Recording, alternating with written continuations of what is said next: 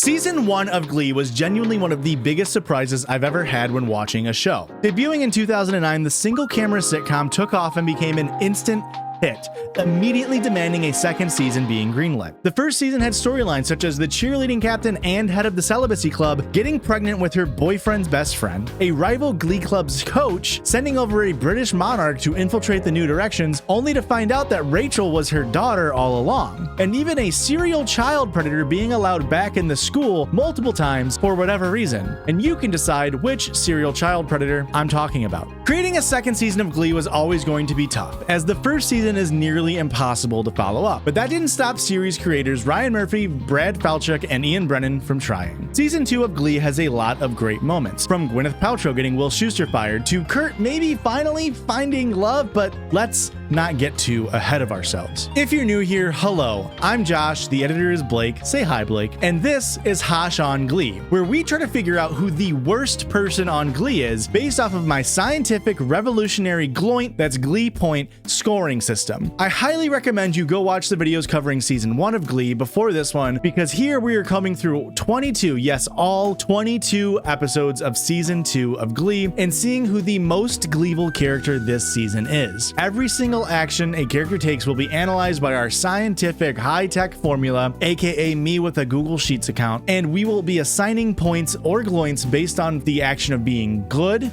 gl-ood, or evil, Gleevil. In the description, you will also find a link to a Patreon for the channel. Here you can find access to the Google Sheets page yourself, so you can cross-reference my point system. You'll also get early access to any future videos and some Patreon exclusive content as well, such as outtakes from each one of these recordings. And trust me, there are a lot of outtakes. So go over and check it out if you so desire. Any support would be greatly appreciated. Enough of all of that though, let's get into what you're really here for. Welcome to season 2 of Glee.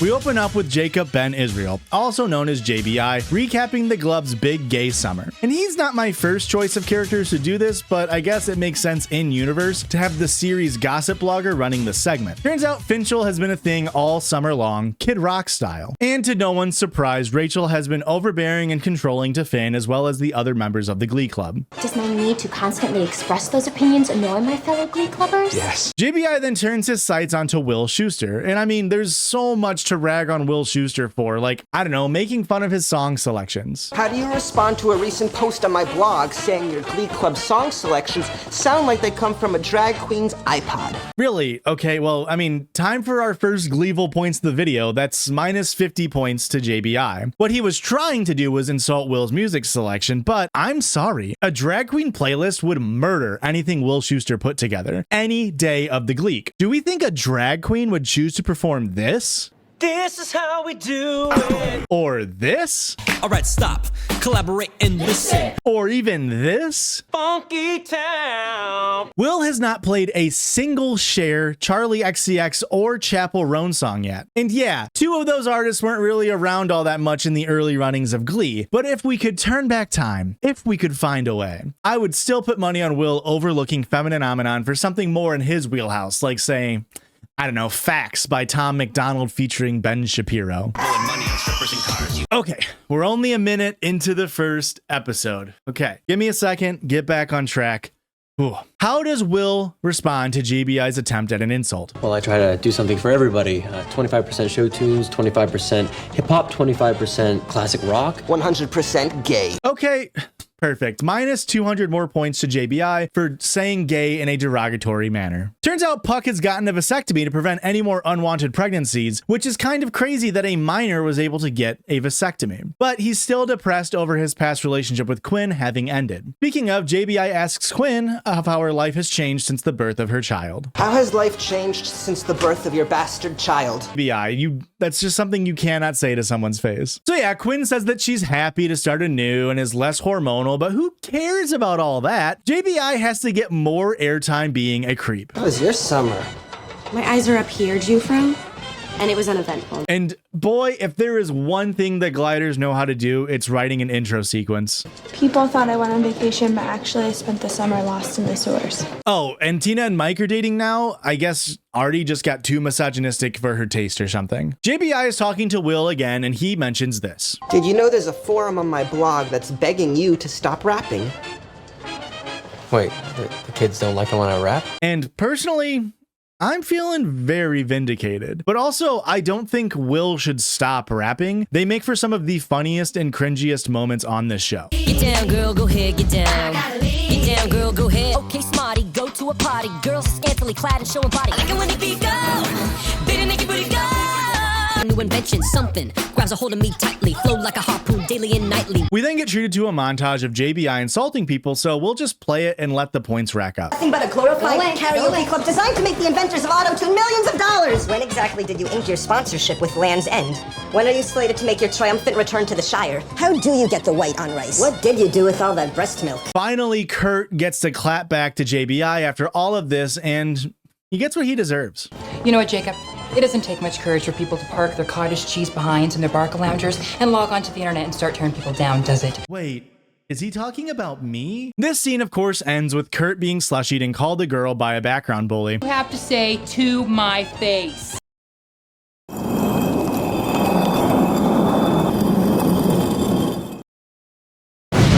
And we're treated to no longer being assaulted by JBI's character having dialogue. For now. Different clubs are running sign-up sheets like gardening and chemistry and the Glee Club, but no one's interested in that. And the Cheerios. Nice, Sue. I thought your Cheerios were meant to be more inclusive. I mean, there was a whole episode in season 1 about that. Sue chastises Will for not holding tryouts as students thrive on competition and not handouts. Series hero Will then disagrees and believes that anyone can be in the Glee Club as long as they want, and they'll want to, because nationals are being held this year in New York City. Great, so we're just like skipping over regionals and sectionals then? Just assuming we're making it to nationals, Will? It seems a little bit arrogant. Sue and Will's reunion gets cut a little short as she gets a page on her pager. I'm sorry, what year is this? A pager? Well, what's the message? Oh, it's time to feed my gimp. Okay, Sue, Dommy Mommy, I like it. Not you. Hands off that list. And then you call a student fat to her face. Nice. Well, you can't win them all, Sue. Turns out Figgins is cutting the budget of the Cheerios and the Glee Club in favor of something else. Cutting our legs off. Sacrifices must be made. This is being mandated at the district level, guys. Studies show that the best way to bring in alumni donations is through a successful athletic department. Specifically, a winning football team. Who's this? Thank you, Sue. I mean, who is this? Well, this is Shannon Beast, the new football coach. R.I.P. Ken Tanaka, you will be missed.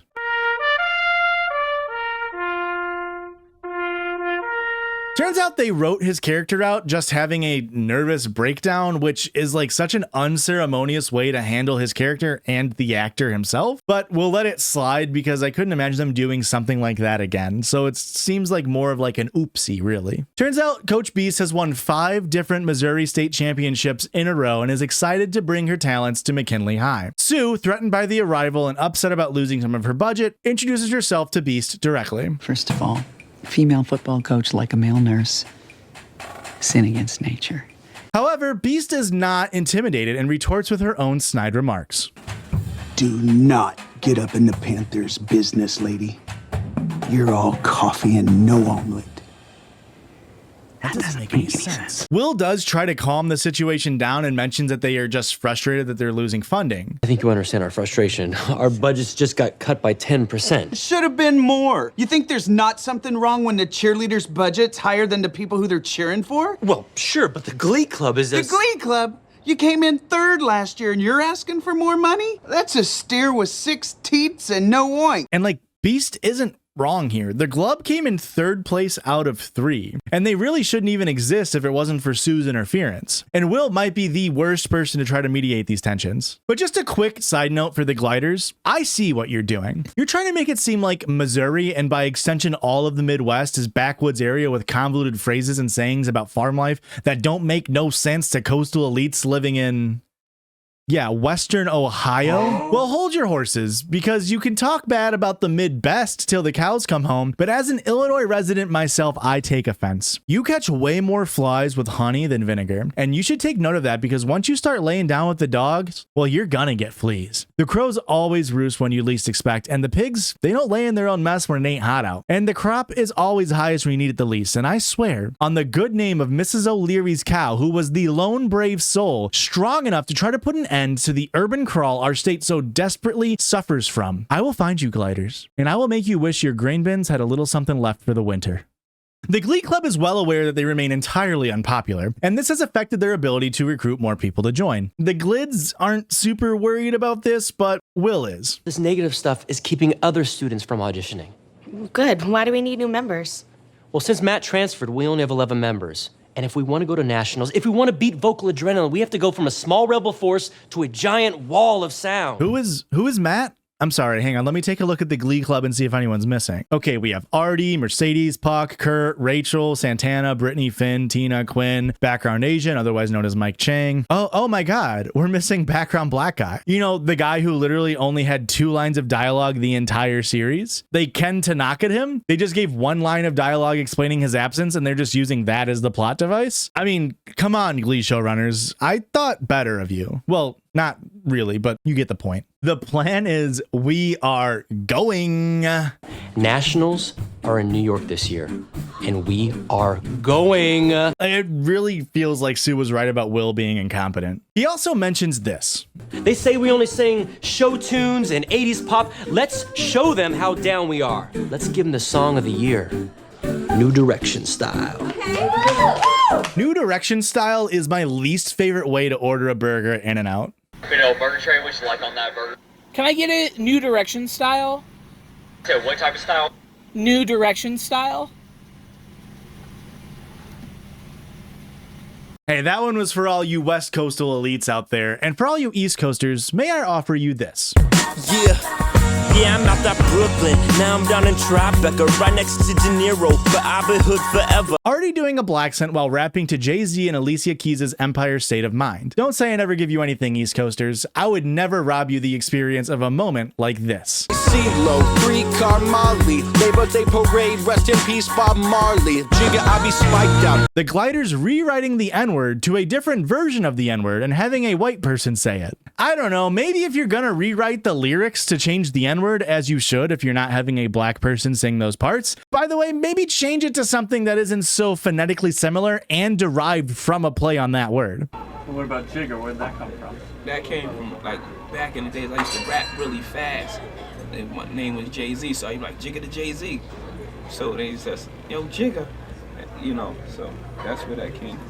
Like, Jay-Z uses this word as a nickname for himself, but it really feels like it shouldn't have even been inserted here, especially if you consider the other 2 parts of Empire State of Mind that do originally use the N-word, they intentionally omit it. Don't forget that this performance comes directly after the Glee Club had lost their 1 black guy, and less directly after the entire first season of Mercedes asking to do more modern and black songs. So there was a much better way to get success here. Now, the point of this entire scene is to try to entice people to join Glee, and Rachael does notice 1 person singing along, so I guess it worked. Oh, and then there's this 1 guy tapping his foot.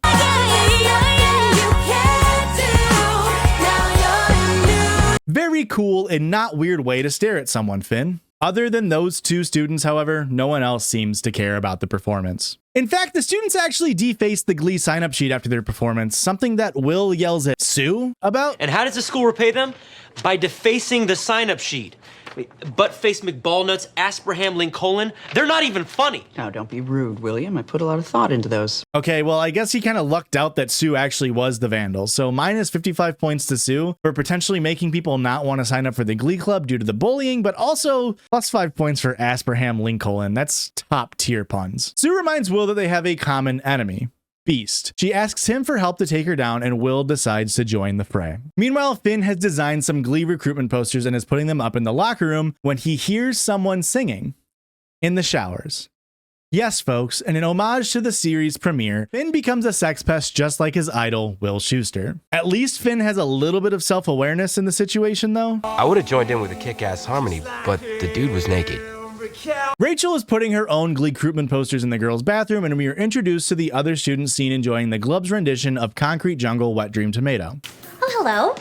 I couldn't help but notice you admiring me yesterday in the courtyard. What? Oh, you don't speak English. You like me sing. You like me sing very much. I totally speak English. What the hell? Rachael minus 250 points. At this point, Rachael mentions that she's done some research as if the person she's talking to isn't human, and we are introduced to the character of Sunshine. Rachael attempts to seal her pitch to Sunshine with just a little bit more racism. So I encourage you to audition for Glee Club. Glee Club is fun. Swaying in background can be fun. Thank you. Okay. Sunshine then starts singing Lady Gaga and Beyonce's hit Telephone, and Rachael immediately gets jealous and combative and starts battling her via song. Sunshine treats this as a fun bonding exercise, but Rachael takes it as a direct threat. And now I nor my Glee Sona is rarely one to agree with Sue much, but she has some brilliant words of advice to Rachael and Sunshine in this moment. Shut up! Sunshine really wants to know when the Glee auditions are being held, but Rachael doesn't tell her, and she leaves. Beast starts the football season by cutting all of the football players and holding active tryouts. Her introduction gets cut short by an epic prank, however. I got 25 everything pies for a Coach Beast. I didn't order any pizzas. Well, I guess at least Beast is taking over Ken's role of being called fat. I mean, I just don't know what we would have done if the show didn't have that. Also, this fucks over the delivery driver and the workers at the restaurant way more than Beast, considering they're unlikely to be compensated for those 25 pizzas. And here's some proof of that. Boss says if you don't pay for them, I have to, which means we have to reuse my kids' Pampers for another week. So minus 200 to both Will and Sue for making workers' lives worse for no good reason, and another minus 50 for embarrassing Beast. Or, in Sue's words, her high school life must have been miserable. She's oversized, humorless, refers to herself in the third person as an animal. This kind of abuse and teasing will bring back all those childhood memories. She'll be shaken to her core. Oh, that's actually so Glee-VIL. Now, the halls of McKinley High have yet to taint Beast, so she does in fact pay for the pizzas and then gives them to the students, so plus 100 points for Beast. She even offers some to Will and Sue, knowing that they were the ones who were at fault. Artie wants to join the football team. Yeah, that's where we're going next. Here's how he asks Finn about it. I figured that if Kurt's gay and he can do it, then why can't I? Being gay isn't a handicap, Artie. Ugh, you know you're homophobic when Finn uses slurs Hudson has to correct you. He only wants to join the team to seem cool and impress Tina, who canonically left him for Mike Chang after he and Tina fell in love at Asian camp. She dumped me for Mike Chang. They fell in love over the summer at Asian camp. There were counselors in charge of teaching all those tech-savvy Asian kids about the arts. And folks, these writers are not beating the racist against Asians allegations. Artie is also not beating the allegations of going to end up Glee-VIL by driving Tina away for being a terrible boyfriend. You ignored me for weeks this summer. I was playing a marathon round of Halo, woman. And then when we did get together, all you wanted to do was watch Coming Home over and over. Mike tries to be into what I'm into. Like his abs. Also, if you're not aware, Coming Home is a movie about a Vietnam vet coming back from the war paralyzed and in a wheelchair. So yes, they used this scene to once again remind us that Artie's entire character revolves around him being in a wheelchair. Also, I guess they've added more misogyny, racism, and homophobia this season. Finn promises to help Artie get on the football team as long as Artie helps him recruit Sam to the Glee Club first. Who's Sam? Oh, he's the grown-up Richie Rich that Finn was creeping on earlier. Sam agrees and introduces himself to the guys at the club. My name's Sam Evans. I like comic books, sports. I'm dyslexic, so my grades aren't that good, but I'm working on it. Dude, your mouth is huge. How many tennis balls can you fit in there? I don't know. I've never had any balls in my mouth. Have you? Boom! Got his ass. Sam mentions he's never sang in front of people before, and then Finn hands him a guitar and he just knows how to play it? I mean, that's just like a lucky guess from Finn. Sam sings a cover of Travie McCoy's Billionaire featuring Bruno Mars, and might I say, I love this original song. It's a great fun pop song. Though, when it comes to Glee's version, I could do without Artie's black scent rapping coming back.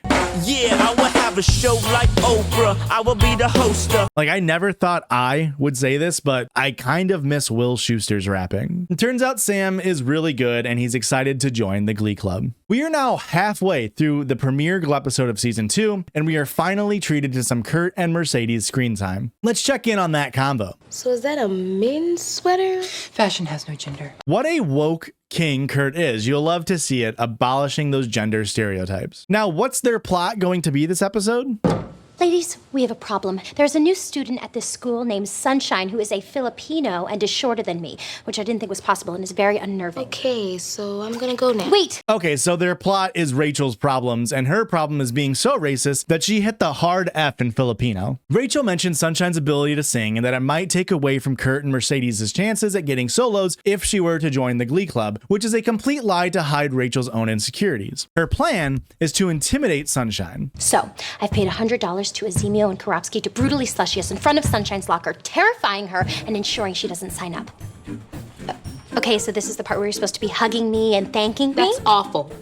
You're awful. But solos, I mean, Look, Rachel. Yeah, that is awful. You're telling me they gave the background bullies names and I have to track them on my list? Oh, also Rachel manipulating Kurt and Mercedes and Sunshine, that's also bad, minus 300 points. But I refuse to add the background bullies to my list. Kurt and Mercedes don't agree to go along as they are more interested in beating vocal adrenaline than protecting their own chances at solos. Rachel then gives Sunshine directions to the auditions, but why would she need directions? The glove room is in the high school. Sue and Will then implement Operation Mean Girl against Beast in the faculty break room. And I know what you're thinking. Operation Mean Girl? Like when Regina George has surgery to repair her broken neck? That kind of Operation Mean Girl? No, silly. This Operation Mean Girl is Sue being a mean girl to Beast, like so. These seats are currently being occupied by my ghost friends. I beg your pardon? My ghost friends. Hideous, lonely faculty members who met with an early death from good old-fashioned schoolyard bullying. Then it's Will's turn to be a mean girl. Hi, Will. You mind if I sit here? Sorry. Taken. How about there? Actually, they're all sort of taken. Damn, Will, hold back. You're being a little harsh. Still, this understandably gets to Beast, and she says this. You think it's easy being a female football coach, being different? You think I don't get this everywhere I go? Everybody told me that Sue was a school bully and that you were really cool. I see they got that last part wrong, huh? I'm sorry. People told you Will was cool? This guy? This is how we do it. Beast is then seen crying in the locker room, and Puck and Du Bois walk in while Puck makes a nice little ableist, misogynistic joke. So you know why Helen Keller couldn't drive, right? Why? Because she was a woman. Finn then takes this moment to ask if Artie can join the team, and Beast takes it as an insult to her as a coach. This is Artie. He'd like to try out for the team. You screwing with me? No, absolutely not. See, we figured that... Difficult force. You're out. Wait, what? You're off the team. Cut out. You come in here pushing a kid in a wheelchair, making me look like some kind of monster because I have to tell him he can't play? And this is just the real world fallout of Will and Sue's mucking around with Beast and how it negatively affects both her and the Glids. Because of course Artie can't play football. It's a safety risk for him and others on the field. On a normal day, Beast may have responded normally, but she's been getting harassed by her peers for too long and the dam broke. Then she takes it out on Finn even further. He's like a human battering ram, like Braveheart. You know what? I don't like being screwed with. Do you understand me? Dude, you're totally overreacting. Dude? Get the hell out of my locker room! Go! I'm gonna give Beast minus 100 points here as she has no real right to yell at a student like this, but I still feel for her and what she's going through in her first days at McKinley. We next see Quinn trying out for the Cheerios and Sue just flat out refuses her. Coach Sylvester, please hear me out. Nope. I trusted you and you let me down. I don't want you anywhere near my squad. You'll deafen them with the sound of your stretch marks rubbing together. Hell yeah, Sue. Sick burn. You totally owned that child. Quinn mentions that she has a plan to help raise money for the Cheerios due to her unique position. Well, I bet there are quite a few church groups who would gladly give money to a squad who helped rehabilitate a girl who got pregnant and now speaks out for abstinence education while wearing a Cheerios uniform. Next! But Sue still doesn't budge, of course. And next to audition for the Cheerios is Finn. And as I've noted in the other Glee video installments, dancing is not Finn's strong suit.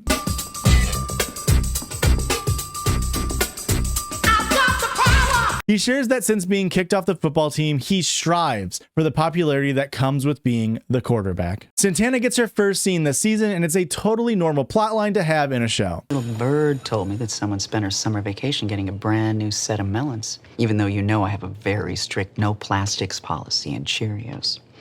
Care to comment?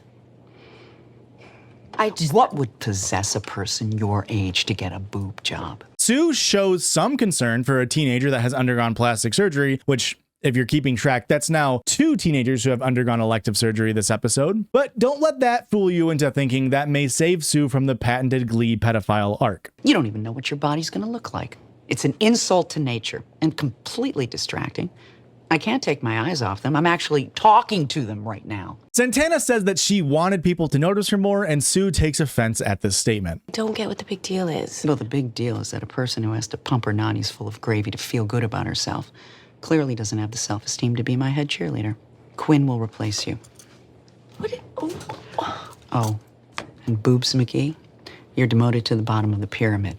So when it collapses, your exploding sandbags will protect the squad from injury. I mean, it's just a masterclass of being a glees of shit by Sue here. And to put a cherry on top of this entire scene, Naya Rivera actually had a boob job when she turned 18. So this is kind of like weirdly personal. Naya had not expressed personal regret in this choice, yet the showrunners use this as a plot device to make the character she plays demeaned. It's a very oddly specific scene and seemingly cruel. Now, Quinn, as a result of Santana's demotion, is back on the cheer squad, and she is loving the popularity and attention. Though Santana would like to have a word with her.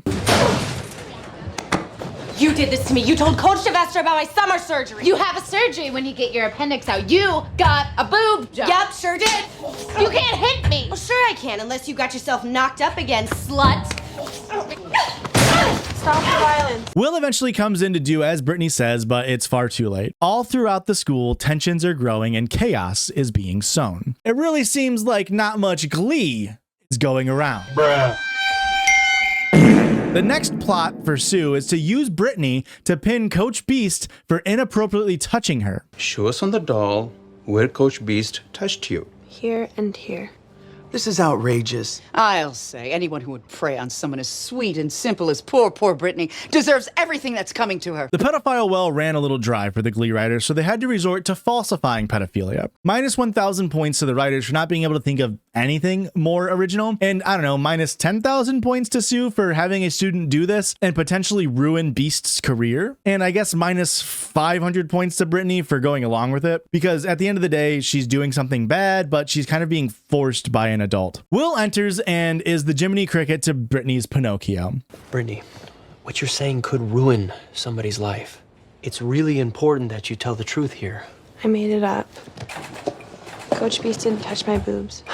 Actually, I really want to touch her boobs. Beast storms out and Sue confronts Will. But before Sue can properly tell him off for, I don't know, being empathetic, Tina and Mike ask to speak with him. Sue then shoves a couple students to the ground as she walks away. So what have Tina and Mike gotten into? We haven't really gotten much in the way of their characters this season other than the fact that they're Asian. So I'm excited to see what they may have glittened for them. Tell me this isn't true, Rachael. She could have died. Oh, I didn't send her to an active crack house.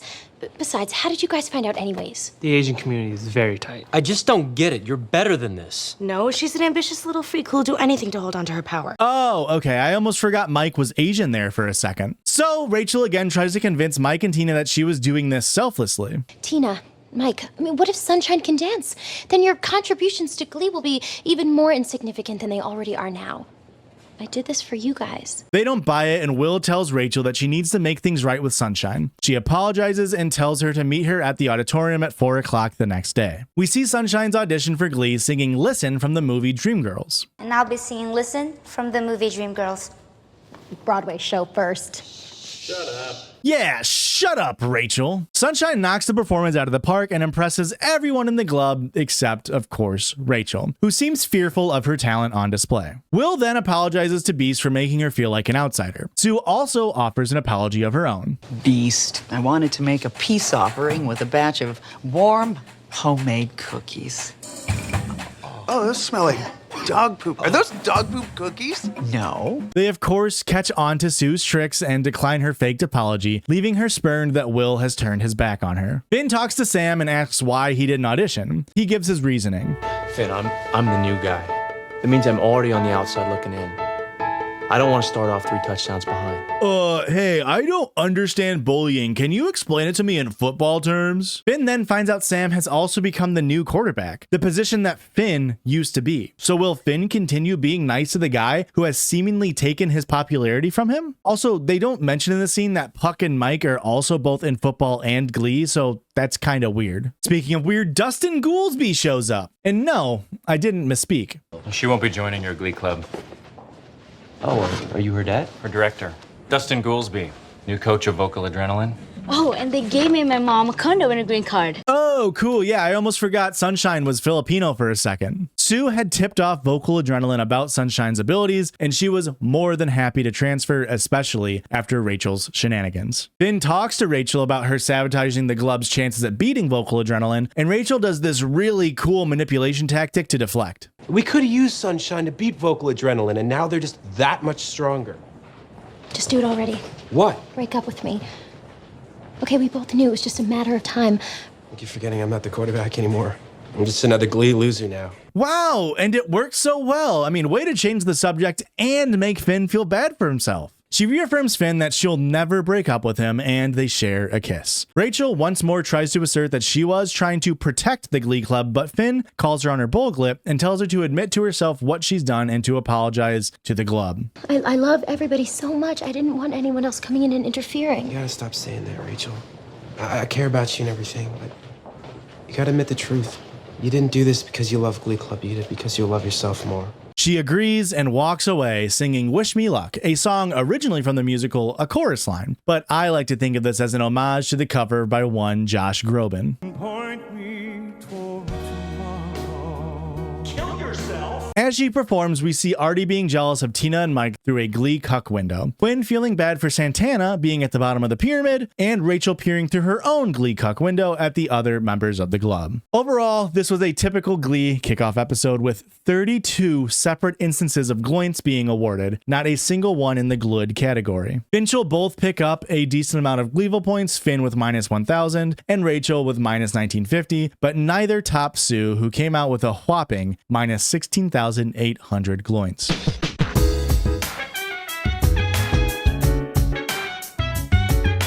We open up this episode with Will asking the students about one Christopher Cross.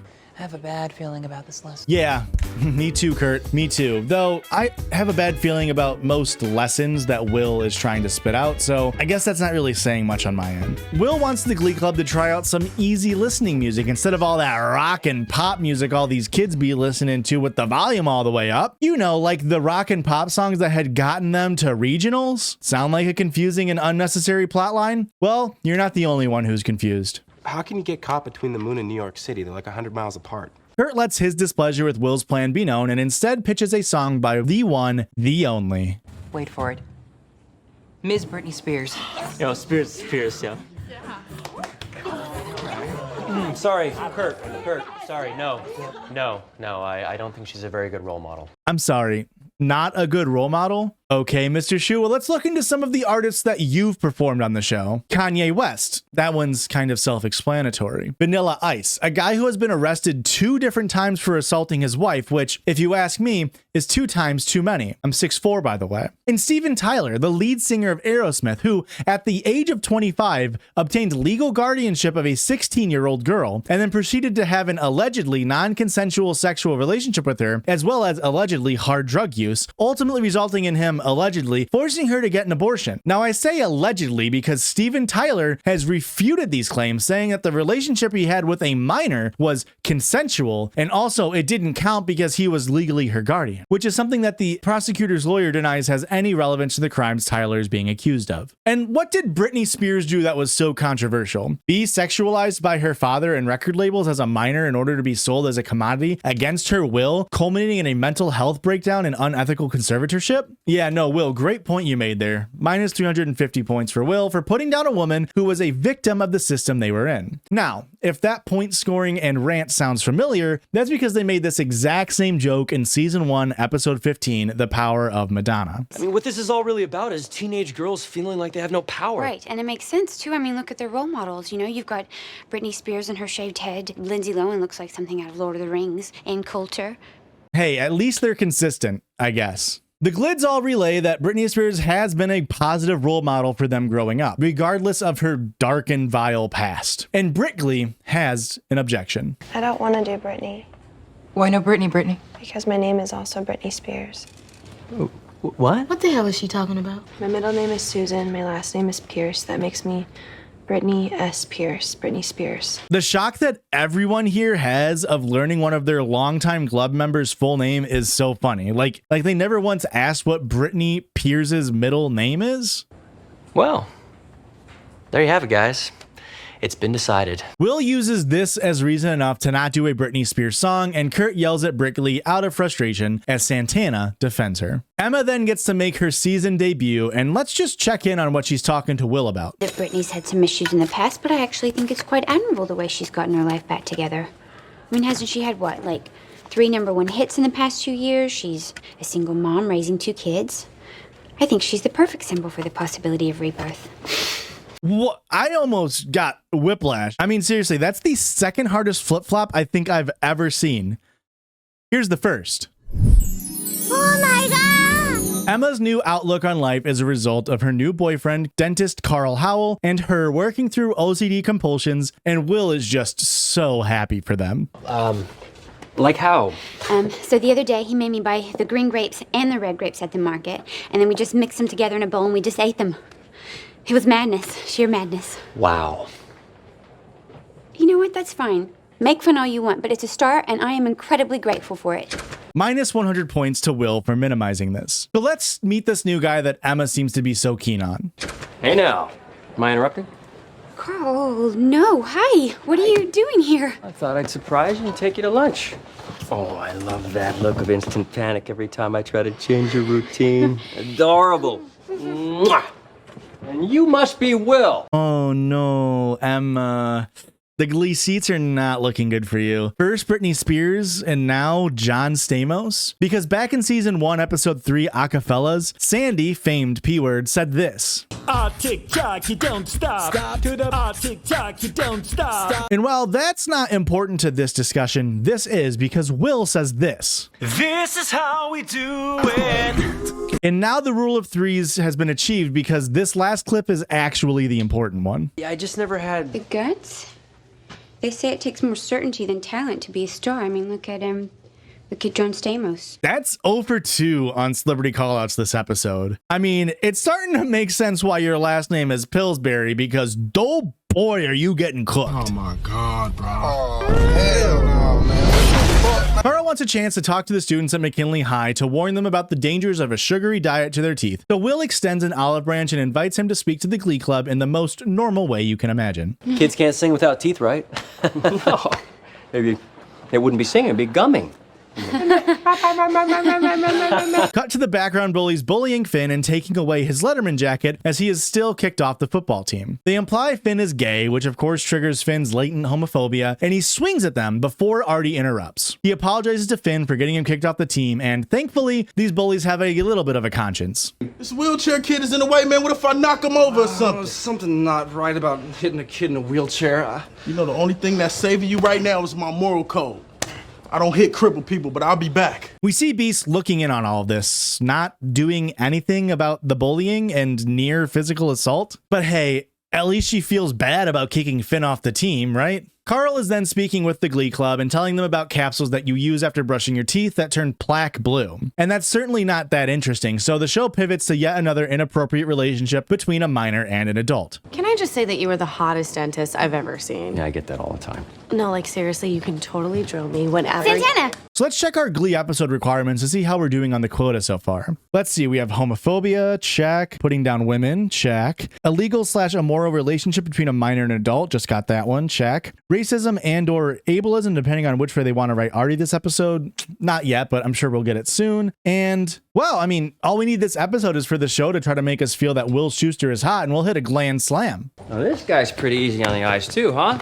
And you know what? No matter how hard I tried, I bet I couldn't sing and dance like him. Ah, probably not. Kurt pushes Brittany's music once more, and Will still rejects him, and the students chew on the plaque-dyeing capsules, revealing that everyone has clean teeth except for Rachael, Artie, and Brickley.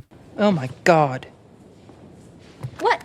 I don't understand. I floss between classes. Well, sometimes it's I genetics. think I might be better at brushing and flossing if I could see myself in the mirror. There you go, Blue 2. I don't brush my teeth. I rinse my mouth out with soda after I eat. I was pretty sure Dr. Pepper was a dentist. Oh, and hey, there's the ableism right on cue. Brickley is now with Carl at his office, and he remarks that she has cavities in every single one of her teeth, and I don't want/can't legally just play this entire scene, but Brickley is generally one of the funniest written characters on this show right now, and while this scene doesn't have much plot relevance other than to have an out-of-glotty experience via Britney Spears' ex-Britney S. Pierce music video of Slave for You, so maybe we'll just show a compilation of her one-liners with no context. This room looks like the one on that spaceship where I got probed. Please don't pull out all my teeth. When I smile, I look like an adult baby, but with boobs. Put you under with a little general anesthesia. You won't feel a thing. Like rubies? Oh no, not Brittany. I petted a snake. Now, fun fact, this is actually Brickley's first solo performance on the show, and for the most part, it's great musically, as it's pretty much just a carbon copy of the original. However, visually, let's set aside that Brickley, again, a canonical high school junior, coming onto an adult Carl in her mind palace, as that's sort of nothing new for the show. And I guess a nod to the previous season when Brickley canonically dated a 7-year-old, they cast actual children to dance with her. I genuinely don't know why they did this. They have Brickley dressed in some of Britney's most iconic outfits. You have Brickley with the snake from the VMA's performance of Slave for You, her nearly nude sparkle look from the Toxic music video, and then you have her iconic red jumpsuit from Oops, I Did It Again. And none of these videos have children in them. So I don't know, maybe I'm missing something, because surely the joke isn't, wow, look at this sexy woman next to children. Brickley is then told she has to come back the next day to finish her dental work. And then we see Finn and Rachael having a totally normal conversation with total natural flow. Hey, all right? You seem a little down. Didn't you like the banana bread I baked you? Yeah, that was awesome. Banana bread, dude! Last night? Hell yeah! Dating someone that you think is attractive and talented, dude? Hell yeah! But not being on the football team, dude? Hell no, dude, but banana bread? Last night, dude? Hell yeah! Finn is feeling a little bummed that he isn't cool anymore, and Rachael is loving this new uncool status that Finn has. I'm just so not cool now, you know? Well, it's just less of a chance of you running off with some cheerleader. Wait, so you want me to feel bad about myself? No, I want to be the only thing that makes you feel good. I'm just trying to be honest. Ugh. Yikes, Rachael. I mean, you know, what comes around goes around. And if you're not careful, you might... Oh, wait, no, yeah, here it is coming around. Hey, dwarf. Anyone ever tell you that you dress like one of the bait girls on To Catch a Predator? Also, I'm more talented than you. Santana and Britt are back at Carl's office, and both are wanting to be put under anesthesia so they can both hallucinate. Carl pushes back a little bit, as Santana's teeth are not in need of medical attention, but he still just does it because she has insurance to pay for it. Which means I have a killer healthcare plan that pretty much pays for everything. So get up in my grill, because Brits and I want to get our anesthesia on. It's totally cool. Okay, I guess I can give you super strong bleaching. So minus 2,000 points to Carl. Like, genuinely, this could have potentially killed Santana. And for what, a couple of bucks? He should lose his license. This is like the definition of malpractice. Santana and Brickley then do a 1-for-1 performance of Brittany and Madonna's Me Against the Music, and the children from the previous hallucination are gone, so that's good, I guess. We're also treated to a cameo from the one and only Britney Spears herself. You're really hot. You're sweet. And your breath smells really good. So does yours. And you know why? Because this is a fantasy. Wow. Brickley goes back to the club and feels empowered by her visions of Brittany and demands more solos. Furt uses this as fuel towards his pro-Brittany, anti-Christopher Cross propaganda, and Brickley is set to win the glove power grab. I'm more talented than all of you. I see that clearly now. It's Brittany. Bitch. Guys. Will still does not care about his students enough to allow them to have fun, even once, and declines the motion of including Britney Spears music into their catalog. This causes Kurt to finally lash out at Mr. Shu, which has been long overdue. Will tells Kurt to see him in the principal's office, and the club seems impressed with Kurt's defiance on their behalf. Will then goes to a dentist appointment before seeing Kurt in the principal's office. So either this is a mid-school day glove practice with a mid-school day dentist appointment where Will shucks his duties of teaching Spanish, because remember, he is a Spanish teacher as well, or the Glee Club was practicing after hours and now Will is just wasting Kurt and Principal Figgins' time while he goes and gets his mouth probed by Emma's boyfriend. Speaking of, Carl is talking with Will and wants to have an honest and open conversation with him. Let's talk it out. Bro to bro. Fine, bro. I still have feelings for Emma. Strong feelings. So do I. The difference is she chose me. Damn, get him, Stamos. Carl tries to teach Will basic human empathy by saying this. Will, put yourself in my shoes. I mean, say it doesn't work out between the two of us, and she chooses to go back to you. How would you feel if I continued to come after her? Okay, fine. I'll back off. We'll see if this works, but I'm not...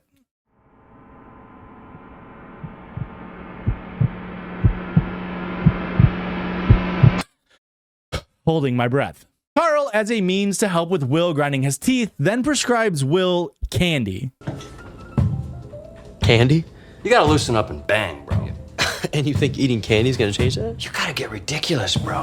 One day I'm driving the hybrid to work, past the Chevy dealership, the new Corvettes had just come in. So I stop right on the spot, I make a U-turn, and I buy one.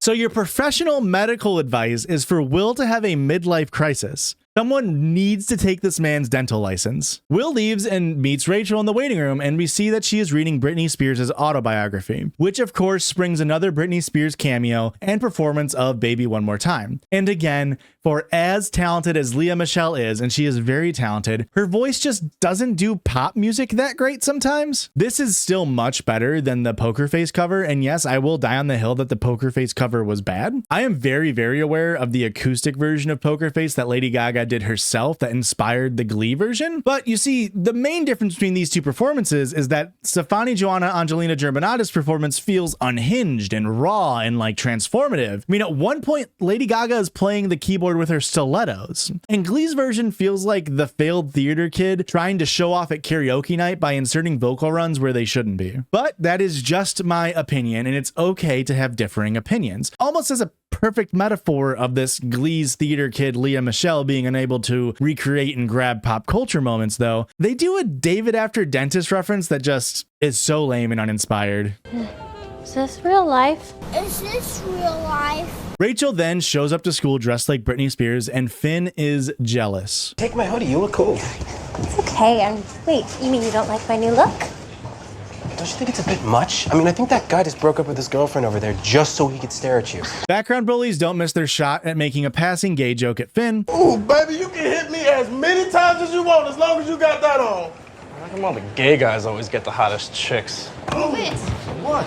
You see what I'm talking about? They're personifying you. Objectifying.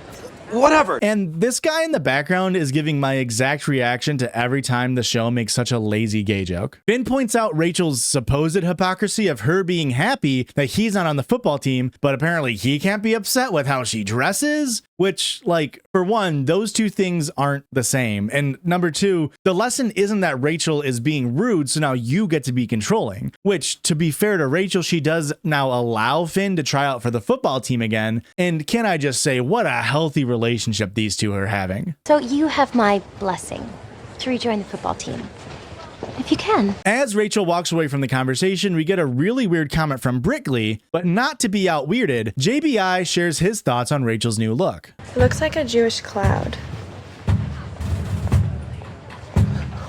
What do you want for her? I'll give you anything. I'll give you my house. I'll kill my parents and I'll give you my house. Wanky, wanky. Wanky, wanky? Wanky, wanky. Wanky. Wanky, wanky.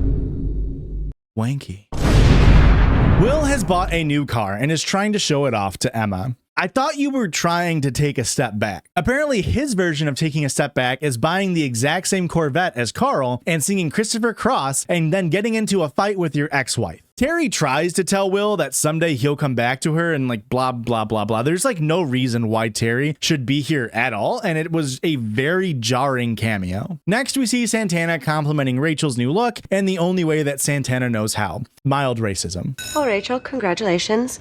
Normally you dress like the fantasy of a perverted Japanese businessman with a very dark, specific fetish, but I actually dig this look. Yay. Kurt points out that Rachael clearly has been inspired by Britney Spears, and Will is livid that the girls are gaining confidence in themselves. Sue interrupts and pulls Will away with him in the teacher's lounge. She wants to share with him something she saw, and let's just play a little guessing game. Is it Carl's car being repossessed and his practice being shut down? He clearly does not deserve to be a dentist anymore, and this would sort of make sense why they made a deal about the cars. Is it B, Terry and Carl making out in his Corvette? That's why they had to bring Terry back in on such a weird cameo, and why Will ends up getting the exact same car. C, Sam. Remember Sam? Taking steroids. This is Finn's ticket back onto the football team and a way for Sam to want to join the Glee Club after being banned from competing in sports. Or is it D, JBI straight up jorking it in the library? And by it, let's just say his Gleanits. Leave your answer in the comments section below. We'll give you 5 seconds. 5, 4, 3, 2, 1. Well, the answer is D, so minus 3,000 points for public indecence Glee and using Rachel's voice recordings without her consent for your little JBI JOIs. And you'd think Will might weaponize this against the Glub for liking Britney Spears, because that's kind of what the plot of the entire episode has been, but he goes the complete opposite direction and actually defends JBI entirely? That is really gross, Sue, but they're kids. Hormones. You should be worried for the safety of the students, Will. In fact, it's Sue who is pressuring Will now to prevent Britney Spears from entering his club. What's your point, Sue?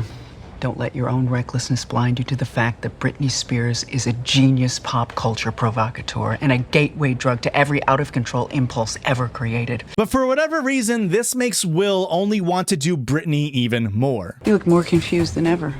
Is your Glee Club doing Britney Spears music? Is that why Rachel was wearing that inappropriate outfit? No. No. We are not doing Britney. Okay. Just checking. The next anesthesia-induced psychosis we see is Britney Spears talking with Britt Glee and Tina. Tina, at Britney's suggestion, apologizes to Artie for breaking up with him, as we quickly see this is Artie's hallucination. Artie performs Stronger by Britney Spears alongside Finn and Puck as they suit up to take the football field, as if we're supposed to feel bad for Artie? Like he's the one who needed to have a fuck you, I'm over our relationship and I'm better for it moment, when just last episode he was playing Halo and saying racist stuff, which, now that I say that out loud, is kind of a redundant sentence. I'm just glad that this scene gives us more of those patented dancing skills that Finn has. Enough. I'm not your property, it's from today. I mean, just look at these hip rolls. Afterwards, Artie meets with Finn in the locker room, as Finn is determined to get back in shape to make the team, and I'm sorry? Back in shape? How long are we supposed to think he's not been on the team? I feel like it's been like a week at most, no? Artie also wants on the team, and we are treated to a classic Artieism. That's what I came here to talk to you about. I want on the team too. Every day, Tina and Mike's Asian fusion grows stronger. Artie's racism aside, Beast walks in on them talking and lets them know they're expected on the practice field in 5 minutes. I need you to help him get his uniform. What? Well, don't just stare at me like a donkey with a wooden leg. Go see the equipment manager and you boys get out on the field. The Glub is as confused as I am at the prospect of Artie being on the football field. I mean, seriously, there has to be a rule about this, right? My teammates can push my chair like a battering ram. Yeah, there's no rules against it. We check. And I have Britney Spears to thank. You're welcome. Oh, okay, so they're just airbutting it? Listen, folks, football is a dangerous sport. As someone who played it in high school, I know this firsthand. And I mean, I would have went frickin' pro if I hadn't have blown out my knee in the championship game. But my worry is not one of ableism by implying Artie wouldn't be able to physically handle the game, as this Reddit thread on r/Glee might suggest, but rather one for the other players on the field. Using Artie as a battering ram, however impractical that would actually be in a game setting, is also incredibly dangerous for other players that are trying to tackle Artie. Putting in a machine primarily composed of metal and fiberglass with spokes and gears for fingers and limbs to get caught in is just asking for an injury. And the fact that no one in this school, Beast especially, cares about this is wild. Back to the show, Rachael is upset that Finn is on the football team. Shocker. And Will walks in as he overhears Artie talking about she who shall not be named, except I shall name her. She is Britney Spears. The answer is no. No, I'm not gonna stand in the way anymore. If you guys want to do Brittany at this year's homecoming assembly, I'm fine with it. The club finally rejoices as they are now able to perform a song by someone that they really look up to and appreciate and honor her talent. Will is maybe becoming a selfless, caring instructor a little bit. And more than that, I am going to perform with you. Right? Well, I mean, a large part of me wants the song to be Scream and Shout by will.i.am and Britney Spears because I'm a big Black Eyed Peas fan, and hearing Will Schuster do will.i.am's parts would be comedy gold. But alas, I know this show was not made exclusively for my tastes, and also that song was made technically after this episode had aired, so we'll probably just get him singing Toxic or something. Rachael meets with Finn in the boys' locker room, further adding to the idea that locker rooms are public spaces devoid of privacy rights in this Glooniverse. She's changed back into her old clothes. I mean, these are much less revealing. I mean, seriously, to drive home this point, shouldn't Rachael be in like a long sleeve collared shirt, something that she's worn previously in the show? This was just a miss from the wardrobe department, and it kind of undermines the point of the scene. Now, the point of the scene is still terrible, mind you, given it's Rachael trying to guilt Finn into quitting the football team since she is now dressing better. Well, thanks. I gotta go. Wait. Do you want me to quit football? Finn does try to ease her mind by promising to throw a touchdown and point to her in the stands, but she doesn't feel satisfied. Call her Leah Michelle Miranda because she will never be satisfied. Rachel, you can't ask me to choose between you and football. will.i.am. The school assembly is here, and Will opens up by being weird to Emma. Now I can get you backstage if you want. Oh. He lets her know that he's trying to loosen up. Unfortunately for him and the club, though, Becky lets Sue know that they are about to perform Britney Spears. We get Figgins' appearance for the first time this season, and in true Figgins fashion, he announces that he had served ravioli with tetanus for lunch. First, students who ate the ravioli today and are not up to date on their tetanus shots should see the nurse immediately. Figgins, do you even care about the children's safety? As they perform, we see students getting so uncontrollably horny that JBI sexually assaults someone. Don't stop doing that!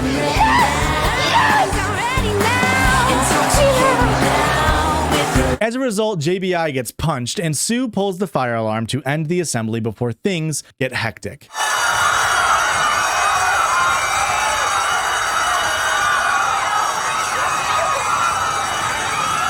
Hey, great going, Sue. That really worked. Minus 1,000 times 2 points for endangering students and the staff, and ultimately resulting in JBI getting trampled, which, I mean, it really couldn't have happened to a nicer guy. But JBI's character aside, it's still not a good thing to do. It even caused physical harm to Sue herself, as her spinal column ends up being ruptured in this chaos. Will then apologizes to Emma for doing Brittany with the kids. My man, that was not the issue here. Emma says that she just wants him to be relaxed and not to change, which if my point system wasn't so based in science, I would give Emma minus 10,000 points here for thinking that Will doesn't need to be changed, but my point system has no flaws or biases in it whatsoever, and therefore she doesn't earn any negative gloints here. The scene ends with this dialogue. You're such a great teacher, Will.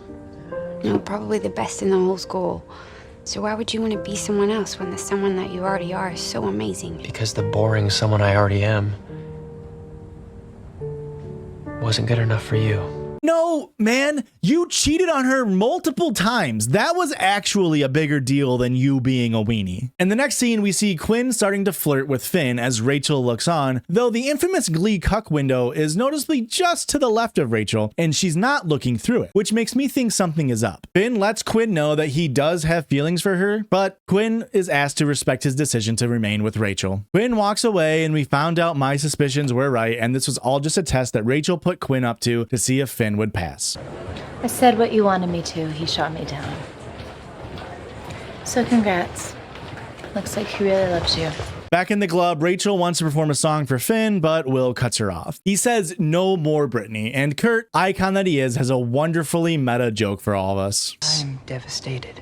I can't believe you only did one Britney number. Rachael instead performs some young adult contemporary, and she apologizes to Finn for trying to control him. Rachael then sings Paramore's The Only Exception, and a little trivia for all you hoshers out there. I love Paramore. Paramore's Riot was actually the first CD that I bought with my own money as a kid, and I listened to that on repeat. In fact, I actually have a story from the early days of Paramore stardom where I was personally listed as one of Hayley Williams' siblings on Facebook. But that's for another day. And the point of this is just that as a certified Lea Michele singing pop songs hater, this was actually very good. We then see a montage of Rachael and Finn coming to love each other again despite their faults, while Will is left to be longing for Emma from a distance, and the second gleepisode closes. It's another episode down and another time where no gl-ood points were awarded. Coming in at the worst of the worst were Figgins and Carl with minus 4,000 Gloints, but they were topped by JBI with minus 5,000. I think this episode was still very fun and well made, but I don't know, I'm starting to notice a decline in the writing that is troublesome, to say the least.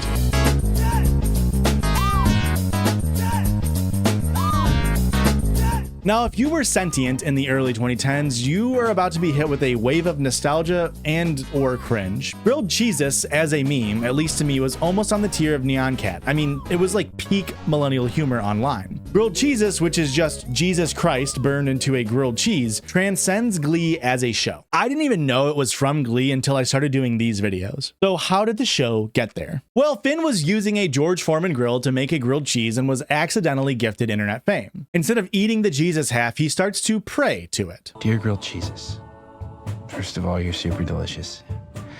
Please, grilled cheeses, please let us win our first football game. It would mean so much to Artie, and I think you kind of owe it to him. I mean, you did sort of screw him in the leg department. Starting off with a cool minus 200 points for Finn, but it worked, and they win their first game. Everyone say, thank you, grilled cheeses. Thank you, grilled cheeses. And the miracles keep pouring in as we are graced with the only good character on the show, Burt Hummel. Kurt brings him a healthy breakfast and warns his dad to start looking after his health. And this is like if the antagonist of Sonic the Hedgehog made 3 more copies of himself, because holy wow, this is foreshadowing. Ooh,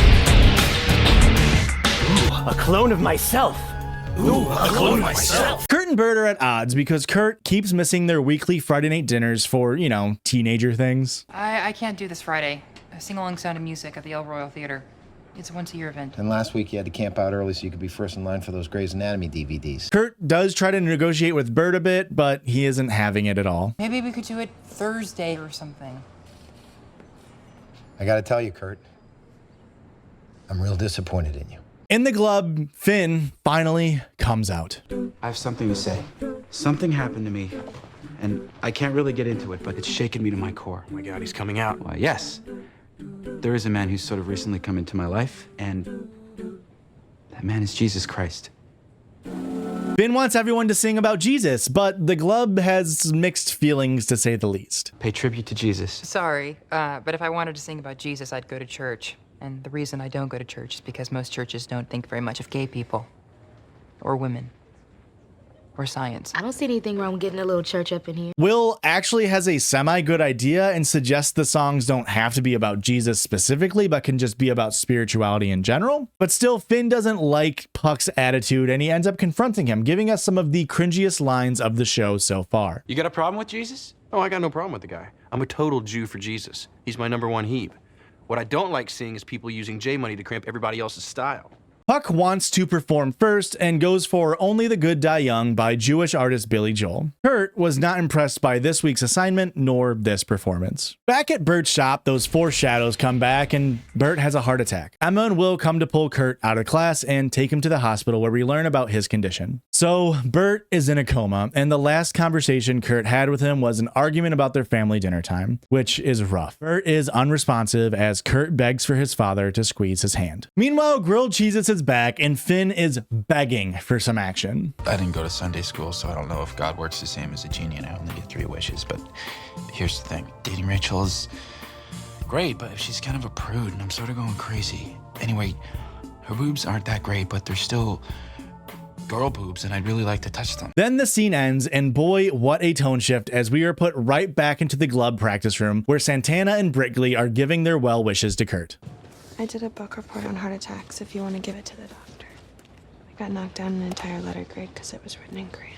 Finn stumbles in and is angry that he found out about Burt by overhearing people in gym class, which is like kind of insane, right? Like he lives with them, no? And like surely his mom would have like sent a text message or left a note or something. Mercedes, meanwhile, can't really figure out what she wants to say to her best friend, Kurt. So instead, she decides to sing her feelings about finding God in hard times. God, you know, the thing that Kurt kind of implied he doesn't believe in like a couple scenes ago. Tina and Kurt sing back up to Mercedes' rendition of Whitney Houston's I Look to You. As she finishes, Kurt says thanks, but he drops an absolute bomb to the club. Thank you, Mercedes. Your voice is stunning, but I don't believe in God. Wait, what? You've all professed your beliefs, I'm just stating mine. I think God is kind of like Santa Claus for adults. He goes on an r/atheism style rant about how he can't understand the existence of a God that would make him gay, but then also have his followers mock him for it. Which, if you weren't online, is a very 2010 style argument against religion, but that doesn't mean it's not a very sentient and valid one for Kurt to feel. He even gets a little flying spaghetti monster on us. Can't prove that there's no God. You can't prove that there isn't a magic teapot floating around on the dark side of the moon with a dwarf inside of it that reads romance novels and shoots lightning out of its boobs, but it seems pretty unlikely, doesn't it? Is God an evil dwarf? Kurt accepts their thoughts but rejects their prayers, and he walks away from his friends. Sue, again, kind of rightly invokes a separation of church and state for Will and his glove to Figgins, but nothing really comes of it just yet. Meanwhile, back in Finn's room, Rachael wants to talk about the long-term realities of their relationship. I want my children to be raised in the Jewish faith. Both of my dad's peoples were slaves once. I need to know that my children will be free to worship in the way that I decide is right. Sure. Of course. Yeah, they should totally go to Jew church and wear those hats and eat that salty orange stuff with their bagels. Finn, king of Riz himself, finally gets the girl boob touching he prayed for, and he miraculously doesn't glunt. Sue is talking with Santana and Brickley, and she immediately does Sue things. I need to know what's going on with that Glee club. Brittany, Jugs the clown, go. In this scene, Sue wants to know if Will is pushing the Lil Jeezy, her words, not mine. Schuster still pushing the Lil Jeezy. And it's like, seriously, did they have a maximum amount of times they were allowed to use the name Jesus in this episode? It comes off as 2010 trying to appeal to urban audiences' style of racism every time they stray away from using the name Jesus. And I can't believe I'm saying this, but Glee, you need Jesus. Santana then lets Sue know that Kurt isn't into the Jesus stuff, so she immediately uses this information to start driving a wedge back into the Glee Club. The same Glee Club that she saved last season finale. Sue does have some nice words for Kurt, though. They say his condition is critical but stable. Good news, I guess. I'm sorry for what you're going through, lady.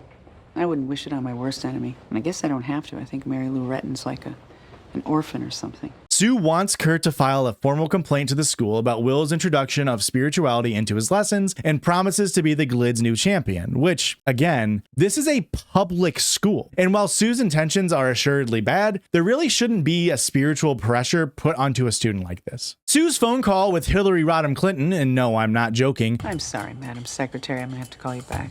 Love to Bill.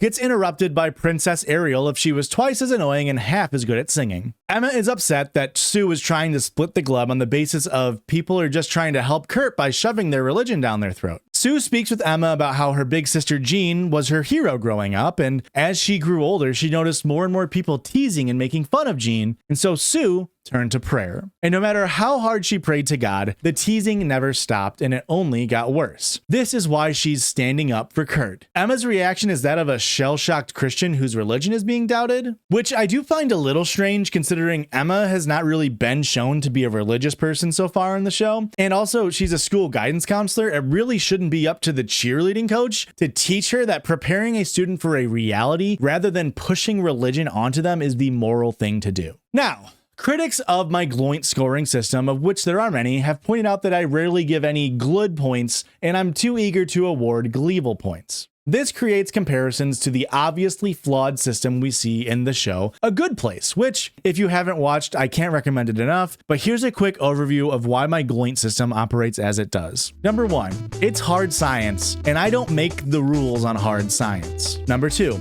it's a fun little scoring system I made the rules up for, and mainly for a comedic purpose, so don't put too much stock into it. And number 3, doing something that's expected, while it can be a good thing to do, isn't going to reward you very many good points, if any at all. This is why Burt accepting Kurt in the first season as gay doesn't earn Burt a million GLEE points. That's what a father is supposed to do. Otherwise, you'd have a system where opening a door for someone, which is a nice thing to do, but in my opinion, sort of expected behavior, would net you positive points, and a reality in this show would exist where Sue could open enough doors for people that it would award enough GLEE points to erase her alleged sexual assault of Figgins. Now, to segue back into this episode, I am still going to give Sue 500 GLEE points because she is going above and beyond to help protect a student that otherwise she has no relation to. And hey, if you have any qualms with that ruling or any of my rulings, that's fine. I point you back to point number 2, which is that it's just a fun little scoring system. Try not to take it so seriously. And now we can check back in with the Glee Club and see how they're taking the news of not being allowed to have a lesson on spirituality. Last week we were too sexy, this week we're too religious. We can't win. Now I know what Miley feels like. The real tragedy here is that I found the most perfect spiritual song to sing this week, and now it's been torn away from me like Sophie's daughter. I hope you're happy, Kurt.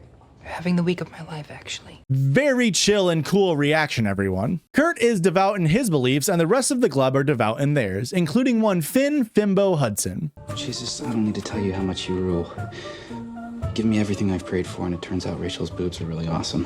Finn wishes/prays to be the starting quarterback again, and then Puck comes in, sharing with Kurt that he too has been more spiritual lately and is going to temple and praying for Kurt's dad to get better. Rachael and Fimbo meet at a park at night for Rachael to sing her spiritual song from the film Yentl. She dedicates the performance of Papa Can You Hear Me as a prayer to God to help Burt get better. As she sings, we see friends and family gathering around Burt in his hospital bed, including Rachael, Mercedes, Quinn, Finn, Finn's mom Carol, and of course Kurt staring through the hospital Gluck window. As Rachael finishes her song, Kurt confronts her, wondering what everyone is doing, as if he didn't just stand outside listening for a full song's length of time. Kurt is upset that his other club members are praying for his father after he explicitly told them not to. And then Fimbo himself has to insert his xenophobia. Mr. Kurt Hummel? Dude, why didn't you just tell us you wanted to pray in Muslim? I'm not Muslim, I'm a Sikh. Finn, you make it so hard to root for you, my man. Kurt is having acupuncture performed on his father to try to increase blood flow to his brain. Which, I mean, acupuncture is kind of a spiritual thing, right? It's on the same plane as like chiropractic in terms of pseudoscience, which doesn't mean it can't help certain people, but also there's no real hard data to prove how or why it works. I'd chalk this up to the showrunners having their weird views on Asian culture and not fully understanding acupuncture, because using it as a direct opposition to faith is improperly representing the practice as solely science-based. Now, admittedly, my knowledge on traditional Chinese medicine isn't very deep, but you know what my knowledge is deep on? American football, baby! And now I have never meant to imply that Finn is stupid, but here is his so-called football IQ being put to work. That cornerback's been cheating right all night. We should make a bootleg left. That ogre linebacker's on the left. He's been killing me all game. Dude, trust me, I'm the only guy who's ever actually won a game on this field. My man, you only won because of Kurt and Beyonce. Okay. Naked bootleg left. I keep on 3. Are you ready? A bootleg is an action the quarterback, Sam, would take after hiking the ball, where he rolls to one side of the field as opposed to staying in the pocket behind his offensive line. Naked means there's no blocking, which is inherently dangerous as this leaves your most important position, again, Sam, very vulnerable to, say, I don't know, an ogre of a linebacker. So let's see how that plays out.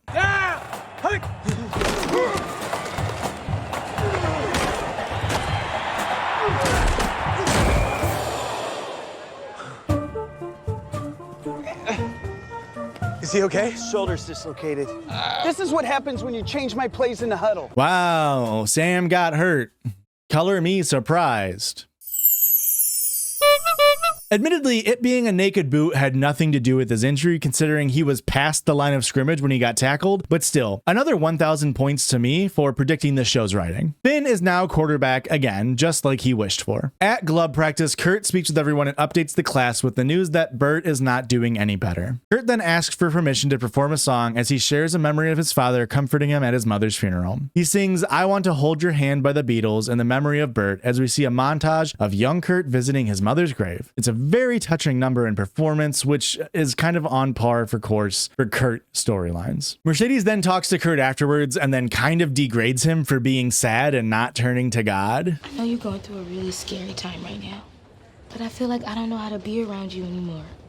And I know you're not really spiritual or whatever, but I feel like you're closing yourself to a world of experiences that might surprise you. No, baby, don't be sad. You're so sexy and God loves you. Really weird moment from Mercedes here that feels out of character. Kurt apologizes for pushing her away and she invites him to church on Sunday where a service is being dedicated to his father. Oh, and also he gets to wear a fabulous hat. Our church does this thing where we dedicate the service to someone, and I got them to dedicate this Sunday to your dad.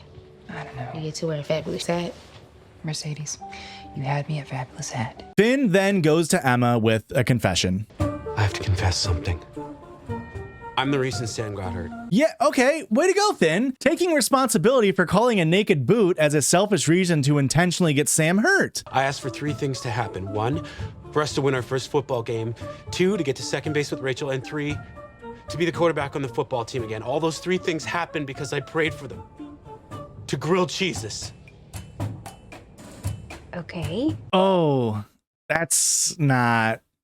Okay, this is like legit religious fanatic shit. Finn is shifting all personal blame for his actions to a deity of sorts. Combine Finn's homophobia, racism, sexism, and now this, he may just become the next Ted Bundy. Emma takes this moment to interject and actually do her job for once. Look, first, you win the football game because you actually have a coach who spends the game watching the plays rather than biting his toenails. And guard didn't let you touch Rachel's boobs.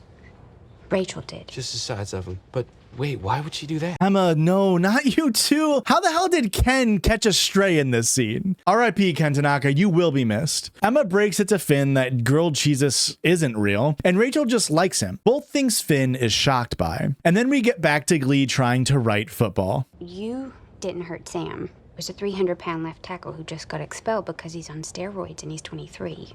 Left tackle? That's an offensive position. Also, canonically, it was the cornerback that was cheating right that hit Sam, as Beast points out here. I don't understand. That guy came out of nowhere. I know. That kid's been cheating right all night. No reason for him to be there. It's just bad luck. And if you freeze frame at 25:45, you can clearly see that the person who hit Sam was wearing number 20, a number that a left tackle or any defensive lineman who may have had a chance to be 300 pounds cannot be wearing. So either this number 20 is the densest human known to mankind, which we know isn't true because Finn Hudson exists, and the refs kind of just didn't care that he was playing with an illegal number, and also the guy was the other team's left tackle that had sprinted from off the bench to illegally target Sam, or the gliders suck at continuity, which, as we know, just cannot possibly be the case. Sorry, but if there's going to be American football in this show, I have to gleek out about it. And now, I never meant to go on such a long tangent about that, but Emma is still speaking with Finn, so let's check back in on that. God works in all kinds of mysterious ways, but I'm pretty sure he doesn't spend a lot of time trying to speak to us through sandwiches. I'm sorry, how is that the conclusion here? Like saying God is real, but also the way you recognize him is invalid? And apparently this conversation is enough for Finn to reject grilled Cheesus as a whole as he leaves Emma's office and sings REM's Losing My Religion. Finn strikes a nerve in the club as they are upset that Finn's performance, though about losing his faith, is still about faith. And let me be clear, there shouldn't be a stipulation on the songs that students choose to sing or even ones that Will picks out if they're religious. It's imposing a lesson and forcing students to perform about religion that crosses a line. No one, and I mean no one, would be upset if the Glee Club decided to do a rendition of Creed's One Last Breath, which has the protagonist of the song call out directly to heaven. Or, you know, anything from the Killers catalog, even though the lead singer is a devout Mormon. In fact, a lot of art and media is inspired or features religious tones, but forcing those religious beliefs and ideologies onto others, especially in a position like a public high school Glee teacher, is not cool. Kurt and his fabulous hat and also Mercedes are attending church, where she sings with the choir. She asks for the congregation to focus their prayers to Bert and Kurt and publicly outs him as an atheist and then guilts him into believing in God. You don't believe in the power of prayer, and that's okay. To each his own. But you've got to believe in something. But before Kurt can process any of this, we get Mercedes and her choir singing Bridge Over Troubled Water by Aretha Franklin. Amber Riley really shows off that she is by far the most underrated and underused singer on the show, and Kurt looks around the room and applauds the performance. Next, we see Sue and Jean playing checkers, and the conversation takes such a hard turn, I almost ended back up at that flip-flop joke from earlier in the video. Sue, you're letting me win. No, I swear it, I'm not. You're letting me win, Sue. You're letting me win. Do you believe in God, Jeannie? I mean, Jesus, that almost sounds like a threat from Sue. Sue, are you letting me win? Come on, don't take it easy on me. I want to play you fair and square. Do you believe in God, Jean? Jean then lets Sue know that she does in fact believe in God and that he doesn't make mistakes, even though so many people would make fun of her. She promises to pray for Sue, and Sue is grateful for her sister's words. We cut back to Kurt, this time visiting his dad in the hospital. He reminisces about past family dinners, specifically the first Friday night dinner after his mom had passed away. He then apologizes for not letting people pray for him and that he was being selfish. Then Kurt says this. I don't believe in God, Dad, but I believe in you. And I believe in us. You and me. That's what's sacred to me. God damn, this show is so good at writing emotional moments for Kurt. And Chris Colfer knocks this performance out of the park. And the scene ends with Kurt crying as Bert's hand starts to twitch. Nurse Nancy? Dad, I'm right here. I'm not going anywhere. And yeah, you may have heard it at the end there. We end on the glub singing, "What if God was one of us?" We didn't need this. You don't have to end on a musical note. You could have ended with that extremely touching and powerful moment. But no, instead we get treated to a montage of Finn eating grilled Cheesus. Not quite as powerful of a moment. It's a pretty tame episode overall when it comes to the points department, especially given the subject matter of religion. Finn's xenophobia leaves him at the top spot with minus 400 Gloints.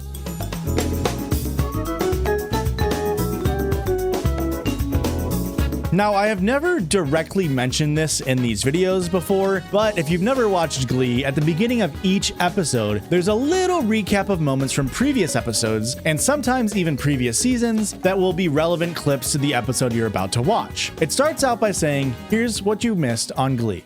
So here's what you missed last season on Glee. So here's what you missed on Glee. So here's what you missed on Glee. Why am I bringing this up? That's because this is how the show recaps a certain moment from season 1 where Finn yells slurs at Kurt. So here's what you missed on Glee. Tina dumped Artie for Mike Chang. There's this new kid Sam who's got a great voice and Finn heard him sing in the shower. And we'd like to talk to you about Glee Club. Finn thought Kurt was trying to look at him in the shower, so he called him a name, which totally got him chewed out by Kurt's dad. Maybe everyone should just start taking baths. Called him a name? Really downplays the slur usage a bit, don't you think? Also, Finn thought Kurt wanted to look at him in the shower? I'm sorry? No, man, it was over a lamp. Finn really got washed of all of his sins here. Duets opens with Will letting the Glids know that Puck is in juvie.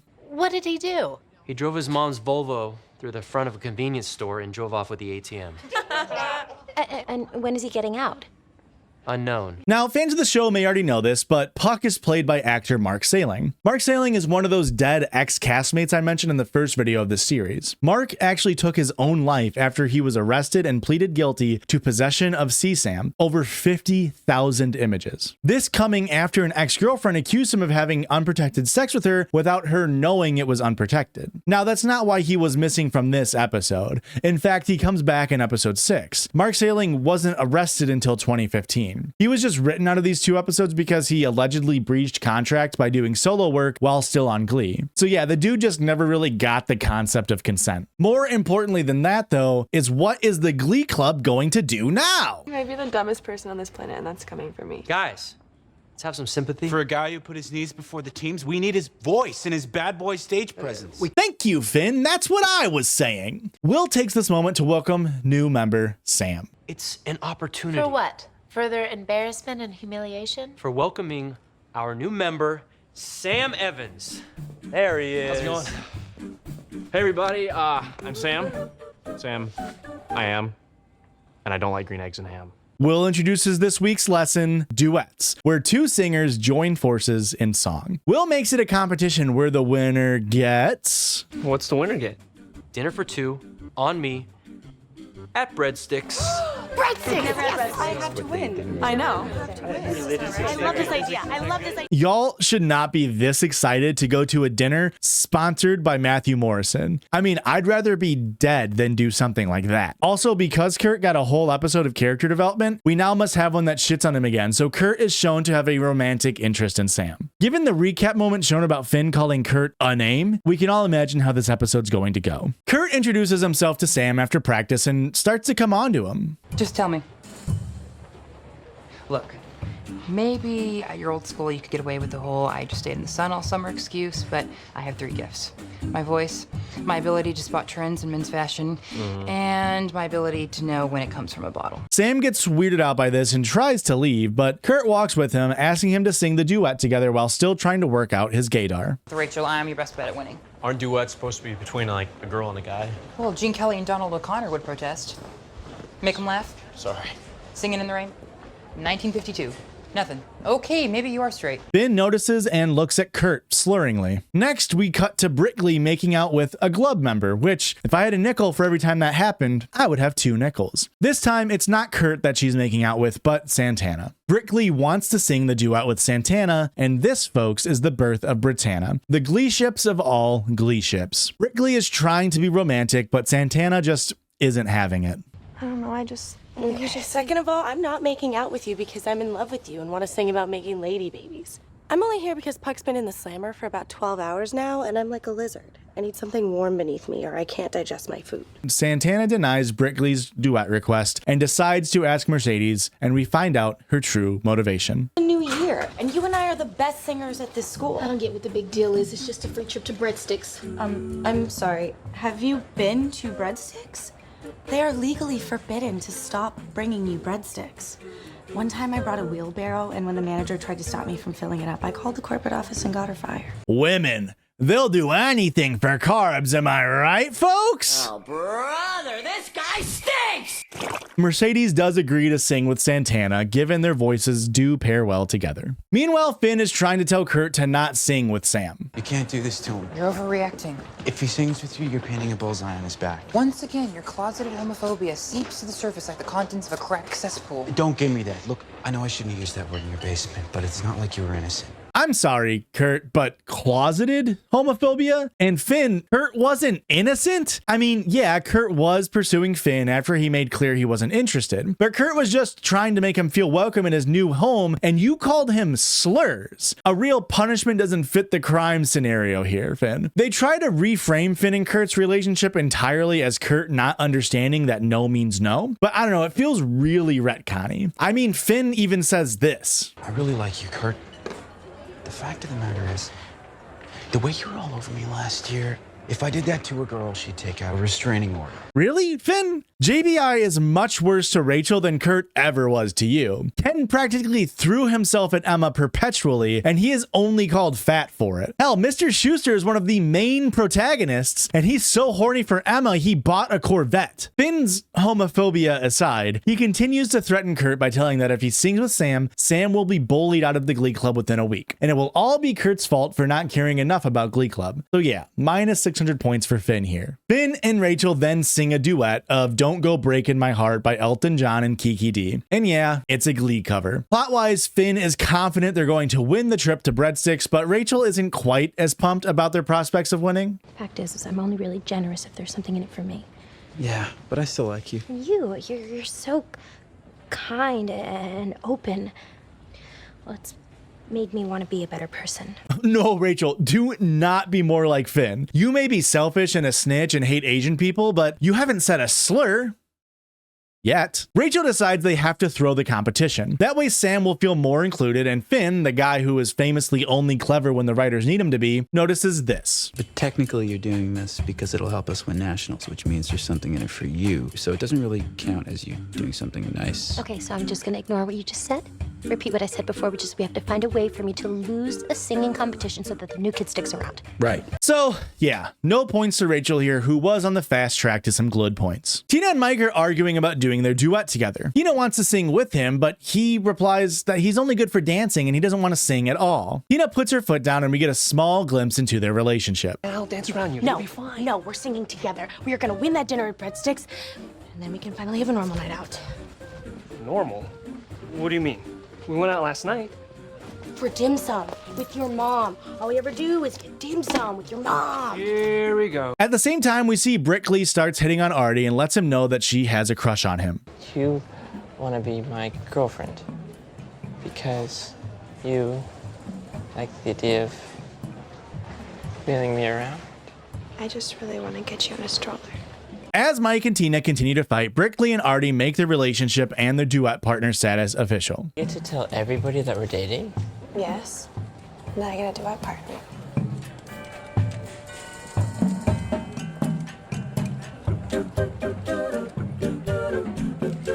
Oh, Brittany, minus 500 points. You cannot date someone just to make another person jealous. In the locker room, Sam is nearly naked, so Finn happens to be there as well. He's still warning Sam that singing with Kurt is social suicide, which, again, just being in Glee Club is social suicide. That's like the whole thesis of the entire series so far. Sam then calls Finn out a bit, and Finn doesn't like that. I didn't realize you had a problem with gay dudes.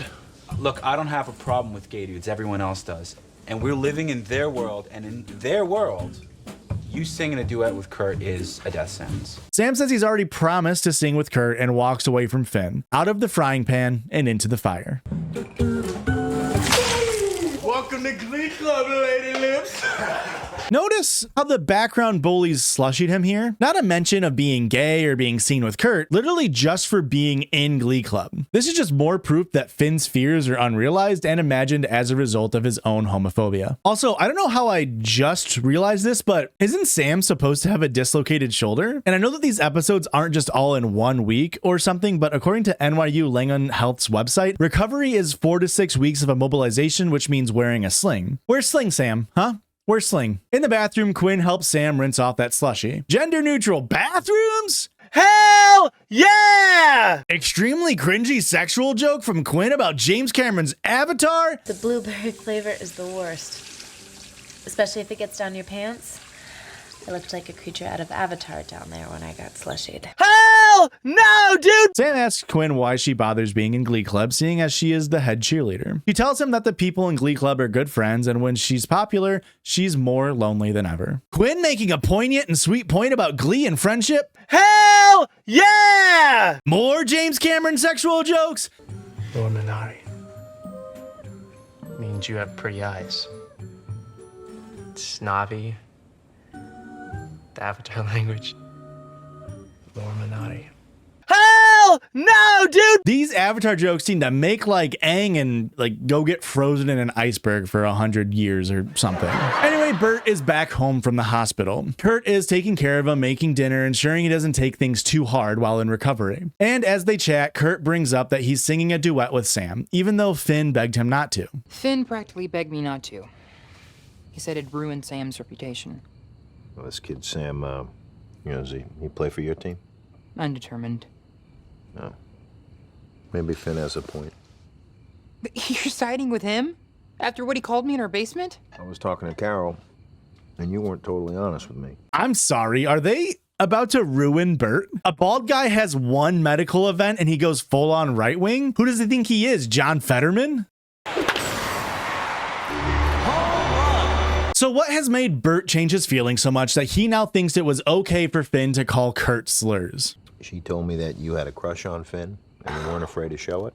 Is this true? So, a gay guy can't be friendly to a straight guy without it being predatory. You gotta understand, most guys don't know how to deal with unwanted advances. So you're saying I shouldn't sing with the Sam guy because it might upset a couple homophobes? I'm sorry, what is this crazy retconning that even got Bert to buy into this? Was Kurt making unwanted advances onto Finn part of the show? Yes. But to pretend that Finn was bothered by it in any way that wasn't just straight up homophobia is just not true. That's not what the show was previously telling us. Hence him using slurs and then making a big scene about Finn using those words. Now the show is trying to tell us, nah, never mind what you saw with those dumb old eyes. Here's what actually happened, and it's just so sloppy. My guess is that studio execs wanted to continue having Corey Monteith do media and be the face of Glee, and didn't really enjoy that Finn was saying slurs, so they made the writers do this really heavy-handed and awkward change, but it really bites at what made Glee so great. It was such a real and raw show, albeit having tendencies to show its age and shortcomings. The showrunners were making a series that wasn't afraid to have multiple main characters and recurring characters be sexual predators and racist and sexist, and having those characters wasn't a sign-off on their actions, but the opposite, showing that real life can be nasty and gross and confusing and dangerous. But when you take a character like Finn, a character who is a representation of 2010's middle America kid who, yeah, is bigoted, but is more often than not well-meaning, and remove the harsh edges and Flanderize him into a perfect little himbo, it makes the character way less interesting and honestly way less real. Furt is also confused by his father's lack of trust and support and responds, hurt. Dad, you have no idea what it's like.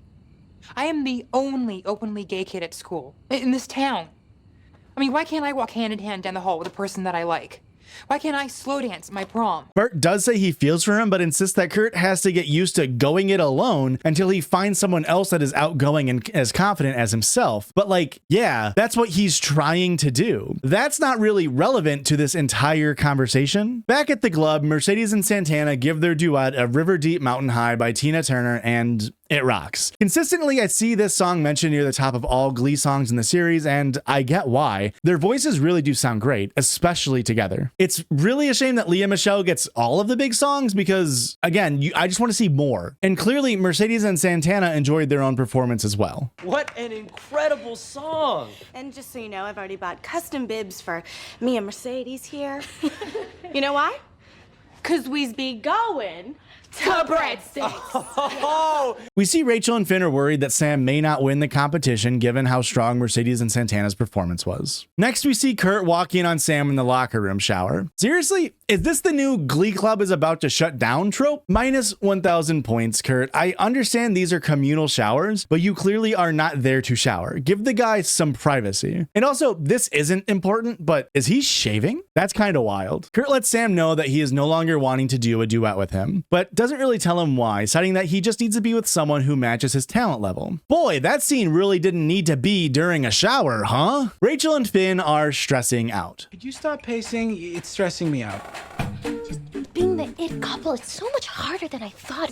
I am so stumped at how to lose this thing. Rachael can't figure out how to lose the singing competition, but clever Finn shows back up. You remember we saw Grease and it was good, and then we saw Grease 2 and I fell asleep, but you said the difference was that the songs were bad.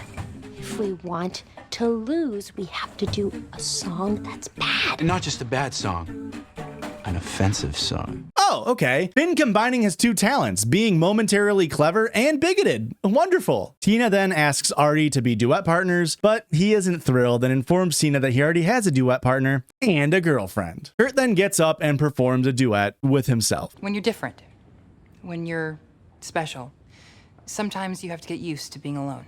I've asked a few members of the Glee Club as well as some Cheerios to help me out.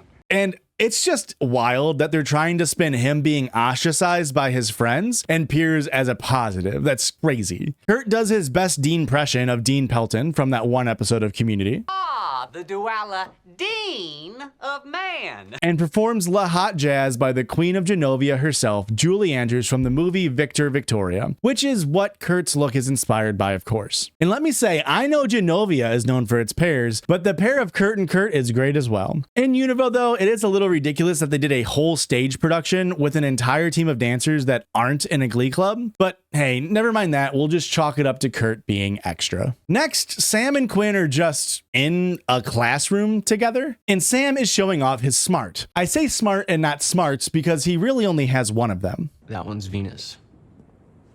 Planet of love. It's actually Mars, planet of war. Which one are we on? Earth. Now why don't you come back to it and talk to me about duets? Move over, Rizzler. This guy's coming for the title of Riz King. As long as the rizzing can only be in the form of space-adjacent topics. Sam asks Quinn to be his duet partner, but Quinn is a little apprehensive. And like, I'm sorry, Quinn, but mathematically, he's the only one you have left to partner up with. Luckily for her, he's smoother on his guitar than he is with the ladies. They practice some choreo and mix in some good-natured flirting until they nearly share a kiss. No, I can't do this. This year is about me. And don't say that I'm selfish because you have no idea how much I've given. I wasn't. I've been down this path before. I know this feeling. Like I need you. Duets don't work for me, and I don't need you. Quinn leaves feeling like she made a mistake letting her guard down because she still wants to remain independent. Tina and Mike are now ready to perform their duet, or rather, Tina is ready and Mike is terrified. They sing from the musical A Chorus Line, and the whole thing about the number is one of the partners can't sing all that well while the other tries to help. And the original number is supposed to be grating and annoying, so it's no surprise that this one feels that way as well. But they put a lot of post-production on Mike's voice, and it does kind of ruin the whole idea of the song because he doesn't sound that bad. See, I really couldn't hear which note was lower or was higher, which is why I disappear if someone says let's start a choir. And no offense to Jenna here, but Tina's attempts at being the better singer often come off as worse than Mike's singing. Overall, it's a very forgettable performance. In the locker room, Sam and Finn are doing guy stuff, like punching a punching bag and talking about the lady. You tried to kiss her? Major Glee party foul, dude. What? Huh? Everyone is locking lips in the Glee Club. What a weird way to approach this. While Finn displaces his anger onto Sam, Rachael confronts Quinn in the women's restroom. They both are trying to convince Quinn and Sam to duet together. Quinn calls out Rachael. What's your angle? Angle? What's your angle? Me winning means you losing, and you'll do whatever it takes to make sure that doesn't happen. So what is in it for you? And Sam calls out Finn. I mean, if that Pockerman kid ever gets out of jail, he's gonna beat my ass. I'm sure you still have feelings for her, too. Wow, no way. I'm with Rachael now. But ultimately, Finn and Rachael are successful in rekindling Sam and Quinn's duetnership. Meanwhile, Artie and Brittany are practicing, but Artie just isn't feeling things. I still think I have feelings for them. The Clintons? Tina. Brittany offers help in Artie getting over Tina in the best way she knows possible, and Artie accepts. Am I about to lose my virginity? Before I do it. Rachael and Finn's plan to throw the competition is to perform With You I'm Born Again by Billy Preston and Cyrita Wright, which uses religion as a metaphor for sex. It's awkward and cringe, and I guess it achieved the idea of being offensive. It's a great duet, but what you guys did with it was really inappropriate. Your costume choice was a little insensitive.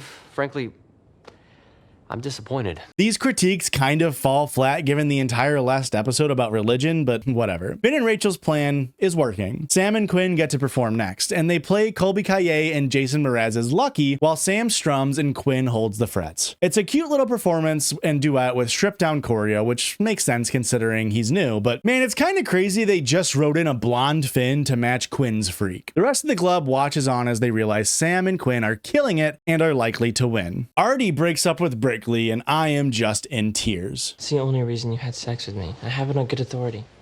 She's using you for your voice. That's the only reason she had sex with you. Wait, how do you know that? Hi. Excuse me, do you know Brittany? Cheerios, Brittany? Mm-hmm. Yeah, we had sex. Okay, well, that ends that plotline. The club votes and the duet winners are Sam and Quinn. Surprise. Rachael talks with Kurt and reassures him that even though he's lonely, he's not alone and offers to sing a duet with him. I was wondering if you would maybe want to sing a duet with me. I think you'll be really happy with my song selection. Is sort of everything that both you and I love. But the duet competition is over. I know. I thought this one could be for me and you. And you know what? Hey, plus 100 points to Rachael. It's a really nice gesture she did. Speaking of nice, Sam and Quinn are at Breadsticks, and Quinn is wondering where Sam gets his game from. You know, I hear they don't even make these fresh. They fly them in frozen from some factory in the Dominican Republic. Well, it's got some pretty sweet ways down in the Dominican. Hey. Come on, this is my Matthew McConaughey impression. Come on. Does that work on the girls who are your friend? And what's really been great about these scenes with these two is you can tell the actors vibe together super well. It seems like Diana Agron is constantly holding back laughter from the performance of Sam's actor, Cord Overstreet. Wait, I'm sorry. Cord Overstreet is his name? That's the fakest name I've ever heard. Fuck this scene. I'll give it too long didn't watch. Quinn and Chord bond over having secrets, his being that he puts lemon juice in his hair to make it blonde. Then they flirt and they call it a date, but enough about Sam. Let's learn about Chord. 10 things you don't know about me. I have a dog named Harley back home. Okay, a dog named Harley. I love sitting down and watching sports all Sunday. All Sunday. Sports, not football. Sports, all Sunday. Okay. Another passion of mine, playing the flute. I like to read. Flute, cool. Books, cool. Let's skip. River dancing. Stuff. I love to river dance. That's one of the things I always had a passion for. Oh no, not Irish river dancing. That's like too close to tap. Screw you, Chord. You'll never get my respect, Chord. Another side note, one, I will be calling him Chord from now on, but also the video will be edited with the style of that video. I'll just sort of say something, then Blake can edit in a related object on a bad freeze frame in my face and then add sound effects. So I'll say like, Rachael and Kurt sing a song. It's a mashup. Of Happy Days Are Here by Lou Levin and Get Happy by Ruth Edding, and then the episode ends. Awesome! Wacky! If you cannot tell from my commentary throughout this episode, it feels like Glee has very quickly turned into a full-on Family Guy-esque show. This is the first of many episodes this season where 95% of the plot lines are introduced and solved within the episode itself, which obviously that isn't like innately bad, but it is most certainly a step down from the first season's debut. Duets ends with Quinn and Rachael with 50 and 100 gl-ood points, and Puck, who wasn't even on screen the entire time, racking up 5,000 GLEE-VIL points.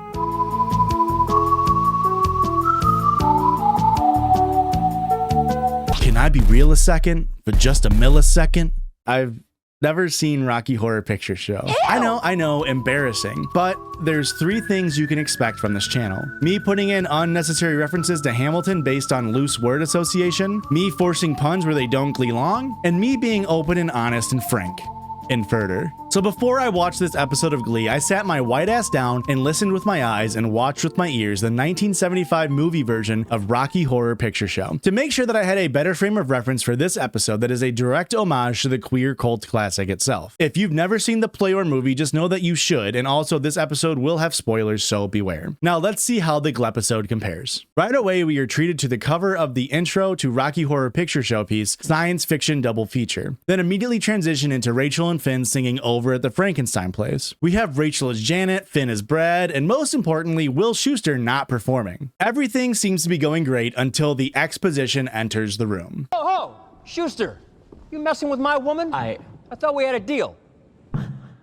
This is the face of a guy who stepped in it. Yes, it's a flashback and forth episode similar to the one we got in Gleason 1 with Sue and Will fighting. Will notices that Emma is eating her sandwich with the crust on, which is unusual for her. She says that her boyfriend Carl took her to a midnight showing of Rocky Horror Picture Show at a local theater that was extremely dirty. Wait, isn't that theater a total dive? It's disgusting. It's horrible. I mean, there isn't a surface that isn't covered in spilled soda. So you'd think it'd be a nightmare for me, right? But I don't know, I'm having so much fun that I don't even notice. So this weird form of exposure therapy has helped with Emma's OCD and is even allowing her to overcome her fear of trick-or-treating. Hell yeah, you know what? Plus 500 points to Richard O'Brien, Tim Curry, and anyone who has ever been a part of a production of Rocky Horror. Y'all deserve it. Oh, and believe me, Will is psyched that Emma is overcoming her struggles. You can tell just by looking at his face. Well, Carl and I are gonna dress up as characters from the show, and we're actually gonna go trick-or-treating. The sandwich? The dirty theater? He's actually making her better. Will gets so jealous that he makes up on the spot that the Glub is doing Rocky Horror as the school musical, which I guess Will is also doing the school musical now. He's never done that in the show's past, but hey, fuck continuity at this point, am I right? Emma rightfully questions the idea that high school students should be performing a show that features, I don't know, most of the cast being in underwear the entire time, multiple sex scenes, and a sexual assault. But don't worry, Will has a plan. Isn't there some pretty risque material in there, though? Oh, yeah, I mean, I'll probably have to make some edits here and there, but it's worth it to expose the kids to one of my favorite musicals of all time. Yeah. I love that show. Wow. Okay, maybe we shouldn't have Will expose anything to his students. That sounds like a bad thing to have happen. This whole thing here, I'm going to give Will minus 200 points just for lying to Emma and forcing an emotional connection even though she is in a relationship. Will drops the Rocky Horror News onto the Glub and they all react accordingly. This week's musical lesson isn't really a lesson. It's a musical. Oh, please be Peter, please be Peter. Rocky Horror. I've never seen it.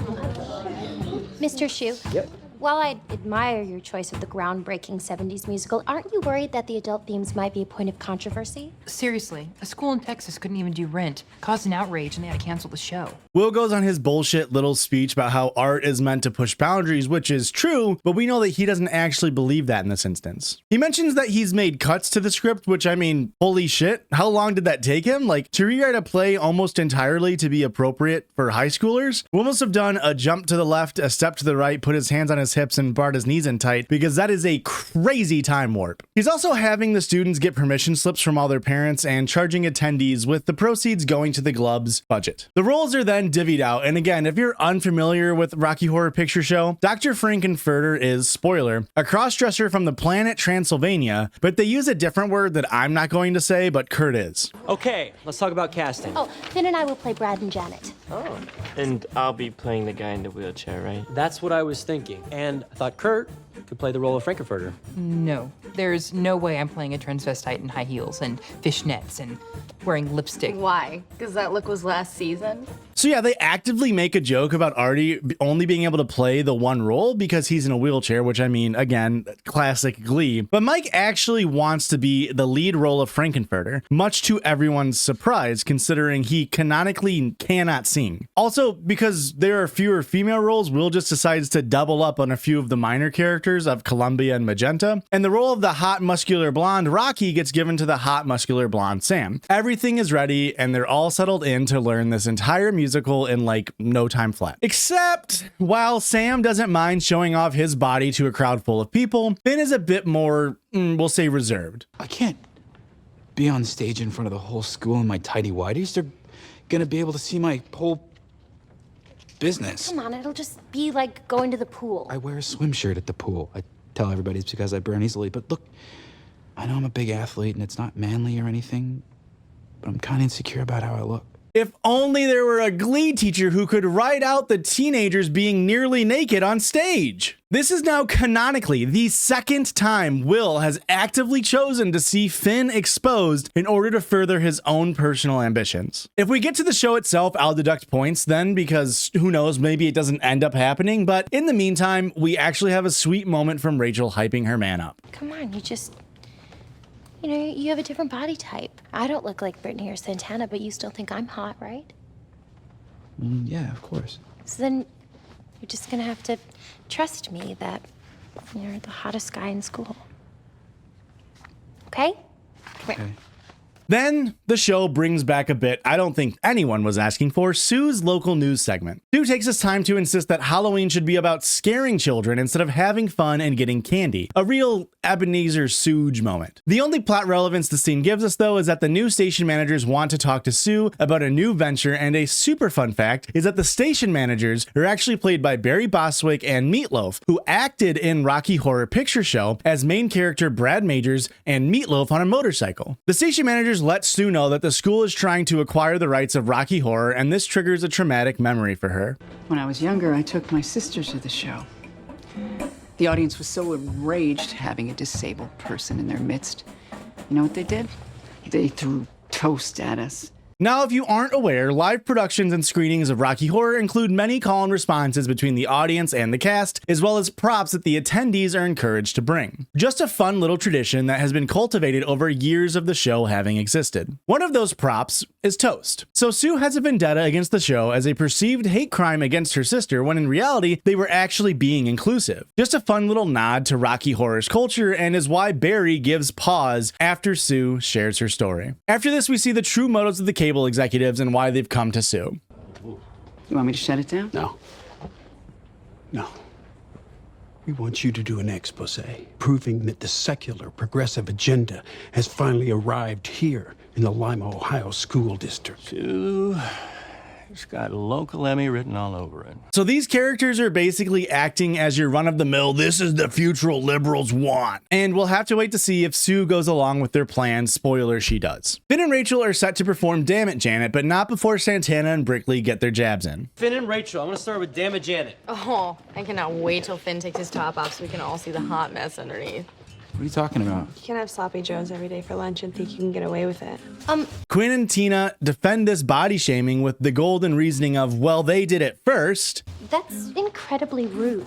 Is it? Guys whisper behind our backs about how we girls look every day. They objectify us all the time. She sort of has a point. Yeah, earlier today, Artie asked if he could make a gigantic omelet when I'm done with the ostrich eggs I'm smuggling in my bra. Which, I mean, first off, minus Gloints to everyone here, and second off, what happened to the golden tenet of two wrongs don't make a right? I mean, Will, don't you have something to say about your students body shaming and sexually harassing each other right in front of your eyes? Can we get on with rehearsal? Yeah, I agree, yes. Let's stay focused, guys. All right. Riff Raff and... Great, I don't know why I thought he might do his job. Abulous. Oh, yeah, also Sam makes a Jesse level pun here. I'm super looking forward to seeing Sam in his gold bikini. It's gonna be abulous. Hey man, the bad puns are mine thing. Watch your back, chord. Enough with all of the drama and dialogue. We need to see a nearly one-to-one singing performance of Damn It, Janet with nearly no attempts at trying to make it unique or interesting, which is personally some of my least favorite types of Glee covers. Something Sue and I have in common, apparently, as she pulls Will mid-performance. She actually wants to join the production of the Rock Glee Horror Picture Show, which, side note, they branded this show's rendition as the Rocky Horror Glee Show, as seen in this cover art for the album. Hold it!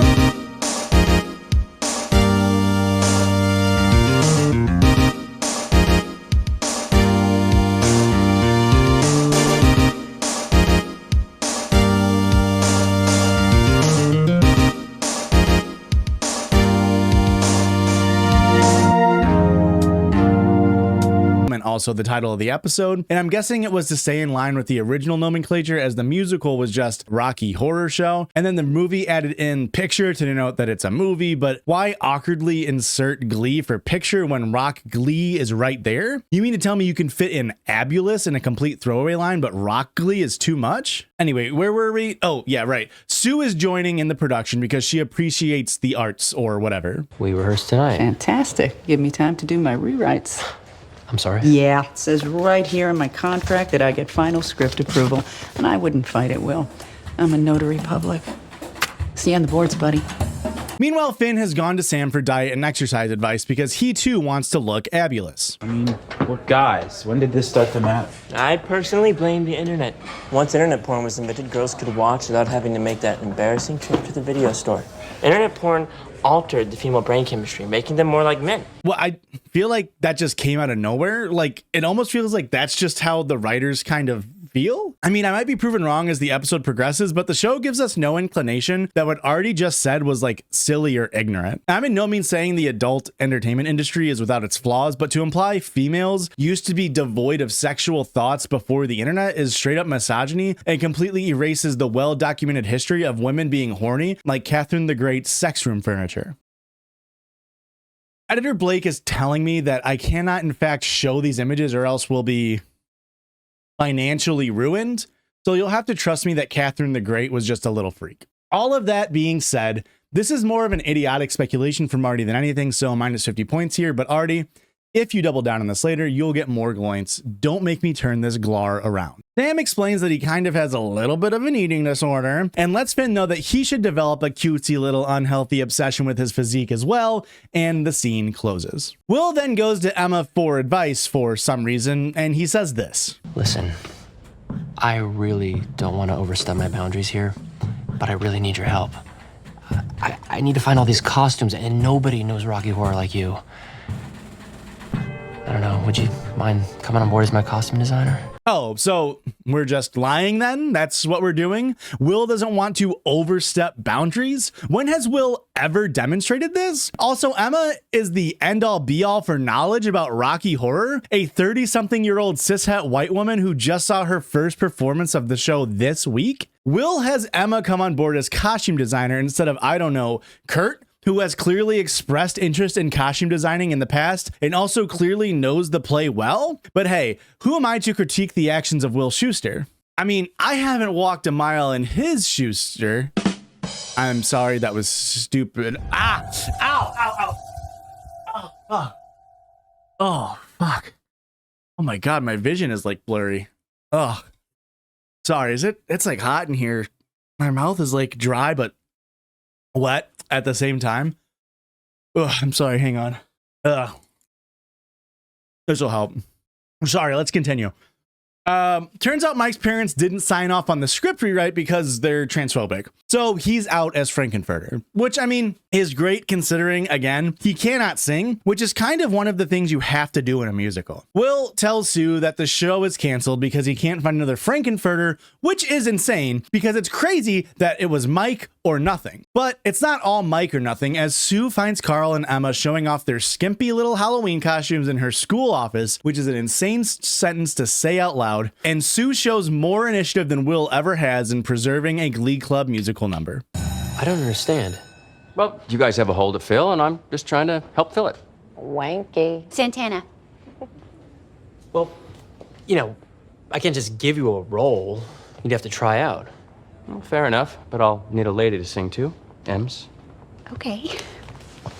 Hoppatootie, B flat. That's right, folks. I don't know what's more chilling. Santana doing a JBI wanky callback to remind us that yes, indeed, minors can be sexually attracted to adults, or the idea that Will is having Carl try out for Frankenfurter in the school musical, even though he's not 1, a member of the Glee Club, 2, a student, or 3, faculty. At least in the first season, they attempted to do a little loopholey bullshit to get April to be plot relevant, but here they clearly just booked John Stamos and promised a musical number and couldn't think of a good way to write one in for him. Though, I don't know, like, here's a better one I came up with in like 3 seconds. Interior, Glub practice room, day, weekday, time, not night, lighting, Glub room and daylight. Hey Glubbers, I can't be Frankenfurter because my parents are bigots who can't understand the concept of gender roles being fluid or sex potentially being misappropriately assigned to birth through an archaic and oversimplified system. It's okay, Mike. We're all racist and transphobic and sexist, so we understand. Not me. No, remember, you're kind of slipping a bit too.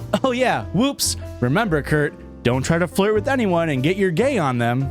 Oh, Dad, I won't. Not until next episode, at least. Wink. Well, we need someone to play the role of the doctor, or else I can't be something annoying and anti-Asian. Hey, everyone. I'm here for some reason. Oh, yeah. Costume design. Anyways, I know you all might be transphobic or whatever, but the role of Frankenfurter is actually really cool. I should know I've been a fan of Rocky Horror for nearly 7 days. Yeah, look, I'll show you how cool it is to play the character.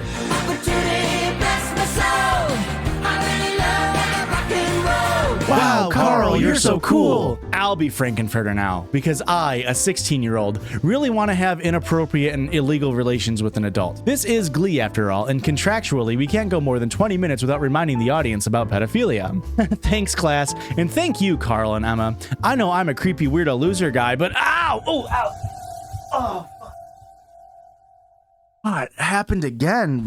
That pain, my vision. I'll have to end the scene there, but you get the point. Carl does Hot Patootie, which is probably what Emma calls sex, but also is a song originally performed by motorcycle enthusiast Eddie, played by Meatloaf, RIP to a real one, but not a song that Frankenfurter sings, which seems like an odd choice. No, wait. This will not do. Excuse me? For this musical to continue, we need a Frankenfurter, not an Eddie. Eddie was eliminated in my rewrites. Sue's right. You want to play in our sandbox? Sing a Frankenfurter number. Thank you, Sue. Well, I'm sorry, bro, but I think it's fine to wear the Frankie bustier in the privacy of your own home. I'm freaky like that. But don't you think it's a little inappropriate in a high school musical? I mean, at least if I play Eddie, I won't have to grind up against the students. You know, Eddie's an important role. If I did it, I'd be showing my support for the arts. Oh my God, it's finally happened. A single adult in the show who is pushing for proper guidelines and restrictions when it comes to sexualizing students. A turning point in the writing, assuredly. You tell me how to direct my show? Well. And of course, Will, of all people, has an issue with that. Before Will can punch Carl for defending adult minor boundaries, Mercedes volunteers to play the role of Frankenfurter and all is resolved.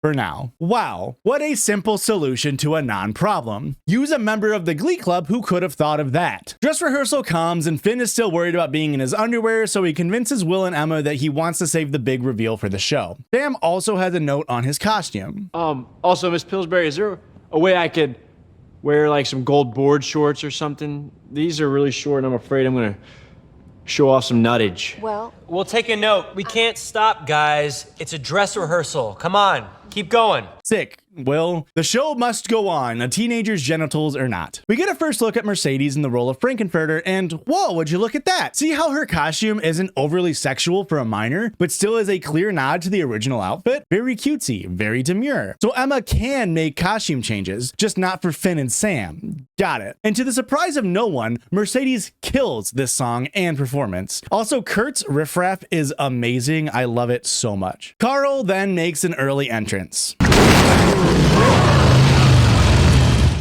Now that's an entrance. Mr. Director, I take that wall out right? And despite Emma's smittenness, Will remains frustrated that Carl came 2 acts early. You're 2 acts early, Carl. You're supposed to bust through the dinner party scene. Will then speaks with Emma in a dimly lit room and no one else around to hear her scream for help, and lets her know that he's finally come around to the idea that maybe the show is a little too sexual for kids.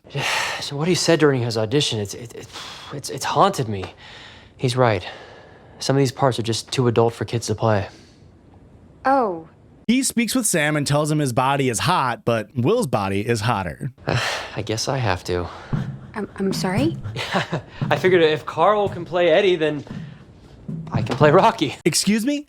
Your solution is to be nearly naked in front of your student body? Will asks her to help him rehearse Touch a Touch a Touch Me in the empty room, and Emma can't say no because of the implication. Santana and Brickley look in through a Gluck window on Will and Emma's dry humping sex scene as we see Will glum and give us a full-on jump scare. And if anything shows while you pose, I'll oil you up and drop you down. We then get a montage of people delivering this line, and each one is just awkward considering the context of the scene being Janet having sex. Emma then runs away, assumingly because she looked Will directly in the eyes and saw the ending of the universe. Really quick, let's check back in on what the point of that scene was.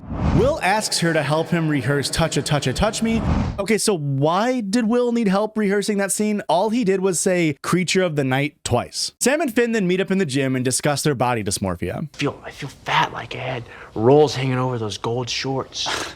You're in perfect shape, dude. Wait, since I said I'm uncomfortable in the tighty whities, does that mean I'm gonna get replaced next? No, you don't have to worry about that. The Brad part isn't about looking hot. It's about being confident in who you are and how you look, no matter how douchey you are. You really start to feel for Finn and Sam here as they're just kids trying to figure out confidence, and not a single adult is helping in any meaningful capacity. Finn gets his courage and leaves Sam behind.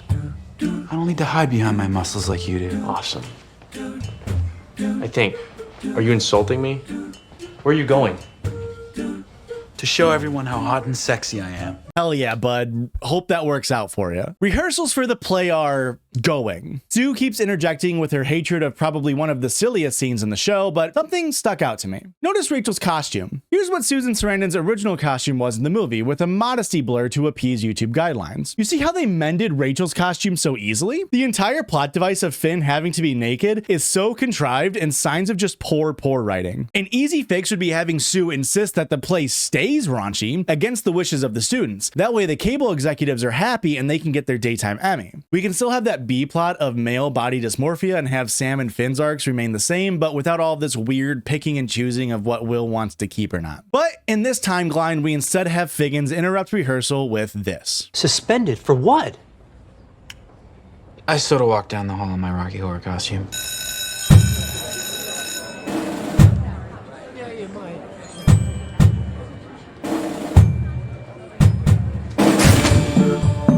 That's right, because having a minor in his underwear in public is weird. How is this the plot? Background bullies, of course, have something to say.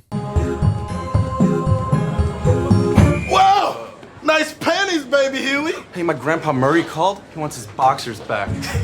They didn't even make fun of him for being fat. And I don't think he's fat, nor do I think it's okay to shame someone for that, but by just making fun of his underwear, which, by the way, isn't even his own underwear, it's the costume for the character, it kind of undermines the whole thing of body dysmorphia that Finn is feeling, right? Change their lines to something like, hey Tubby, nice granny panties, and Fat Albert called, he wants his mom's underwear back. And then you get the same result of trashing the outfit as well as making Finn's insecurities plot relevant. Finn tries to explain to Figgins and Will that he was just trying to feel confident in his costume, but Figgins is still pushing for a 1-month suspension. Will is fighting an uphill battle to protect Finn, so let's see what he uses as his defense. Santana pants Britney, and she was wearing a lot less than her underwear. Neither of them were suspended. That was in the middle of a celebration. But there's still a precedent, huh? Fine. A warning. Thank you. That's all it took? Figgins, have a backbone for once. But also, why even have this scene? Why have Figgins do anything at all? Is the same plot progression not achieved by skipping this scene from being bullied in the hallway straight to him being insecure again without this weird speed bump of potential suspension? They try to use the end of the scene to put some stakes on Will as a teacher. William, to be honest, your motivations for doing this production are murky to me, considering all that you're risking if something goes too far. What are you saying? I'm saying you're welcome to continue with this, but if you get any heat about it, I won't be able to protect you. You're putting you and your Glee Club on the line, and I want you to be sure that whatever you're doing it for is worth it. But like, yeah, this could have just happened on its own, or just not at all. Is it not implied that a teacher exposing his students to a crowd of people would be fired? It's a lazy way to re-implement the tried and true, Glee is about to be ended in the show called Glee plot device. The very next scene, we are finally caught up with where the episode started, with Carl entering from stage right. Turns out Emma let Carl know that Will seduced her in a dark, empty room with no one around, and Carl is PO'd that Will, of all people, would go against his word and try to get with Emma. Cut to Will in his office making more script changes as Becky, trick-or-treating in her Sue Sylvester costume, knocks on the door. Becky, I forgot that Take Back the Nightclub is going door to door this evening. I got my chocolate bar. I'm sorry. I've been working so hard on Rocky Horror, I forgot to buy candy. Seems like a weird line, right? Take Back the Night is a non-profit organization meant to bring awareness and speak out against violence enacted on people while walking alone at night, among other forms of violence. And I couldn't find any connection between Glee and this organization other than this one line, and the fact that Justin Timberlake's Take Back the Night was played in Gleason 1, which is definitely just a coincidence. So this just feels like that scene from Wayne's World when they're just decked out in like Reebok gear and eating Pizza Hut, but worse because this is an actual non-profit with a, noble cause, and they don't even like take a second to explain what it is or what it does. Will could have said anything here, or the show could have made a promo vid to push the organization if they wanted to, but this one weird line is just awkward. Becky then shows Will Sue's local news bit, making him privy to her plan of going undercover and sabotaging the Glee Club. There's a time and a place for everything, and squeamishness about what we want our children exposed to is not the same as bigotry. Freedom-loving adults are free to have an open, lively debate about what we want our society to be. But let's not make our children fight the culture war for us. With this information, he then confronts Sue, and she absolutely gags him. Oh, I know you're furious, Will. But do you honestly believe anything I said was unreasonable? Well, no. There are limits, Will. There is a line. And for reasons I suspect have nothing to do with your kids, you crossed it.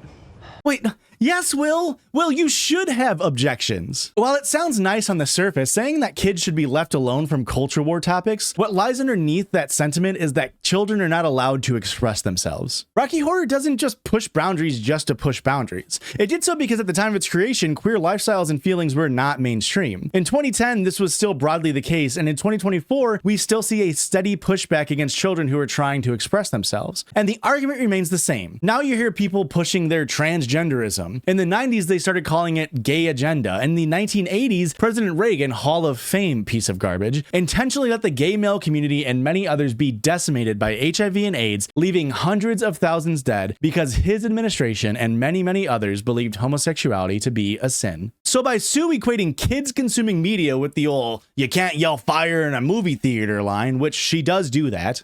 You can't yell fire in a crowded theater, and you can't expose kids to material like this. Not on the taxpayer's dime. Oh, please, Sue. They have the internet. They are exposed. Don't lead them to it. Don't make it okay. They're kids. And now more than ever, high school's a dangerous place. She's outright saying that watching this stuff will turn the kids gay and that's not good. I'm sorry, that's what she's implying. Now, I have also had an issue with Will's approach of using Rocky Horror this entire time, but it wasn't because Frankenfurter was weird or talking about sexual themes as wrong for high schoolers. It was because Finn and Sam were going to be nearly naked, a change that can be done and still preserve the original show. That's not Sue's issue. That's not the cable executive's issue, and hell, that's not even Figgins' issue, given he had no problem with Santana's nudity earlier. The issue is one of rejecting heteronormativity and female sexual empowerment, and for that, Sue, you get minus 1,000 points. If you have a problem with my analysis of this episode, I don't know what to tell you, because that is literally what the show is telling us in this scene from before. Good news is about information, but great news is about fear. For example, Tim, did you hear about that swarm of Africanized killer bees? Oh, wouldn't it be awful to see an entire town overrun by killer bees? I'm sorry, did you just say, Tim, an entire town overrun by killer bees? Well, I didn't. There's your quote. And you can replace killer bees with whatever you want. Terrorists. Mexicans. Sue's plan backfires and Will decides to cancel the entire show. Emma is upset as Will comes clean that he only put the production on to try to get closer to her, and she just like accepts this information. Love can make you do some crazy things, you know? I'm sorry, Emma. No, I promise to never abuse our feelings for each other again. It's just a cute little stalking and emotional manipulation. Teehee, XD. Will apologizes and tells Emma that he's okay with Emma dating Carl, which is great. I'm glad she needed your permission, Will. He then continues his apology as he tells the Glub the Rocket League Horror Picture Show is no longer on. Finn and Sam get a direct apology, and then something magical happens. Will Schuster finally learns a lesson. Look, I was wrong. Rocky Horror isn't about pushing boundaries or making an audience accept a certain rebellious point of view.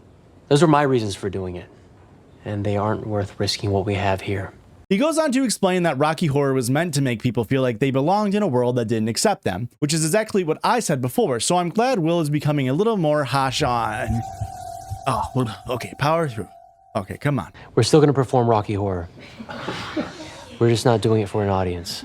We're doing it for ourselves. I mean, you could still have done it for an audience, but that's neither here nor there. We then get treated to Time Warp by the whole Glubcast, and boy, does this song go fucking hard. I was walking down the street just to having a thing when the snake of a guy gave me an emo wing. Also, Sam is in an appropriate costume. Again, noting that the entire Sam and Finn subplot was useless. What a Glee way to end the episode.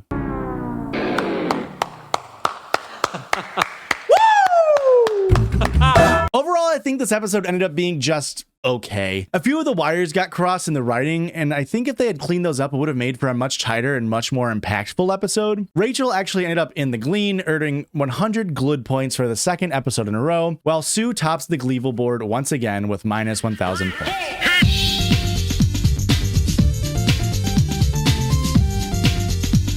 Episode 6 opens up with Sam and Finn bummed because Quinn and Rachael aren't knowing their directions till they Glee.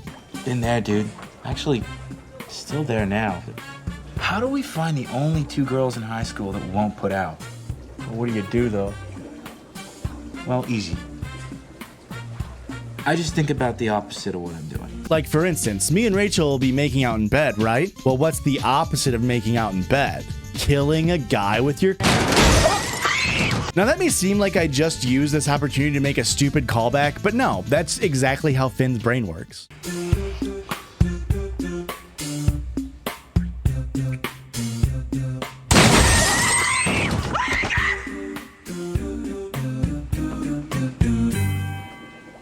Never actually almost killed a civil servant before. But instead of thinking about manslaughter, Sam finds inspiration in a different way. Don't care. If you're on this football team, you'll wear a cup. Hey, you ever noticed that when the beast gets all fired up, her underpants go right up her butt? Coming down in your groin with that helmet? You think the Nutcracker's just a musical?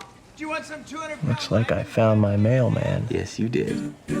Background bully shoves Kurt into a locker as he's walking down the hall with Tina, but that's not important until later. Puck is back, and he has gauges. Puck, I hope your time in juvie has taught you a lesson or two about right and wrong. Are you kidding me?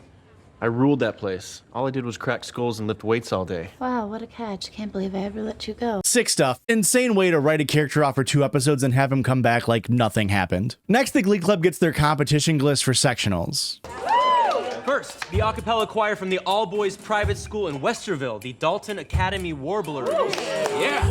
Okay, hold up. Like a million awesome gay jokes just popped into my head. And the other team to beat, the Hipsters, a first-year club from the Warren Township Continuing Education Program. Now, they are a glee club composed entirely of elderly people getting their high school GEDs. And I think we should all give the writers a standing ovation here, as we have 2 new show choir group names, and neither of them are sex puns. But they can't come up with an entirely original episode, so Schuster divides them into a boys versus girls group for the annual mashup competition. I'll know I'm in hell when I wake up and hear Glee mashups playing on loop. However, silly Kurt forgets which group to go in. Okay, I have mashup ideas in my emergency mashup. Kurt, gonna say it again. Boys team. Okay, how about you? Yes, it's another Kurt episode, but it's not only a Kurt episode, it's also an Artie episode. Kind of. Relax, I'm here to take care of you. You're my boy now. I don't understand. I got out of juvie early because I agreed to do community service. And I ain't picking up trash along the freeway. That's ghetto. So I told my probie officer that I knew a cripple that needed some help, and she went for it. I'm your community service. There's no way I'm going back to juvie. There's no chicks and no kosher meal options up in that place. Cool, so we're like friends. Well, slow down, Professor X. I never said anything about liking you. We just have to remember that his only relevance is that he's in a wheelchair. Back to Kurt. Great place for hiding stuff. What is your problem? You talking back to me? You want a piece of the Fury? The Fury? That's what I named my fist. Well, with that level of creativity, you could easily become assistant manager at a rendering plant. I don't know what that is, but if I find out it's bad, the Fury's gonna find you. The background bully is once again shoving and threatening Kurt, which Will finally decides to step in and do something about. Not by having background bully face any consequences, but by talking to Kurt. Is there anything that I could do? Yeah, Will, you could, I don't know, get him suspended for physical assault. That might help. Can I be honest with you? You, like everyone else at this school, are too quick to let homophobia slide. And your lesson plans are boring and repetitive. Boys versus girls, that doesn't challenge any of us. I mean, yeah, wow, Kurt kind of just summed up this entire video series. It takes me 7 hours over the course of one Gleason to say what Kurt did in about 11 seconds. It really makes you think. Will also did some deep thinking after this conversation with Kurt, and here's what he came up with. Boys, you are now doing songs traditionally sung by girl groups. And girls, try some classic rock. The Who, the Stones. The more opposite your choice, the more points you get. Whoa, so subversive, Will. Way to break the gender rules. Kurt is excited, and he's still trying to get the Glies on board. Puck shows his disinterest. Dude, why don't you make yourself useful and go put some rat poison in them old folks' jello or visit the garglers? The Warblers. Whatever. See what they're up to. You can wear all the feathers you want. You'll blend right in. But enough with all that lame stuff. Let's get into the heteronormative couples. Sam and Quinn may as well be sitting in a tree because they are KISSING. And before Sam glums, we get his visions of Coach Beast.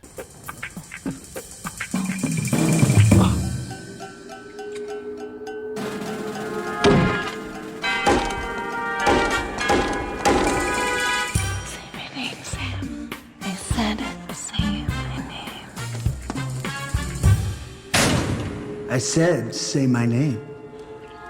Beast. Ugh, I mean, I'd rather get hit by a car while delivering mail than make that mistake. Anyway, Quinn goes to Sue for help for some reason, and she doesn't offer much advice. I've done everything I can to rehabilitate my image. I'm getting straight A's, dating the cutest guy at school. Who would rather be dry humping She-Hulk? Oh, dear God. Why did I say that? Now that's what I'm picturing. You know what kind of disgusting images I'm gonna have to look at to get this out of my head? I'm gonna have to go straight to the wound care center. I'm gonna have to stare at some wounds. Sue doesn't waste this opportunity, however, and plans to leverage its information to force Beast out of the school. So minus 600 times 2 for using a student's emotions for your own gain. Artie and Puck are then looking to gain some of their own, meaning they are busking in the school courtyard for cash. They both sing One Love by Bob Marley and the Wailers, which is against the rules. The prospect of being a bad boy entices Artie to go along with the plan, and during the performance we see Puck steal someone's hat, threaten kids, and into giving them money and generally making people feel uncomfortable in that public space, which is then immediately contrasted by the crowd clapping after they finish, so minus 1,000 to the scene director here because it's very confusing tone-wise. Puck is doing this for the cash, but Artie is doing it for Brittany. Puck notices this and makes a plan to go on a double date with Santana and Brittany as part of his community service. Kurt ended up actually going to check out the Warblers, and we are introduced to series favorite Blaine. Oh, Darren Criss, the impact you and your brother made on pop culture in the 2010s will be felt for the rest of human history. His brother being Criss Angel, I assume.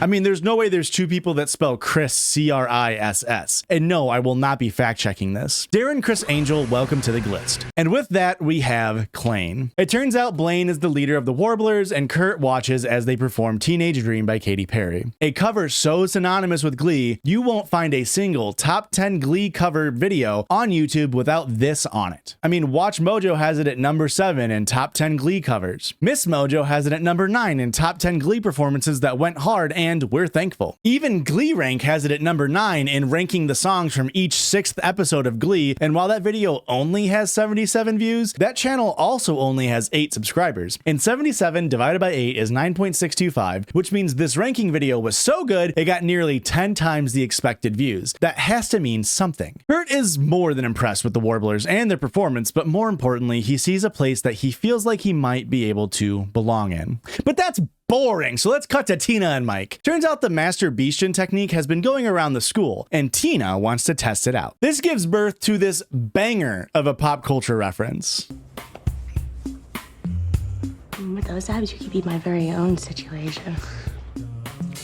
Damn, with those abs, you could be my own situation. When I look at your abs, I go, Jay, wow. Dang, Mike, your abs are so sick, you can get in my Snooki. Six pack? You can DJ my Polly with your D. While making out, Tina gets a little too close to glumming and thinks of Beast in a ballet routine, repeating Sam's mistake and moaning Beast into Mike's ear. Quinn is asking Sam to come clean about why he moaned Beast's name, but he can't come clean. That's how we got into this whole predicament. I'm not cheating on you with my football coach.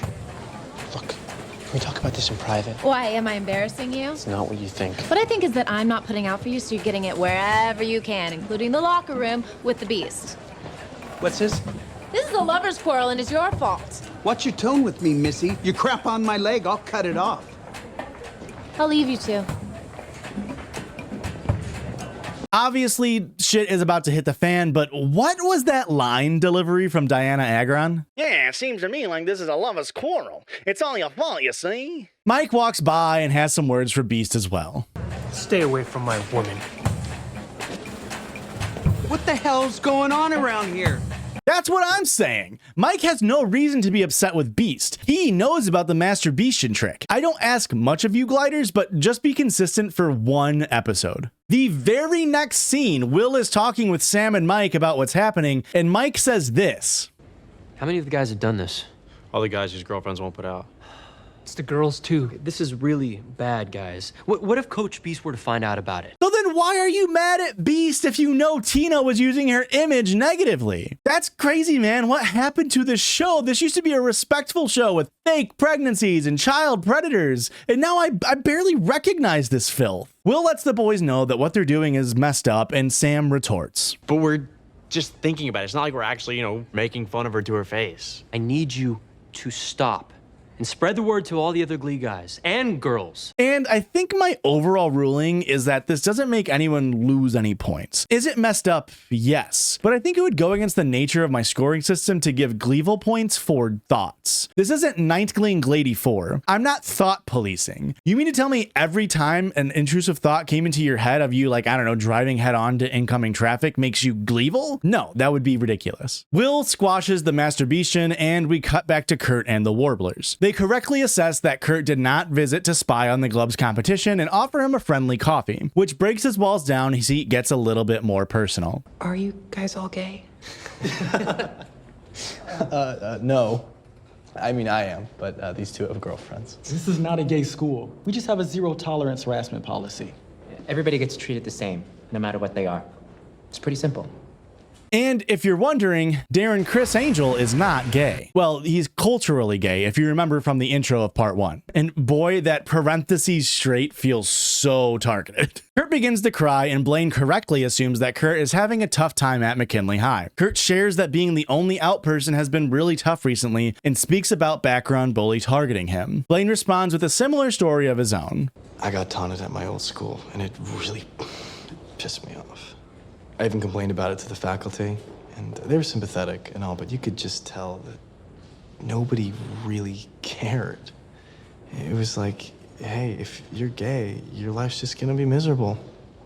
I'm sorry. Finally, we get a character who can relate to and understand Kurt on a deeper level. I'm sure Glee won't fuck up this storyline in the future. Blaine's advice to Kurt is to either transfer to the Warblers if you aren't a broke boy. If you're a broke boy, just say so.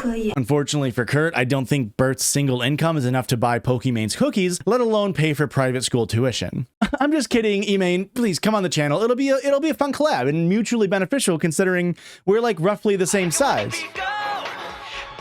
What's that? She has 6.63 million subscribers on YouTube. How many do we have? Okay. Well, if you're watching and enjoy this video, please hit the subscribe button. That way I can collab with Pokimane. At 100,000 subs, I'll reach out and see if she's available. But the only way we can get there is if you guys subscribe. Blaine's other option for Kurt is to stand up to the bully, which is like also really bad advice. So we'll have to wait to see how that plays out. Remember though, the Glub is supposed to be doing a Glies versus Glurls mashup challenge. And I never thought I'd say this, but it's kind of been a long time since the last performance. Rachael is going all opposite day and not bossing the Glurls around when Puck and Artie interrupt. Do you want to go out to dinner tonight? Not really. Oh. Tell you what, you two show up at Breadsticks tomorrow night around 7. And if we don't find hotter chicks to date tonight, we might show up. You're totally cool. Awesome. I can't believe it. You're a genius. And so the double date is set. Beast meets with Will in the break room and asks what's gotten into the Glubbers. I don't know what to tell you. Will, please, be straight with me. You're the only person at this school I trust.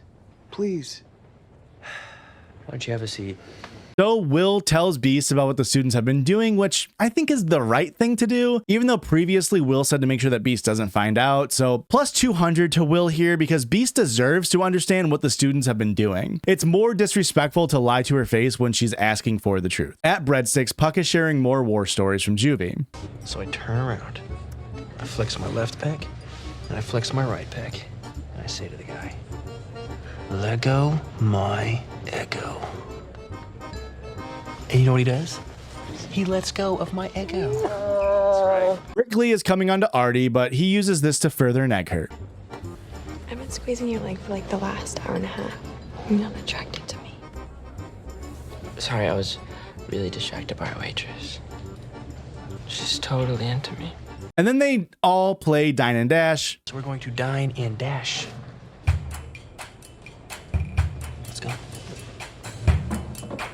Except Artie, who pays the bill and then tips with the change. Puck then takes Santana and Brittany home himself and leaves Artie because clearly he isn't a bad boy like him, the Lego My Ego guy. The Glurls perform their mashup and it's Living on a Prayer by Bon Jovi and Start Me Up by the Rolling Stones. And at this point you should know how I feel about mashups in general. Kurt gets a text from Blaine telling him which cartoon dog is his favorite. And I mean seriously, this text is so cheesy. I imagine this is how the protagonists message each other in Kingdom Hearts 3 on those stupid little phones that they added. Courage, strength, Donald Duck, do a Zeta Flare. Becky then comes into the room and gives Will a note to meet with Sue in the auditorium. Turns out Beast has quit and Sue wants to celebrate her and Will's victory. You know what that means?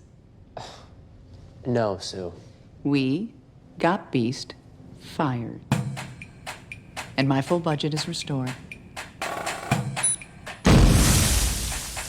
Will is dumbfounded by this information, but yeah, that's why telling Beast was the correct thing to do. You let her make the decision to leave with dignity or remain and be bullied behind her back and sometimes right in front of her face. After that, Kurt is looking at a text telling him what the scariest show on Cartoon Network was. And background bully hits the phone out of his hands and shoves him into a locker. Kurt heeds Blaine's advice and chases background bully into the locker room to confront him. Every straight guy's nightmare that all us gays are secretly out to molest and convert you. Well, guess what, Hamhock? You're not my type.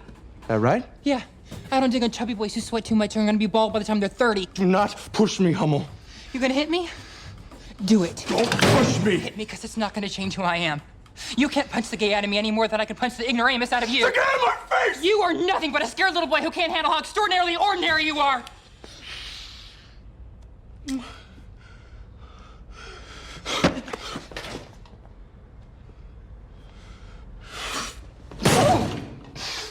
So, yeah, background bully sexually assaults Kurt and then storms away, leaving Kurt more confused than before. I sure hope that background bully doesn't become a foreground bully with a name, or I'm going to be upset. Will then berates the entire Glee Club for getting Beast fired, and I'm just as confused as Rachael. I'm sorry, what exactly did we do? No, it's us. The boys. And Tina. We sort of figured out that picturing Beast while making out was even better than a cold shower. I mean, I don't, ever. Oh, wow. I'm sorry. Why don't you just punish the people who did it and not everyone, Will? Quinn apologizes to Sam, and then Figgins pulls Will and Puck to his office. Puck is being threatened with returning to juvie if he doesn't get his stuff together. You calm down. All of you calm down. I told you I'm not going back there. What are you writing? Give me that. Puck! This isn't helping. Helping? Since when does any one of you care about helping me? None of you care about me. So the club is at risk of losing a member long-term, yada yada yada. Spoiler, they don't. Blaine comes to McKinley to help Kurt talk to background bully, and you know what? Plus 300 points to Blaine. This is such a nice and, dare I say, courageous thing to do. Kurt told me what you did. Oh, yeah? What's that? You kissed me. I don't know what you're talking about. It seems like you might be a little confused, and that's totally normal. This is a very hard thing to come to terms with, and you should just know that you're not alone. Do not let go. You have to stop this! Well, he's not coming in anytime soon. Kurt starts to cry, and he takes a seat on the stairs, and Blaine looks to comfort him. Why are you so upset? Because until yesterday, I had never been kissed. Or at least, when they counted. Kurt's first kiss was stolen by a bully who has made his life hell and was a sexual assault. Poor, poor Kurt. It's just so nice that Blaine is finally there to be a friend that he deserves. Will then finds Beast packing up her things in the locker room because apparently she is the slowest packer up of things in the world. He tries to convince her to stay at the school. My kids feel awful. They like you. They respect you. Isn't that just what every girl wants to hear from a guy? Nah, screw this. I'll find my bliss somewhere else. I need a life change. Run, Beast. Please get out of that high school while you can. You don't want to get Ken Tanaka'd. Will is able to get through to her, and she motions for him to sit. Their faces draw near, looking deep into each other's eyes, and nah, I'm just fucking with you. They don't kiss. Though that would come less out of nowhere than what she actually says. I'm not gay, you know. I know I can be a little intimidating sometimes, but deep down inside where no one can see, I'm just a girl. Am I nuts that I just want to be reminded of that sometimes? Well, that's what dating is for. Boy, she's gonna be pissed when she finds out girls can be gay. I get what the scene is trying to do here, but the writing is just sloppy. She opens up to Will that dating is impossible and she's never been kissed. Will and her hold eyes after she says this. Silence fills the air between them, yet it's louder in their minds than ever. Then Will leans over, and no, I'm just kidding again. Will gives her the "you're pretty inside and out" treatment. Really think I'm pretty well? Inside and out. And then they kiss.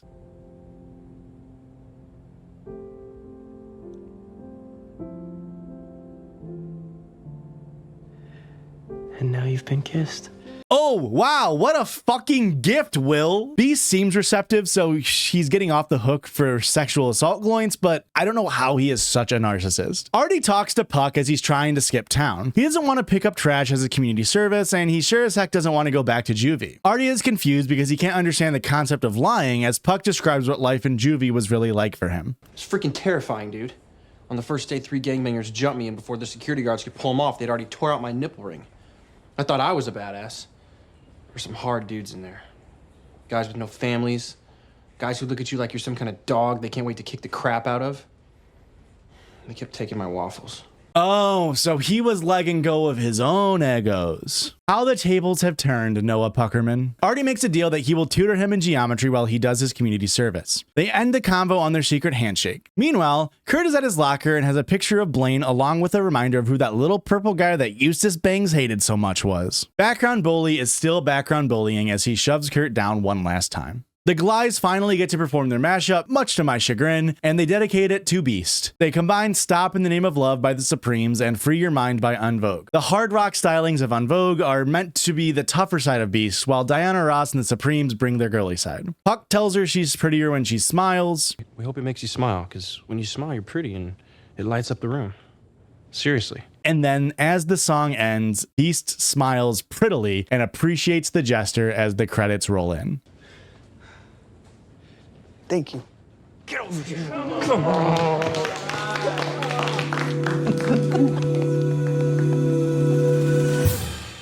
Another episode where Sue is on top with minus 1,200 Gloints, while Will and the newcomer Blaine end up with 200 and 300 gl-ood points respectively. This did feel more like a traditional Glee episode overall, and is setting up a longer term plot point in the background bully and also Blaine's character. But for some reason it seems like they can only write compelling narratives about Kurt and his family this season. When they hit hard, but it feels like the other characters are being left a little behind.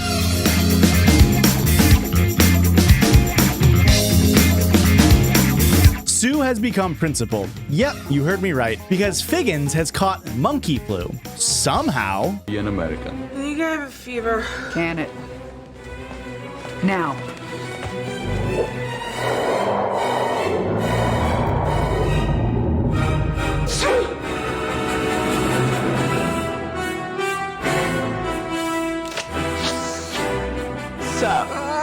Sue defenders, close your eyes and ears. That's minus 6,000 points times 2 for infecting a student with monkeypox, and she's lucky I don't dock extra points for enticing the people on this forum post I found when Googling Lauren Ziz's monkey flu. I mean, seriously, the people who post on that site are sick.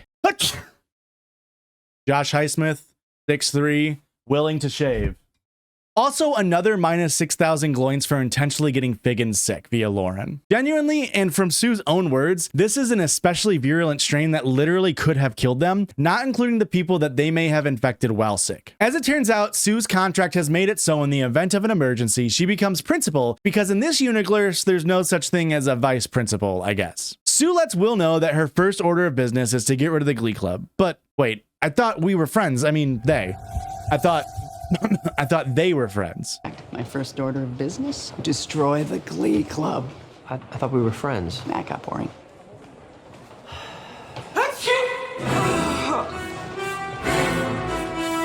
Will's sickness and eventual fever leads him to have crazy visions, as we see in the next scene.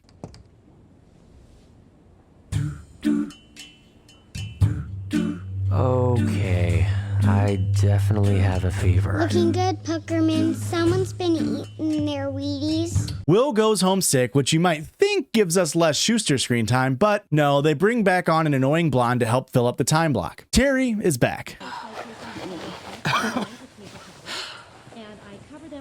I'm probably revealing too much, but I do still love you. And you have to admit, no matter how toxic our marriage was, I was really good at taking care of you when you were sick. That's because you like me best when I'm weak. Maybe. I mean, that's what my therapist says. The Glee writers really stopped caring about the logic of introducing plot points. Like, why is Terry here? I mean, in the past, they might have leaned into the campiness of the show and give us a bullshit reason, but make it funny. For example, I don't know, maybe Sue needs more power, so you invent a disease that Sue uses as a biological weapon. Now, it's just Terry is here, and no one should question why. Also, Terry, you said that you like him in his weakest, remember? Oh, God, who are we kidding, Will? This marriage works because you don't feel good about yourself. You see, I remember past episodes, unlike you, Glee writers. To add even more grossness onto the wary ship, which I did not think was possible, we find out that they engage in baby talk. Roll over and pull your pants down because we're gonna take baby's temperature. No. But baby, know that the only way that we could get an accurate reading. Stop, Terry. I don't want to play sick baby with you. Now get out of here. If I had to list the top 3 things that I hate, we'd have Gale from Baldur's Gate 3, tap dancing, and baby talk. None of those things have a place in modern society. With Will's absence, Rachael is taking charge and the Glub is not happy. Also, Kurt is blowing off Mercedes for hanging out with Blaine, and he's worried that going public about his new friend may be like a Jesse-Rachel traitor situation, and we know that Glee does not reuse plot points.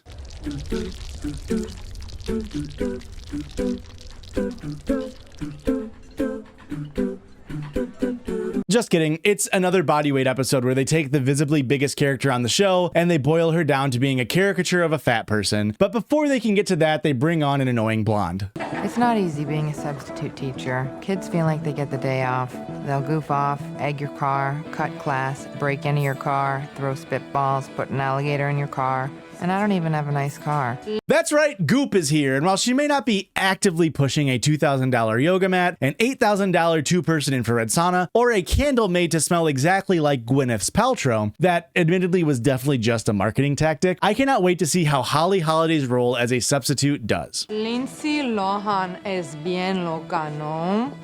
Repiten! So I try to relate to the kids. Listen to what they have to say. Make it fun for them. No, repiten otra vez, con más energía, venga!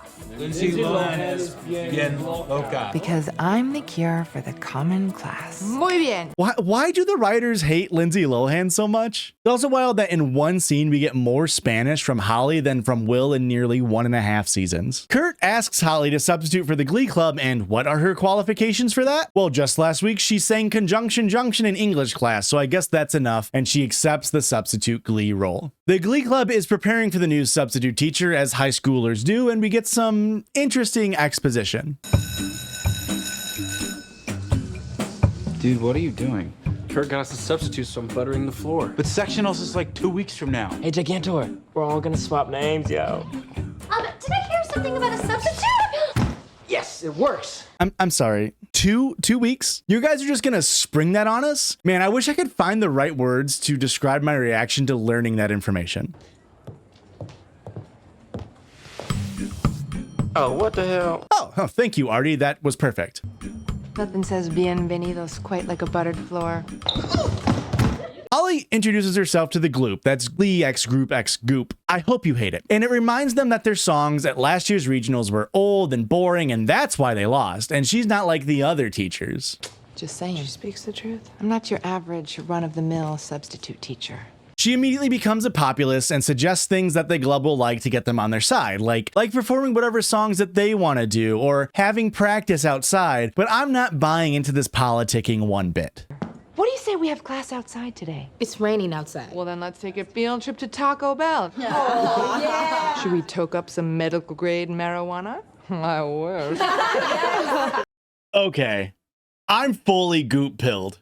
Rachael gets them back on track, and Holly lets them choose a song they want to perform, and I genuinely cannot believe it's yet another Will doesn't listen to us plot point. Goop and the Gloop perform an impromptu Forget You by CeeLo Green, and it is one of the Glee covers of all time. One of the best parts is the dancing bit, where we can clearly see how much better of a dancer Britt Glee's actor Heather Morris is than the rest of the cast. And to be clear, when she was originally hired, it was to be a dancer, but she gained more prominence due to fans' demands and her natural chemistry with the cast, much like Harry Shum Jr., who plays Mike Chang. But comparing those two with someone like Finn will never not be funny. The number comes to an end, and Pepper Potts hits us with this line. Let's go get some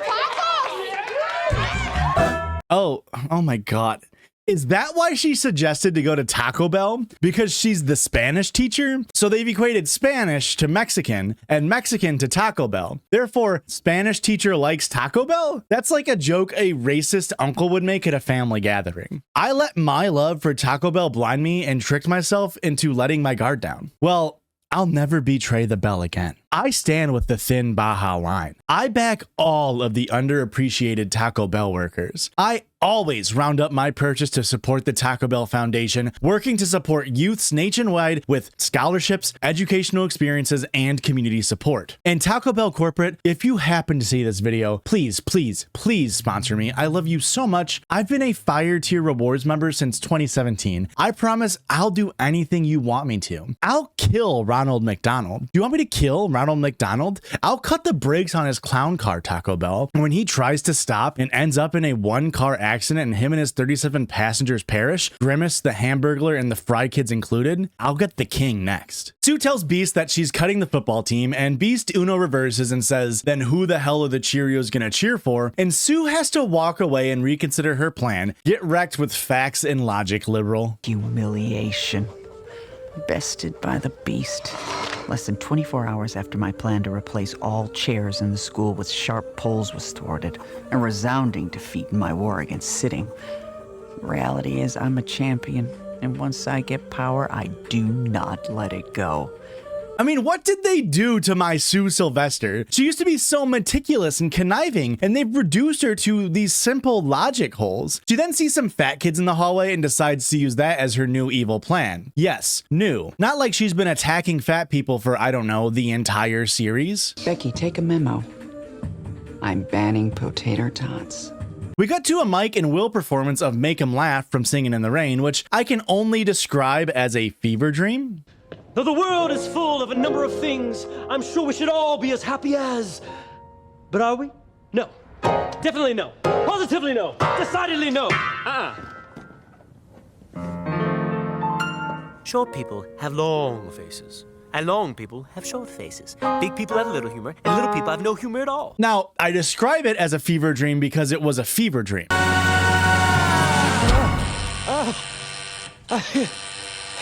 Rachael interrupts Will's naps with concerns that Holly Holiday is taking over the Glub. Turns out Sue and Holly have been bonding, and Will's future as Glub head is in jeopardy. The horror. Mercedes is once again talking with Kurt about their plans to hang out, but Kurt once again blows her off. Oh, we have to get there early on Friday. It's league night for little people, and they'll buy up all the small shoes if they get there first. Oh, I totally forgot. Greg Effigan is starring in Rent at the Community Playhouse, and Blaine got us tickets.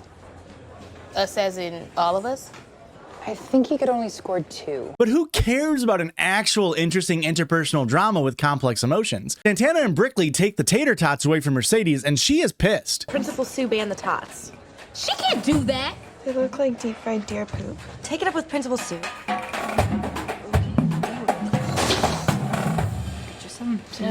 Mercedes goes to Sue's office to ask her what's going on, and Sue hits her with some casual racism and a nonsense answer. Jackie, I am like my idol, Richard Milhouse Nixon. Regarded in his time as petty, corrupt, and venal, he actually always had the best interests of his people in mind. And also, like Richard Nixon, I'm obliged to inform you that this conversation is being recorded. Sue declares a war on junk food, and Mercedes leaves because her only character trait is being black when she's needed to be, and fat when they run out of ideas for B-plots. Rachael then confronts Holly in the hallways, and it goes weirdly. Know that I have a very severe bruise on my right buttocks from your game of gangster rap musical chairs. I'll be going on record with the school nurse later today. Rachel, you suck. Oh my God, you're like a total drag. Has anyone ever told you that? I have. Oh, Puckerman, here are the answers to the pop quiz I'll be giving in Spanish class later. It is so boring in there. Thanks, Mercedes. Righteous.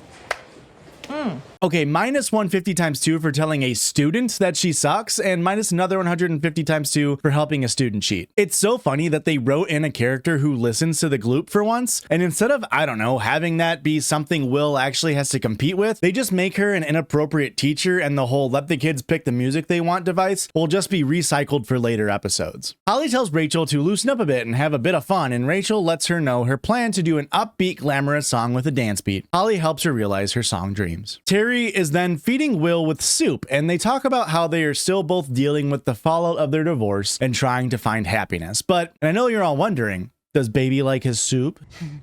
Baby likes his soup. Terry remembers Baby also likes rubbing menthol, and the show's attempt at turning this into a sexually charged scene is crazy. Don't. I don't want to get you sick. I don't care.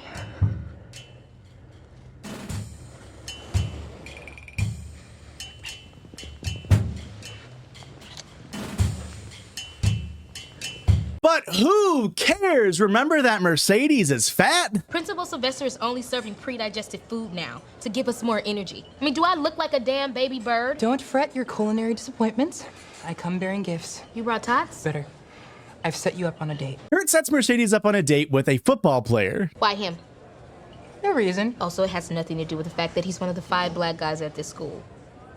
No, he is a wide receiver on the football team. He is very good looking, and he is a member of the Black Student Union. Any non-black activities? I don't know. My Google search was a little... That's right, folks. When I said the writers use Mercedes' blackness only when it's needed, I was precogging this scene. Her blackness is used as the butt of a joke here, on top of the fact that she is being boiled down to someone who only cares about food, which, need I say, is a totally fine thing to care about. I mean, I just went on a tirade earlier this episode about murdering a fictional clown and monarch just to defend the same 5 ingredients rearranged into a food menu that is Taco Bell Incorporated. But man, the gliders do Mercedes no favors in this episode. Background bully walks by and calls Kurt a homo to break the tension around Kurt's racism, and a food fight, or rather, a fight for food begins.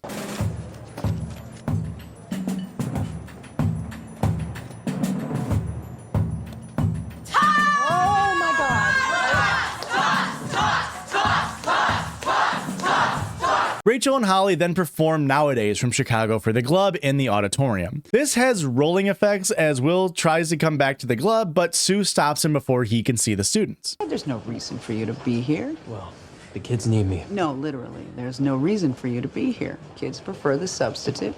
And so do I. And I gotta be honest with you, Will. A lot of it's the hair thing. Will yearns for the days that Figgins will be back as principal, but Sue informs him that parents love her, and as a result, Figgins will not be returning. So why don't you go home, rest, watch some TV, die. It doesn't matter. Because you know what? As my first official act as full-time principal, you are fired. Well, I think that's it for Matthew Morrison on Glee, folks. It was a run. Not a good run, but a run nonetheless. Except, of course, the guy who, you know, walks in on students in the locker room and plants weed in their lockers isn't going to remain fired. What do you think this show is, realistic? Mercedes, Kurt, and Blaine all go to dinner at Breadsticks, and Mercedes feels left out because Clay and keep talking about all of this gay stuff. Gay! Gay. Gay. Oh my gosh, I opened my mouth and a little purse falls out. Okay. How did that get in there? Mercedes? Mercedes? I was just talking about the Buckeyes. I'm a college football fan. I like sports too, you know. And since this is the gay part of the show, we can't possibly explore any of Mercedes' interests. That would be too much for the fragile viewers' minds to comprehend. So instead, we fall back to the old tried and true. On your menu, but I was wondering if you guys had. You want some tots. You kids must go to McKinley. So what were we talking about? Will and Holly then meet for the first time in the Glub practice room, and Will attempts to make her feel bad about letting the kids have autonomy? Of course you can paint murals and let the kids sing whatever they want. You're never around when they have to deal with the hangover of all that fun. 16% of all high school students dropped out last year. We can't just expect them to sit up and pay attention. These kids feel special. They have a voice, and if we don't listen to it, they just tune us out. I give my kids a voice. I just don't let it run free. I don't know, I'd hate to sound like a centrist here, but it really feels like there's a middle ground between being a glictator and absolute anarchy. Holly tries to defend her stylings in quite possibly the most 2010 cool teacher way. I tweet them about it right there and then, and for those 30 seconds, I know that that kid has a connection with me. I don't know if advocating for social media interaction between teachers and students is quite the own you think it is, Goop. Inevitably, Holly's style of teaching does backfire like an exhaust pipe on a vintage European sports car after it's been clogged by tater tots. Can I be excused? I'm gonna go shove some tots up the tailpipe of Sue Sylvester's car. Sure. I told her not to touch my tots. You did $17,000 worth of damage. I drive a very rare and desirable automobile, ladies, prized by collectors for its peerless grace among vintage European sports cars. 1 out of 7 in existence, the 1979 Le Car. This is unfortunately minus 2,000 points to Mercedes because, once again, that is an action taken by a glubber that very easily could have resulted in someone dying. Sue, unhappy with Holly's shortcomings and holding her students accountable, tells Holly and Mercedes to leave. Turns out Holly was let go by Sue, and where do all women low on self-esteem go? Right into Will Schuster's arms. Mercedes got in trouble for shoving tots up Sue Sylvester's tailpipe, and we were sitting in Sue's office, and Mercedes was looking at me like, I swear to God, if they end up kissing, I am quitting this series. Holly shares her sob story about how she used to be uptight like Will, but then a really racist stereotype of a black student changed her ways. She was like an attractive Biggie Smalls. Okay, Miss Cameo. Miss Cameo, do you find that algorithms are hard for you to understand? Do you find my fist hard to understand? I have some really great tricks that make them very easy to learn. Tricks? What are you, some type of magician substitute? I'm a Christian, and that devil magic stuff, offensive. Cameo!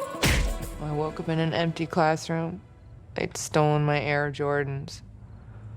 From that moment, I realized I gotta keep things moving. I gotta keep it mellow and fun. Yeah, keep from getting your butt kicked. I don't know how you have two of the whitest people in Hollywood perform this scene and try to play it off as anything other than like racist dog whistles. Like, at least give us a little nod to insinuate that this is satirical. Because holy shit, that scene was such a wild thing to include as her backstory. Holly tells Will that he's resigning, and Terry catches them before she could will her Holly till she substitutes. Wow, well, wow. What are you doing here? You should have called. I brought you some more soup. But I guess baby's feeling a lot better if he's healthy enough to have a beer with a friend. No, hi, I'm Holly Holiday. Are you a porn star or a drag queen? I'm Terry Schuster, Will's wife. Wow. Your wife's kind of a bitch. She's my ex-wife, and I have no idea what she's doing here. Will tells Terry that hooking up was a mistake and then tells her to leave. She leaves, and Will tells her not to come back. So hopefully that is the end of Terry. Holly and Will clink beers and the scene ends before they kiss, so the video series goes on. Mercedes has snuck tots into school and Kurt has to explain feelings to her. He tells her she's substituting food for feelings since Kurt's been less available to hang out. She agrees to this reality and goes to talk to the guy that Kurt tried to set her up with. Phew. I mean, food plot over, right? Back to Kurt and background bully, and folks, I am trying so hard to have him remain as background bully and not end up as a character I have to actively keep track and care about, but background bully grabs Kurt by the shoulders and talks to him. You tell anyone else what happened? How you kissed me? You kissed me. And I understand how hard this is for you to deal with, so no, I haven't told anyone. Good. You keep it that way. Because if you do, I'm gonna kill you.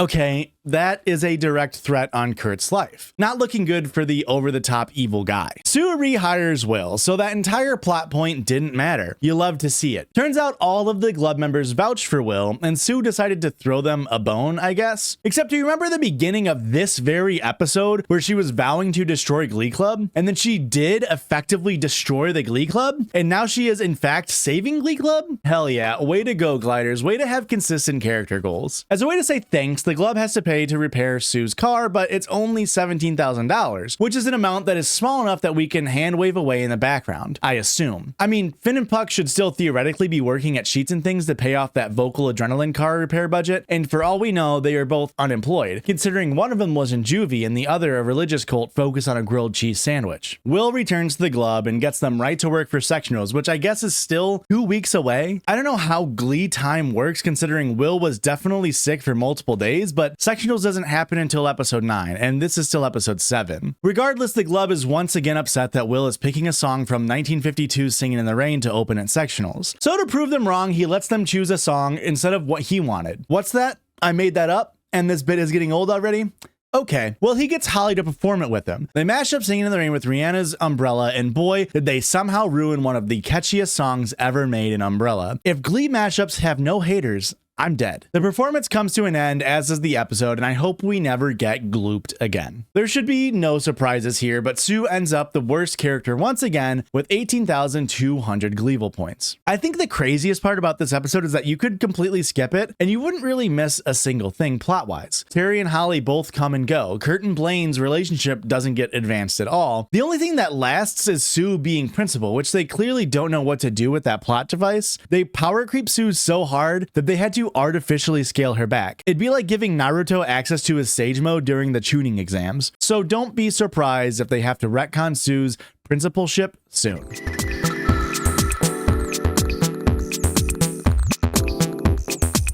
This episode opens up with Burt Hummel and Carol Hudson telling their sons Kurt and Finn some special news. So you know how I drive Carol to work every Tuesday? Well, today I drove here and we snuck into that classroom where Kurt introduced us. Very romantic of me, I might add. And you stole the punchline! Come on! I guess Burt is fully recovered? I mean, the last time we saw him, he was still couchbound, so good for him. While Kurt is very, very excited and Burt and Carol are still gushing over their engagement, a certain someone has just been standing there himboli. Finn, you haven't said anything. I guess I'm just kind of stunned. Hey, don't worry. I'm already looking for a bigger house, one where everybody's gonna get their own rooms, all right? Come on, honey. Be happy for me. I am, Mom. All right. Ooh, great job lying, Finn. Everyone bought that. To save money, Kurt suggests the New Directions perform as the wedding band. So yeah, they're gonna have a big fat Gleek wedding. Ooh, I hope Joey Fatone shows up. The wedding fever continues as we learn Sue's ex and co-worker at the news station is engaged to another anchor. She gets upset when hearing this, so she turns to online dating because, as we all know, and say it with me, women can't be happy and single on Glee. To put a little twist on this truism, the Gliders decided to do this. There was only one match for Sue Sylvester. One Sue Sylvester. Nice. Sue starts putting together her wedding to herself. Next, we see Sam working out with Finn, and isn't his shoulder supposed to be messed up? Is that safe? With your shoulder messed up and all? Doesn't feel messed up to me. Now that I'm healthy, I'm gonna be gunning to get my job back. Well, Coach Beast is gonna replace me while we're winning. You can't win every game. Look, I still want to be friends. It's just I'm kind of on the cusp of being one of the most popular guys in school. Well, I didn't think you were the type that cared about that stuff. Finn, I hate to let you know this, but you're one of those guys. This starts a friendly rivalry between bros. Sam sets his eyes on getting Quinn to be his girlfriend, and his plan? Love bombing. I think I love you. Look, my shoulder's healed. I'm gonna be the quarterback again soon. And you're already the head cheerleader. Oh my God, are you proposing? We've known each other for 6 weeks. Stand up, you're freaking me out. I want to marry you someday. Until then, will you accept this promise ring? Folks, we are 5 minutes in, and we have 4 marriages on the horizon. And if I know anything about Glee's Family Guy-esque wedding, by the end of this episode, at least 2 of these proposals will not matter. Quinn tells Sam, maybe.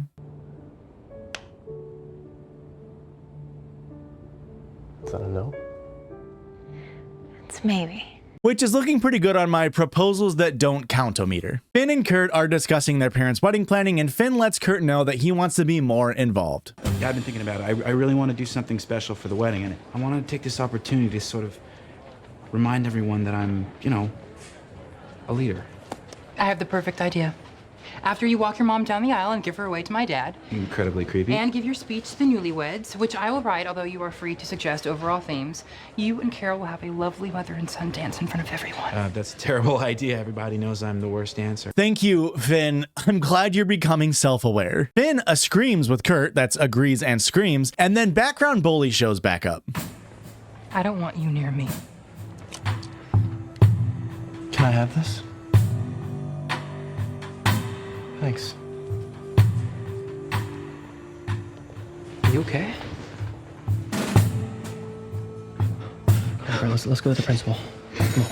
This is a clear violation of personal space and general threatening, add on petty theft, and that finally calls for Will to do something and take Kurt to the principal, who is Sue, who I'm sure is going to take this situation very seriously. Did he physically hurt you? No. You said he shoved you into the lockers before. No, I can't expel a kid for shoving. He'll just say, I didn't mean to shove that kid. I tripped. Excuse works like a charm. I use it all the time. Sue calls Kurt a girl and then tells him to just suck it up. William, I was bullied my entire life. I grew up with a handy-capable sister. I know very well how cruel people can be. Was it difficult? Yes. Did it make me stronger? You bet it did. Kurt talks about the constant fear of background bully being around every corner. Sue offers one last piece of assurance, I guess, to Kurt before the scene ends. Lady, this kid lays a finger on you, you come straight to me, and I will expel him faster than a Thai takeout place can read back your delivery order. Okay? But until that happens, and I'm genuinely sorry to say this, there's nothing legally I or the school board can do. Except he has laid a finger on Kurt multiple times. He's been physically assaulted, and you just said that you weren't going to do anything about it. So minus 1,000 to Sue for this whole scene. Rachael is talking with Tina, Quinn, and Brittany about the Kurt background bully situation. Kurt's miserable. He's losing weight and not in a good way, and he's barely even fighting me for solos anymore. We've all been teased, but something about what Kravsky's doing is so much worse. We're all lucky enough to have boyfriends on the football team. I say we band together and demand that they confront Kravsky. Okay, first of all, I'm not dating Sam. And second of all, I think you personally just set the feminist movement back 50 years. But guys like Kravsky only respond to muscle. So we're gonna fight violence with violence. No. I don't know who this Kravsky character is, but background bully does deserve to get some sort of consequence for his actions. Santana walks in, upset that she didn't get invited to the girls meeting. Why didn't you tell me that we were having a Glee girls meeting? This is a meeting for Glee girls with boyfriends. We're gonna make them stop Kravsky from bullying Kurt. Okay, I'm dating Puckerman. You're getting naked with Puckerman. Besides, Puck can't mess with Kravsky. He's on probation. If he gets in a fight with him, he'll be sent back to juvie. Isn't Mercedes supposed to be dating the guy from the football team too? Also, we have canonical confirmation here that Brittany is dating Artie. Just trying to keep all of the relationship stuff tight. Anyway, why wouldn't Rachael just have had all of the Glee Club here? Like, having Finn, Artie, Mike, and Sam present would have made this conversation a lot smoother. Sue is in the middle of meeting with her wedding planner, who she fires, and Doris Sylvester walks in. That's right, Sue's mom. Susie, come give your mother a hug. Please don't call me that. Come on, come on, come on. Oh, ow! Oh, you poked me in my sternum. I always forget that you have this rib cage that's kind of weird and adorable. So we see where Sue gets her personality from. Important to remember that Glee canonically made Sue's parents famous Nazi hunters in season 1, and if you thought that was a throwaway line that would never be realized like me, well then boy howdy are you mistaken.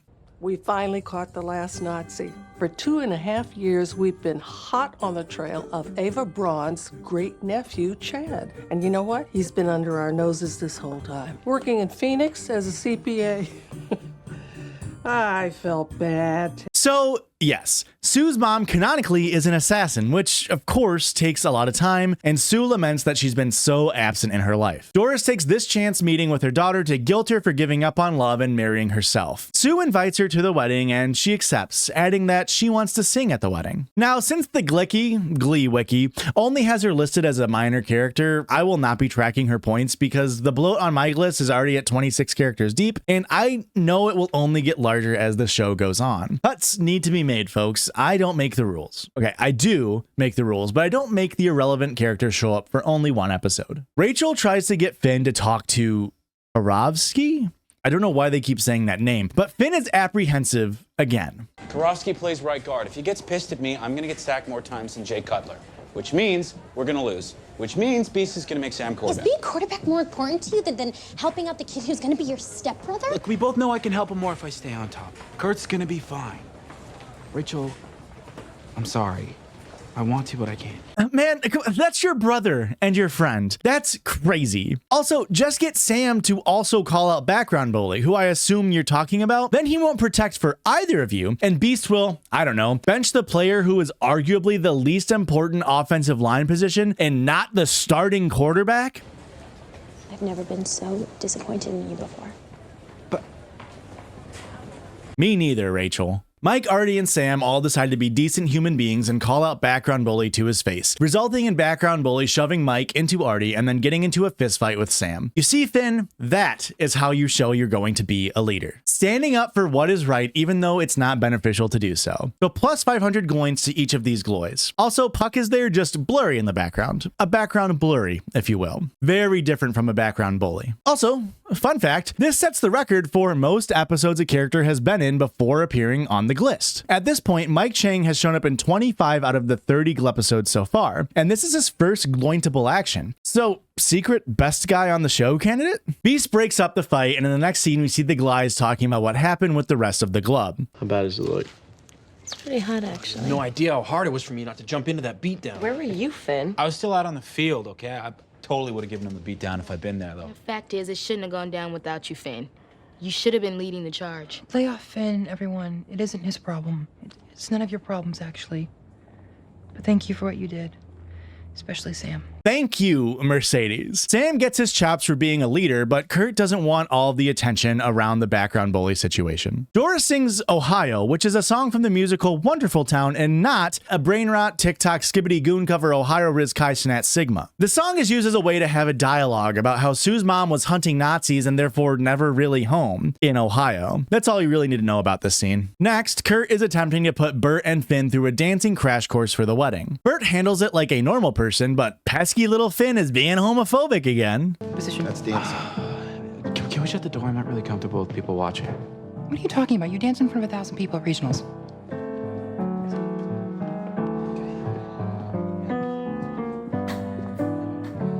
And no, for all you Zoomers out there, background bully was not slaying. He was calling Finn and Kurt gay derogatory.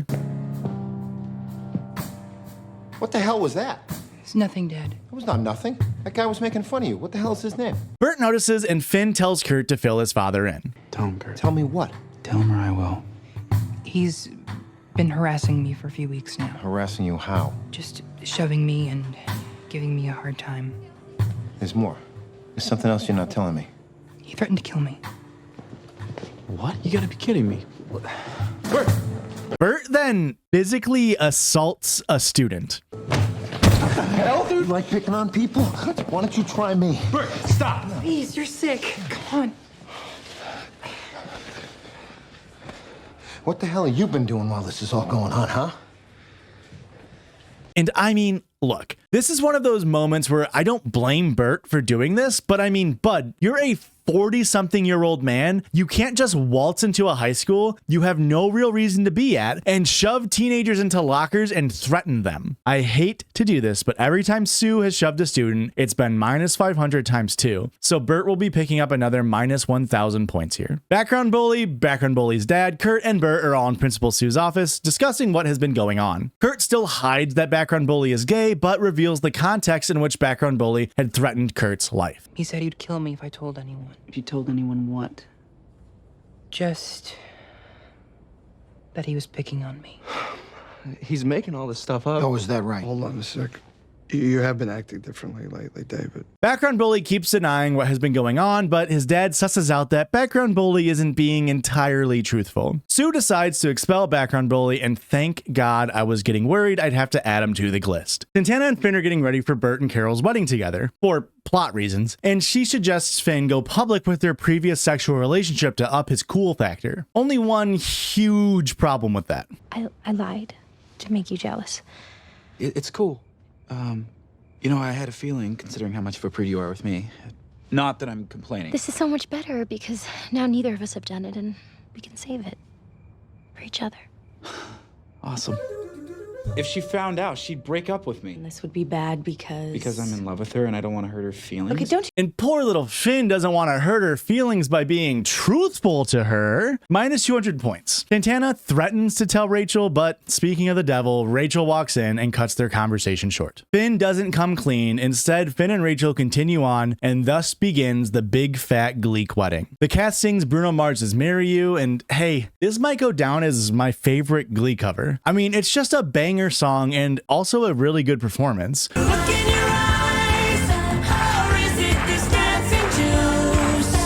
Wait, why are they cranking that? Why are they cranking that? There's no Soulja Boy. It made me actually physically cringe so hard the first time I watched this. This is a bottom tier Glee cover now. The crowd gives a standing O and the wedding begins. Honestly, some really great lines here from both Bert and Carol. If you have the time, go ahead and watch them on YouTube or Hulu yourself because we obviously can't show that scene here. The reception opens with Will singing Barf, Sway by Dean Martin, while Bert and Carol have their first dance. It goes off without a hitch as Kurt must be a great dancing teacher. As Finn is giving his best man speech, he proposes a toast to his mother and it's really touching, and then he says some cringe shit. And today a new union was formed. Furt. You and me, man, we're brothers from another mother. And quite frankly, no one else has shown me as much as you about what it means to be a man.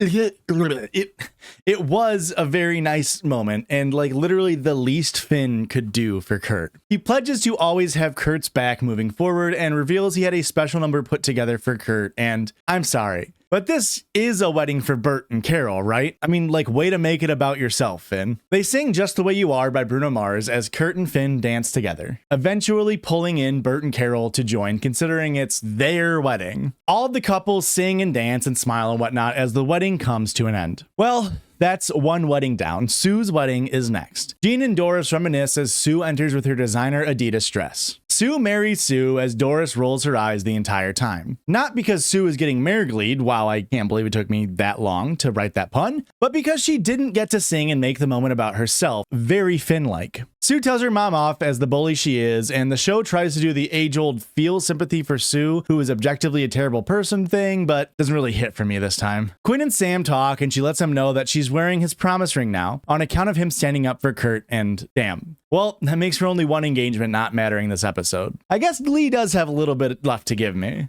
I'm not fully Glee-ified. Yet.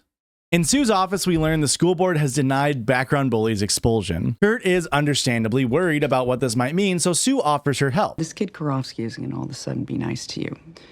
And I won't stand by, unable to do anything about it. Effective noon tomorrow, Figgins is back in charge as I have tendered my resignation as principal in protest.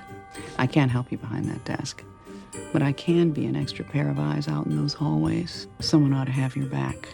Besides, I miss my office. This room smells weird. I can't shake the feeling that I'm inhaling a lot of dead skin. Okay, I was wondering how Figgins would be written back in. I guess that makes like a sliver of sense. Back in Glub, Will is trying to get everyone focused because sectionals is next week. Oh, they're so screwed. Kurt wants to speak to the Glub before they get down to business. It's nice to know that I have great friends here, as well as a true brother, which is why it's so hard for me to leave. What do you mean leave? I'm transferring to Dalton Academy immediately. My parents are using the money they saved up for their honeymoon to pay for the tuition. Kurt, you can't leave. What the hell, dude? How about you talk with me about this first? I'm sorry, Finn, but there's nothing to talk about. With background bully coming back, Kurt feels forced to leave given the bullying he's sustained. Will he be a competitor to the Glub now that he'll be at Dalton Academy? Find out next time on Dragon Ball Glee. Sue and Bert both pick up minus 1,000 Gloints here, which is crazy considering it was his wedding episode. We're coming up on sectionals and it kind of feels like the Glub isn't really prepared like at all. I guess we'll have to see how it goes.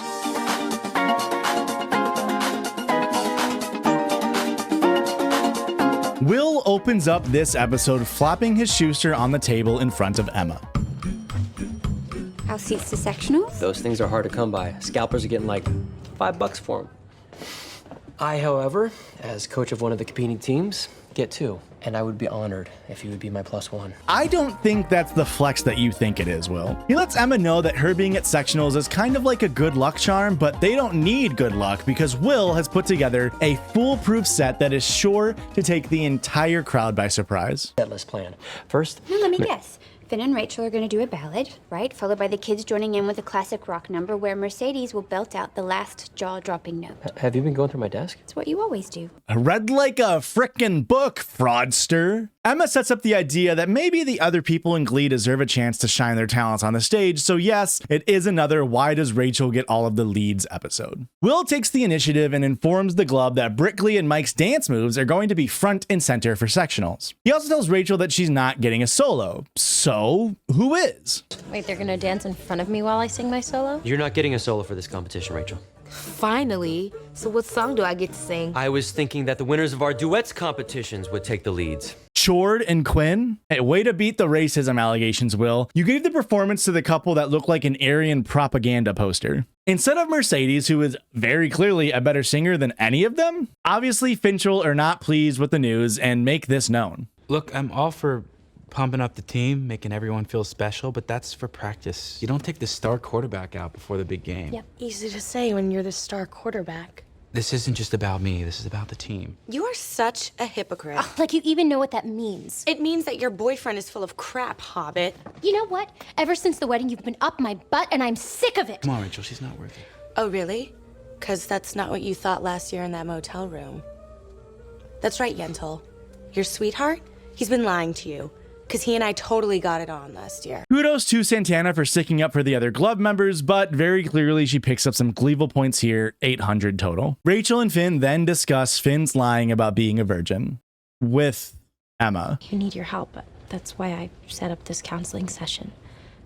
You're both in Glee.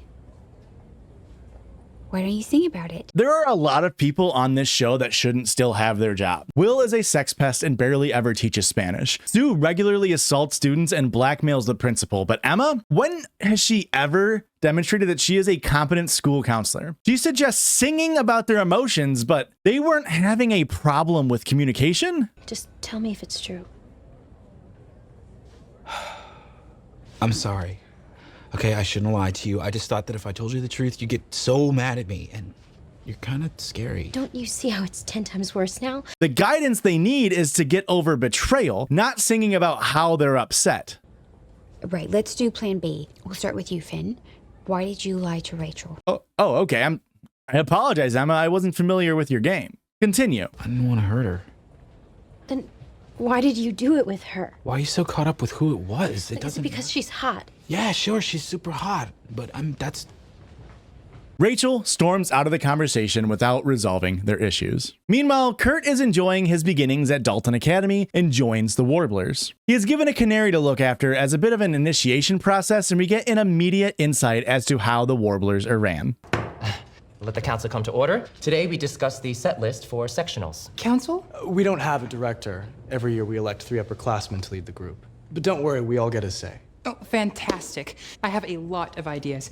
Warblers, if I may? So a bit of the classic bring it on style cheerocracy of the few. Kurt's ideas are shot down as he is not an upperclassman on the council. Later, Blaine and Kurt talk in the hallways about the rough outing in the first practice, and Blaine lets Kurt know that he has offered to audition for the solo at sectionals, which is in 1 week. I'm sorry, does every club just put zero planning into their sectionals? How would they be able to choreograph and stem out an entire performance in less than a week before competition? This isn't Saturday Night Live. Brittany is struggling with the idea that the club's sectionals performance is going to rely so heavily on her dancing. Artie decides to help her with a method usually reserved for children under the age of, like, I don't know, 7? It's really too bad.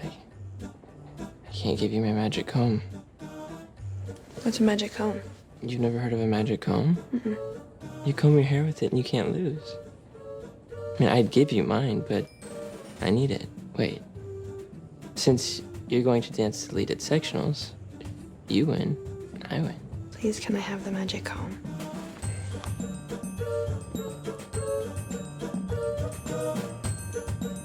Here. Artie, thank you so much. You really are the best boyfriend ever. Now, Artie haters, don't worry. I'm not giving him GLEE points here because supporting and strengthening your partner is like relationship 101. But this was still a nice moment for Artie to show he really does care about Brittany. Puck's storyline is up next in this episode, and Will is wanting to speak with him. All I can say is I didn't steal that soda machine, and if I did, I wasn't alone. Okay, I'm gonna pretend that I didn't hear that, because if I did, I'd be down to 10 Glee Club members, which, as you probably remember from the rule book, is 2 less than what we need to compete as sectionals. I'm not big on reading rule books. This is such an insulting way to reintroduce this plot point. Like, have a little faith in your viewers, Gliders. You don't have to spell out a plot point that, by the way, has been used like 3 times already at this point, like you're Dora the Explorer. If you left Glee Club, that would mean 11 minus 1 people would be in the Glee Club. Do you know what 11 minus 1 is? That's right, 10. And we need 12 members to compete. Can you help me figure out which number is bigger? 10 or 12? Which way does the hungry alligator want to eat? The bigger number, that's right. Will is asking Puck to recruit more members to the club because the whole episode is about not going to Rachael and Finn for everything. Now, I always go to Rachael and Finn in these situations, but you might be the most well-known kid in this entire school. There's a method to my madness. I want you to use that madness to recruit a new member. Glee needs you to be its ambassador. More like its ambassador. Sick pun. Puck agrees to help because he loves the Glee Club or whatever. I'm sure this is going to end up well. Puck then speaks with the football team and tries to recruit more people, which I know what you're thinking. Yes, it is a direct rip from the first season yet again, and it goes about as well as the first time. Glee Club, dudes. It's time to join up. Sign up for Glee Club? Why don't you come to my church on Sunday and get some of my cousins to sign up for the Klan. No one bites, and then the scene ends with the football team all piling on Puck to bully him. The entire club is starting to panic because sectionals is again 1 week out, and they have already lost Kurt to a rival team, and Puck is nowhere to be seen. Rachael enters practice in the most Rachael way possible. Rachael, what are you doing? I'm not doing anything. You've silenced my talents. I'm merely protesting. Now, of course, this is peak messy drama queen behavior and, honestly, is kind of brat. A good teacher would see his students losing confidence and direction and work to get them all on board, but that's not Will's MO. My talents are wasted in this club. My star shines too bright, and I think you're threatened by it. Take that off! I'm tired of this, Rachael. You have a terrible attitude, you're a lousy sport, and it is not okay anymore. Well, I'm upset. I'm furious about this. About a couple of things, actually. I'm sorry you're disappointed. But you know, you could also make the choice to be happy. I mean, damn, bro really just said stop being depressed. Like, he's not the one responsible for the entire Glee club falling apart. Will gives his speech about how New Directions isn't about being selfish and are good sports, but they don't have to worry about being good sports if they don't have a 12th member. Puck and a 12th member then walk in. Dude, where have you been? I found him in a porta potty. We find out that the football team had trapped him in a tipped porta potty unit until Lauren saved him. She's had a few appearances so far in the series, used in season 1 to help bug the room for Rachael, and in season 2 for being horny for Will Schuster. She makes some demands, including 7 minutes in heaven with Puck, but he concedes and Will congratulates his ability to save the entire club. Puck is not done helping out yet, though, as he then sees Rachael struggling with the Finn and Santana of it all, and he offers to help. Why are you talking to me? Are you going to steal something from me? Look, after 6 hours in that porta john, Ozzy himself would have turned to God. I prayed. I promised him that if he got me out of there, I'd start being nicer to people. But then I realized there was no way I could do that, so I changed it to just Jews. It's Finn. Boyfriend troubles. I got that covered. Considering I'm usually the cause of them, I'd say I'm an expert. Puck offers to help by making Finn jealous. So minus 100 points to Puck and minus 200 to Rachael. Petty revenge never solves anything, guys. We get this really short scene where Tina tells Artie that Mike and Brickley are hooking up, and it's really short, so no need to share anything other than that it happened for when that conversation comes back up later. Kurt then meets up with Rachael and asks her for help on a solo for his audition. She is flattered by his compliments, and she offers him some free advice. Pick a personal song, not just a powerful one. As an example, she performs Madonna's Don't Cry For Me Argentina, and we see Kurt take this song to the Warblers. It's this song about asking for people to trust your good-naturedness despite any wrongdoings in the past. And I'm not quite sure exactly how this is personal to either Kurt or Rachael, because Rachel's thing is about Finn having the wrongdoings, and at this point, we even haven't had a scene where he begs for forgiveness. And Kurt has always been on the receiving end of wrongdoings, but regardless of these realities, this performance has such a funny moment between Kurt and Blaine that makes every single moments in Glee I can't stop thinking about. Don't keep your distance.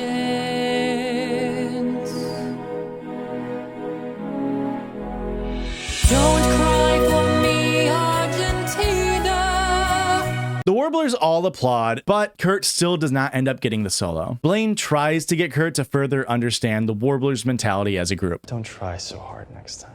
I didn't realize that caring was frowned upon. I don't know how it worked at your old school, but did you notice that we all wear uniforms around here? It's about being part of the team. I guess I'm just used to having to scream to get noticed. You're not gonna make it as a Warbler if all you care about is getting noticed. But like, I don't know, like, isn't the point of a solo to scream and get noticed? Like, that's kind of the whole thing. That's why they call it a solo. Regardless, the point of this scene is that Kurt is still struggling to fit into the new school and Glee Club despite his best efforts. The Glee Club are now loading up on the bus to sectionals, and Will is upset that they seem so dejected. I'm beginning to think my New Directions for the New Directions was a terrible idea. We're off to sectionals, and I've never seen a kid so out of sync.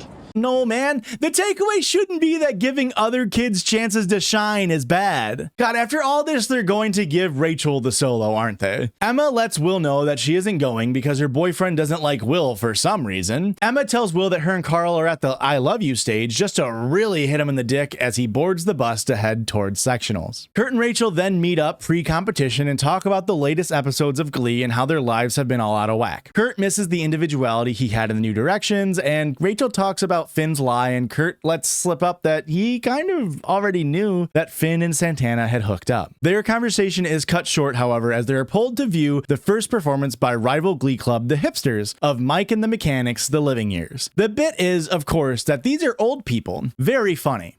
Up next is the Warblers, and they went with an a cappella arrangement of Hey Soul Sister by Train. Now, as a reformed a cappella enjoyer, I must inform you that I have my 10-year chip from Acapellas Anonymous, so I do find it hard to enjoy a cappella anymore. I mean, I am a millennial after all, and the stranglehold that Pitch Perfect had on our culture hit me just as hard as the next guy. But it was still a fun performance with Blaine in lead and minimal choreo behind him. The crowd goes crazy with the New Directions even giving them a standing ovation. Back in the green room, the Glove is having their interpersonal squabbles. Artie is mad at Brittany, Tina is mad with Mike, everyone talks about Santana and Finn's hookup, and Finn tries to get things under control to no avail. You were dating another guy, so you don't really have a right to be pissed at me about it, okay? And fine, I shouldn't have lied about it, but to be honest, that isn't what you care about. You care about the Santana of it all. Oh, who are you right now? Best green room. You know what? You guys are gonna have to find somebody else to mindlessly harmonize in the background because I'm not going on stage with him. Alleged good teacher of the show then walks in. I'm not sure why he wasn't there with his students right before the competition, but that's neither here nor there. Listen to yourselves. I'm ashamed of you. Think back to where you were this time last year. In this room, no set list, no choreography, no chance in hell of winning. But you did win. Because you did it together. Look, I don't care if you guys hate each other. All I want is for you guys to go out there and sing together. Get up there and for 6 minutes remind yourselves that you're not alone. I mean, I do think you should care if they all hate each other, but it works to get them to work together. Now, in the red room, also known as backstage, we find out Brittany wasn't cheating on Artie, but instead had lost his magic comb. They share a kiss, and Brittany dedicates her performance to Artie. I don't understand this entire plot point. How did Mike get pulled into all of this? Why would Tina say that about Mike and Brittany when Brittany was just sad that she lost the comb? It literally makes zero sense. All they had to do was throw in one line of, oh, Mike was trying to help me find the comb, and then boom, clear, done. But they don't do that. I don't get it. I don't get it. The newest member of the club is psyching herself up, and Puck tries to console her before her first performance. Listen, you don't have to be nervous. You saved my life. I've got your back. I'm not nervous. You know why? Why? Because show choir's stupid. Okay, Lauren. The stupid show choir begins their stupid show the exact same stupid way they did both sectionals and regionals in season 1. Chord walks in from behind the crowd alone, singing the opening lyrics to Bill Medley and Jennifer Warnes' I've Had the Time of My Life, and soon after, Quinn follows suit. They join everyone else on stage and finish that number. Next up is a Santana-led version of Valerie by Amy Winehouse, while Mike and Brittany kill it on the choreo center stage. And I know I mentioned this before, but you could really tell the difference between their skill and the rest of the casts when they're given a chance to actually shine. I think that's kind of what bothers me with the production levels that they put on every actor's voices, because when you have the more raw and stripped down vocals, it often sounds much better than the overproduced ones. Santana's Valerie is a great example of a more natural, less tuned vocal performance. Sectionals comes to an end and the order of teams is announced. In third place, the Hipsters, no surprise. But then it's between Kurt, Blaine, and the Warblers and the New Directions to see who goes on to regionals. Are we saying goodbye to Kurt and Blaine and hello to Lauren? Does the Glee Club not make Gleeginals in the show called Glee about the Glee Club that has 4.5 more seasons? Well, let's find out. It's a tie.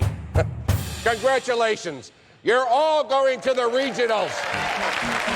I'm gonna be honest, that's the absolute lamest way to do this. Like, come on, you could have at least attempted to have like a climactic sectionals. This just felt like it fell so flat, which I guess makes sense considering this was on episode 9 of the season. Like, it wasn't meant to be a big episode, I guess. Emma and Will then meet and he lets her know how sectionals went. Emma, however, has some news of her own.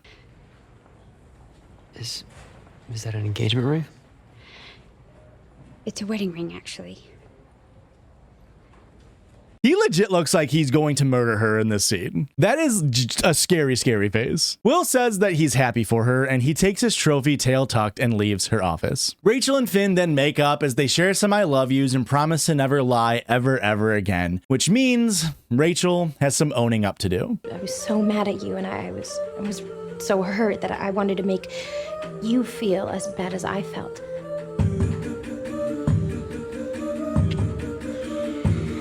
Is something wrong? Did I bite you again? I did this to Finn once before. I can't do it again. sorry I have to go. I'm so sorry, and it will never, ever happen again. Oh my God, that's insane. That's insane. She apologizes and tries to equate it to Finn and Santana, but Finn rightfully calls her out for cheating and breaks up with her. Saying that I'm sorry, and doesn't what you did with Santana kind of cancel this out? We weren't together. I didn't cheat on you. How could you do this to me? It was a mistake. Maybe we should go to another counseling session with Miss Pillsbury. Can't have couples counseling if you're not a couple. You're breaking up with me? What you did was really bad, Rachel. And you knew how sensitive I'd be about this after what happened with Quinn. You said you'd never break up with me. I never thought you'd make me feel like this. And again, I'm sorry. I know that this was meant to be a really powerful moment for Finn, but that's the best take they had. Corey was giving nothing in that scene. I legitimately laughed when I first watched it. It's no hate to Corey. That's straight up on the director for not remedying that for him. Like, get a second fucking shot. Blaine then gets an emergency text from Kurt and they meet up. Turns out that the canary that Kurt has is not doing too great. Oh, he's just molting. He's growing a new coat of feathers, so his body has to shut down a little.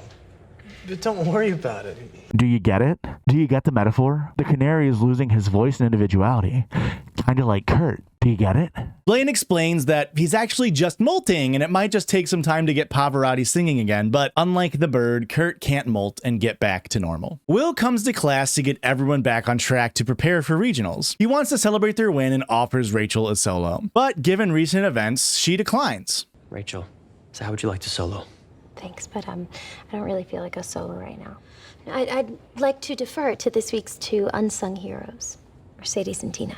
This is what it takes for Mercedes and Tina to get a performance? Crazy. They perform a duet of Dog Days Are Over by Florence and the Machine as we see Carl and Emma embrace with a new name change and Rachael removing her fin wall from her locker as we move into the next episode with two of the main couples, Finchel and Wemma, at the end of their ropes. All in all, kind of crazy that the sectionals episode felt so flat. The timeline of the season has at the same time seemed dragged out but also sped up. Like, why put sectionals 9 episodes in and have it kind of be the B plot? Surely they could have written a more interesting storyline that still allows Emma to get married and both New Directions and the Warblers moving on to regionals, no? Regardless, we see Rachael take the most Glee-VIL spot in this one, racking up 1,100 points in the wrong direction. So to all you Rachael haters, rest assured, her bad deeds were indeed noticed.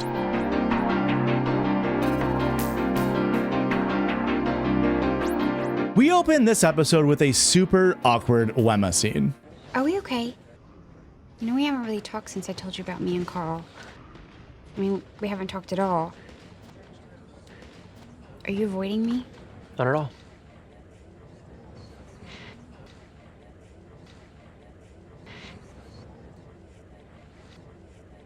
This is the Christmas episode as seen in the title, and not to be all you can't say Christmas anymore but the lib version, I think it's kind of crazy that they're calling it a Christmas episode. A Very Glee Christmas isn't like such a great name that they had to go with it. Mayor Glee Christmas would have worked, Hap Glee Holidays even, but a Very Glee Christmas, lame, uninspired, drab. Will tells Emma that he wants to keep things separate for a while, and Beast comes in and starts a Secret Santa drawing, and can you tell where this is going?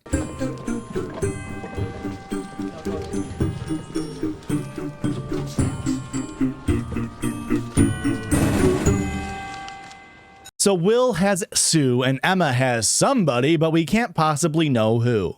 Britt, Glee, and Artie are discussing presents, and boy, is it time for a time capsule of dialogue. Last year, I left my stocking up over Christmas vacation.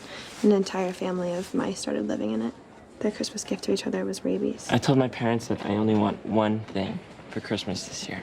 Stop friend requesting me on Facebook. Now, for all you youngins out there, let me open your eyes. In 2010, when this season aired, us millennials were leaving MySpace in droves, mainly because parents started to join the platform, and I didn't want my mom seeing that I had my crush and my top 5 friends in the hopes that she might talk to me. If you're curious, my MySpace page was all Indianapolis Colts themed with Colts blue background behind an image of Bob Sanders, while I have Animal I Have Become by 3 Days Grace playing. And yeah, I was pretty cool in case that wasn't obvious. If you can see the darkest side of me, As we were leaving MySpace, the next social media platform to express our angst on was Facebook, a relatively newer place to do important teen things like send friend requests, play Farmville, and start poke wars. And where we went, parents soon followed, ruining everything that they touched. I mean, seriously, MySpace was driven into the ground nearly overnight, and Facebook now is just AI images of Jesus made out of random objects. Thankfully, they haven't ruined my favorite social media website, Twitter, yet because, hang on. What's that? Oh, it got bought by a comic book villain billionaire. He changed it from Twitter and tweets to X and posts. And now it's just full of transphobes and Nazis. Well, can I at least still tweet silly little jokes enough to warrant a fan page called Another Banger from Josh that just replies to each of my posts with a top text, bottom text meme of a cat that says Another Banger from Josh? Okay, sick, so it's not completely ruined yet, thanks. It turns out Brittany may or may not still believe in Santa. What are you asking Santa for? I'm sorry. Artie, the roads to the North Pole are getting treacherous.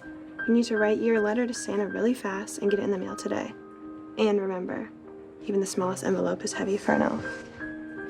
And I get that this is just meant as a fun little joke, but I really feel like keeping Brittany as a background character with great quips may have been a better role for her, because even though Heather Morris is an extremely talented actor, the Gliders struggled to delve more into her character as anything other than an 8-year-old in a 17-year-old body played by a 26-year-old. There's funny and interesting ways to write a stupid character, a la Phoebe in Friends, or Joey in Friends, or Ross in Friends. For me, Brittany's lack of depth is frustrating, and the reliance on oh my god, what if Brittany fell for the lucky comb trick or think Santa is real type storylines makes it all the weirder when they sexualize her and have her in adult moments. Okay, we're only 3 minutes into this episode and I've already gone on 3 completely different rants, so let's keep chugging along. The club is decorating the practice room and putting together a Christmas tree and singing The Most Wonderful Day of the Year. Will comes in with a tree that I assume is representative of his manhood and tries to give us a lesson on the true meaning of Christmas. Guys, I appreciate the effort, but this isn't what Christmas is supposed to be like. For us, it is.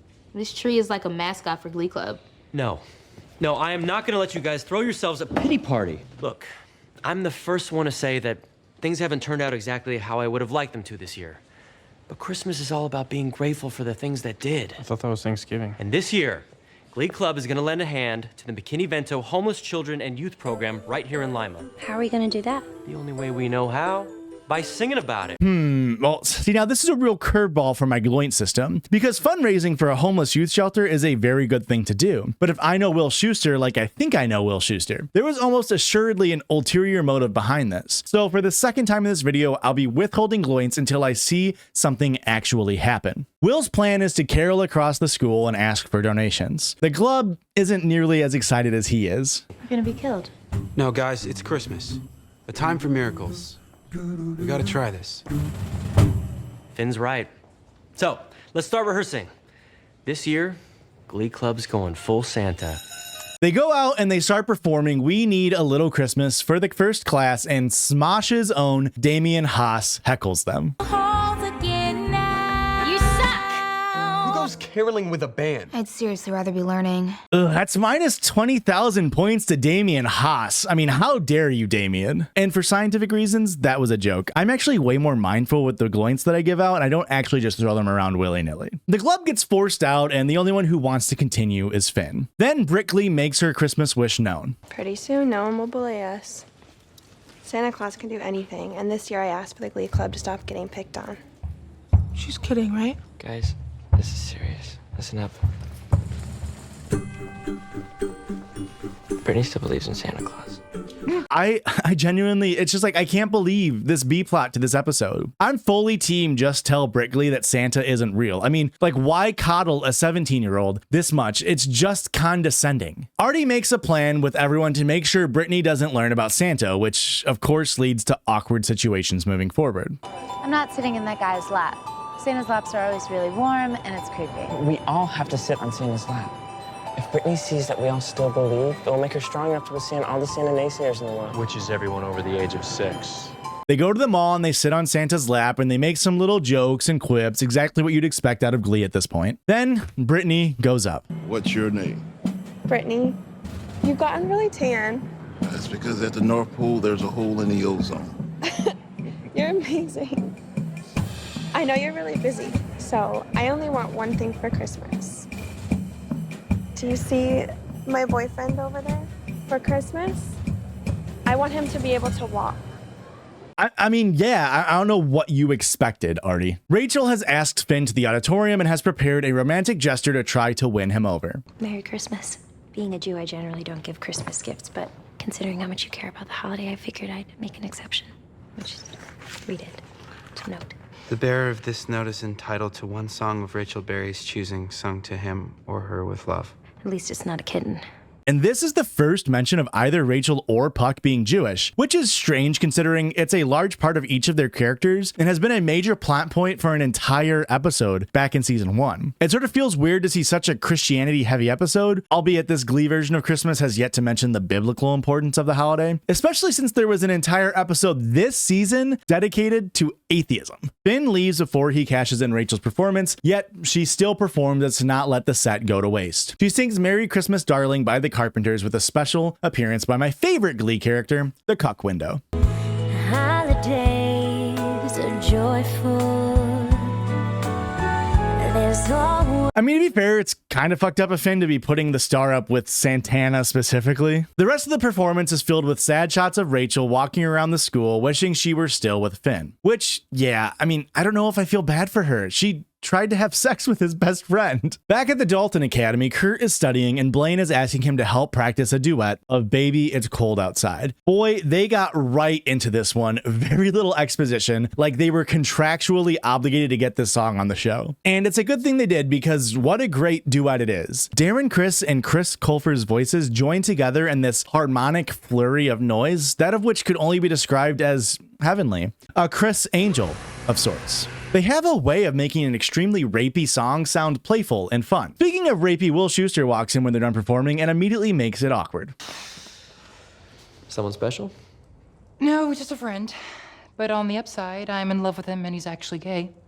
I'd call that progress. Kurt lets him know that he misses the Glee Club, and Will takes this opportunity to ask for help with his secret Santa gift for Sue. He says that he has the perfect idea for a gift. Boy, this really feels like the scene could have been an email. Turns out it doesn't matter because Sue has rigged the secret Santa. I think I can tell who wrapped that. Who's it for? Oh, Sue, I drew her as my secret Santa. Wait a minute, that's not possible. Sue's my secret Santa. No, Sue's my secret Santa. I'm everybody's secret Santa. This is definitely a Glee-VIL act, but not like that harmful. So like, I don't know, minus 400, I guess. The Sue that stole Christmas says legally these gifts are all mine and they kind of buy it for some reason. So Beast, Will, and Emma leave Sue's office. Sue then takes to roaming the hall, stopping to steal Lauren's hat. I'm gonna stop you right there. Why are you wearing that hat? Because it's Christmas and it's fun. No, it's offensive. You're wearing a Santa Claus hat, and yet you're handing me no gifts. I need gifts. You want my hat? It's a start. However, Will must have asked for a spine for Christmas because he's giving away all of Sue's presents to the homeless youth shelter. But what about the law? This will not stand. I have legal rights to those gifts. You know what, Sue? You don't. I checked with Human Resources. And because you misrepresented yourself, it is within our legal right to take back these gifts. Ho, ho, ho. I mean, boy, Will, you are really making it hard to give you positive Gloints. But alas, I must. He has no ulterior motive to give these gifts to the shelter. And we're halfway through this episode, so I can only assume that him donating the money raised by the club through caroling was also just done out of goodwill. So, plus 500 points to Will. Don't spend them all in one place, you bozo. The football guys have come to Coach Beast for help. Well, you got the perfect Santa body type. Watch it, Puckerman. Look, we rented the suit. All you need to do is put it on. Just tell her that you can't give her the gift of me walking this year. It seems so harsh and not at all like Santa. She asked Santa for the impossible. Me walking again. If Christmas morning comes around and I'm not dancing in Glee Club rehearsal with no personal explanation from her idol, she's gonna lose faith in old St. Nick, and we can't have that. You see what happens, Artie, when you're not open and truthful with your girlfriend? Beast agrees to break into Brickley's house with her parents' approval and pretend to be Santa for some reason. But folks, where there's a Santa, there's a Grinch. Sue puts on green face and Becky dresses up as Max as we are greeted to Jane Lynch's cover of You're a Mean One, Sue the Grinch, which is it's not good. It's not good, folks. I'm sorry. Replacing Mr. with Sue ends up sounding so awkward awkward in this song. The montage of Sue and Becky destroying the Glub's room's decoration really is quite the scene, and it results in Becky getting her first Gloints of the series. She and Sue both pick up minus 500 Gloints with a ×2 multiplier for Sue for vandalizing solely for the intent to harm. Brittany plays the role of Cindy Lou Who, and it plays out almost word for word how the Dr. Seuss Grinch does. At first, Sue of course plays it off as just being Santa, but then she shows a hint of quite possibly regret. Will believes Brittany that Santa was a boy, even though he has a suspicion that it was Sue. The Glub mopes for a second until Finn pushes for everyone to move forward and get back in the Christmas spirit. Rachael wants to help, so she goes with Finn to find a real tree. And it doesn't go quite according to Rachel's plan. It's so cold out. It's cuddle weather. It's unseasonably warm, actually, for this time of year, but, We also learn that Finn and I have something in common. Our reaction to learning about new Rachael lore. Oh, I love this song. It's my favorite Christmas song. It's Wham! yeah, cool. But, of course, this is Glee. So while they shop separately, we are treated to Rachael and Finn's rendition of Last Christmas by Wham, which unfortunately doesn't quite hold the candle to Daenerys Targaryen's version. Give us a song, Kate! A song? I can make one up my sleeve. I'll give it to someone special.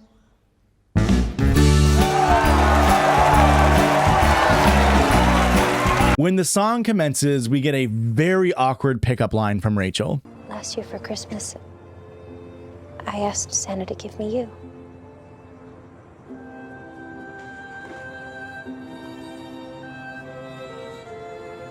It's not last year anymore. It's Christmas, Finn. It's time for you to forgive me. No, I can't.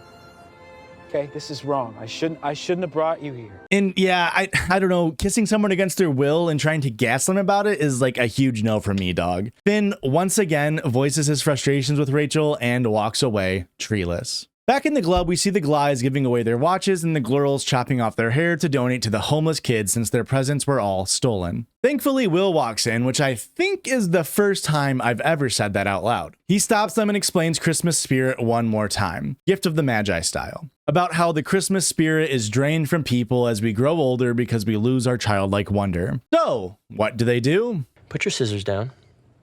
Put your watches back on. We're gonna go out and find some people who really need some Christmas spirit.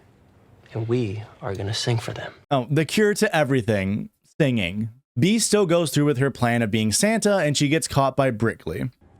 But it's too early. Well, you know what they say. Early's late if you make tomorrow yesterday. Awesome. Beast Claus explains that her Christmas wish is not possible, but in a really great, still within Santa lore way. She connects with her through a really personal anecdote. You know, there was a girl a little younger than you, and she was a little husky. She was always asking Santa for the same thing, to make her look more like the other girls. She wasn't asking to be pretty or nothing, but she just didn't want to stick out so much. Santa just couldn't do it. Beast Claus then gives Brittany the gift of patience and she leaves. This causes Brittany to lose the Christmas spirit. I used to believe that Santa could do anything. If Santa isn't magical, I don't even know if I want to believe anymore. It isn't fair that you can't walk, Artie. I feel so terrible. Hey, look at me. I'm fine. Artie takes Brittany home as the rest of the Glub performs for the Teacher's Lounge to raise money. As they sing that one Who song from the end of The Grinch, Sue and Becky hear their joy and have a change of heart, you know, like the Seuss plot. Teachers gives money, Sue's heart grows 3 sizes, yada yada yada. I'm still not giving any points back to Sue or Becky. After the performance netted $210 for charity, the Glub retires back to their practice room to find Brittany's Christmas wish had come true. Artie. It's called a rewalk. Some guy in Israel invented it. I can't use it all the time, but check me out.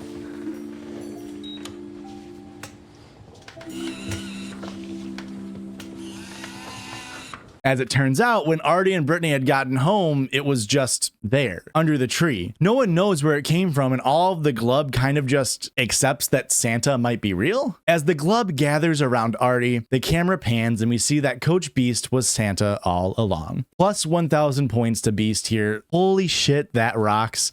and there's no way that was cheap. Will retires home, set to spend Christmas alone, but he hears something rustling in the main room. Turns out Sue is here and giving all the presents back and apologizes, blah blah blah. It just wraps up the loose ends. Then all of the glub comes out and help decorate the tree as the episode comes to a close. Sue and Becky are the only two characters to earn points this episode, minus 1800 and minus 500 respectively. All in all, not the best episode, not the worst, I guess, very forgettable, especially for a mid-season finale. This aired in early December and the next episode didn't air until February. That means 2 months went by and the cliffhanger Glee left us on is nothing. Like for real, what are viewers supposed to look forward to in the next episode? And while technically it was a mid-season finale, I want to lump one last episode in with this bunch.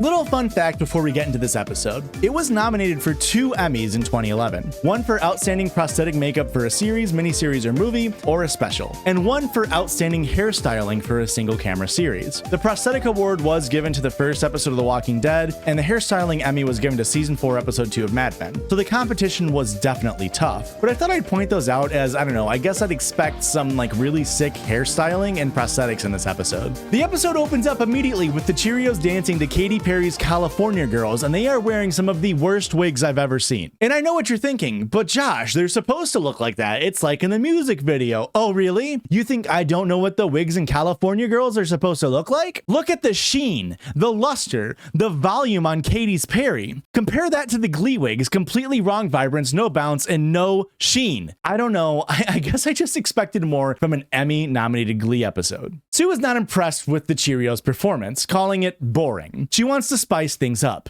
What's changed? Personal grooming habits? What's changed is I have completely lost interest, and ladies, I blame you.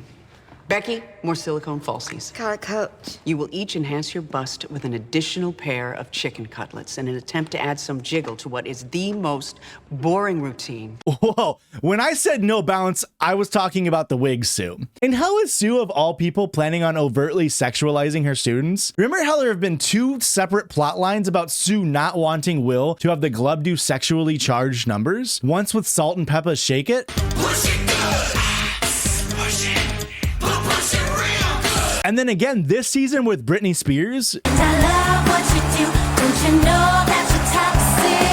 This is what we call in the Gloints business a real minus 1500 times 2 moment for Sue. Quinn tries to point out that the routine is the biggest they've ever done and tells Sue she has to figure out how to make herself satisfied instead of torturing the Cheerios. Next, we see the football team with Finn at the helm. They're up 17-14 with 5 seconds left and they have the ball. Turns out the team is good. All right, I just want to take a minute to tell you guys how proud of you I am. We didn't even have to win this game to go to championship next week, but nobody took it off. And when we take a knee, we're going to finish first in conference for the first time in McKinley history. Football is back, bitches! Yeah. To go to championship next week? Did no one on that writing team ever even glimpse at a single sporting event? It's go to the championship. Also, there's a little thing called playoffs in football. I'm not sure what happened with those. Also, last week was the Christmas episode. High school football championships are in November. So I guess canonically in the universe of the show, Christmas is in the fall now? The team being good, however, doesn't stop Background Bully from being, well, a background bully. Maybe we should all break out into a song after we win. Hey, shut it, Karofsky. No freaking way. Figure if I stay on you, you'll run away like your little butt buddy Hummel. That's funny, Karofsky, how you're calling everybody gay all the time, but you never seem to have a girlfriend. Background Bully, after doing some homophobia, implies that he's going to let the linebacker get by him and sack Finn, which Finn said he was going to take a knee. Remember? When we take a knee? And if you're not aware, taking a knee is literally called victory formation, where the quarterback snaps the ball, then gives himself up, ending the play and letting the play clock run. There's 5 seconds left in the game. One knee can kill up to 40 seconds of game clock. I don't think we need to bring back Dora to explain that 40 seconds is bigger than 5 seconds. Also, they were huddled up and didn't snap the ball by my count for 73 seconds. You get 40 seconds between plays. I mean, ACAB does include referees, but folks, we gotta enforce at least one penalty on this team. Finn gets psyched out and botches the snap, resulting in the opposing team scoring and the McKinley High team losing, which, I mean, they're going to championship anyway, right? This shouldn't really matter. Hudson's a freaking girl and couldn't take a joke about his precious Glee Club. Because I'm sick of you guys getting down on us for it. We're in Glee Club. What's the big deal? It's embarrassing. We're dudes. Getting all hot and bothered about singing a Kesha song? It's freaking weird. Yeah, well, maybe you'll think it's cooler when I go all TikTok on your face. Bring it, Puckerman. Good point. Beast breaks up the fight, and background bully says he's not blocking for Finn, championship or not. Enough American football for now. And now, I've never meant to wait this long to talk about Sue having a midlife crisis about what the next half of her life should entail. I am in crisis. Not even the can't lose combination of boobs and fire can get me going anymore. Is it the raccoon hormones my new doctor gave me? Maybe. Here I am, 31, and already a legend. What do I do as a second act?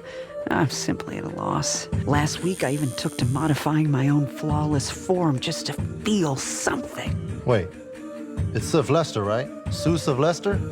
So Sue Sylvester sees an old Saturday morning cartoon that just happens to be on in her office and draws inspiration to shoot a student out of a cannon, which is genuinely insane. Even the guy selling the cannon tries to warn Sue about this. Of course, that would be incredibly unsafe. You see, if you want to go for more than, say, 50 yards, you're looking at about a 70% chance of catastrophic failure. Which is a 30% chance of catastrophic success. Now again, normally I'd let something like this slide, but need I remind you, this episode was nominated for an Emmy in prosthetics. They very clearly are trying to give this old dirty carny look with this actor, like kind of a guy you'd see at your local fair with rides that haven't passed a safety check since the Nixon administration. But they couldn't even give this guy fake teeth. I mean, the carnival must have great dental insurance, who knew? Sue then presses the launch button while the worker is inside and the cannon is loaded, which, I don't know, not to sound too victim blamey, but why be inside of a fully loaded person launching cannon if you don't want to be a person launched out of a cannon? He lands safely and Sue is satisfied with the result. Background bullying company Slushy Arty, which leads to Will and Beast talking about bullying and football. You have to understand what winning means to a community. Grades go up, the streets are cleaner, crime goes down. It's a sense of pride, of unity. And this school deserves that. And you were gonna get it for us. I mean, you won almost every game this year. Winning conference was easy. The team we're up against for championship, they're much better than us. Win the conference. Win the championship. I mean, this whole thing is just so weird. I mean, half of your starters are in my Glee Club. I just don't know what to do. Do you trust me? You're not gonna try and kiss me again, are you? If you trust me, I think I know a way to get your team united again. I don't like the sound of that. The club and the football team meet in the choir room and Sam hits him with the lamest threat imaginable. So this is what the ladies' lounge looks like on the inside. This is the choir room. Now put up your fist because you and I are gonna do some dancing. No, I got this, Sam. Yeah, see? I'm gonna pop you one right in the old kisser, so put him up, you stool pigeon. Beast and Will called the football team to meet up with the club. Let's give a warm welcome to the newest members of Glee Club. What? Oh, hell to the no, Mr. Shu, are you serious? Mr. Shu, are you serious? These are the guys that made Kurt transfer. And there's no way that I'm sharing the choir room with a known homophobe. Oh, Rachael, I hate to tell you this, but Finn is right behind you. The football team is going to be part of the Glee Club for the next week to grow unity and find common ground or whatever. At this point, I guess I should point out that this episode aired directly after Super Bowl 45, where the Packers beat the Steelers, and also 1,843 days after High School Musical already did this entire song and dance. Just a little insight as to why they're merging song and football. Also, might be a reason why they're staying away from show tunes and leaning into more of a pop music catalog as a means to draw in a bigger audience. And to be fair, it worked because most episodes in season 2 got 10 to 11 million views, while this one got 28 million. So think of the football team in this scene as audience stand-ins for the people they're trying to bring in when they're saying things like this. If I have to stay, I'm not singing no show tunes. That is the music of my oppressors. Do you even have any idea what we do in here? No, none of them do. We have to show them. Rachel, Puck, haven't you guys been working on something? Why don't you give it a whirl?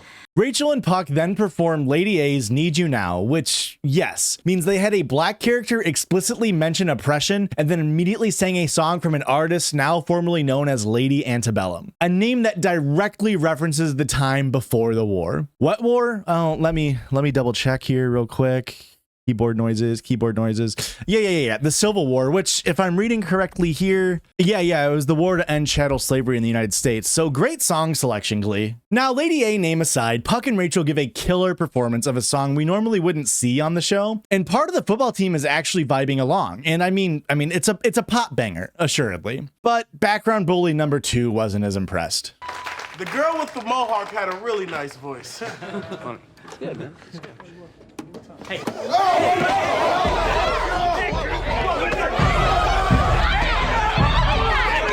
first day, right? The next scene, we see Puck and Finn talking at the trophy case. We used to be best friends before I got your girlfriend pregnant and then made out with your other girlfriend. But anyways, I gotta be honest, I really want to win this game, and I figure it's the only way us Glee studs are ever gonna get any respect around here.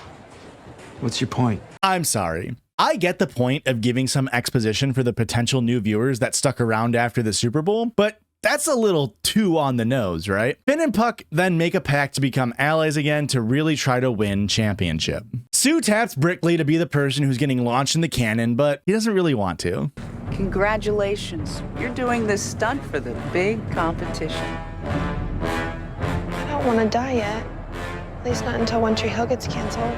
To ease her nerves, they run a test run with the dummy, and it goes about as well as you'd expect. Any of you take German? I may have to read the owner's manual.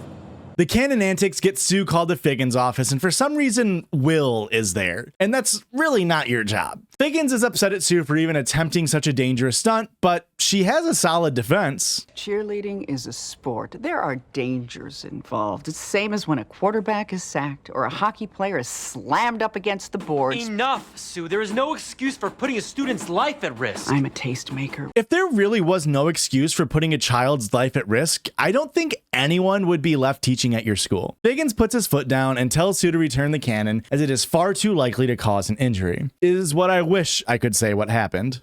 It's decided you're not allowed to fire anyone out of that cannon without their consent.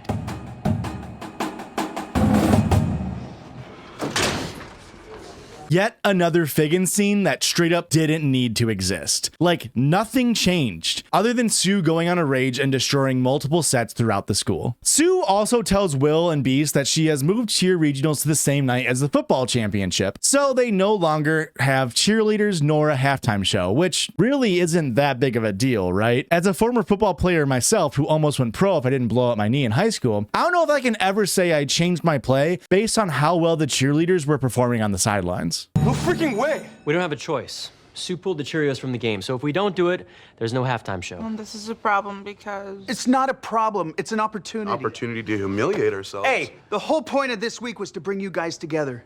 To bring the school together. Wait, so you want us to play the first half, change it to some sequin ball gowns, and then go out and do the halftime show at our own championship game? Yes. It's the championship game! This is wild. This is such a dumb plot, for real. Halftime is like super important to the football team to get rest, get hydrated, adjust game plans, and like, why would Beast, who's won 5 state championships, sacrifice that time? Like, she should know how important that is. The Cheerios that are in the Glub, aka the unholy trinity of Santana, Brittany, and Quinn, must choose between the Glub halftime show and the Cheerios, which, again, very dumb plot line, because the halftime show does not matter even one bit, especially compared to, I don't know, regionals, the entire thing this show is about. Also, why not just let Mercedes and Tina do the halftime show? Throw in the band and you've got a 6 show waiting to happen. Instead, Will entices them with the Super Bowl of pop anthems. Thriller. Yeah. You know, remember a few years ago when that Philippine prison did that mega performance of Thriller and put it on YouTube? And when the 4 months it took to rehearse that number, prisoner on prisoner crime dropped 80%. What an insane reference for Glee to pull here. Now, Mercedes know what you're all thinking. I mean, don't get me wrong, you know, I'm big on Michael and everything, but isn't that kind of what they're expecting us to do? Which is why we're gonna mash it together with a Yeah Yeah Yeah's equally spooky single, Heads Will Roll. All right. I love Heads Will Roll, but why do they have to ruin it by putting it in a mashup? The Glub and the football team are practicing in a montage of zombie-esque movements, and Will sends them all off, except background bully. I know I'm bad. Can you just spare me so we can get through this? That's not what I was gonna say at all. You're actually really good. If you took that energy you used bullying people and put it into this, you'd be one of the most talented guys in the school. And I'm sorry, correct me if I'm wrong, but does this not feel like a, hey, you're gay, so you're good at show choir, which is like kind of insane. The Unholy Trinity is going over their tough decision between Glub and Cheer in the bathroom. We missed the halftime show and we're out of Glee Club. I'm torn. Well, I'm not. I'm Brittany. Couldn't help but overhear your conversation. What were you doing in there? Enjoying the eavesdropping afforded me by the Swiss timepiece regularity and utter silence of my 2 p.m. ninja poops. Sue hands the students Glee Club resignation forms and threatens them with the choice of Cheerios versus Glub, which was already established. They then choose to resign from the Glee Club. Finn yells at Quinn about her decision, and Shord is not happy. That maybe the reason everyone hates us is because we need some new leadership. Face it, you've had your feet in both worlds for a year and never been able to bring them together. Maybe someone else could. What, as in maybe you? As in yes. Well, maybe we should settle this right now. Bring it. What's wrong? You want some more of that? Really, guys? Will breaks them up and Finn guilts Quinn one last time, and we get put into a warm-up number of She's Not There by the Zombies, while everyone is dressed up as zombies. Yes, they picked this song just because it's by the band The Zombies. I'm guessing this is where the nomination for prosthetics comes from, and to be fair, their zombie prosthetics look pretty good. It is extra ironic that they lost to The Walking Dead, though. The football zombies then start roaming the hallways, letting their presence be known. The hockey team confronts them and slushies the entire team. Background Bully and co. decide to quit the Glee Club, and therefore the football team only days away before championship. What are they going to do? The Warblers also exist, and we get another example of a noise that cannot be made by human vocal cords alone.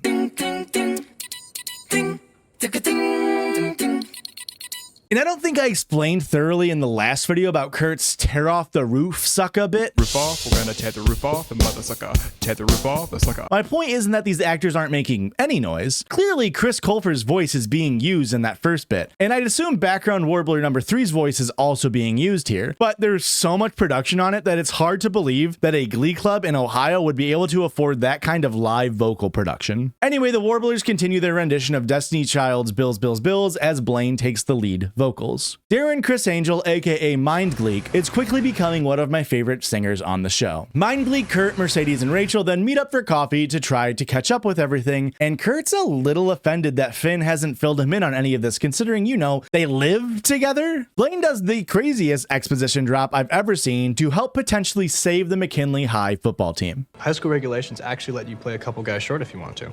But if they figure out a way to make it work, you can bet that we'll definitely be there to cheer them on. Oh, totally. Blaine and I love football. Well, Blaine loves football. I love scarves. Unfortunately, that doesn't help if you can't get a single person to sign up. I cut 30 guys when we had tryouts at the beginning of the season. You're telling me not one of those guys wants to play? It's like crossing a picket line. Nobody wants to be a scab. Okay, Mr. Shu, we love a labor-supporting king. Rachael and Mercedes bring forward their plan to help the football team. We want to join the team. We who? All of us are Glee girls. We want to join the football team, and we want to play in the championship. Come on, guys, stop screwing around. It's not cool. What's not cool is you guys not respecting women enough to realize we're perfectly capable of playing football. And don't forget who the state champ in Greco-Roman wrestling is. I've got offers from 3 different professional wrestling organizations for after I graduate. Girls on the football team? Not in my Ohio. They plan on falling to the ground when the ball is snapped, which means, effectively, the McKinley High team will be playing 5 versus 11 football. Meanwhile, Sue is still pressuring Brickley for consent to be fired out of the cannon. You don't climb in that cannon, and that routine will be all boom, boom, and no pow. And that, Brittany, is so 2000 and late. Here's your consent form. And as you ponder your decision, I ask that you remember that that cannon has 2 little baby twin cannons at home, and 1 more on the way. And if you refuse to sign this, well, those little baby cannons might just go hungry. We were this close to getting a Glee x Black Eyed Peas event. And for all of you wondering, the halftime show of the Super Bowl that aired before this episode was in fact Black Eyed Peas, hence the references here. The Glee gals take the field in their football uniforms as championship is about to be kicked off. And if they even come close to winning, it's another I will boycott this show, I swear. Finn chucks a bomb straight to the defense for a pick 6 on the first play, and they soon find themselves down 17 points. Finn takes the snap and immediately gets creamed, causing a fumble. Tina scoops it up and starts sprinting down the field. She's at the 40, the 30, the 20, and she's brought down hard from behind. The medical team comes out and escorts Tina off the field because let's face it, folks, girls can't play football. Oh, you thought she might just get up and continue playing? No. Girls cannot be as strong as boys. Just forget about Lauren absolutely mauling on the O-line. With nothing left to lose, Finn sets a plan in motion to help turn the game around. I need you to play quarterback for the rest of the half. Okay? Puck. When the half ends, you gotta go convince Karofsky and the rest of the guys to do the halftime show with us. How the hell am I supposed to do that? Figure it out. My wingman, right? I got tone, Mav. Where are you going? Can't have a halftime show without cheerleaders. It really feels like y'all could have done that, I don't know, before kickoff. Also, now they're down 2 players for the rest of the half, which wouldn't be a problem if they didn't make a huge deal about needing at least 10 players. Finn stops the Unholy Trinity from leaving for regionals, which is insane because it's nighttime. It is Friday Night Lights for a reason. The Cheerios still have to drive to wherever they are performing, set up, and then perform. What kind of cheerleading organization holds a competition that starts at like midnight? I mean, talk about a thriller. Finn convinces the 3 girls to leave the Cheerios, but Sue stops them before they can leave. You can't quit Cheerios. It's blood in, blood out. Now get your sweet little cans on that bus. But we still quit. You're my stars. If you leave, I have no performance. Sucks for you. Then they leave Sue without her star cheerleaders and with a giant cannon. Puck goes to the locker room where the other football guys are for some reason. He gives a motivational speech and he convinces them to perform at both the halftime show and the game. Everyone except background bully. I'm in. Me too. No way. Come on, man. I really want to win this game. It means so much to my dad, man. Forget it, okay? Glee Club sucks. Fine. Karofsky's out, whatever. But the rest of you need to get in your zombie makeup and hit the field toot sweet. Come on, let's go! Here we go! Let's go! The Thriller X Heads Will Roll matchup starts out with an insane amount of fog on the field. This episode alone reportedly cost $3 to $5 million to produce, and I'm guessing about half of that was used on the fog machine. And I don't know why I'm surprised, but I hate this mashup. They put it in too high of a key, and it just sounds awkward and not spooky at all. The makeup and costumes are all very, very well done though, even though logistically it makes no sense to get all of the football players in and out of them at halftime. I mean, it's such a sick performance that even background bully joins in. He just can't stop himself from dancing. The halftime show ends and everyone celebrates in the locker room. What are you guys doing in here? Oh, we're gonna take our zombie makeup off for the second half. It's kind of itchy. No, leave it on. Maybe we'll freak out the other guys a little bit and we need all the help we can get right now. But get out there. All of us? Yeah, all of us. Oh, a great plan. Playing with makeup running down your face from the sweat and contact surely won't be dangerous. I'm scared. I'm sorry. Do they actually think they're zombies? Why would they be scared here? Also, why is Will on the sidelines? He's not a coach. The McKinley High team forces a fumble on the first play and Finn throws a deep ball to Chord on the next. They're gonna do it, guys. They're gonna win championship. It all comes down to one last play. 10 seconds on the clock, but the opposing team has the ball. What can they do?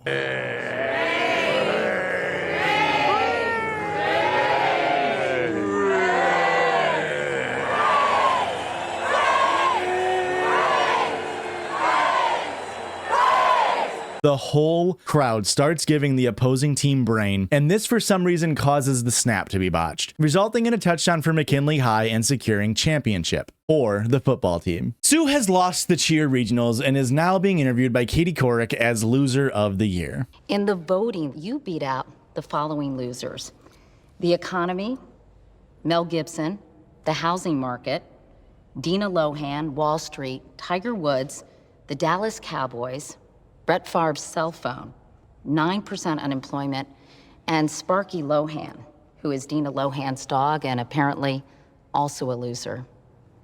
How do you cope with that? I've been drinking a lot of bleach. That's right, they squeezed in another Lohan jab right in between a historic economic recession, Wall Street screwing over hundreds of millions of Americans in the housing crisis, Brett Favre sexually harassing people with nude pictures of himself, and Mel Gibson, who allegedly was physically abusive and definitely is racist and anti-Semitic. I don't know what the gliders have against Lindsay Lohan and her family. Turns out, because Sue has lost, the rest of the Cheerios budget is going straight to the Glee Club, which seems insane. The remainder of the annual Cheerios budget is going to the Glee Club. I'm sorry? Let's take a look. Oops, sorry. After a little song and dance to support the arts, I sat down with McKinley Glee Club director, Will Schuster. I have to say, I'm thrilled. Sue got what was coming to her. And now we don't have to hold a bake sale to pay for the bus to regionals. Finn tells the background bully that he can't join the Glee Club until he makes up with Kurt, but background bully isn't having it. What do you think? We all dance around together and win a football game and everything's gonna change? Glee Club's gonna be cool and we're all gonna sing hippie peace songs every morning? Maybe. I don't know. It's a start. No, dude, it's a finish. Okay, this is high school. People's memories for good stuff last about as long as their Facebook status. We got a chance to really change things here, dude. I just won the conference championship. I'm on top. Why would I want to change things? He then walks away and they do the funniest transition to the next scene ever.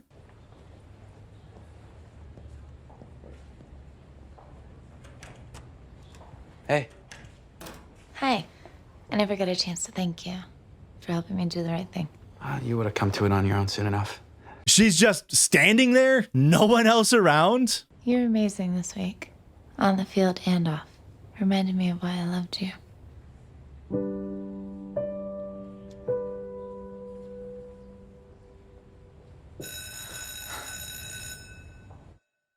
Oh no. And that's how the episode ends, with Chord being cheated on by Quinn with Finn. Sue managed to get minus 7,000 gloints here, but more importantly, I'm taking a little break in my recording. That's 11 episodes done out of 22. I've been recording now for 7 hours today, and I need some rest. I wanted to split the recordings here because while this episode technically came out after the mid-season break of Glee, it feels like it should have been before the Christmas episode. Also, nothing really happens that is plot relevant in the long term outside of that final scene with Quinn and Finn, which serves as a much better cliffhanger than what episode 10 gave us. So for me, it'll be about 12 hours until I record again. For you all, it will be an instant, and I don't know, I might be wearing a different outfit. Okay. I'll send this over to you, Blake. Go ahead and start working on that. Man, I've watched so much fucking Glee in the last 3 weeks. I feel like it's starting to get into my head a bit. Ah! Will Schuster. Mr. Shu. Mr. Schuster. William. Mr. Shu? Mr. Shu. We're here in north central Illinois in the normally quiet city of Ottawa. For nearly the past 3 months, local content creator Josh Hashan Highsmith has been reported missing since the release of his latest entry in his video series analyzing the hit Fox show Glee. Those close to Josh had reported strange behavior before his disappearance, but are shocked that he has chosen to remove himself from his previously comfortable life. There have been reports of a figure matching the height and weight description of Josh appearing at night in local parking lots. Fox 4 Ottawa has obtained exclusive video of one of these sightings.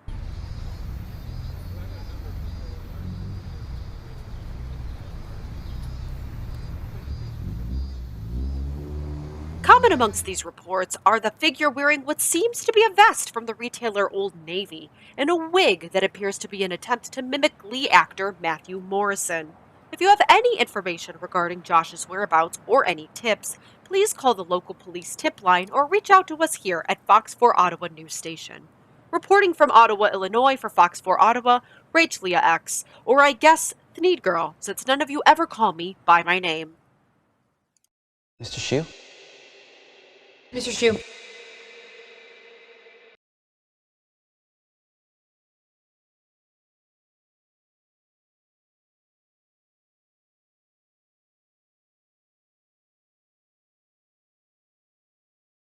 Okay.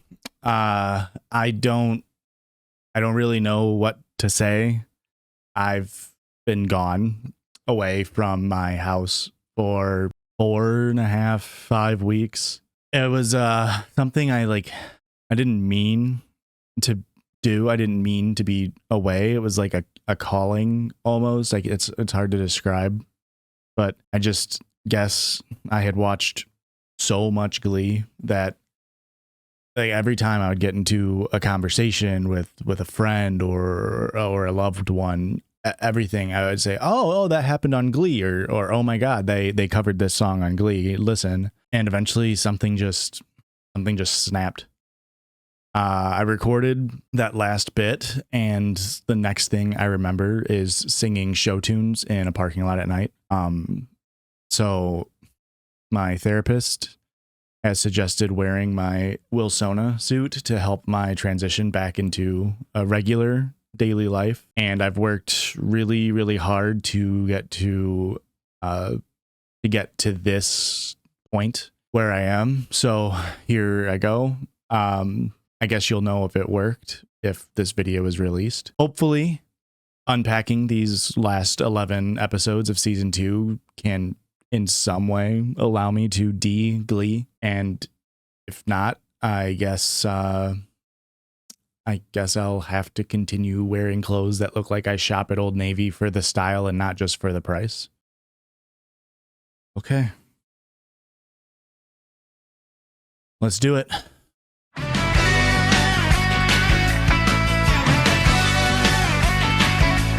We open up this first episode with some of the students falling into a relationship. Puck and Lauren. We all know I'm not the smartest guy in the world, but there are 2 lessons I learned the hard way. One, never punch a cop. The other one, you can't choose love. Love chooses you. We get this scene that's mainly just setting up Puck as someone who likes to get nagged, but also serves as a little recap of how Puck and Lauren got here, considering the Puck/Lauren storyline happened in episode 9, and in the real world, 70 days had passed between that episode and this one releasing. Often, I sometimes forget that this docuseries wasn't created for streaming, and it doesn't really feel like it came out 14 years ago, but spending 40 seconds rehashing an entire plot point really opens my eyes to that fact. This episode is setting up the series' first Valentine's Day special, with love being in the air. Maybe it's because she's constantly insulting me like my mom. Maybe I just dig a chick with curves. But it's almost Valentine's Day and it's official. Stare at me again and I'll break your nuts. Also, these candies you gave me, they sucked. But you ate all of them. I had to make sure they all sucked. I'm in love with Lauren's ices. Now, Puck is not the only one feeling the love. Finn is riding high, coming off winning championship. But while many girls are giving him candy hearts, Becky included, there's only one girl he has eyes for. Only question is which one to choose. Bingo. I just need to go for this. Maybe the reason it never worked out with Rachael is because I was never over Quinn. I know I can pry her away from Sam if I can get her to kiss me again. So Finn is set to try to pry Quinn away from Chord. Classic good guy move. Blaine and Kurt are then seen shopping, and Kurt is expressing the classic, Valentine's Day is just corporate propaganda spiel, but he calls himself one of those hopeless romantics, and he wants Kurt's advice for a grand gesture of love proclamation. But there's this guy that I sort of like, and I've only known him for a little while, but I want to tell him that I think my feelings are starting to change into something deeper. So I have to ask, do you think it's too much to sing to somebody on Valentine's Day? Not at all. Oh, no, not you too, Mind Gleek. You don't have to sing your feelings. You can just, talk about your feelings. Kurt is falling very hard for Blaine, and we can all see where this is going, right? Like, Blaine isn't talking about Kurt, and it's gonna be yet another fuck you, Kurt, for getting your hopes up episode. Back in the glove room, Will is giving a lesson to the glubbers about a certain emotion. All right, guys, I have one word for you. Brittany. Is it love? It is love. I have everyone, Will has everyone, Will Schuster, I am not Will Schuster, has everyone pick a partner and sing what they think is the world's greatest love song. Now you might have a couple questions such as, isn't it weird to have students be forced into romantic situations? Or does that mean we're supposed to have 12 musical numbers this episode since there's 12 students? Well, the answer I have to both of those questions is no, and also don't think about it too hard. Meanwhile, Finn, high off of his recent success, wants to set up a kissing booth and charge $1 per lip touch. Santana makes an offhanded remark. I've kissed Finn, and can I just say, not worth a buck. I would, however, pay $100 to jiggle one of his man boobs. This sort of starts off a cascade of insults being thrown around, where Santana gets called a bitch by Lauren, Quinn mentions that Santana was disappointed that she didn't have a lizard baby, and Rachael degrading Santana and calling her a future stripper. But none of those insults hit as deep as this remark. 5 minutes ago, you said Mr. Shu belonged in a 12-step program. Wait, what? Really, Santana? Seriously? Is it against the rules for a hip young teacher to have the same fashion as Han Solo if he grew up in the suburbs? Santana then walks out of the Glee Club and Brittany is trying to console her in the hallways. Lauren then goes to Puck and talks about what just happened in that previous scene. I suppose you want me to thank you for sticking up for me today, except that makes it seem like I need somebody to stick up for me. Oh, so. no, trust me. I know you don't need me to stick up for you. I mean, you're all kinds of tough. I'm sorry? He stood up for you? Maybe I missed that part. Can we watch it back? Actually, you're just a bitch. Okay. Whoa. I'm sorry, you've just got eyes for my man. Okay, first of all, I'm not your man. Wow, so chivalrous of you, Puck. He then asks Lauren out on a date to the only restaurant in town, Breadsticks, and she accepts. Then we're back at Dalton Academy, and we see Kurt doodling a little emblem of his fondness for Blaine. Hey, what you doing? Nothing. Just daydreaming, plotting weekend outfits. And notice something off or, I don't know, weird about this. Blaine is walking up to Kurt, but Chris Colfer is staring like way too far up. It looks really, really awkward, and it's just one of those unfortunate realities of being a single cam sitcom where sometimes the director of cinematography misses some perspectives. But no one actually cares about stuff like that besides me. What you all care about is what Blaine has called all of the warblers, Kurt included, into a meeting for. I'm in love. I'm not really good at talking about my feelings. I'm much better at singing them. But still, I could use a little help. Which is why I'm asking to enlist the warblers to help serenade this individual in song off campus. The warblers are all freaking out because apparently they haven't performed outside since the 1920s. But leader of the group, Darren Chris Angel, points out that by only performing in the way that the warblers have, it sort of made them feel sheltered and robotic and a cappella. Kurt stands up for Blaine and convinces the warblers to perform at Blaine's location of choice, a clothing store that inspires authentic self-expression through our products and experiences, moving people, communities, and fashion forward. Kurt then talks with Rachael and Mercedes about Blaine's perceived betrayal. Rachael complains about Finn, Kurt complains about Blaine, and Mercedes points out that they don't actually need to be with someone to be happy. 3 of us are divas. Look at our idols. Whitney, Barbara, Patti LuPone. They all became stars while they were single. They took all the pain and loneliness and they put it into their music. People could relate to it.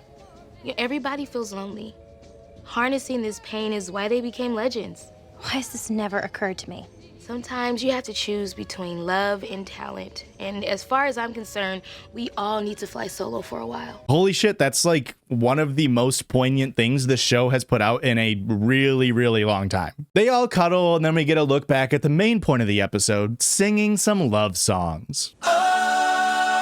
Puck performs Queen's Fat Bottom Girls for Lauren in front of the club, and props given where they're due, it sounds really great. Is it an entirely on-the-nose song selection? Yes, it is. But hey, I'm just glad that the fat person torch has been fully passed from Ken to Beast to Mercedes to now Lauren. That, folks, is inclusion. The rest of the Glee Club is confused by Puck being interested in Lauren, and Santana is jealous of Puck's new crush. However, Lauren is not impressed by Puck boiling her down to being a fat object of his sexual desire. You know, you're a little on the heavier side, but like the song says, you know, I'm kind of into it, so. That was the first time anyone ever sang me a love song, and it made me feel like crap. Shocker. Finn's kissing booth, by the way, is going extremely well. I know you were worried about that, and Quinn catches on to his extremely obvious plan of him trying to make her jealous. I'm not kissing you again. What are you so afraid of? leading you on, hurting my boyfriend. Your boyfriend's a boy. Tell me you don't want to kiss me right now. I can't do this.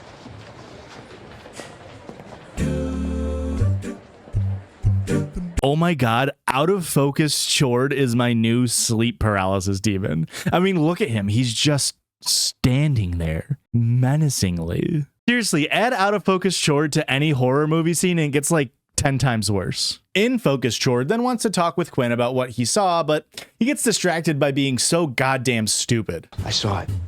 You guys' faces were like right up next to each other, kissing distance. What are these things? Called records. People used to listen to music on them. I'm looking for a classic love song to sing to you for our assignment because despite your confusion about the matter, you are the only guy I'm ever within kissing distance of. So answer me this then. Why haven't you kissed Finn at his booth yet? They try to make this scene about how Chord is dumb, but not when it comes to Quinn being fishy or whatever. He susses out that Quinn is obsessed with being popular, which, like, isn't that impressive considering she literally told that in episode 4 of this season. Chord thinks it's weird that she isn't kissing Finn at the booth, which kind of makes sense, but it also backfires for poor Chord. Right after Glee rehearsal, I'm kissing Finn.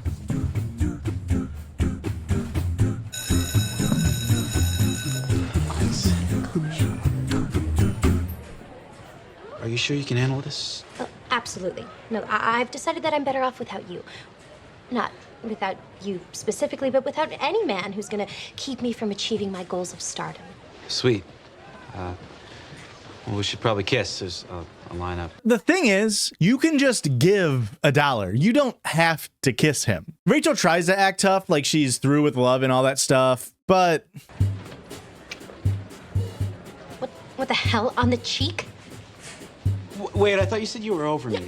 I am, but I still want a real kiss. That was not $1 kiss. I knew you were lying about being through with love and all that stuff. Okay, fine. I still love you, okay? Is that what you want to hear? Finn leaves the booth to talk with Rachael 2 steps to the right. Rachael tries to brush away her cheating on him with Puck, but Finn is still extremely hurt. Finn then gives Rachael the present he had gotten her for Christmas before they had broken up.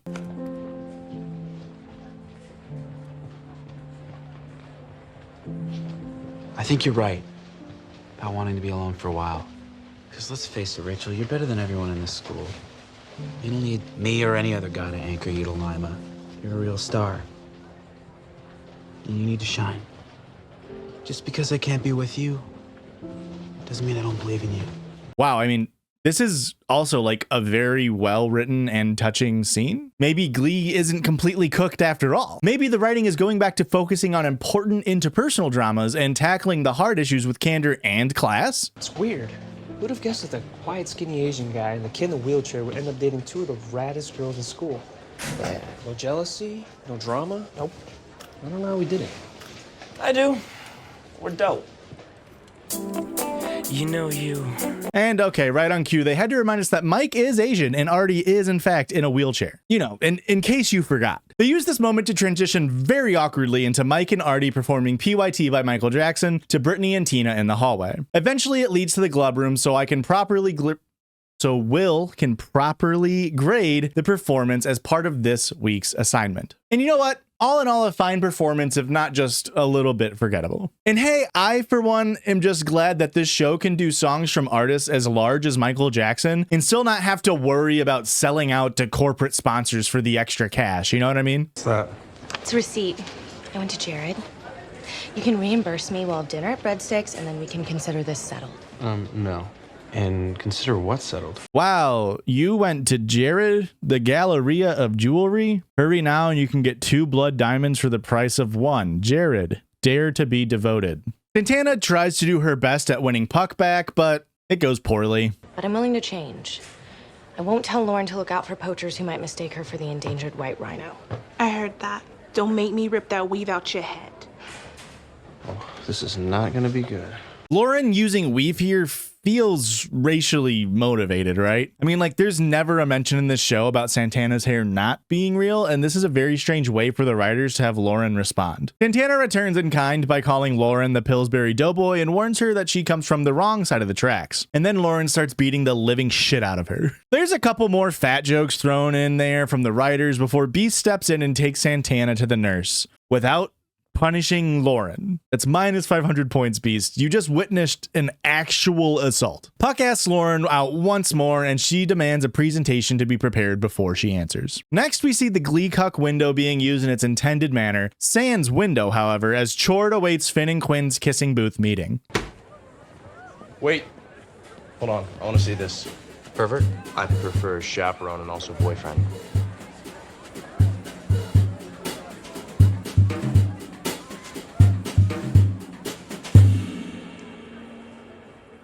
Satisfied? Yeah. Let's go. Chord the Cuck is satisfied, but Quinn is not. She runs back to Finn and tells him to meet her in the auditorium the very next day. I assume for her to tell him that they can no longer continue their emotional/physical affair and that Finn should respect her relationship and she is going to come clean to Sam. Right? Blaine is about to sing to his crush, Jeremiah, and I once again must mention I appreciate Glee's lack of selling out to sponsors and just being real. If he and I got married, the Gap would give me a 50% discount. But that's not all. Gap Inc. offers comprehensive medical, dental, and vision plans designed to fit the diverse needs of you and your family. The way you can feel good and look good in clothes that will leave everyone saying, wow, you got that at the Gap? I can tell. Gap.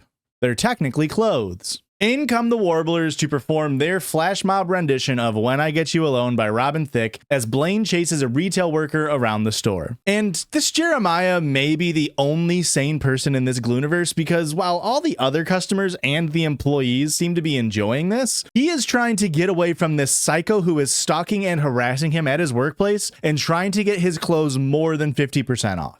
Was it too much? Yeah, it was too much. I mean, that should be the tagline of this show. Blaine, let's just be clear here. You and I got coffee twice. We're not dating. If we were, I'd get arrested because you're underage. I'm sorry? You're just gonna throw that in there? This scene didn't need a pedophile storyline arc. I mean, I don't even feel bad for Jeremiah now. Now, everyone in the club is coupled up for Valentine's Day except poor Santana, who notices something a little off. Wait, that's weird.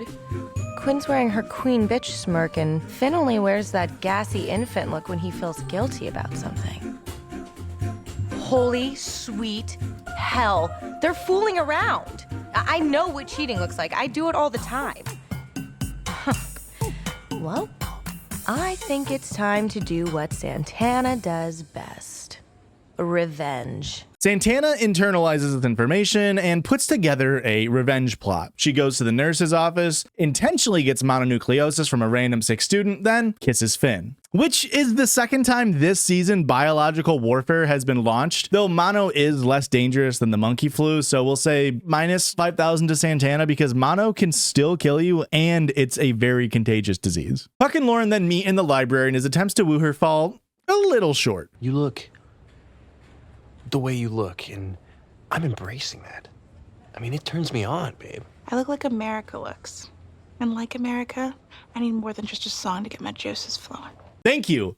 Finally, we have a larger character who isn't just going to succumb to being written as the fat person and is only motivated by food. Lauren's ices, will you go to Breadsticks with me tomorrow night? Tomorrow's not Valentine's Day. Tomorrow's the pre-date, because our mouths are gonna be too busy macking out on Valentine's Day to eat anything.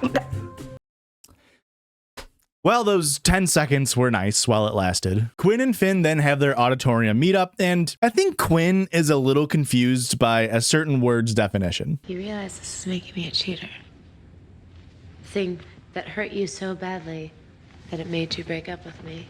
No, this doesn't make you a cheater. You already cheated on Chord with Finn. Also, you cheated on Finn with Puck. This is cheating, but you were already a cheater, Quinn. Just thought I'd clear that up. Either way, she does this backwards rationalization about how she isn't fully sure if she loves Sam, and Finn is all, well, you'll have to choose eventually, and she's all, nuh-uh, and then they kiss. My Gloints system always says minus 500 for a cheating kiss and minus 250 for kissing the cheater, so that's what Quinn and Finn get. Back with Blaine and Kurt, we see Blaine is more dejected, having been embarrassed in public. Then Kurt is finally just straightforward with Blaine for once. I thought the guy that you wanted to ask out on Valentine's Day was me.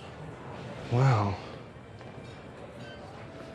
I really am clueless. You see how words are a lot easier than song? Blaine talks about him never being anyone's boyfriend and the fears that come along with that. But ultimately, he's just worried that dating Kurt would potentially ruin the friendship that they have, and he's really afraid of losing that. So they make a deal to be friends for now. So it's just like when Harry met Sally, but I get to play Meg Ryan. Deal. Don't they get together in the end? Meanwhile, Puck has been stood up by Lauren and is coping the only way he knows. It really takes the sting off. It's cool. My dad's a drug addict, so losers make me horny. I'm not a loser. This is the first time I've ever been stood up. Must be some chick to blow you off. Michelle, I've been covering your section for 15 minutes. Your break's over. And your husband called. Okay, well, minus 250 for Puck and minus a lot more for the breadsticks waiter number 3, considering, you know, pedophilia, cheating, but mainly the pedophilia. Finn is at the club and giving the money he earned to me, Will. He's giving the money to Will, and he isn't looking too great. All right, Finn, thanks. That'll pay for half a ticket to National, so still a long way to go. All right, okay. Now I believe it's time to hear what the world's greatest love song means to Miss Tina Cohen-Chang. Tina gets up to perform for Mike, My Funniest Valentine by Frank Sinatra, which is a strange choice for a love song considering the lyrics are, your looks are laughable, unphotographable. Tina breaks down crying while performing the song, and Finn asks to be excused as he doesn't feel very good. Quinn follows suit. Which is weird because it sounds like Quinn here has it too. I was there when they kissed.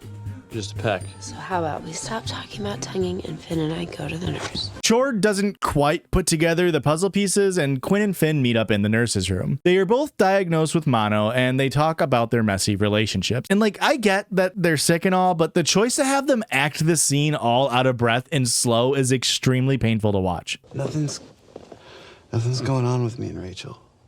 All I know is that when I don't catch you staring at me, you're staring at her. I mean, this is just a masterclass in acting sick, folks. Rachel then meets with Finn in the nurse's office to take care of him now that Quinn has been taken home. Rachel asks how the kiss was with Quinn, and to his credit, he doesn't lie. Fireworks.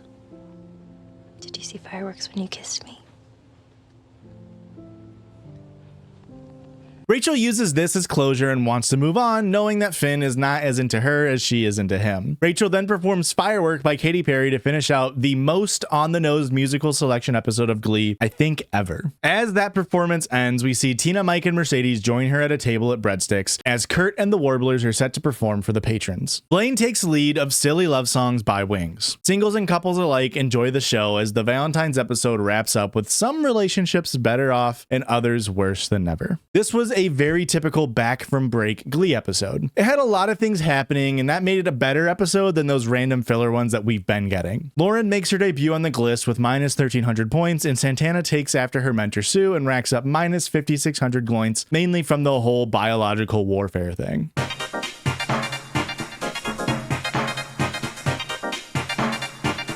Now, it had been a while since Will has taught Spanish, so that is what we open up on. Regresar. Who knows what that means? To come back. That's right. I realized the old Will Schuster was back. Oh God, no, that's not the old Will Schuster. That one was a creep. It turns out Becky told Emma that she found something in Sue's journal, so Emma told Will, and now I'm gonna tell you that this is what it said. Goodbye, cruel world. She could be dead by now.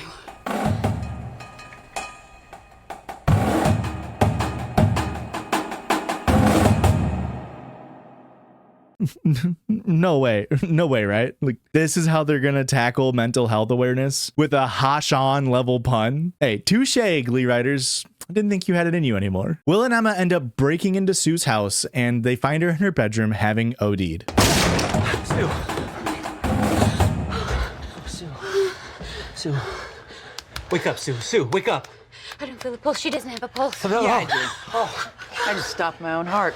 It's my CIA training. These gummy vitamins didn't work at all. I was told you take enough vitamin A and you drift off into a blissful oblivion. Instead, my face just got really hot and my jaw's sore from all that chewing. Sue is feeling this way after her failure to qualify for nationals, and Will and Emma just leave? I have nothing to live for. It's not untrue. Well, Emma, we did not come here to give her a pep talk.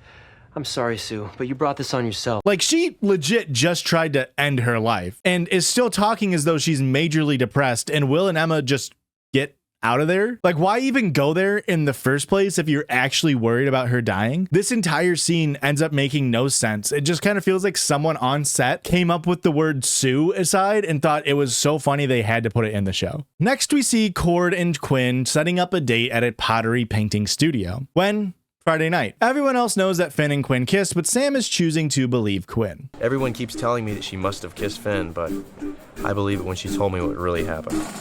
I didn't kiss Finn, Sam. I saved his life.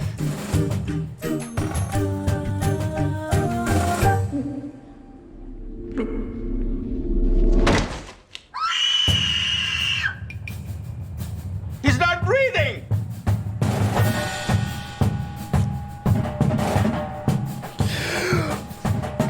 This is our first internal monologue we've had from Sam, and I'm excited to get him to know more as a person. He ends up wanting to impress Quinn, so he does what any rational person would do in 2011. Bieber fever. Baby, baby, baby, oh.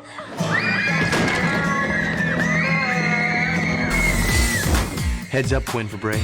You're about to be hit head on with the full blonde Bieber. Rachael is trying to have her own popularity comeback, though I'm not sure why she's calling it that because she's never been popular. She ends up paying Brittany to wear leg warmers, that way Rachael will look cooler herself when she wears leg warmers, and that's, you know, part of her regular style. It's not quite going according to plan, though. I gave you half of my allowance so you could take a signature look of mine and make it popular. And we decided that leg warmers are more likely to catch on than reindeer sweaters. Yes, precisely, but it won't work if you insist on wearing them incorrectly. I didn't realize that there were rules. Of course there are rules. They're leg warmers. Well, can I wear them that way tomorrow? And let's set that B plot on a back burner right now, because next we get an angry Sue Sylvester scene where she physically assaults Tina and then throws Lauren's belongings. None of you should be making eye contact with me. Get out! Go! Get used to this abuse, Glee kids! I got nothing but time. Nothing but time.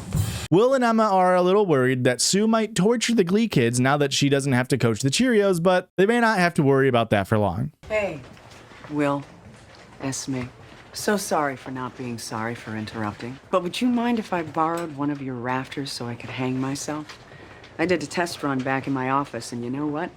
There's asbestos up there, and that can kill a person. Sue, sit. Yeah, I don't know. Maybe you should take her self-harm statement seriously, especially considering as Emma is, a guidance counselor? Will yells at her and tells her to stop being so sad, which surprisingly doesn't work. Emma somehow gives an even worse attempt at a remedy. Sue should join the Glee Club. I'm sorry? You, I'd rather be dead. Yes, she should join. I mean, you can't join, but she can sit in. Yes, Will. Look, Sue is in a really bad place right now. And you're always talking about the healing power of music.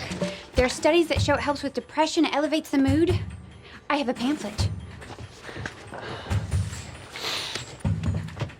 Emma, as bad as she is at her job, uses all of the in-universe logic at her disposal and even cites the football team's Glee Club stint as an example of Glee helping people. So yes, it is another Sing Your Feelings episode instead of seeking actual professional help. Now, the Glids are understandably not super excited about Sue joining the club. They push back, but Will says it's not an option. It's not up for discussion, okay? Now, it's no secret that Coach Sylvester has taken her licks. I mean, just wanky. And I believe she could use a little sympathy from us. Sympathy? From us?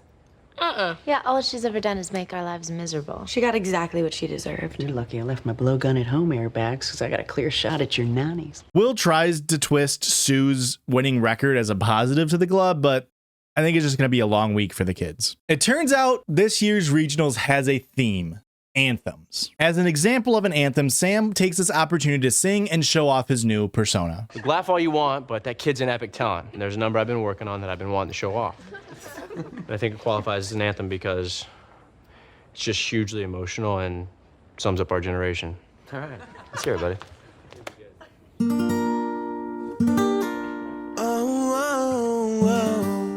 He ends up playing Baby by Justin Bieber while playing the acoustic guitar. He stares into Quinn's eyes as it transitions into a poppy version closer to the original song. And the Glub is loving it. This may or may not be a shock to some of you, but I loved the Biebs, and to this day I know every word to Beauty and a Beat, and it's just nice that Chord gets to show off such an iconic song and his dance moves. I feel like normally he wouldn't get that opportunity. Mike, Puck, and Artie want to join the Justin Bieber experience after seeing Sam's showing. Why? Well, here's Artie already trying to understand women. Here's what happens to the female chemistry. They get a huge shot of endorphins on Valentine's Day, and everything is heightened and so romantic. The problem is, days later, when they come down from their C's candy high, they crash, and everything else by comparison is humdrum. We need a sugary sweet jolt of the beeps to get us some action again. Yeah, I'm not sure if that's how that works, bud. Ben walks up on the glides and himbily inserts himself into the conversation. Quinn seemed to be pretty into him when I was singing in Glee Club. Right, well, I'm gonna spend my time working on songs that aren't geared toward 12-year-olds. Good. And then you won't have time to pick up any other guys' girlfriends. Hey, back off, man. I didn't kiss your girlfriend. She saved my life. Gord lets the other guys into the band as Finn walks away. Brickley has accidentally turned arm warmers cool, so Rachael tasks her to dress exactly like herself to right the wrongs. Again, this is an extremely boring B-plot, so we'll be back later, I assume with some sort of payoff. Hopefully. Turns out Sue has been faking being depressed all along. I have found myself dropped behind enemy lines, poised to destroy the Glee Club from within. Schuster and his guidance counselor Ginger fell for my pity party, hook, line, and sinker. And now I'm in and ready to sink them once and for all. So she wants to pit the Glee Clubbers against each other and cause the entire club to implode and end, and if only she were, I don't know, principal or something earlier in the season and had already destroyed the Glee Club or something. That would be cool. Oh well. Sue asks Mercedes for help with her Glee Club performance, and Mercedes obliges. Then Sue asks Rachael on how to be a diva. What did she say? Oh, I don't remember the specifics, just something about you're not as talented as you think you are and all your ideas are horrible. She said what? Yep. Quote. Not that talented. I heard what you said about me. I heard what you said about me. Just when I thought we were friends. I guess that will just never happen, will it? I guess not. Guess we're just gonna have to settle this the old-fashioned way. Diva off. Tomorrow, Glee Club. Why not right now? Because I have to go get my cross trainers. Wanna know why?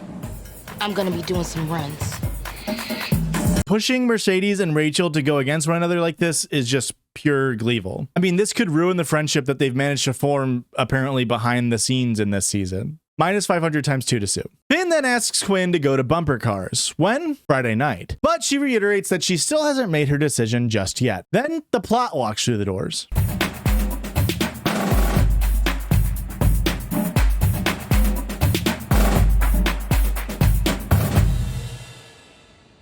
All right, looks like the guys here are ready to give us their anthem. Hey, everybody. We are the new and improved The Justin Bieber Experience. The Justin Bieber Experience then performs Justin Bieber's Somebody to Love as Sam dedicates the performance to Quinn. The song's not nearly as good as Sam's Baby from earlier, as this has Artie taking lead vocals for most of the song, and even though Kevin McHale actually used to be in a boy band before Glee, he just doesn't do it for me on this Bieber track. The girls all love the performance, however, and it just leaves Finn confused as Quinn lets him know that she's not free Friday night. Lauren says Puck is getting closer to wooing her, and Sam pretty much has Quinn in the bag. And also Santana, maybe?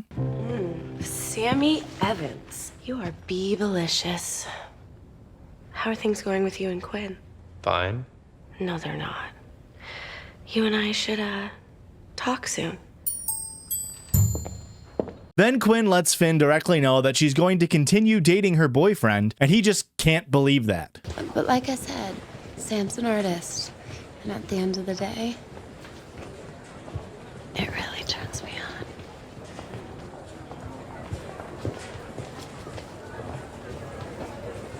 Okay, so now Finn has something cooking in his little noggin to be an artist for Quinn, but first, we get some more Zeise's Puckerman stuff. I want to do a number for Glee Club, but stage 1 of my master plan. Shibby. So what, you want me to back you up on my ex? Yeah, but I also need some advice. I'm a little bit nervous about singing in front of a crowd. Up until now, I've only ever really sung in the steam shower. Hot. But ridiculous. I mean, you're the most confident chick I know. Yeah, I know I'm hot melted butter, but singing is different, and I want to be great. Or at least as good as Barry. I get nervous before I sing too, but I always overcome. You want to know my secret? Puck gives her his advice, which is the age-old, just picture everyone in their underwear, and Lauren appreciates the help. Then next up is Rachael and Mercedes Diva Off. They sing Take Me or Leave Me from Rent. They both put runs where they should and shouldn't belong, trying to prove who the more talented singer really is. And it should come as no surprise to anyone that, yeah, Leah Michele and Amber Riley are both extremely talented singers. Unfortunately for Sue, the power of the Glee Club perseveres. Awesome. Hey, where's the hate? Not the point of Glee Club, Sue. Will, using his astute powers as an empath, notices that Sue has been depressed and demands she accompanies him this Friday night to his Friday night plans that he does to help cheer himself up. On Friday night. Where are they going, perhaps? So I demand to know where we're going. We're going to the pediatric cancer ward. No. Once a month, I come down here and I sing songs with some of the kids getting long-term care. Yep, no. No. Sue. Ah, the happiest place on earth. The part of the hospital where all the kids have cancer. Being for real though, Will says that he comes once a month to spend time with the kids, and it always makes him feel better. Let's see how it goes. Hi, guys. Hi, Will. Oh, hey, my man. Hi. Oh my God. You're Sue Sylvester. I just saw you on TV. Oh. Hey guys, this lady was interviewed by Katie Couric. Holy sweet baby Jesus. What do you say, guys? You ready to make some music? Yeah! Let's do this thing.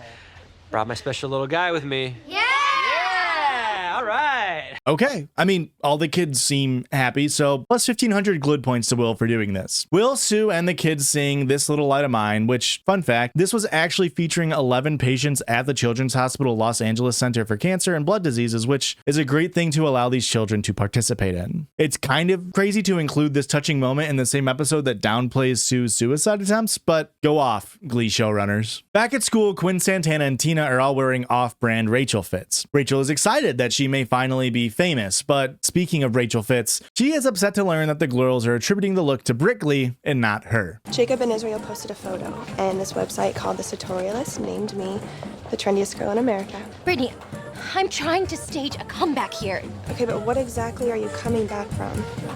Listen, Rachel, I'm gonna give you some tough love right now. You're not a trendsetter. When people look at you, they don't see what you're wearing. They see a cat getting its temperature taken, and then they hear it screaming. Thank you, Brittany. That's what I've been saying this whole time. Rachel's plan ends before it ever really started. Next up, Lauren is ready to sing her anthem to the club, and it's a rendition of the Waitress's I Know What Boys Like, and at first she is shaky and not confident. Then Huck reminds her to imagine everyone in their underwear, and she starts to take off, killing the rest of the song, with Tina and Brittany as backup dancers and Puck on the guitar. Everyone claps. Santana are in the library and talking about anything and everything. This morning I woke up and decided to swallow the sun. It's my James Earl Jones impression. First of all, that is offensive. He shot Martin Luther King. Obi-Wan never told you what happened to your father. Okay, you know what? Let's just cut to the chase. Despite the fact that your mouth-to-face ratio is like way off, you still somehow manage to be cute. R.I.P. to James Earl Jones. Kind of crazy timing in terms of me watching this show. Also, James Earl Ray shot MLK, allegedly. I say allegedly because it was actually the CIA, but officially it was marked as James Earl Ray, and I just thought that was like a really funny joke. Also, I could not find what the swallow the sun line is referencing. If you know what that's from, please leave a comment below. Santana warns Sam that he is a bit of a dork and offers her services to up his cool factor by being his mistress. He stands firm as a strong dating Quinn guy as Santana walks away, reminding him that Quinn has already cheated on him. Sue informs Will that she wants to sing an actual anthem to the Glub. She chooses to have the Glub sing Sing by My Chemical Romance, which, I mean, it's a bop, but it's not really my first pick of MCR's catalog. Sue joins in with the performance, though Jane Lynch's vocals aren't really noticeable in the cover, which is perfectly fine by me. It still isn't Friday night, I guess, as Quinn asks to borrow Sam's shirt for their pottery date. Kind of have a thing for wearing my boyfriend's shirt. You're not going to call me mine, and I'm not your boyfriend. Wait, why? Because you can't look me in the eye right now and tell me that you didn't make out with Finn. I want to be with you, Sam. Forget it, okay? No harm, no foul. Only got the cameo. Crap. Santana told me to stop speaking Navi. Since when is Santana telling you what to do? Since we started going out.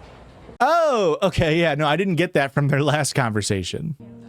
When did that happen? That's what I've been saying, Mercedes. Rachel suggests that the Glub needs to write their own original song for regionals, which is the dog shittest idea I think has ever been uttered on this show. All those in favor of doing an original song?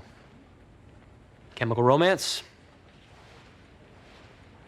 I mean, think gl-ood. I mean, have you ever been at a bar or maybe a park with like a performer? They're playing all the certified white people hits on their guitar. Somebody That You Used to Know by Goat-Ye, I Miss You by Blink-182, Mr. Brightside by The Killers. It's a great time. You're nodding along, sometimes joining in with the singing. You maybe Venmo tip them $5 because you just requested The Kill by 30 Seconds to Mars, but they said, sorry, I don't know if that's the vibe for the inside of a Margaritaville on Broadway in Nashville, but you were already up there, so you felt like you still had to give them the $5. And then they start playing originals. 100% of the time, that's when you go for the bathroom break. You've been pushing it off already. It would make zero, and I mean 0 cents to sing an original at competition. The kids leave and Sue comes in with her renewed outlook on life. They chatter back and forth and then drops this absolute bomb of a plot device. Yeah, I'm the new coach for Oral Intensity. That's impossible. Oh, nothing's impossible, Will, when you have a positive attitude. You taught me that. Isn't it great? Jeez, I got my mojo back. Still get to dedicate my life to destroying yours. So, there you have it. Sue's plan to destroy the Glee Club for the second or maybe third time? I don't know. I've lost count. Bimbo then meets with Rachael and he tells him he agrees with her original song idea, which, I mean, you know it's a bad plan when Finn thinks it's a good idea. The episode ends and boy, I can't wait to hear a Glee original song. It's a pretty good bet that if Sue has a B plot in the episode, she'll end up top dog, and that holds true here with her racking up 3,500 GLEE-VIL points. Emma also makes her first splash on the board this Glee's in with minus 1,000 points. A nice little surprise is that Will ends up with net 500 gl-ood points. Will ends up with 500 gl-ood points.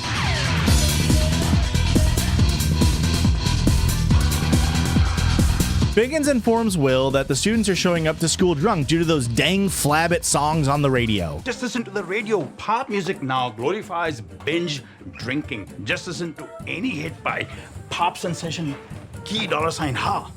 You mean Kesha? Kitty Dukakis is set to show up and talk about the dangers of alcohol, who, if you don't know, is an author who had previously struggled with alcoholism, resorting to drinking rubbing alcohol in 1989, which nearly cost her her life. Also, she's married to this goober. I'm interested in how the show will deal with this subject, especially on the heels of the last episode kind of flopping when it came to handling the more serious subjects. Speaking of flops, Will has a totally normal and not weird demand to make of Emma. Enough with us not being friends. Look, I heard through the grapevine that you and Carl started looking for a tract house together, and I just wanted to say that I'm genuinely happy for you. Thank you. That's really sweet. Bro is demanding she be friends with him after she explicitly set a boundary and is trying to bribe her by giving a 2-slicer. That is textbook narcissistic gift giving, and it's kind of working. How have you been? Busy. Yeah. Glee Club's gearing up for regionals. I love hearing about the Glee Club, but I'm actually more interested in you. You know how you're doing. Me? Are you dating anybody? No. No? Maybe you should. Huh? Why is she gonna dump Stamos? Well, Sue interrupts and goes on a tirade about beating Will's Glee Club with her own, so while Emma has introduced a random plot point without exposition, she's asking a question to hopefully answer another. I don't get it.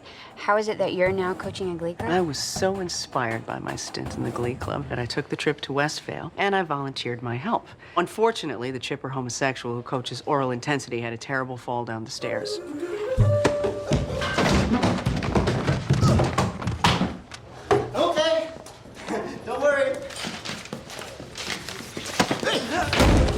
Attempted murder aside, what is with these show writers and not understanding Ohio and Midwest geography? Like, did they even look at a map once? Oral Intensity, as we learn here, is based out of Fort Wayne, Indiana, at Westvale High School. That is over 60 miles each direction. And as we learned from last season, Akron, Ohio is 150 miles away, which is where Vocal Adrenaline is from. And what about the Warblers? Well, you might think they're possibly close considering how frequently the students travel between the schools, but no, they're in Westerville, Ohio, which is 90 miles away from Lima. At this point, you may as well have the rival Glee clubs in Chicago, considering you could probably fly there in less time it would take to drive all over Ohio. Sue gives Will a book outlining the 12 steps of Alcoholics Anonymous as a sort of taunting method, and we're left wondering how Emma is planning on ruining her second serious relationship for a guy who looks like an orange scrub daddy attached itself to a toilet wand. Puck then approaches Rachael in a dimly lit room and has the most normal way of greeting her. What's up, my hot little Jewish American princess?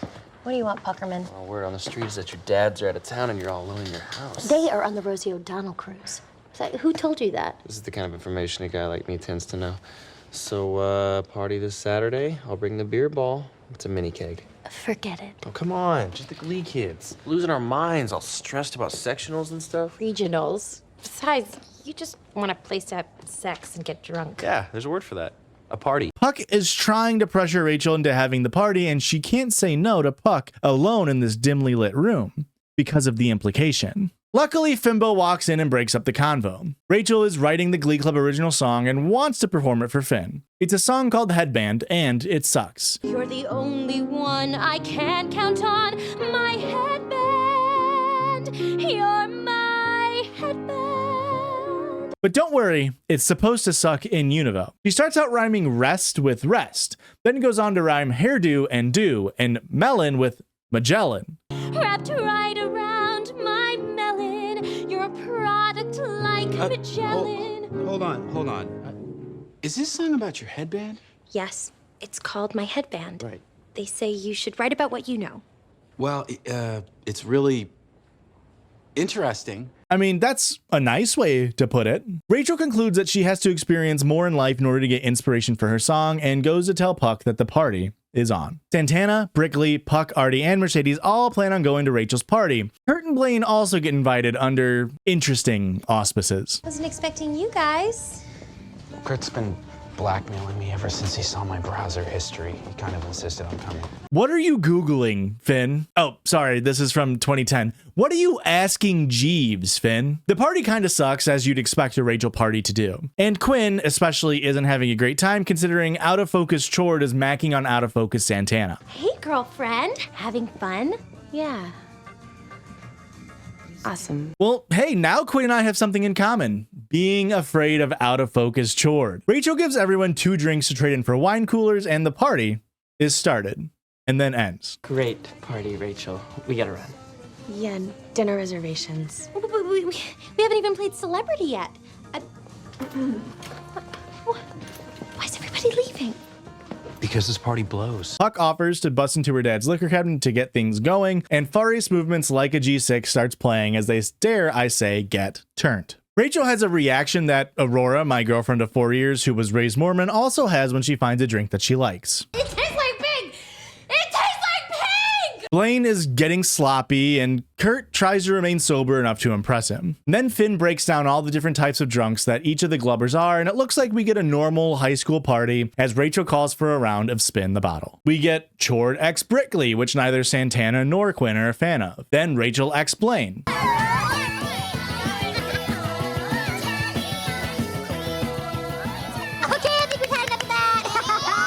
Yeah, Kurt, I think I've had enough of that as well. I'd imagine we can't play the audio here because there's a song playing in the background called, quote, Johnny, Are You Queer by Josie Cotton. And I guess we're supposed to be thinking that Blaine is a hashtag bi king now. More on that later, I guess. Blaine and Rachael then give the impromptu performance of Don't You Want Me by the Human League with all the others making out and or watching. After this song, Bert calls out Kurt to help him with some cooking and enters his room. What the hell is a shirred egg?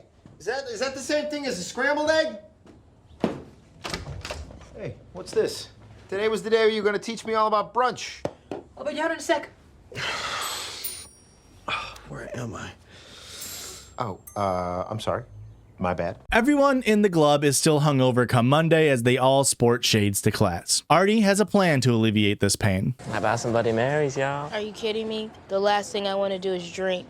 It'll help your hangover. That's what Bloody Marys are for. Hair of the dog that done bit yo ass. Blame it on the goose. Hey, a little bit of Hair of the Dog will help. Blame It on the Alcohol by Jamie Foxx featuring T-Pain plays as the club performs the hip-hop banger for Mr. Shu in the auditorium. Kind of insane that students are just bringing in thermoses of alcoholic beverages into the school, but hey, it's not the first time Glee has introduced an alcohol in the school plotline, so I guess I can't be too surprised. Will enjoyed the performance and is completely clueless as always. Well done, you guys. I mean, you always bring it with the singing and the dancing, but what I was really impressed with today was your acting. I truly thought that some of you guys were drunk. We take our craft serious. Problem is, that song is great, but it kind of glorifies drinking. Will points out that the song glorifies alcohol and drinking as opposed to warning about the dangers. The Glids get a little combative with Will's anti-drinking messaging, and it somehow gets through to him. I had a touch. I mean, I used to drink a lot more when I was their age. Most of the time it was just to deal with Terry, but I mean, who am I to tell them not to drink when I blacked out a couple times when I was their age and I ended up okay? How is that the takeaway, Will? Hey, I drank as a teenager too, but that doesn't mean it's okay. Like, I wouldn't defend teens drinking alcohol to the point of blacking out. Alcohol can be and is very dangerous, especially to people unaware of its effect on them, and teens, more than anyone, should be informed about this stuff. Next, we see Kurt and Blaine at the coffee shop as Rachael calls Blaine. I have a question for you. I wanted to know. Is she drunk? Yeah. Uh-huh. All right, I'll see you then. Okay, bye. Rachel just asked me out. Oh, it's amazing. She's got a girl crush on you. Wait a second. Why'd you say yes? You can't lead her on. She says I'm leading her on. You can't be serious. When we kissed, it felt good. It felt good because you were drunk. What's the harm in going out on one crummy little date? You're gay, Blaine. I thought I was, but I've never even had a boyfriend before. Isn't this the time you're supposed to figure stuff out? I can't believe that I'm hearing this right now. I'm bi. I don't know. Bisexual is a term that gay guys in high school use when they want to hold hands with girls and feel like a normal person for a change. Whoa, Kurt. Where's your bisexual awareness? You're kind of denying an entire sexual identity, so minus 400 gloints. Also, Kurt literally did this same thing in season 1 with Brittany, so it's very strange that he's responding this way. Now, a fun fact is that this episode caused such a ruckus in 2010 that when news leaked that Blaine was testing his bisexuality, which he is more than allowed to do, Glee co-creator Ryan Murphy emailed the one, the only Perez Hilton, remember that name for next Glee video, saying this. Quote, Blaine is not bi. He is gay and will always be gay. I think it's very important to young kids that they know this character is one of them. Which, fair. But compare Blaine's characterization here to Santana and Brittany, two canonical #bi queens who haven't really gotten any discussion or delving into that part of their characters. And I think you can maybe see why some people were confused as to why Blaine was afforded this storyline at all. Blaine equates Kurt's unwillingness to accept his exploration of his sexuality to background bully's treatment of Kurt and then leaves Kurt behind. I'm honestly just trying to figure out who I am. And for you, of all people, to get down on me for that, I didn't think that's who you were. I'll see ya. I'd say bye, but I wouldn't want to make you angry. Now, from bi kings to cowboys, Will and Beast are at a honky-tonk bar binge drinking, riding mechanical bulls, and punching strength test machines. Hey, special warm welcome to Will Schuster, joining us here for the first time tonight. Woo! My friend Shannon the Cannon here tells me Will wants to hop up on stage and sing us a song. I'm sorry, every new patron of the bar gets a personalized shout out. That seems like a huge waste of time at a bar. Much like the waste of time we get with the Will and Beast performance of 1 bourbon, 1 scotch, and 1 beer by George Thorogood and the Destroyers. Will puts on this like faux country twang that, to be fair, is much better than Kurt's from the first season. But I don't know, this line is just still insane. Had to tell the landlady I done lost my job. It's not really giving country twang and more giving like gay vampire. I'd say bi vampire, but I don't want to scare Kurt and Figgins.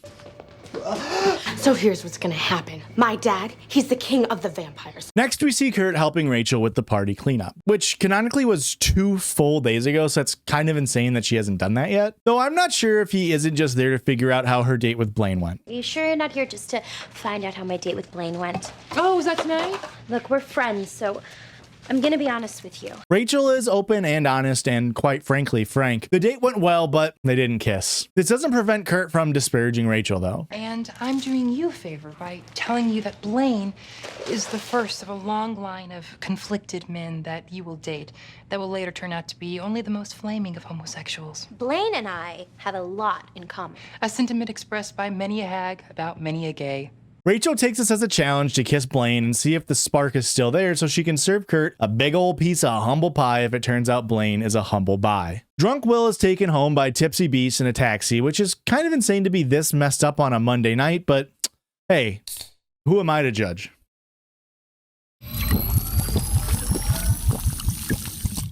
Beast then takes his time to teach Will the most obvious lesson in the world. Can't just lecture kids. I mean, we can't stop them from drinking if that's what they're gonna do. I mean, the best we can do is make them aware of the dangers and just hope they're smart enough to make a good decision on their own. Wow, what a novel idea from Beast. She kisses him goodnight and Will gets to drunk grading some Spanish homework. A's for everyone. Then he tries to make a drunk call to one Emma Pillsbury, which I'm being told by everyone ever that drunk calling an ex is always a good idea. Hey there, sexy lady. I know it's late, and I know you're taken.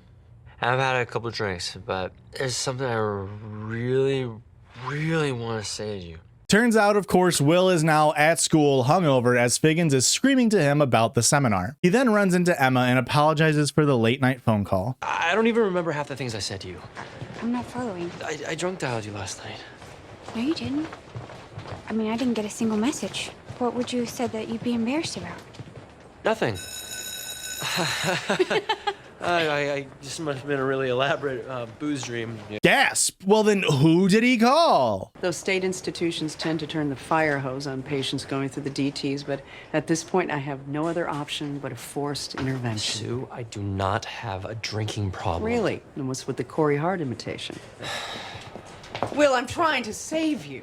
Why? All you ever want to do is destroy me. Fair question, Will.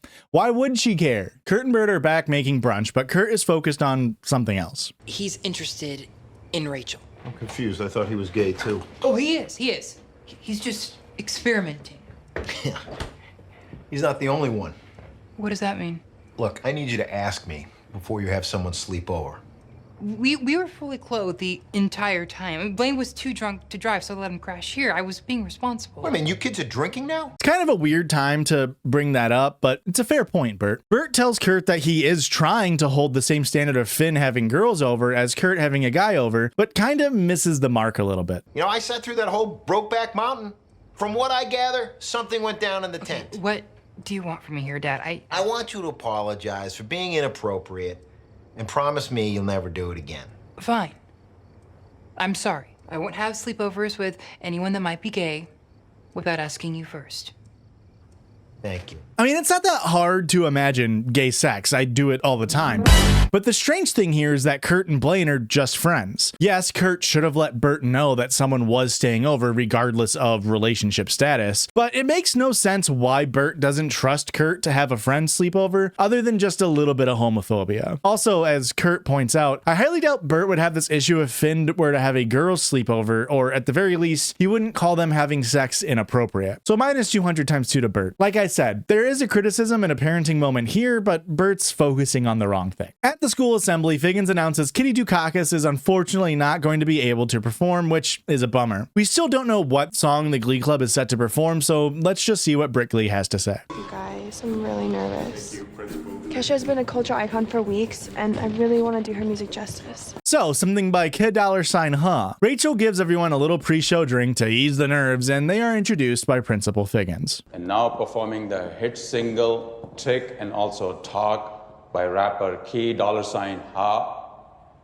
The New Directions. And outside of Brickley's costume, this performance is a pretty big miss for me. It's more like screamy than the original with worse use of autotune, and it just doesn't hit. Also, the choreo doesn't hold a candle to the Just Dance rendition, so it's like overall a meh. Brickley hits the splits mid-performance and then ends with a bang as she vomits on Rachael, cutting the music immediately. Santana follows suit and the assembly comes to a close. Sue takes the intercom to blame Will for allowing his drunk Glee Club to perform, and as punishment, she plays his horny drunk dial. Open your ears, McKinley High, and behold the awful price of alcoholism. Hey there, sexy lady. There's something I really want to say to you.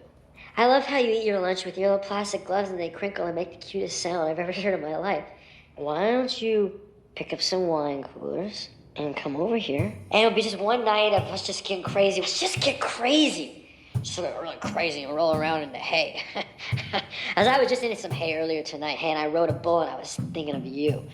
Okay, so minus 300 to Sue, obviously. The Glub and Will are in Figgins' office, and they're ready to face the consequences. Those special effects at the assembly really paid off. I had no idea what brilliant musical comedy performers you all have become. The kids at this school are scared straight. Today is the first day in a month without a single act of public drunkenness at McKinley High. Biggins just thinks that their act was fake, which is crazy considering everything else about this episode. Biggins warns Will to get help for his sex addiction, which is something I don't want to think about, and they get off scot-free. The club leaves counting their lucky stars, and Will has one last word about alcohol with them. Drinking while at school is just stupid, and most importantly, any of you guys drinking at all is illegal. There's a fair amount of the pot calling the kettle black right now. That is so racist. I couldn't agree more, which is why I'm gonna stop drinking. Not even a beer at the end of the night to take the edge off. But if you don't drink, what will you have to live for? I have plenty of my life without beer. Like what exactly? The point is, I'm gonna stop, and I hope you guys do too. And I agree. Drinking while performing is super unprofessional. I don't know if Will really needs to go sober, but also that's his choice, so no qualms on my end. Will then has everyone sign pledges to not drink. And I want you guys to sign them. And what if we fall off the wagon again? Look in the top corner of your form. That's my cell phone number. Yes. Part of your pledge is that if you do slip up, no matter where you are or what time of the night it is, I want you to call me to drive you home. We got lucky this time that the only consequences of your drinking was some ill-timed vomiting. None of us wants to see any of you guys get hurt. And this is like a totally great way to end the talk about underage drinking, and I'm kind of surprised, actually. But we aren't done with Blaine's bi-arc, so Rachael plans to surprise him at the coffee shop. Hey, Rachel, what's going on? Yep. I'm gay. Well, there you have it. As NSYNC said, bye-bye, bye. As it turns out, Blaine and Rachael are both happy with how everything ended. I am speechless. I just had a relationship with a guy who turned out to be gay. That is songwriting gold. Oh, okay, I have to go compose, but thank you. Thank you. While high on decent plot lines and jokes this episode, it was a little light on Gloints, with Kurt and Burt both earning 400 GLEE-VIL points and Sue picking up a modest minus 1,800.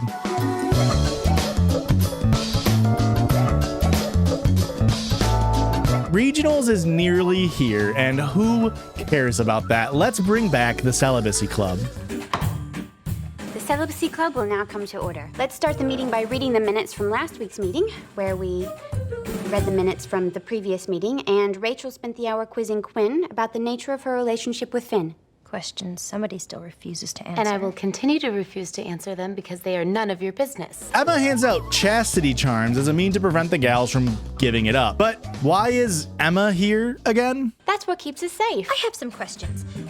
Some things that I'm curious about. No. Why be curious? No. Wait to have relations until you're comfortable. Right? Maybe till your honeymoon. I don't know. Maybe even later. Celibacy, ladies!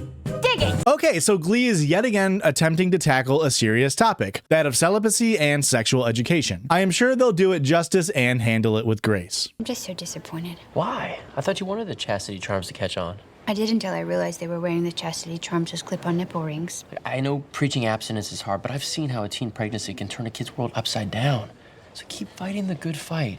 And I'm happy to do whatever I can to help make celibacy an option for these kids. Okay, so who between Rachael and Quinn would use, let alone have the need for clip-on nipple piercings? Or are we just supposed to know that other students have gotten them? Also, according to every statistic ever, abstinence-only education is the least effective form of sex education. Not unlike the previous episode lessons on drinking, teens are going to have sex. It's important to educate them and allow a safe way to do so. I'm sure eventually this episode Glee will try to convey this message, but I wanted to put that up here at the top so y'all can be reminded that I am indeed a man of science. Overhearing this conversation between Emma and Will is the one and only Goop. I don't know, hot stuff.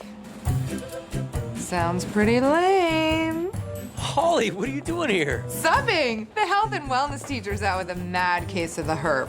Yikers. Oh, it's so good to see you. You too. Oh, this face. This face? Well, how about this face, William? Dude is 35 and pogging when a racist candle salesman walks in.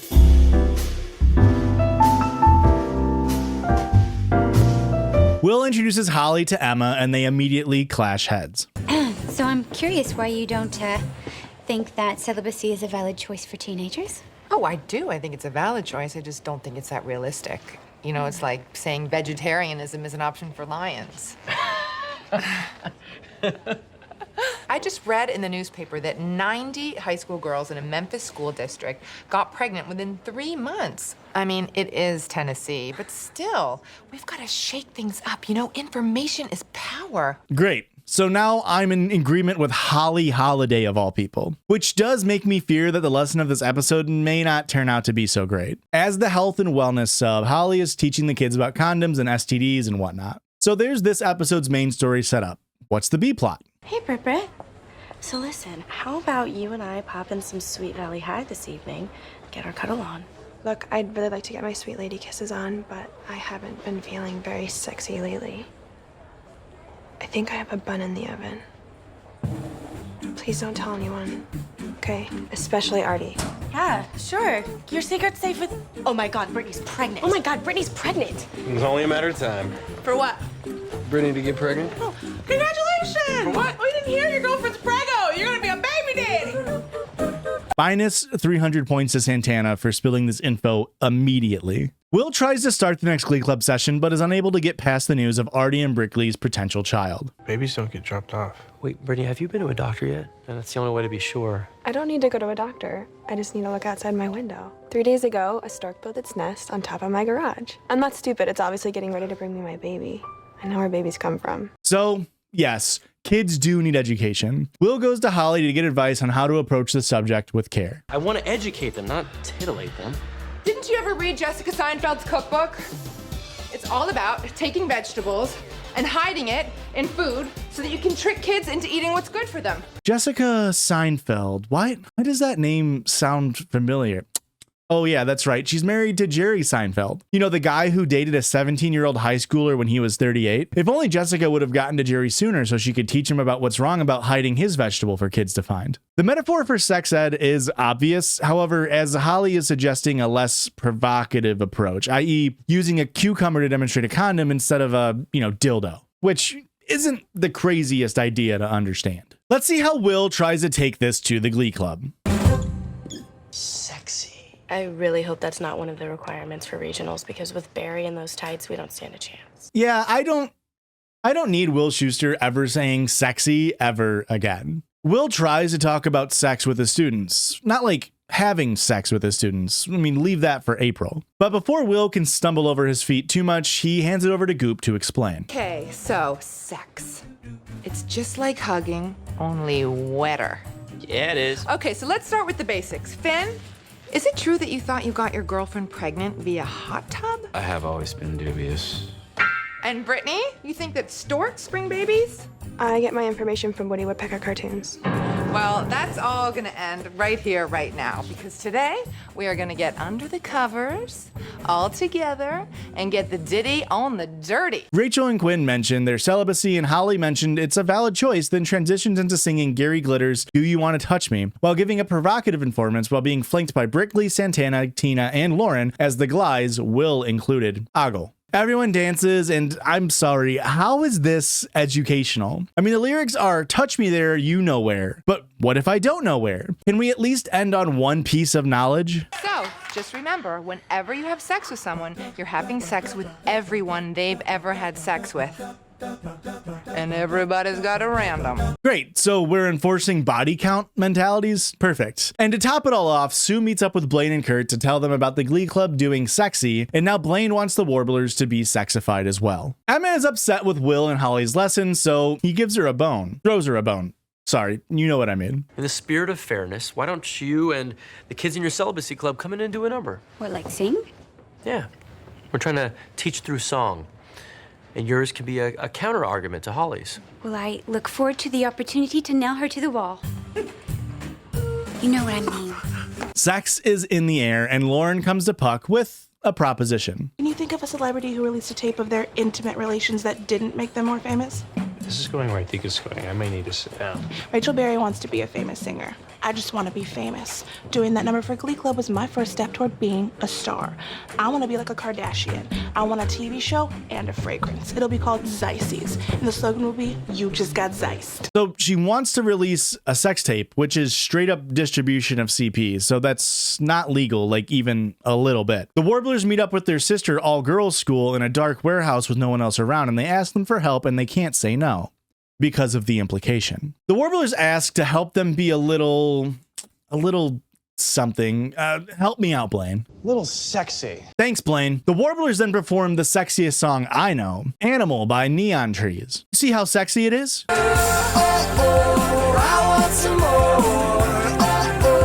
I mean, that's what I do when I'm about to get down. And again, it's a cappella, so it's capped out on how good of a performance it can really be, but Blaine and Kurt carry it out to an above average number for me. They end with b-boying in a foam party as the girls were impressed by the sexiness. Blaine asks Kurt about his performance and is as confused as I was. Those weren't weird faces, those were my sexy faces.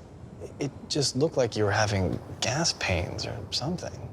Kurt is worried about his lack of sexual knowledge affecting his performance at regionals, but Blaine says he has a plan. Turns out Brickley has remained hooking up with Santana even though she's dating Artie. I really like when we make out and stuff. Which isn't cheating because the plumbing's different. Sorry, Britannia, but my glist is science-based and the science says that's cheating. Minus 1,000 points to Brickley and Santana. Brittany talks about how she appreciates talking about feelings and having a full emotional relationship with Santana, but she doesn't quite see it the same way. I don't know, Santana. I think we should talk to somebody, like an adult. This relationship is really confusing for me. breakfast is confusing for you. Well, sometimes it's sweet and sometimes it's salty. Like, what if I have eggs for dinner? Then what is it? Puck and Lauren are then planning their illegal distribution by watching Kim Kardashian's sex tape and taking notes. Then Holly walks in. Oh, hey, Miss Ace. Hey, can you help us out? Yeah? Lauren and I are gonna make a sex tape. So I can get a recording contract. Wow, okay. Well, first, can I just say that I'm very impressed by not only your ambition, but by how comfortable you are with your own bodies. Easy to be comfortable when you look this good. You know what I mean? Agreed. Now for the downside. Are you aware that because you're under 18 years of age, making and owning a sex tape could make you guilty of child pornography? Man, if only Mark Sailing was paying attention here, he really could have saved his life. Holly advises against releasing a sex tape and then leaves the two lovebirds to themselves. Then Britannia comes to her to talk about their relationship. I want to thank you guys for confiding in me because I know this is tough. And I want to ask both of you if either one of you thinks that you might be a lesbian. I don't know. Yeah, I mean, who knows? I'm attracted to girls and I'm attracted to guys. I made out with a mannequin. I even had a sex dream about a shrub that was just in the shape of a person. So they don't immediately brush off the hashtag Bi Queen labels, so that's nice, I suppose. Holly then suggests the one thing this goddamn show knows how to do: sing a song about their feelings to one another. Next, Blaine is trying to help Kurt be sexy, but it's not really going great. All right, so give me sensual, but don't make fun of it. Like, really try. Okay, now give me sultry. Kurt, they're all sort of looking the same. It's because the face I'm actually doing is uncomfortable. Kurt is frustrated as he feels like he doesn't feel attuned to sex and more closely relates to romance. He asks Blaine to leave without learning more about his sexual side. Will's sexual side is here though, asking Holly for help into turning Prince's kiss into a tango. We are subjected to Will giving the falsetto performance of his lifetime. And hey, this might come off as a controversial statement, but I've never personally been the biggest fan of Prince's music. So adding Glee cover on top of that was never gonna make it a winner for me personally. They do a sexually charged dance number and they end Kiss with a kiss. Kiss.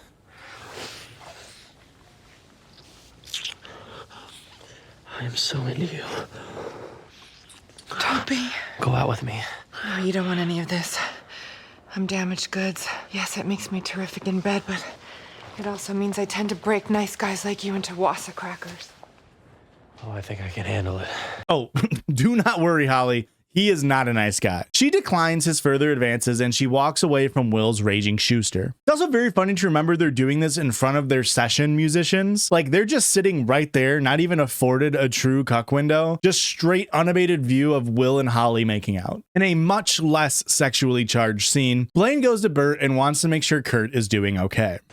Have you ever talked to him about sex? Are you gay or straight or what? I'm definitely gay. Whoa, you cannot just say that, Burt. You know, whatever, but, you know, good for Kurt. He needs someone like you to talk to. Well, that's kind of my point. I've tried talking to him, but he basically puts his fingers in his ears and starts singing. Well, when he's ready, he'll listen. I'm worried that it might be too late. Nah, man, that is your job as the parent. Blaine then talks about the lack of support the schooling system has and having to turn to the internet to learn himself because his dad refused to talk with him. Furt is overwhelmed and embarrassed the entire conversation, but it seems like Blaine's messaging did get through to him. Holly then helps Britannia sing their song for their feelings, and it's Fleetwood Mac's Landslide. A song meant to talk about how love between two people can be complicated, and while one person may want one thing, the other may not see things the same way. Santana is afraid of what a relationship with Brittany may bring, the looks, the rumors, the judgment of 2011 America. But Santana also knows that Brittany wants and needs more from her, and by coming back to her, she's only continuing to hurt Brittany. As the song goes on, Santana begins to weep, knowing that her relationship with Brickley is coming to a close, whether it be the end of what they have or a thrust forward into something new. A wonderful moment that I think is highlighted by the fact that they didn't even have to sit here and outwardly tell us what's going on. One of the rare times in Gleason 2 that they've gotten the show don't tell storyline down, and it was great. It was a wonderful moment. But we have to cut all of that with a joke to make sure you TikTok Zoomers don't lose your attention. Pretty cool that our girlfriends are such good friends, right? Wish you and I were that close. The Celibacy Club is back in session, and now Puck has joined. Are you lost, Noah? Yeah, you don't belong here. You're the biggest French whore of them all. Zyces and I were gonna make a sex tape. I found out that making that tape would result in my arrest.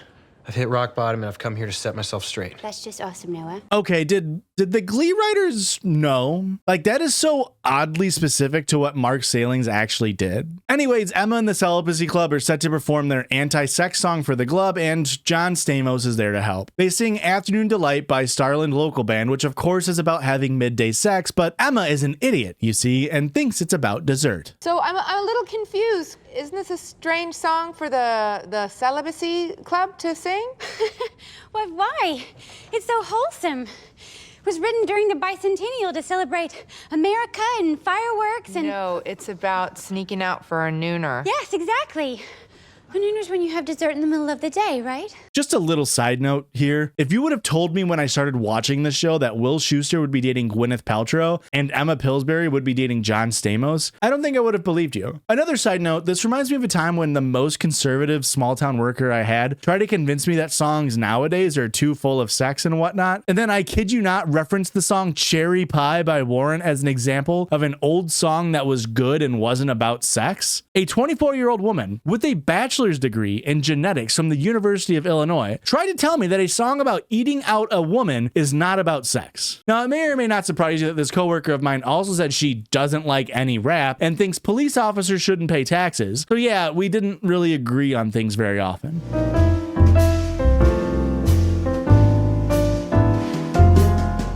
Anyway, Carl speaks with Holly and requests some office hours to help teach Emma about sex. I really hope McKinley pays their substitutes well. Meanwhile, Blaine had gotten through to Bert and he picked up some pamphlets from the free clinic and decides it's time for the talk. They both are awkward, but they power through it. Bert gives a little bit of a simplistic view of sex as a whole, but his heart's in the right place and he ends strong. When you're ready, I want you to be able to do everything.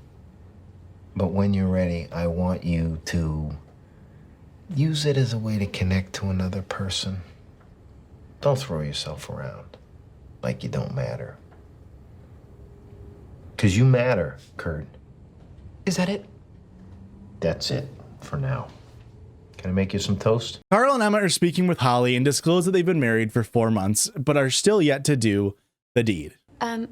Okay, so we cuddle a lot. A lot. A lot. We cuddle too much. Oh, no. We're cuddle Okay, monsters. Okay, we watch the housewife shows, which are so racy. It's not like I haven't tried. I try. I've made her romantic dinners. I give her roses. And every time I try to touch her, that happens. So John Stamos is dating Tickle Me Elmo if Elmo had a more annoying voice.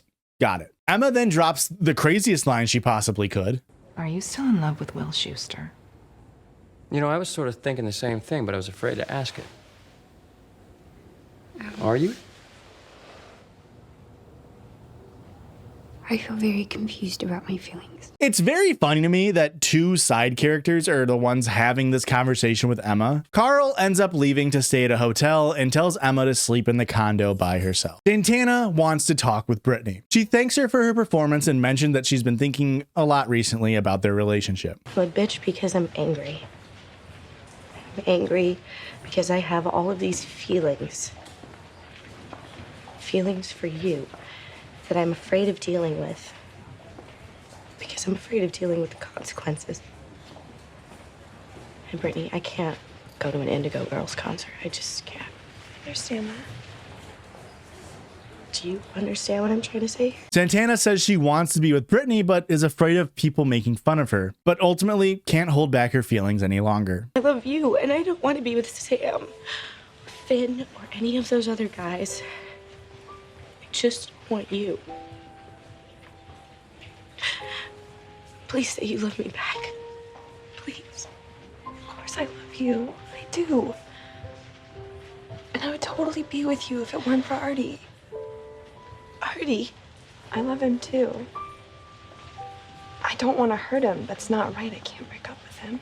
Yes, you can. He's just a stupid boy. But it wouldn't be right. Brittany says that if her and Artie were to break up, then she would date Santana, but it's not fair to Artie to hurt him. Santana is then hurt and pushes Brittany away as the conversation ends. Lauren is upset that Puck joined the celibacy club, and maybe I'm not the only one, but boy, do I not care about this couple at all. Puck talks about how he's reckless and yada yada yada, then Lauren kisses him and they both join celibacy club. Santana and Artie and Brittany are also there, and Rachael is leading as Emma is off dealing with her embarrassment. Rachael mentions that being intimate is something that everyone will eventually do. It's just important for the time to be right. Then Puck notices something on Quinn's neck. It's not a hickey. Oh, I know hickeys. I'm a freaking connoisseur. I can make them into shapes like balloon animals. I burnt myself this morning with a curling iron. The key is to use the curling iron in the bathtub to keep you from getting burnt. No. I was sure I was caught. What was that? Is that your mom? She's at work. She'll be home for hours. Divorce rules. So Finn and Quinn are back together after everything they've been through. Quinn makes a plan to shoot for Prom Queen and King and mentions that she feels Finn should have been her first, not the mistake that she made with Puck. Holly is saying goodbye to Will as she got a teaching job in Shawnee Township, which is actually only 15 minutes away from Lima. So for the first time ever, the gliders seem to have used an atlas. Though it would actually make sense to send her further away like Shelby in season 1, considering she's a celebrity cameo and keeping her close raises more plot holes than it fills. But still, as long as they end the episode with her and Will not in a relationship, then I suppose I won't have any major gripes. I'm getting older too. Maybe I should try a relationship that lasts more than 36 hours. You serious? Plus, seeing another woman with the hots for you kind of made me jealous. Wait, what? No, nothing. I know a lot about sex, Will, but maybe it's time I learned a little something about romance. Well, I don't know if you've heard, but I happen to be an excellent educator.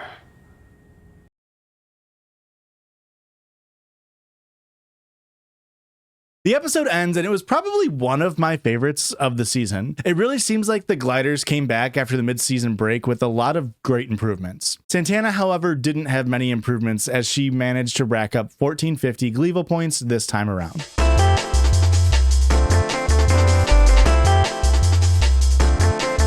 Regionals! We made it, folks. Now, I don't want to spoil anything, but if my powers of Gleeduction are still working, I'd just like to point out that they've been talking about going to nationals since like the second scene of this season. And also there's 6 more episodes after this one. But I'd say there's a pretty good chance the Glee Club on the show called Glee makes it through to nationals. Purely speculation on my part though, as I am writing this before watching the rest of the episodes or seeing any spoilers. I'd assume that like the other sectionals and regionals episodes, this is going to be a music dense episode. Do you agree with me, Darren, Chris Angel?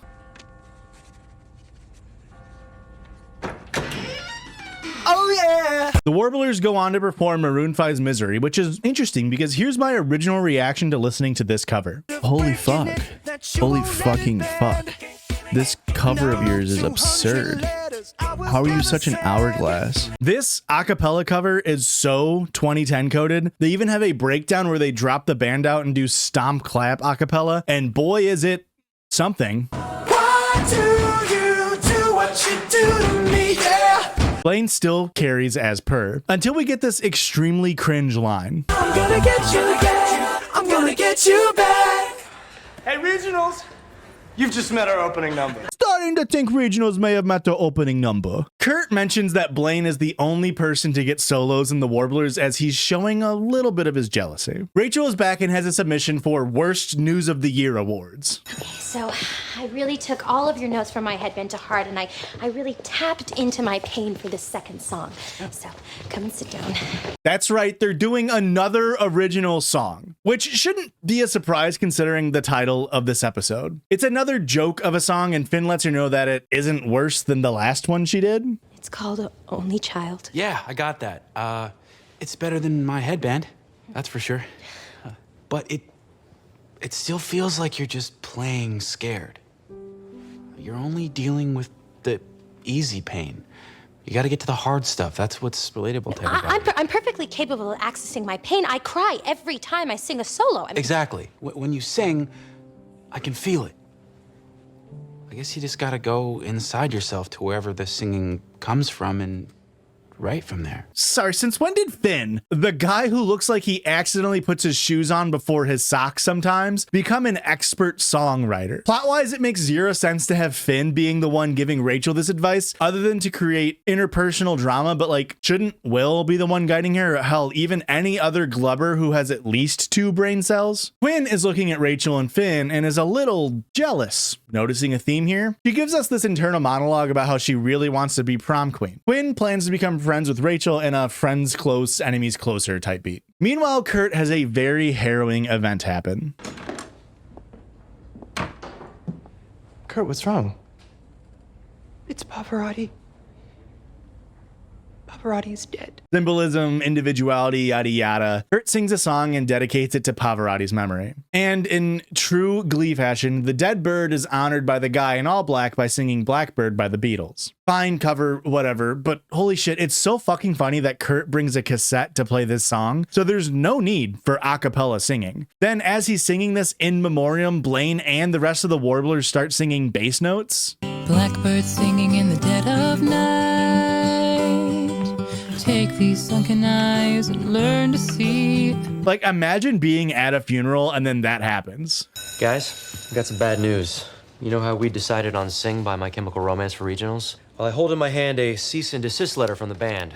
We can't do it. It was the perfect anthem. How much do you want to bet Coach Sylvester has something to do with this? One step ahead of you. Why is this like the saddest Will has ever sounded? Like it's one song. It turns out Sue had a chance hook up in the past with the drummer of MCR and used this connection to have them deny the new directions. So minus 300 points to Sue for petty shenanigans that hurt students. The club is once again voting against Rachael's idea of performing an original song for regionals, perhaps because it's less than a week away and she still hasn't even written it yet. Then an unlikely friend appears.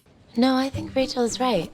This team works best when we push ourselves and do something a little different. That's true, but if all the other teams are doing amazing songs, we're not gonna be so good. You're right, we're not gonna be as good. We're gonna be better.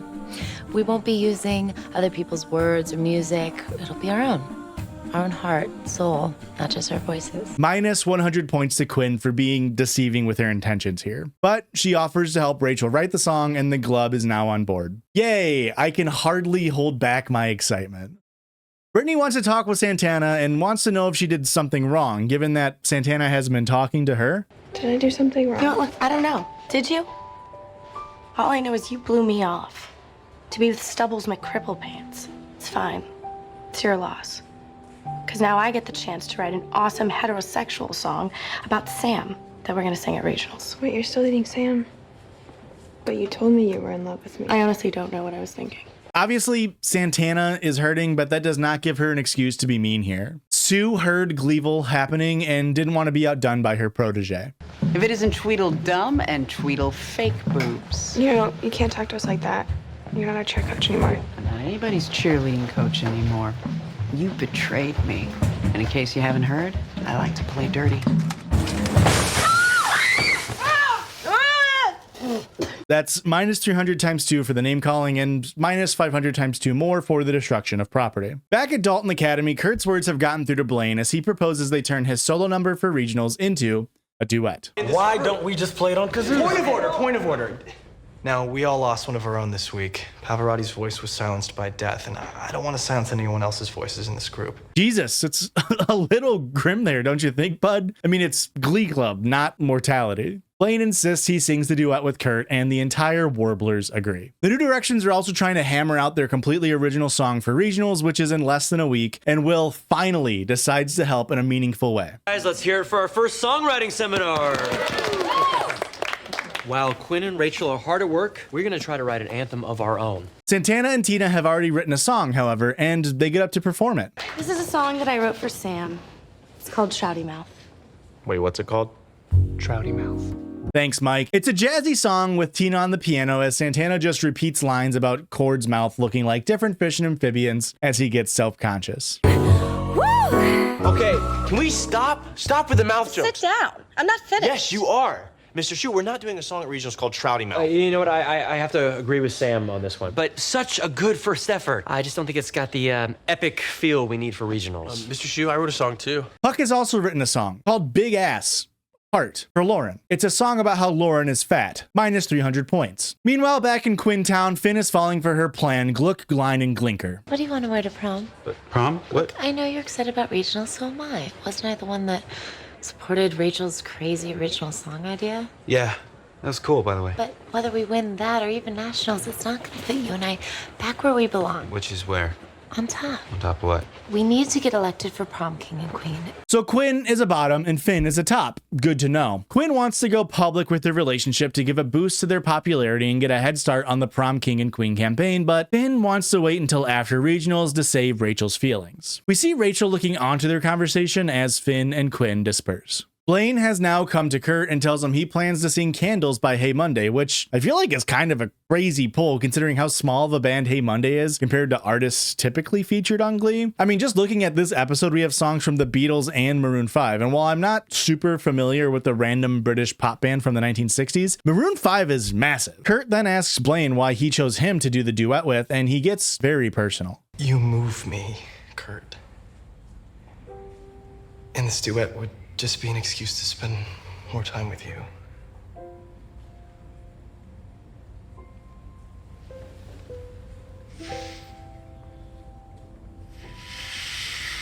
Now, don't get me wrong, I love this for Klaine, but it kind of feels like Blaine's entire character arc was just an edge fest because the writers wanted to save this kiss for the regionals episode, and there's like no real good reason why this couldn't have happened 3 episodes ago. But again, it's nice to see Kurt finally have a love interest considering all the other main characters in the club have been dating each other like crazy. Speaking of underused characters, Mercedes gives an original performance called Hell to the No as a sort of reference to her catchphrase. And while this is probably the catchiest original yet, it's just filled with references to her 2 character traits that Glee has shown us. She is black and she is fat. Just surface level diabetes jokes, and to really hammer home the idea that it's too focused on a character being black, Will has some thoughts. Hell to the no. Really good. Thank you. But my butt, Mr. Shu, that song was amazing. no, I agree. I'm just not sure that it's regionals material. You know that it's not regionals material is just Will's way of saying not wide enough. Will tells the students that all good songs come from pain and wants the Glids to focus on that. They all reference a certain source of pain they may be able to draw inspiration from. That should be easy. Coach Sylvester tortures us for no reason and tries to get the entire school to hate us. Yesterday, she filled Brit in my locker with dirt. Okay, slow down. Well, she literally throws sticks at me. What are you doing? Throwing sticks at your head? I'm gonna crush you at regionals. Okay, what else? She called the Ohio Secretary of State saying she was me and that I want to legally change my name to Tina Cohen Loser. Okay, and how does that make you feel? Well, at first it hurts, but then it mostly makes you want to win. Will then asks for some I feel statements and brings home the title of the New Directions song, Loser Like Me. Now let's get to writing. Rachael and Quinn are meeting up to write their song, but Rachael wants to know something first. Go ahead. Ask me. Fine. Are you and Finn together? Yes. It's been a couple of weeks. It's like Groundhog's Day with you, Rachael. How many times do you have to make the same mistake to realize it's not going to work out? Well, thank you for being honest with me, Quinn, and I'm happy for you and Finn, but don't go and try to rewrite history, okay? It was real between us. He chose me over you. And how long did that last for? Why are you being so mean? Quinn's obvious hypocrisy and narcissism leads her to telling Rachael her visions for the future, including Finn and Quinn getting married and having a family, but Rachael doesn't want to go down so easily. I'm not giving up on Finn. It's not over between Yes, it is. You're so frustrating. And that is why you can't write a good song, because you live in this little schoolgirl fantasy of life. Rachael, if you keep looking for that happy ending, then you are never gonna get it right. So we're done with that, and why don't we just return to our work, okay? No. I think I'm gonna write this song on my own. Rachael leaves to write the original by herself as we see her crying while penning lyrics to a song called Get It Right. Sue is stopping by Will's office one last time before regionals to gloat and drops a little info on us. I forged that letter from My Chemical Romance. Also, I didn't sleep with their drummer. The drummer I slept with was that guy from Jimmy Eat World. Actually, Sue, I'm glad you lied. Give my kids the opportunity to try their hand at songwriting. Oh, thank God. MCR's good name has not yet been besmirched. Speaking of good names being besmirched, though, we are introduced to the Glee-General's judges. That one local news anchor guy they keep reusing, Kathy Griffin playing a Sarah Palin type character, and Loretta Devine playing a stripper turned nun. Shortly after, we see Sue's Glove perform Jesus is a Friend of Mine by Sunseed. Obviously, this was done as a means to cater to the conservative judges, meaning Sue has an immediate leg up on the competition. Backstage, the Warblers are getting ready to perform, and Kurt is nervous to sing his first solo in front of a competition audience. Blaine tries to calm his nerves. I have this nightmare that I'm going to forget the lyrics, or I'm going to sing and nothing is going to come out. Okay, you can judge me. I think it's adorable. I think you're adorable. And the only people that are going to be dying tonight are the people in that audience, because you and I are going to kill this thing. Kurt then begins the Warblers' a cappella performance of Candles by Hey Monday, followed by Blaine. And it's a good enough performance with the audience somehow all having fake candles to wave around. I mean, damn, Warblers, I didn't know you had that in your budget. Then it's back to the Blaine solo show as he leads the Warblers in Pink's Raise a Glass, and it's a rare miss for Blaine. Why so serious? His voice in the beginning genuinely sounds out of place and just downright bad. There's no other way to put it. But the crowd heard something different than me as they give them a standing ovation. Which means the only team left to perform is the New Directions, and Rachael takes the stage solo to start her original Get It Right. It's focused on how Rachel's character feels like she is constantly messing things up and can't do anything right. Eventually, Rachael is flanked by Tina and Brickley as Finn looks on to the power ballad that Rachael has written partially about him. Eventually, the rest of the Glove gals take stage and the song ends with roaring applause. Then Finn and Rachael take lead on the second original song of the performance, Loser Like Me. Now, the song was actually co-written by Max Martin, who, if you don't know, is the Swedish mastermind behind some of the US's biggest hits. Songs like I Kissed a Girl by Katy Perry, Baby One More Time by Britney Spears, It's Gonna Be May by NSYNC, featuring that one Matthew Morrison lookalike. I mean, the list goes on and on with artists like Bon Jovi, Coldplay, The Weeknd, Ariana Grande, Taylor Swift, and more often than not, the songs that he helped write were the artist's biggest hits that helped spring them into superstardom. The bar for this Glee original is extremely high, so let's see how it holds up.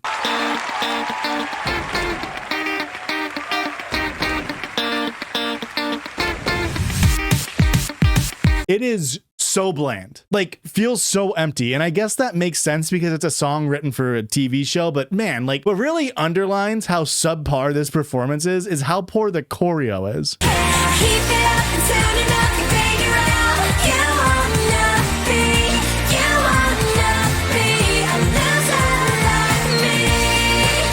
Like, it feels like they must have blown all of the show's budget on Max Martin because the costume design and choreo feels straight out of the Lizzie McGuire movie. If only the song was as good as What Dreams Are Made Of.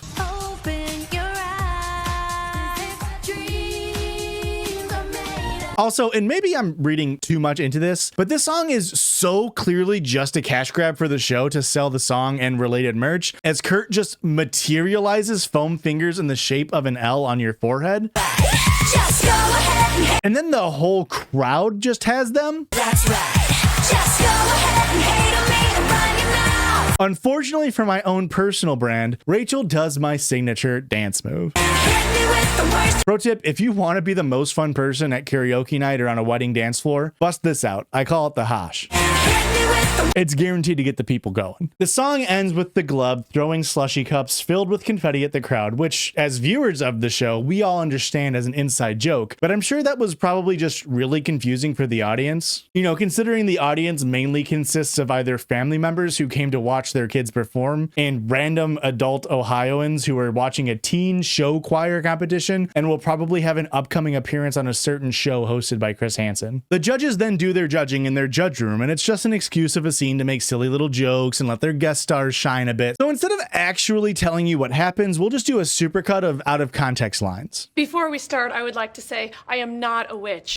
For a nun, I'm pretty liberal. My hairdresser is a gay. I twittered that Obama is a terrorist. Convent is the one place I knew I could stay off the pole. I think it's fair to ask, do we have written proof that these kids were born in the United States of America? Is it a gay school or is it just a school that appears gay? The last thing we need to do is send a message to children that gay is okay. I didn't even like to be pandered to when I was a stripper. I see no reason why they shouldn't be allowed to marry. And last time I checked, it's not in the Constitution. After all of that, we are finally treated to who the winners are. The New Directions, you're going to Nazareth in New York. Obviously, it's a high moment for the New Directions, but also a low one for Sue, Kurt, and Blaine. I mean, who knows what the deep pits of sorrow may make one do?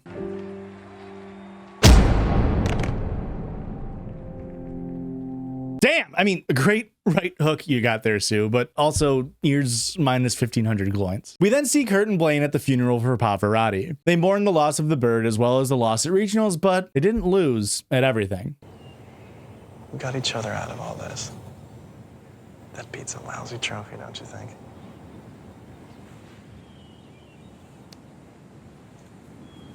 Back at the Glee Club, Will wants to give the students an MVP award, and I'm sure that won't drive unnecessary competition between the students. Our regionals MVP is Miss Rachael Berry.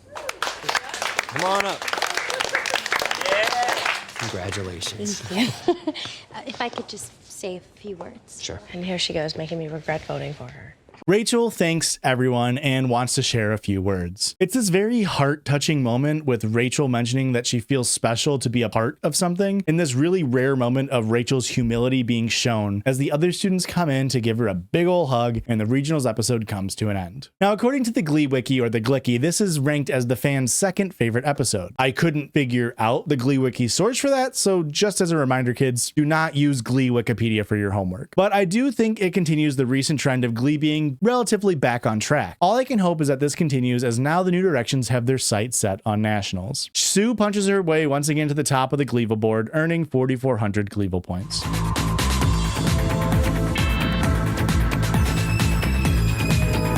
The Glob opens up this episode with a money-making scheme, something the show has often failed to properly portray in a realistic means, so don't expect this to make any more sense than normal.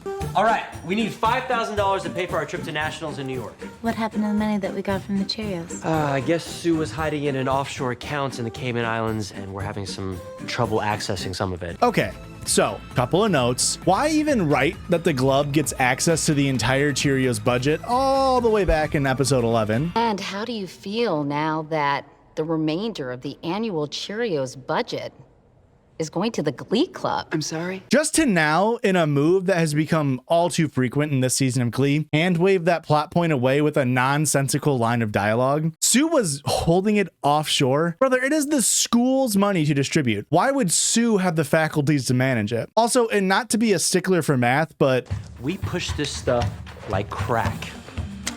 And so will we. So, to make $5,000 at 25 cents a piece, we need to sell 20,000 pieces of taffy. 5,000 times 0.25 is 1,250. 5,000 divided by 0.25 is 20,000. And to be fair to Will, something I rarely do, he says that, but he didn't write it that way. The Glub mentions that they find it a little ambitious to sell 20,000 anything, as they're still unpopular enough to have background bully Slushy Santana. Mike then gets up mid-Glub pity party and drops some Mike lore. You guys complain all the time about being mistreated, but you have no idea what it's like to work your butt off for something and have everyone, even your friends, ignore it. Artie, Tina, Brittany, and I are on the Brainiacs.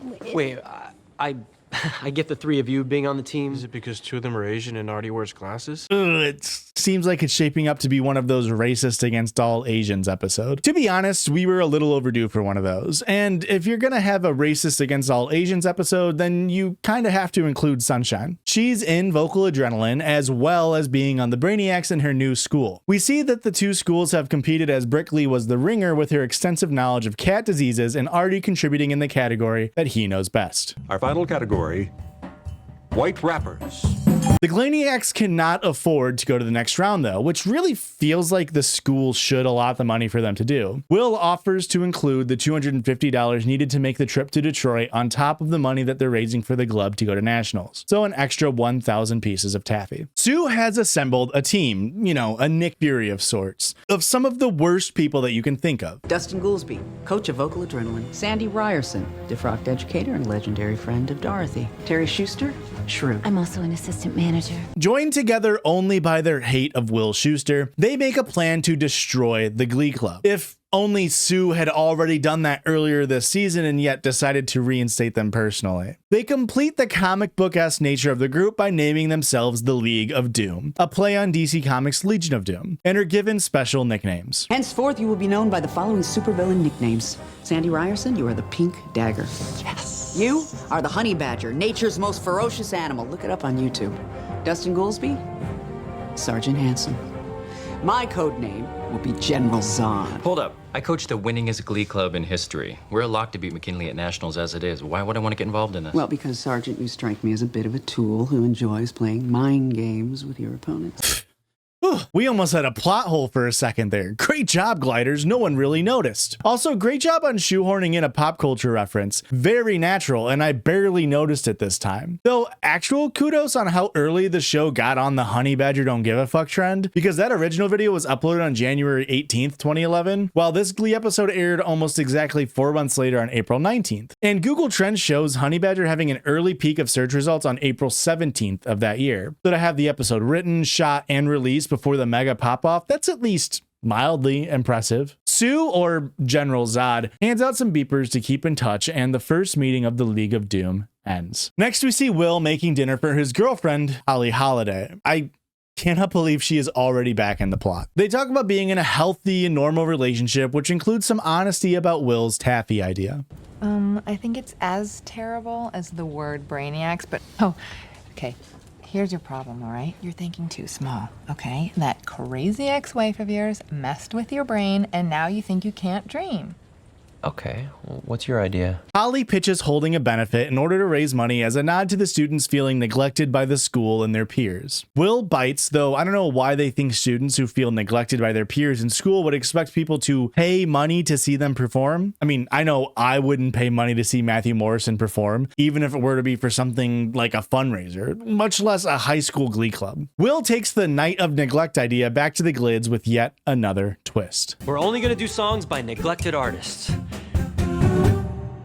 Because it's a night of neglect. Can you define what you mean by neglected artist? Someone whose brilliance isn't always appreciated. Okay, folks, let's put your guesses down in the comments below what the Gliders may consider a neglected artist. My bet is on Pitbull. For being Mr. Worldwide, he certainly doesn't get the fame you'd expect. Dustin Goolsby is just hanging out in the halls of McKinley High, which is straight up crazy considering he's an adult and from Carmel High School, and that is indeed 150 miles away. Zod then tells the Pink Dagger to start up a school club in order to disrupt the Glub's benefit concert. How is Sandy still allowed to hold a position in this school? The club he heads is Heckling Club, and the members include JBI, background bully number 2, and Becky.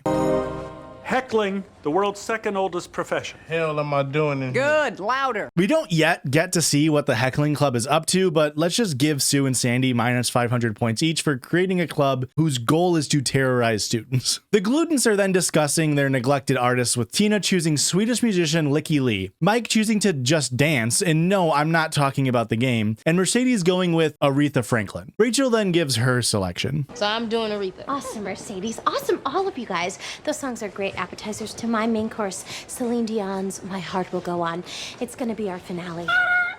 That's like the biggest song of all time. No, you don't understand. Celine isn't the neglected artist. I am. I was kind of hoping you'd do the closing number. Finn interrupts Rachel's narcissism as the club has found out that Sunshine, a student who goes to a school 154 miles away, has come to McKinley High in the middle of a school day. And the entire club confronts her. My God, does anybody go to class in this show? They accuse her of being a spy. I'm not a spy. I heard about your benefit concert on Facebook and I wanted to perform. Yeah, but you're on vocal adrenaline. How do we know we can trust you? Because I have nothing against any of you. I have 600 Twitter followers. I can get all of them to come. But Sunshine just wants to perform a song for the club's benefit and is allowed to give a taste of what she may bring to the table. She sings All By Myself by Celine Dion, which of course angers Rachael. And it really sucks that the show is so racist because Sunshine is an amazing performer and has very powerful vocals. Afterwards, the club is divided on whether or not they want to let Sunshine sing at the benefit concert. Rachael being the only one who doesn't want to let her sing, but divided nonetheless. Rachael concedes but makes a bargain with Mercedes. Fine.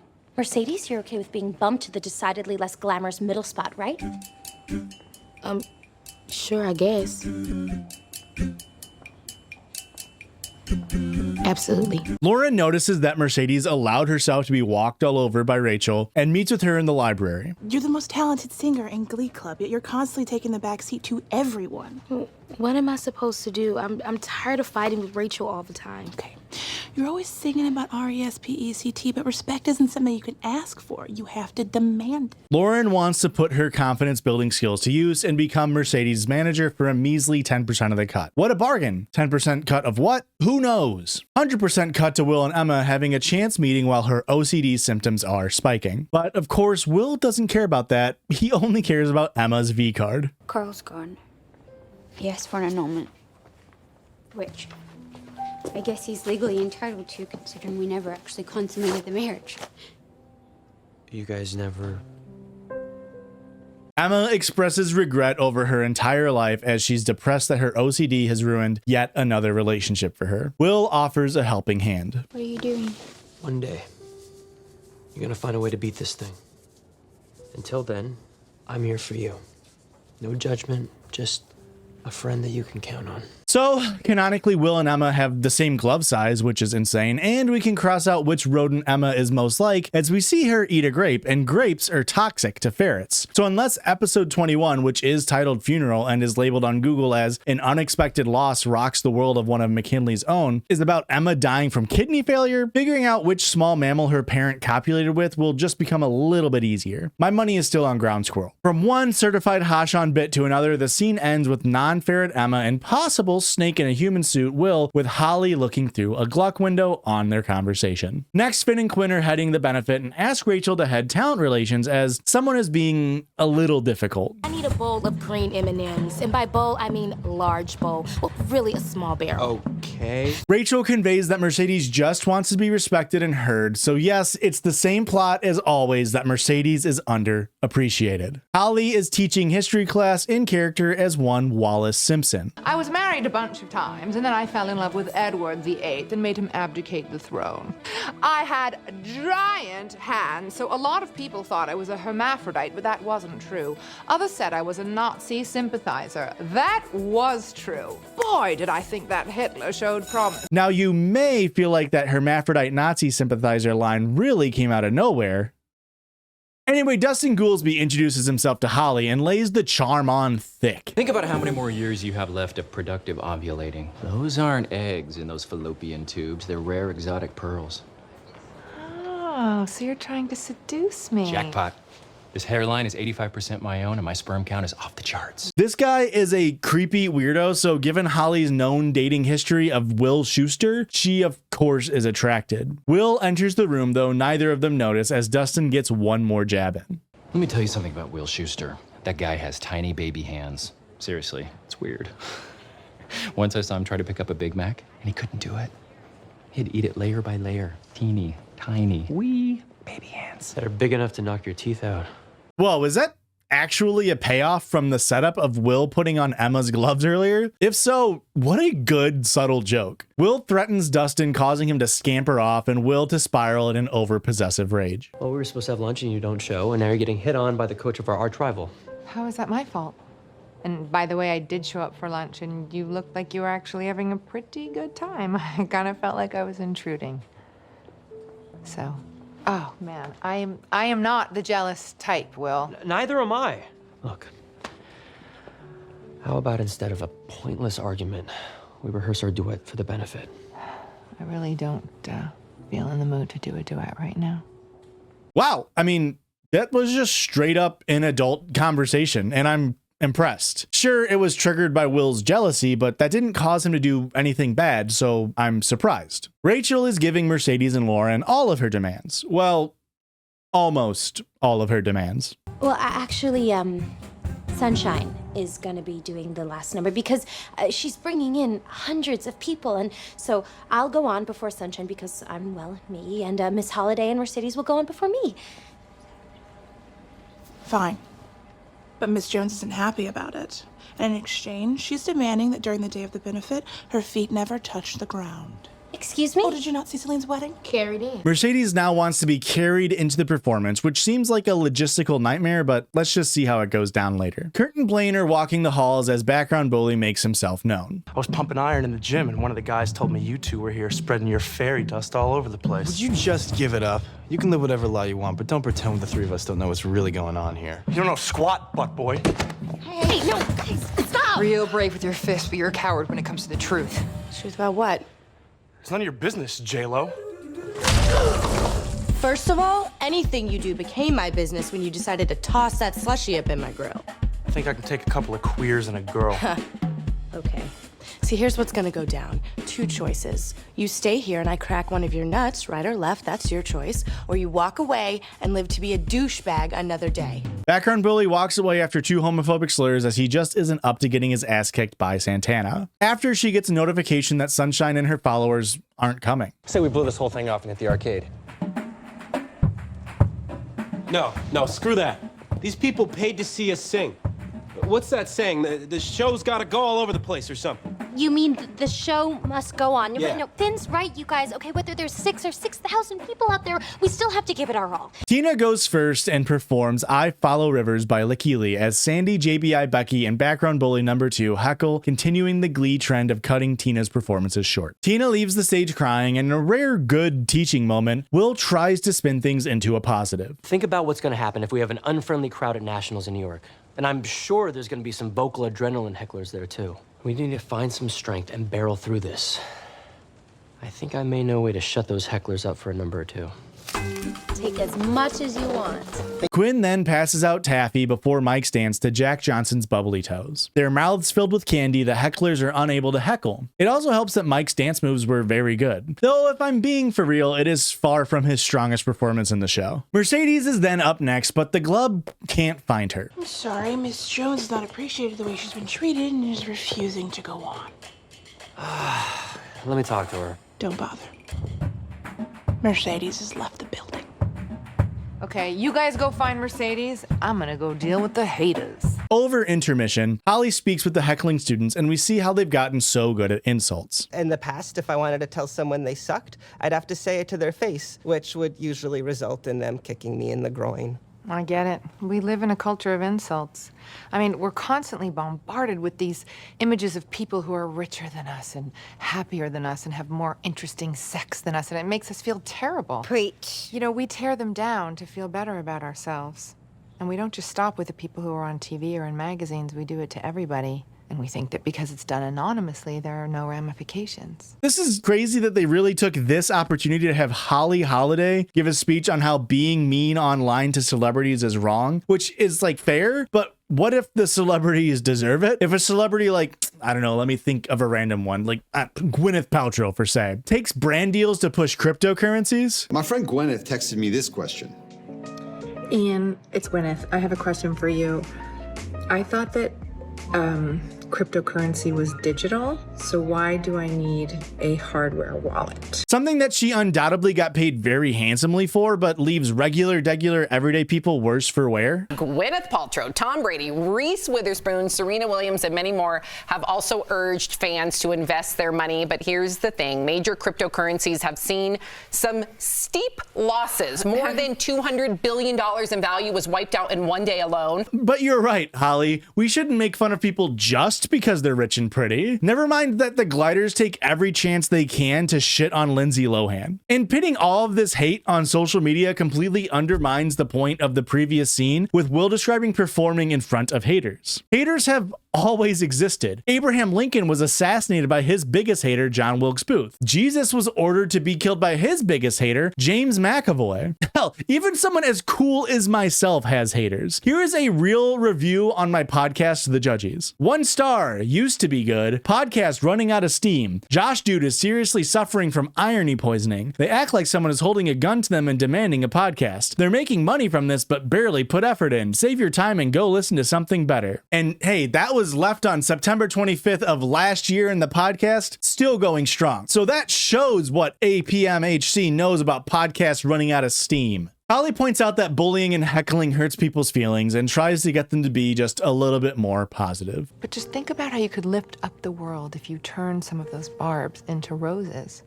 I mean, intermission's almost over. Why don't you get back in there and turn some of that jeering into cheering? Nah, I think I'm just gonna go home, probably do a new post about how handsome Mark Harmon is. Mercedes is brooding in her car, and Rachael joins her to white-splain Aretha Franklin's significance as a person. And one day she went to this show, nothing fancy, it was just like a state fair. And the master of ceremonies hands her a tiara and calls her the Queen of Soul. And that's how she earned her crown. That's how she gained all of her respect. Not by requesting for special pillows or food, but for doing what she does best, singing. I just don't get it. Why are you a bigger star than me? Telling a black person to just shut up and perform is not a good look, Rachael. Also, a very silly decision to have Rachael, the show's biggest diva, be the one to tell Mercedes to stop being a diva. She tells Mercedes to go inside and take the closing spot from her if she really wants it. The next performance we see, however, is Holly singing Turning Tables by Adele, and again, credit where it's due, this was before Adele's massive blow-up following the release of her album 21 in January of 2011, which featured such hits as Rolling in the Deep, Rumor Has It, Someone Like You, Set Fire to the Rain. I mean, this entire album is insane. During her performance, Sue chastises Sandy for losing control of his students and hypes him back up to heckle some more. Then Mercedes comes back to the club and promises to sing as she makes her last demand. They have all of them watch her sing. She sings Aretha Franklin's Ain't No Way, and to the surprise of absolutely no one, it's very, very good. Rachael congratulates her and refuses to do a follow-up performance, allowing Mercedes the closing number position. Afterwards, Holly tells Will that she won't be sticking around for much longer. I just got offered a job to teach French in Cleveland. Isn't that great? Full time? No, who are you talking to? 4 months tops. Don't you have any feelings about leaving? Didn't you listen to my song? I told you, Will, I live the glamorous life of a substitute teacher. I'm deathly allergic to commitment. Will is, of course, upset, but they both understand that Holly is indeed a Rolling Stone, and this ending of their relationship was always inevitable. Then she drops some hot goss to Will. You think you're ever gonna settle down? Maybe. But not with you. You're in love with somebody else. And thanks to my counseling, she's available now. They share a kiss, and Will asks if she'll ever come back to visit. She smiles and says, I thought you'd never ask. As she walks away, though spoiler, she doesn't come back until season 5, so that's a wrap on Goop for now. Will retreats to the glove room and finds Sandy offering to pay for the glove to go to nationals and the Brainiacs to go to Detroit with his drug dealing money, and yet another money isn't ever a real issue for this show moment. A Deus Ex Machina of sorts. Plus 700 to Sandy, and if you think giving the Glee Club over $5,000 should net more than 700 points, then have fun getting into heaven after saying that pedophiles should get more points in a Hashan video. Sue, once again devastated that her plans of taking down the Glee Club have failed, deploys her last weapon. I turn to you. Your time has come. After all of that, the Brainiacs are competing and have the last tie-breaking question. The category, hermaphrodite Nazi sympathizers. If I had a nickel every time this show brings up Nazis somewhat innocuously only for it to be the butt of a silly joke, I'd have 2 nickels. So far. Now, fun fact, this episode was boring and useless, seeing as the only plot device of neither club having any money was both created and solved within the last 44 minutes of airtime. Also relatively inconsequential to the leaderboard, as Sue only picks up minus 500 gloints, and Sandy, thanks to his generous donation, ends up with a big old goose egg. This is Sandy's final appearance on the show. But you know the old saying, when God closes one pedophile arc on Glee, another one opens. I can't wait to see how they fill that hole. Oh, God. Pun not intended.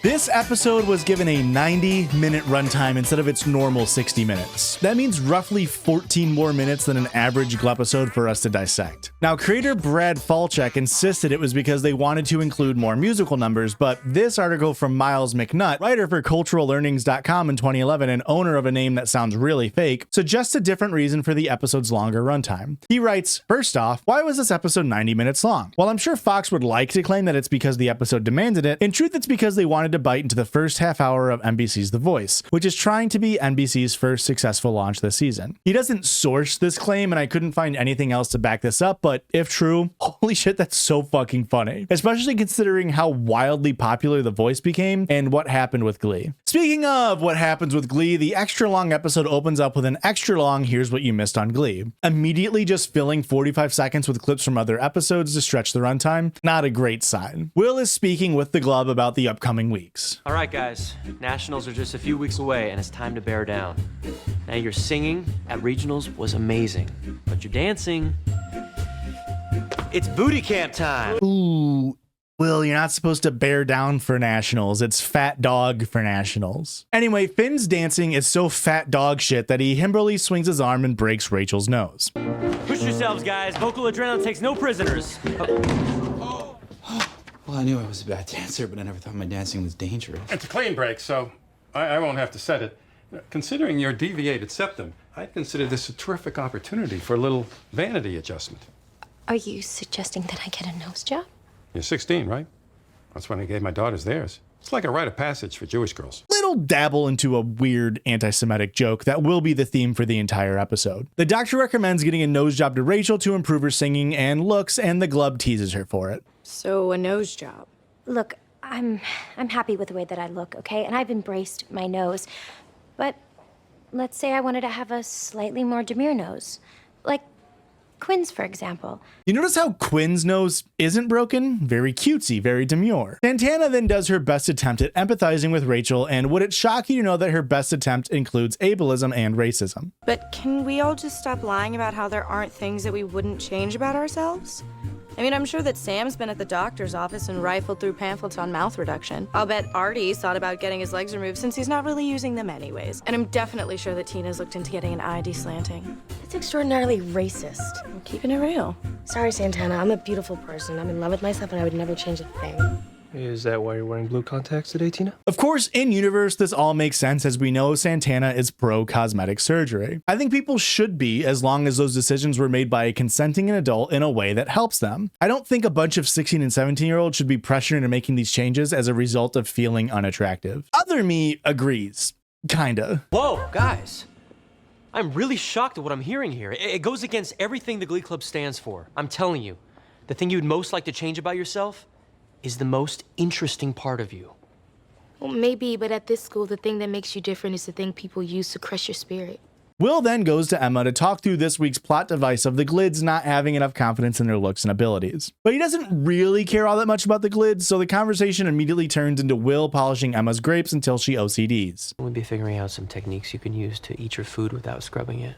You mean with germs and pesticides all over it? No, I mean, really deal with your issues on this stuff. Well, I've tried. You know, and I may not have been born this way, but this is my lot in life. There's nothing I can do about it. Oh my God, she said it! That's the name of the episode! I know how I'm gonna get the kids to accept what their differences are. By using their two favorite teachers, me and and Gaga. Glee and Gaga to be seen in the future. For now, we have a monologue of Santana wanting to become prom queen so she can manipulate Britt Glee into dating her. Her first target to acquire votes? The Jock Squad. Unless I could get the jock block. Jack Ryan, you've just boarded the Red October. Sean Connery. And God knows Sam doesn't have the heat at this school yet.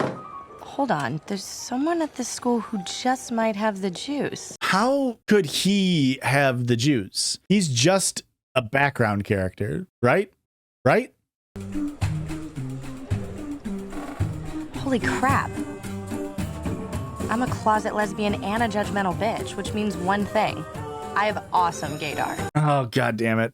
I might be screwed. Blaine have met up with Santana, Tina, and Mercedes at the coffee shop. It literally makes no sense that Santana is here, like not even a little bit. Not once has this show implied any sort of relationship between Santana and these characters. So why, you might ask, is she included? Say it with me on 3. 1, 2, 3. Plot reasons. It's right. I miss you so much. Isn't there any way you could come back to McKinley?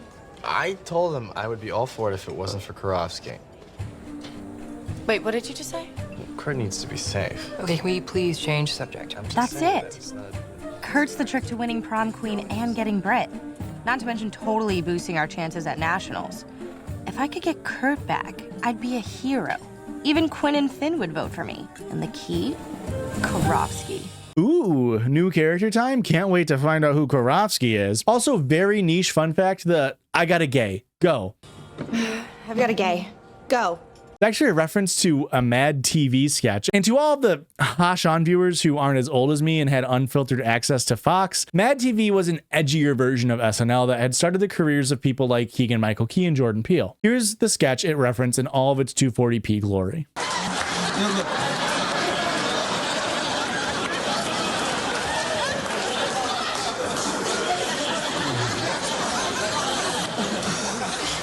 I gotta gay. I gotta go.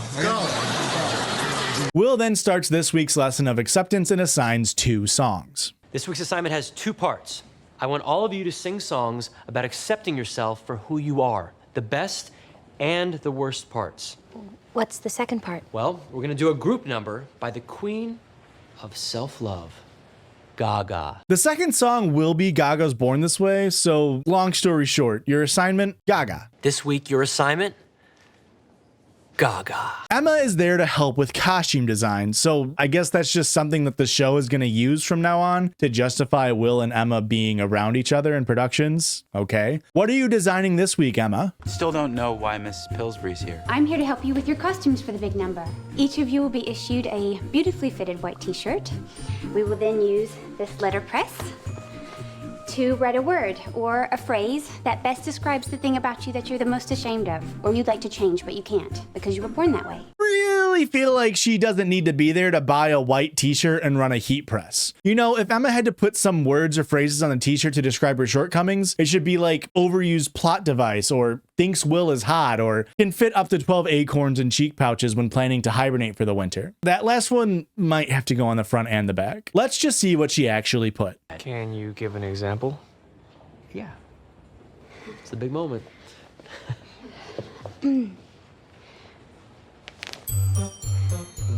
Wow, Emma, I thought the whole purpose of you doing this was to Being write. a ginger has plagued me my entire life. People say that I smell like copper. I can get a sunburn indoors at night, and according to recent legend, I have no soul. Maybe the no soul thing is what attracts her to Will No Soul Schuster. Another contender enters the prom queen race as Lauren eyes the top spot, but she feels she doesn't have a chance due to her size. Puck promises to help her become queen as her future king. Quinn is at the nose doctor with Rachael to use her nose as a template and also secure Rachel's vote for prom queen. This is my friend, Quinn. Nice nose. Thank you. Very nice. Yeah, well, Rachel wants it. No problem.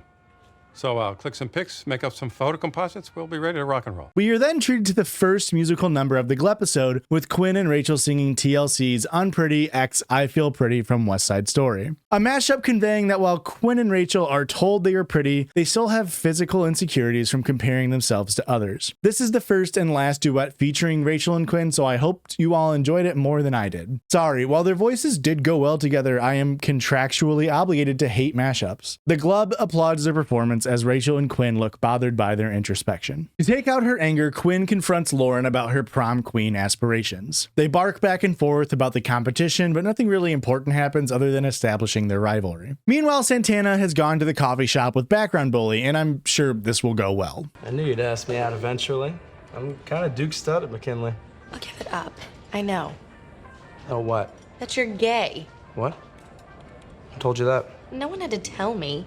First of all, I saw you checking out Sam's ass the other day. You know, you really need to be more careful with your layering. I didn't. I was just seeing what jeans he was wearing. Like that's any less gay. Santana tries to threaten him by describing how lonely a life in the closet would be, then offers her services as a beard. Have you ever heard of the term beards?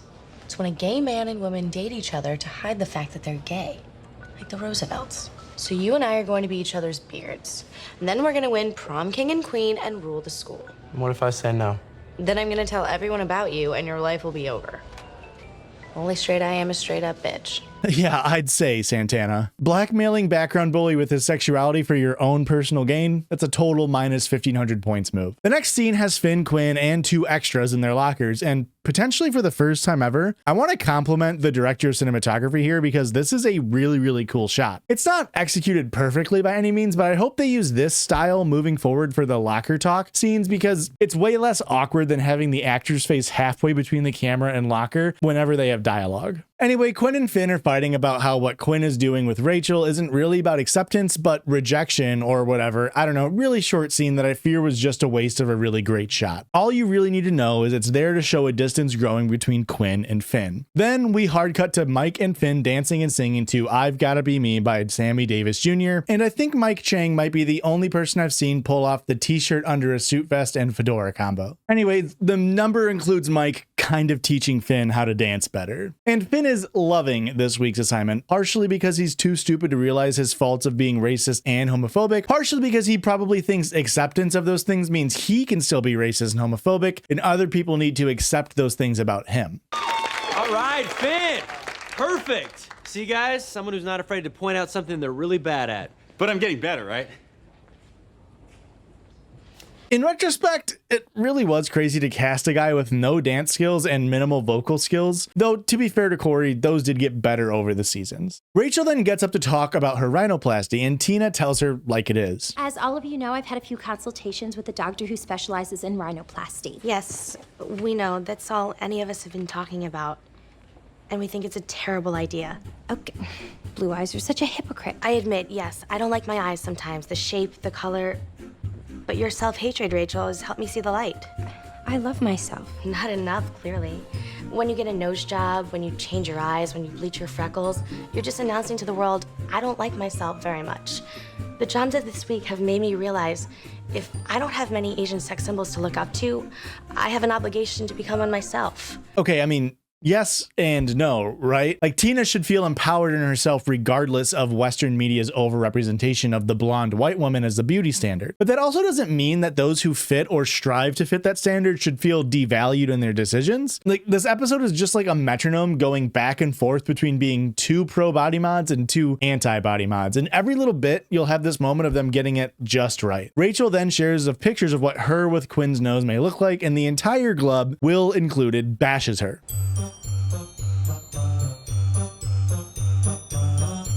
That doesn't really look like you. Yeah, every year girls show up to my temple after their 16th birthday looking suddenly slightly different. And you know what?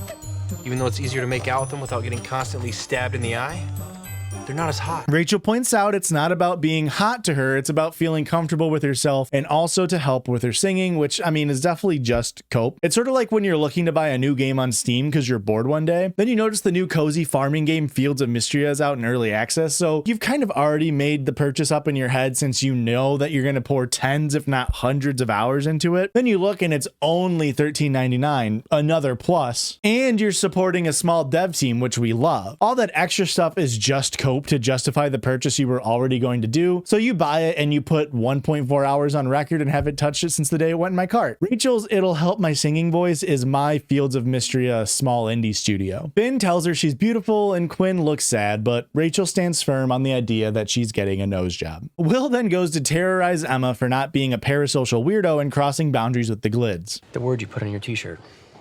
Ginger? Right. I was a little disappointed. You and I both know you should have put OCD on it. Well, I don't think it's appropriate to talk about such personal things with him. Really, those kids have to trust me. I'm supposed to be a role model. And you're not being one. We're trying to teach these kids to accept themselves, and you refuse to. I don't know why he's getting so weirdly aggressive. Oh, wait. No, I do. It's because he wants to O her C with his D. But he knows she won't sleep with him until she's over her anxieties. And his plan is intense exposure therapy. Have a blueberry. Ugh. Come on. No, stop. This isn't funny. I'm just trying to help you get better. I think accepting the fact that you have a problem is the first step. Okay, what, and you think torturing me with unwashed fruit's gonna make me take that step? You know what I think, Emma? I think you are an expert at deflection. Is that a new shirt? And I think you work so hard at helping other people, counseling them, so that you can avoid doing the hard, painful work on yourself. When has Emma ever worked hard to counsel people? Speaking of useless school employees, Figgins brings in background bully to apologize to the entire Glee club, especially Kurt, and gives his recent heel turns credit to Santana. All I can say is that Santana has really helped me to see the light. She showed me all these stories online about kids jumping off of bridges and hanging themselves because they were being bullied so bad. I couldn't believe someone could make another person feel that awful. But she helped me accept that I was one of those bad people. And I don't want to be anymore. Now, no points here because we all know that this apology and everything is done selfishly, but let's hope it sticks. Santana and background bully hard launch their fake relationship and create a new club. Kurt to feel safe to come back, which is why Santana and I have started a new club, the Bully Whips. Name is my idea. We're gonna be like guardian angels. I have deputized David and Santana and the rest of the club to roam the halls, identifying bullying and stopping it in its tracks. I'm sorry, you signed off on this, Figgins? Is this not the job of the school to ensure students aren't being bullied? You've now just created a vigilante force? Minus 750 times 2 to Figgins. That's got to be like top 3 worst ideas you've had on the show. Background bully, his dad, Kurt, Burt, Will, and Figgins are meeting to try to coax Kurt back to McKinley High, but Burt isn't buying background bully's change of heart. The fact is, since the club began enforcing the no bullying rule, we haven't had one incident. Yeah, and if I took all the water out of the ocean, it wouldn't be wet anymore. The bullying stopped because your top offender stopped. Absolutely popped off. Background bully's dad makes his case for his Cub Scout of a son, but it falls a bit short of reality. Bert, were you always so accepting of homosexuals? We're the same age. I remember what we used to say about the gays when we were younger. Now, it's taken us a long time to figure out what's right. Why can't you just allow David the couple months that it's taken him to figure it out? Because he said he's gonna kill my son. I never actually meant that, though. It's just a figure of speech. How's he supposed to know that? Your words still matter, David. I know.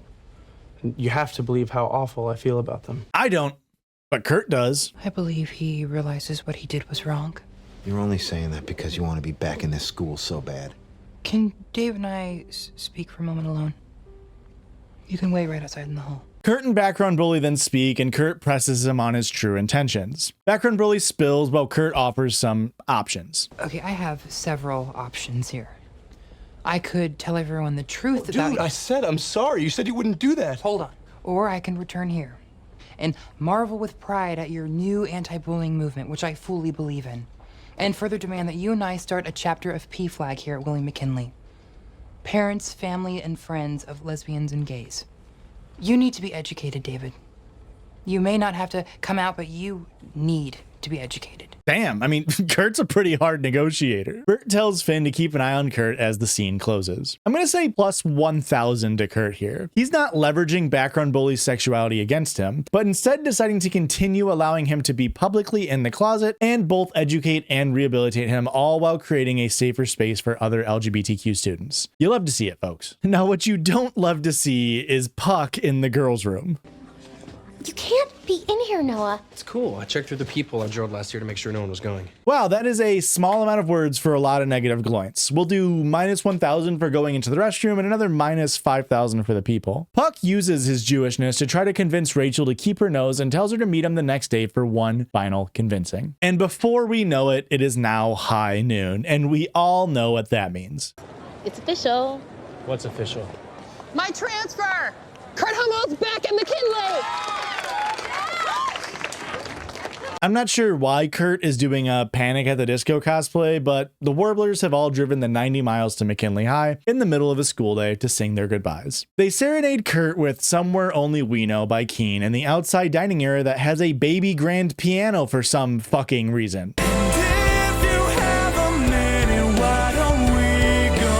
Still much better than the previous number that we had here, if not only for its lack of white people black scent rapping. Kurt cries as he hugs the Warblers goodbye and hugs the New Directions hello once again. Then we see Kurt sing As If We Never Said Goodbye from the musical Sunset Boulevard, a welcome back performance to the halls of McKinley High as Kurt gets resituated with his old friends. This is what we needed the extra runtime for, folks. 2 full-length songs back to back that say exactly the same thing. High off of their own supply, the director of cinematography attempts to do some real artsy shit with the next scene's opening shot.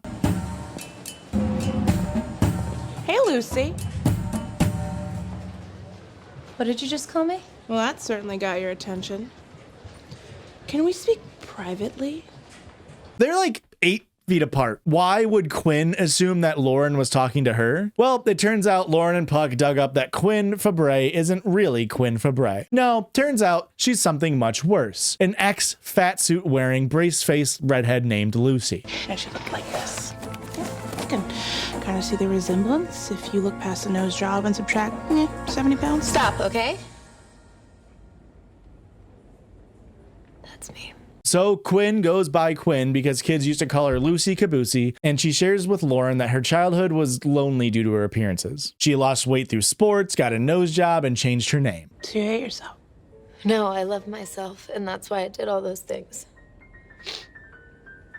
I've been that girl, and I'm never going back. I was a miserable little girl, and now I'm gonna be prom queen. Yeah, I wouldn't be so sure about that. Yeah. See, I wouldn't be so sure about that. Hey, that's what I said. Lauren then uses this information to sabotage Quinn's popularity.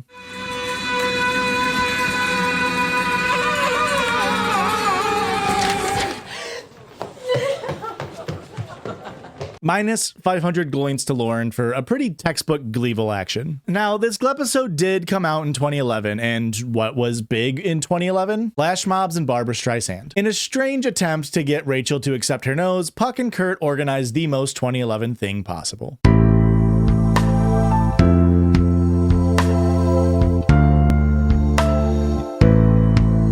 Yeah, I mean, like, as a millennial, I still can't shake how much I love this song. It's a forgotten relic of the time, but boy, does it go fucking hard. It's not quite as fun of a number of season 1 Safety Dance, but it's fun nonetheless. Next up, we see Emma attempting to go to therapy for her OCD, but spends 48 minutes of the 50-minute session cleaning her chair. Nameless therapist talks about the stigmatization of mental illness in the United States and how it contributes to the lack of awareness and understanding of people who struggle with them, as she talks about how treating mental illness is just as important as recognizing it. Emma leaving her OCD untreated is only holding her back, not keeping her true to herself as she believes. She prescribes her an SSRI and wants to meet again the following week. Quinn and Finn are back at the lockers, sans cool shot as Finn mentions he loves Quinn, the real Quinn, as Lauren's plan has ultimately backfired. She's like an inspiration, one of us, one who overcame. I always thought she was just some kind of stuck-up bitch, but she's really one of the people. Yeah, totally. Holy crap, it's her. Totally. You have our votes, Lucy. Totally. Thanks. Try not to let you down. This just in, Jacob and Israel's queen poll has you up by 40%. Lauren apologizes and Quinn gives Lauren her flowers for being so confident without the need to drastically change herself. Then we have Brittany and Santana as they show off their shirts made for the Glub's performance of Born This Way. Brittany says I'm with stupid with an arrow pointing up, and Santana says bitch. But Brittany has a recommended change for Santana. I made a different one for you. I'm Hispanic. Wait, was that supposed to be lesbian? Yeah, isn't that what it says? When you told me all that stuff the other week, it meant so much to me. To see you be so honest, especially because I know how bad it hurt. I was so proud of you. Santana gets defensive and tells Brittany that she's dating background bully and to get over it. Brittany isn't satisfied. You don't get a say in who I date anymore. Why not? Because I'm dating somebody? Because you're Lebanese and I think I'm bi-curious? No, because I said I love you. You didn't say you love me back. I do love you. Clearly you don't love you as much as I do, or you'd put this shirt on, you would dance with me. Next, Will wants to debut his shirt to the Glub, and there's a lot of flaws he could put on it. Sex pests, narcissist, manipulator. Huh? Rachael comes in and mentions she didn't get a nose job as the number starts. The shirts each student wears are a mixture of jokes and references to the show, such as likes boys, no weave, shrouty mouth, Lucy Caboose, I'm with stupid, four eyes, brown eyes, can't dance, can't sing, bad attitude, nose, and OCD. Then we see Santana watching with background bully wearing the Lebanese shirt. Did this episode need the extra runtime? No, it did not. But did it make use of the extra runtime well? No. It did not. Puck takes the top Glee-VIL spot here with minus 6,000 Gloints, and Kurt breaks a 5-episode streak as he ends up with a net positive 1,000 Gloint total.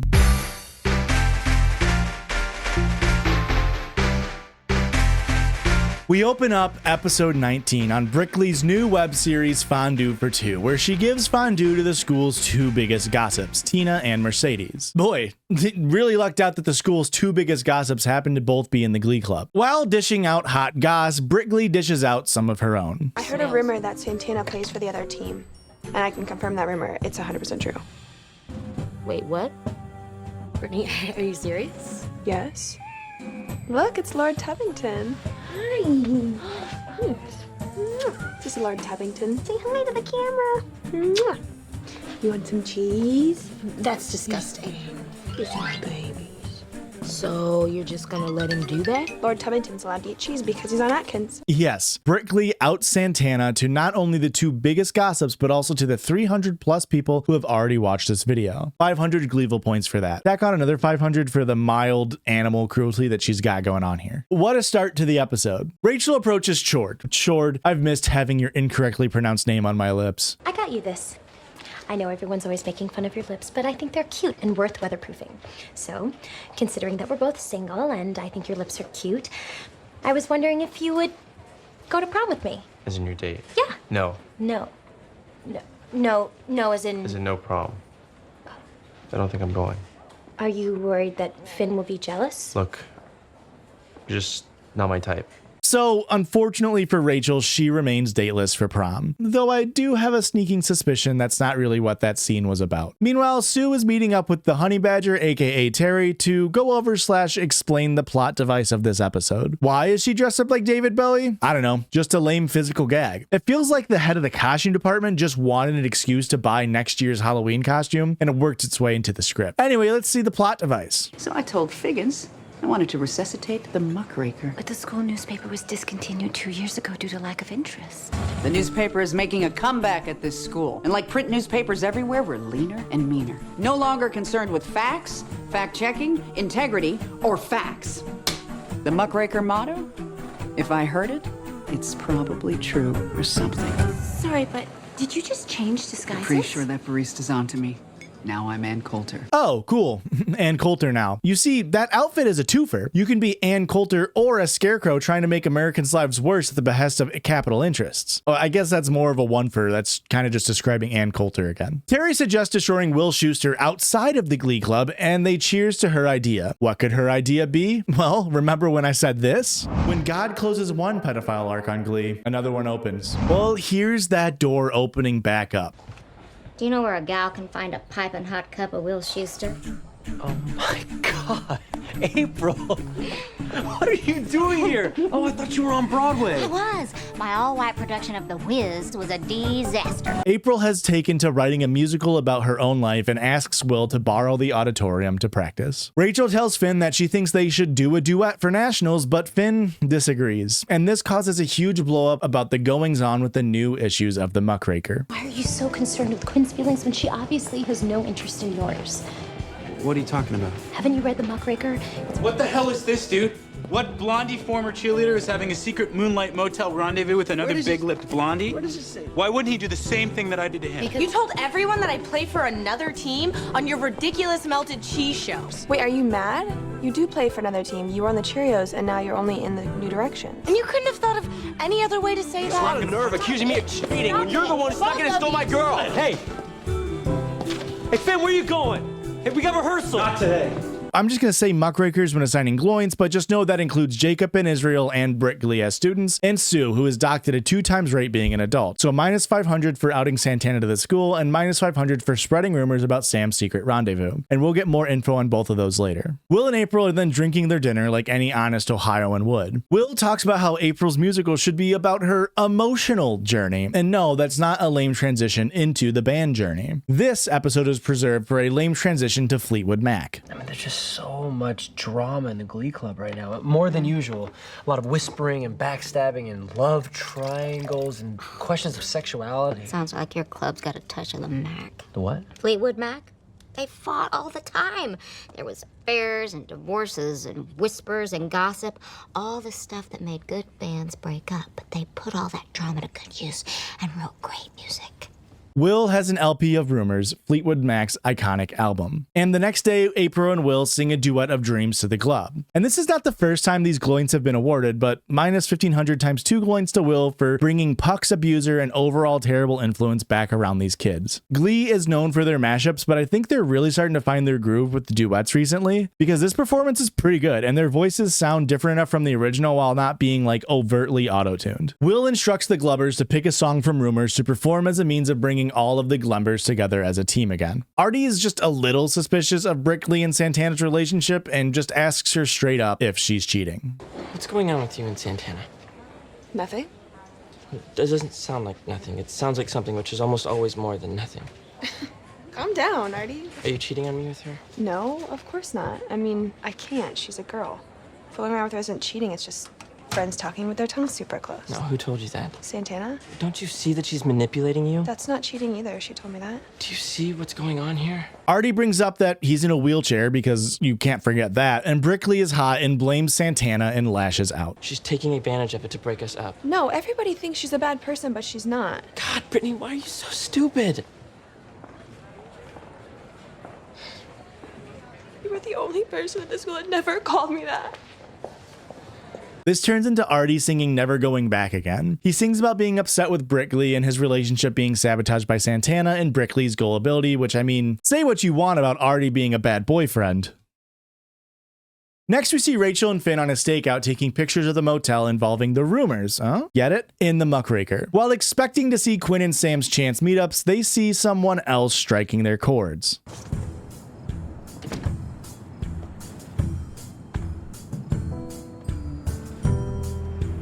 I can't believe Kurt would do that to Blaine.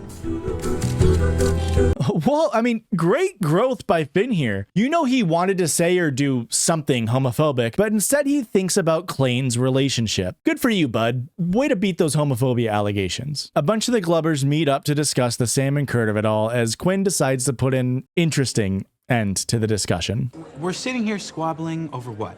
A rumor. Finn's right. We need more information. I don't want to get into it, but all I'm gonna say, Sam's not gay.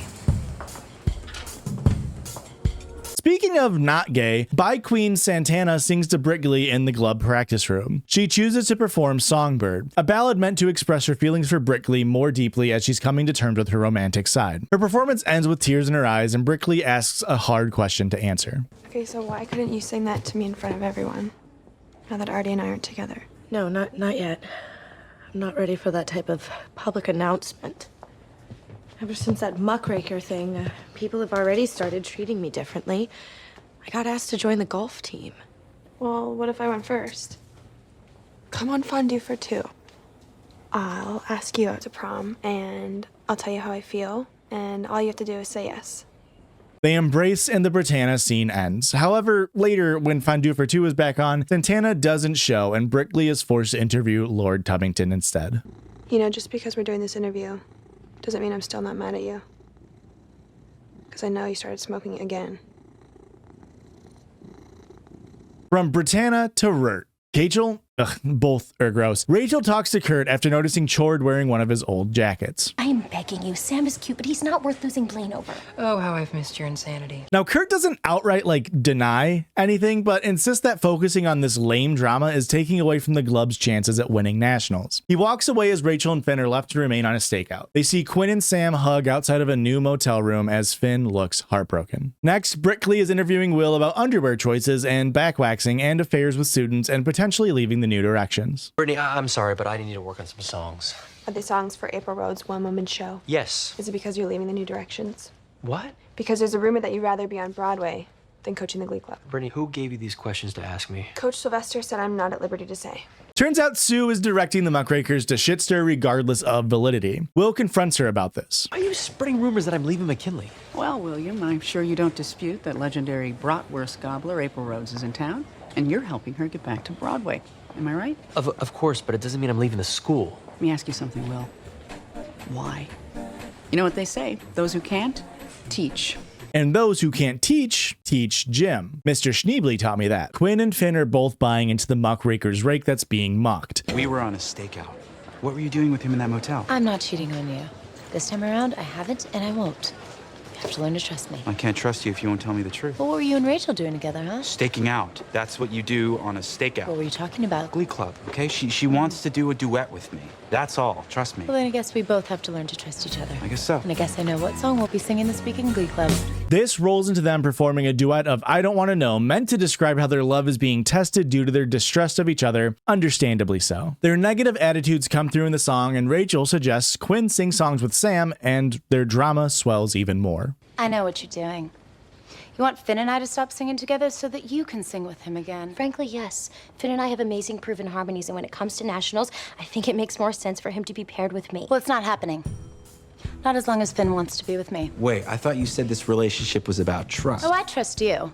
I just don't trust her. Quinn gives Finn an ultimatum. He can date her or he can sing with Rachael. Toxic relationship much? Toxic relationship? By God, that's April Rhodes music. Will is helping her perform a musical number and Emma walks in as it's happening. April then asks Will to go to Broadway with her, but he declines, citing the Glee Club's upcoming trip to nationals. Emma leaves looking concerned. The next day, however, Emma is showing off her grape eating skills. Very good, Emma. Way to not be a ferret. She takes this time to try to fix Will's life. Really, you have a gift. You know what? If April is offering you the opportunity to use that gift on the big stage, you have to say yes. I can't see April's show lighting the town on fire. Well, but it's a chance on a real Broadway stage. And who knows who's gonna come and see it, what great notices you might get. Ew, paying to see Will Schuster played by Matthew Morrison? This guy? This is my final reveal right here. This is very cute. As I'm flexing my fucking leg muscle so hard. I'm sorry. Is this a chicken? It's a chick, yeah. I don't think it's a cock. No, I don't a think. A cock is a rooster. Wow. I think this is too much for Broadway.com. Probably. Yeah. Couldn't be me. Will cries and reminisces on the glids and Emma saving his life by removing him from his horrible marriage and making him so happy, yet he still expresses his desire to be on Broadway. The next scene, Rachael wants to give her rendition of Go Your Own Way, and boy, oh boy, does it stink. You can go your own way. Go your own way. Not her strongest performance of the series. It just doesn't quite fit her voice. And it sounds like she's trying to do this like faux country accent again, and it just doesn't work. Unsurprisingly, this performance stirs drama between Rachael and Quinn and Finn and Sam. And finally, the truth is forced to be revealed. Then why were you in that motel? Because that's where I live now. My dad lost his job a few months ago, then we lost our house, so now we live in that motel in one room. Are you all happy? Yikers. Unbothered by the muck being raked, the three worst blonde people on the show are sharing an afternoon margarita. Is there protein powder in this margarita? And a wee bit of placenta. Well, I'd like to propose a toast to Terry Schuster. Still cares about her ex-husband enough to call me up and encourage me to ask him for his help. April shares that Will won't be joining her on Broadway. Sue drops that the next issue of The Muckraker will include the headline of Will Schuster leaving Glee Club for Broadway as a means to turn rumor into fact. Tomorrow's Muckraker will include the ultimate blind item rumor that Will Schuster is leaving McKinley to join you on Broadway. That's not true. It will be. It's the whole point of yellow journalism, turning rumor into fact. And the hard part of breaking the news to the kids will be over. He'll be free to follow his heart and the stench of your alcohol sweat to New York City. Next, Finchel shows up to Sam's motel room and they want to talk with him. So this is why he couldn't go to prom with Rachael. My beats a cardboard box underneath an underpass, right?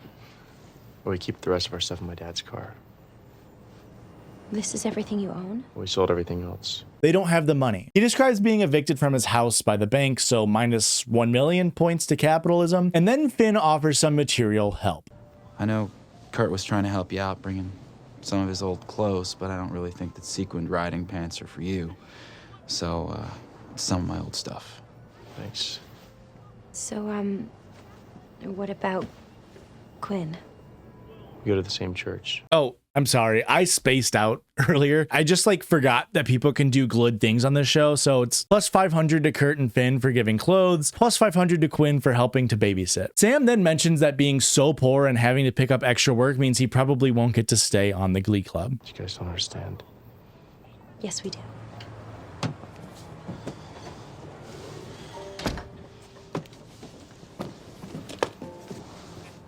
Quinn told us you hawked your guitar.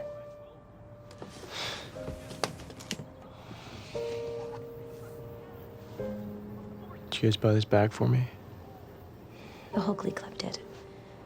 Look, Sam, we'll do whatever we can to help. Anything to keep you in the Glee Club until you get back on your feet. So this is another plus 300 to all of the Glee Club members. That's genuinely such a nice thing to do for Sam. Sam cries and then thanks them as the scene ends. Now Santana is getting interviewed by JBI about her rumored sexuality and is forced to hurt Brittany. We're very excited about our Prom King and Queen campaign. Vote Santovsky. So you two are in love? Soulmates, so to speak? Yeah. I'd say that was accurate. Obviously, this sucks for Brittany, but Santana is keeping her promise to background bully here by keeping his secret. The club then gets all together and performs Don't Stop with Sam at lead on his old guitar with his little sister and brother helping. April and Will look on as he weighs his choice. The Glee Club and the show called Glee about the Glee Club, or Broadway. The curtains then close on the episode. This episode really lived up to its name as it was full of rumors that purely existed to stretch out plot lines into something that takes up almost a full 42-minute runtime. Will is the top glog with minus 3,000 points.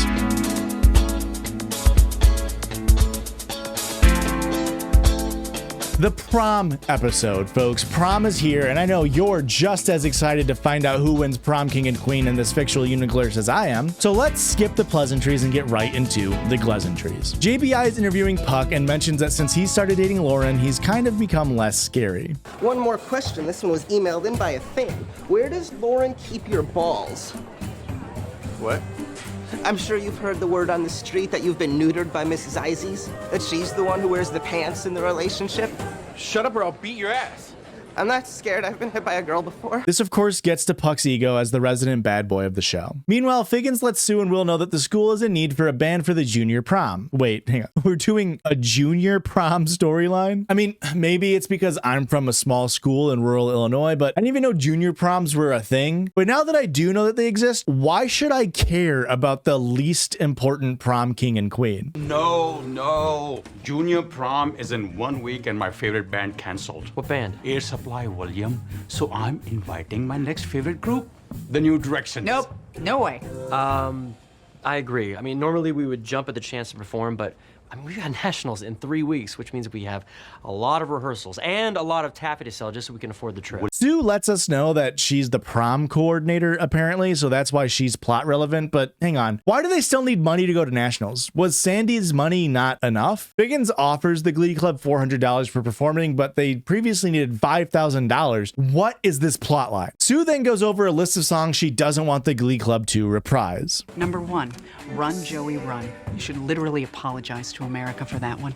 Number 2, the ingenious mashup of Crazy in Love and Hair. Now, I know you must have been pretty tired when you put that baby together. If you'll excuse me. You can't save this flimsy excuse of a plotline with meta-commentary humor. Too little too lately. The girls are all talking about their prom dresses that they're going to wear to prom and compete for prom queen and prom. Then Mercedes says she's not going to prom, and Kurt is like, not going to prom? Why no prom? And she says, because no one's asked me to prom. And boy, do I love this prom episode so far. All right, guys. Prom. Please tell me we're not doing songs about prom. Nope. We are the prom. Figgins has asked us to perform. Let's do Run, Joey, Run. Now, I know this isn't ideal with nationals coming up, but we really don't have a choice. And we could really use the money. Will plans to stagger the glove performances so each member can still have fun attending prom as well as performing prom, which, I mean, that's pretty thoughtful of him. Mercedes leaves as she can stand talking about the prom as much as I can, and Rachael goes to talk to her. You know, I don't have a date to prom either. You know, I know that I talk a good game about not needing a man, and I don't. I just really wanted to take a date to the prom. I want the dress. And the guy. Damn corsage. Mercedes being set up as this Cinderella character is another miss for me. Like, yes, I want to see her character explored more, but we've already had this same exact plot twice. Once in season 1, episode 3, where she falls for Kurt, and yet again in season 1, episode 18, when she has like that brief fling thing with Puck. Those relationships weren't formed as a way to explore Mercedes, but rather to explore Kurt and Puck, with one being gay and the other being desperate for popularity. So excuse me if I'm a little wary of the show painting Mercedes as this like undateable character, unless she has a Cinderella-like transformation at the prom, considering how poorly Glee has written Mercedes' character thus far. Mercedes ends her conversation with Rachael saying this. Somebody still may ask you. It's this Saturday. You know, I just wanted to be Cinderella. Just for one night. One night where a guy would look at me under those corny crepe paper streamers and say, "You look so beautiful." Extremely loud foreshadowing horns. Remember in that previous scene where they established that with prom only being a week away, it would be insane to just now ask someone to be your date? Well, Kurt asks Blaine to prom, and he says he wants to go, but has some reservations. What about prom, Blaine? At my old school, there was a Sadie Hawkins dance, and I had just come out. So I asked a friend of mine, the only other gay guy in the school, while we were waiting for his dad to pick us up. These 3 guys, beat the living crap out of us. Now, understandably, this is a bit of a sore spot for Blaine. Kurt lets Blaine know that if prom is too much, they can just watch a movie instead, but Kurt says yes to prom. Oh my God, yay. More prom dates. Rachael and Mercedes ask Cord to prom. We were wondering if you'd like to go to prom with us. Kind of like a 3-way date, but not the dirty kind. That sounds great, but I can't afford to take one girl to the prom. I don't know how I'm gonna take 2. But, you know, the $20, it's not charity, it's a loan. So, you'll go with us? It would be an honor. Woohoo! Prom, prom, prom, prom, prom, prom, prom. Brittany, Lauren, Kurt, and Tina are doing a prom dress try-on for prom. Santana offers prom protection for Kurt at prom and Blaine in prom. So, Kurt, I think that you need a full security detail, which the Bully Whips and I would be more than happy to provide you with. You know, like the Hells Angels when the Rolling Stones performed at Altamont Speedway. I think they went off without a hitch. And why would you do that? Because I'll get sympathy votes for Prom Queen. I'll be like the Law and Order Ava Perón candidate. Grimace and stretch marks, I won't stand a chance.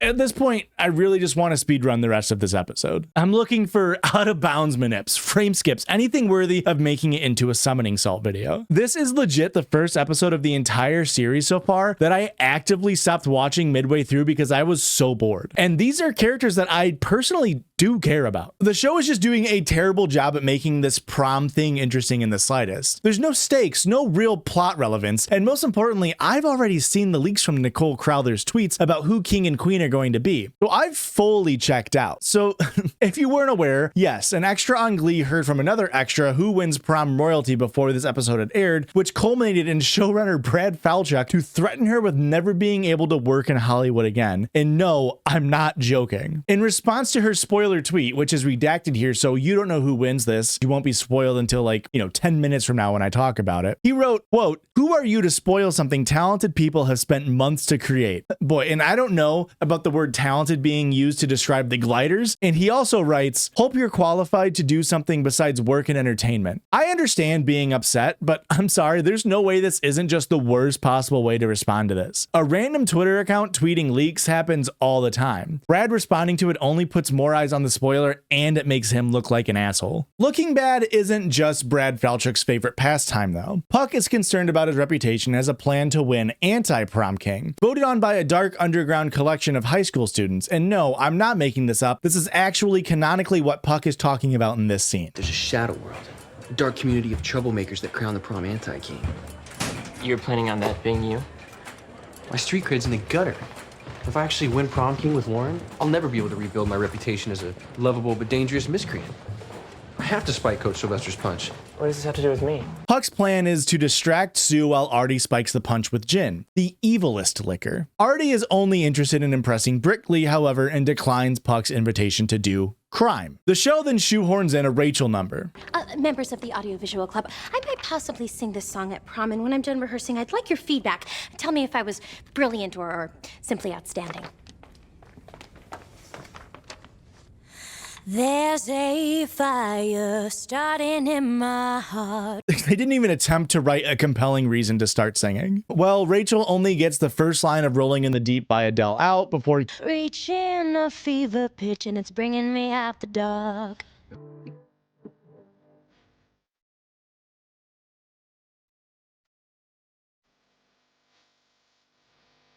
King George himself returns like the crazy monarch he is. They finish singing the duet and Rachael asks why he came. Turns out he's failed out of UCLA and has come back to apologize. And in case you forgot about their storyline, the show handholds you through it, so don't you worry about that. What I did to you, it's my one great regret. Yeah.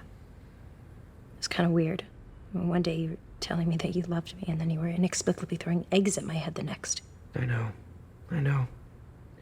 I traded love for a 4th consecutive national championship. It's kind of like a fun way for you to admit that your writing doesn't make any sense, Gliders. Jesse asks Rachael to prom, and boy is that gonna cause a stir. Finn then asks Rachael about Jesse and is worried about his intentions. I don't trust him. Don't you remember what he did to you? How awful he was? And you can't tell me what to do anymore, okay?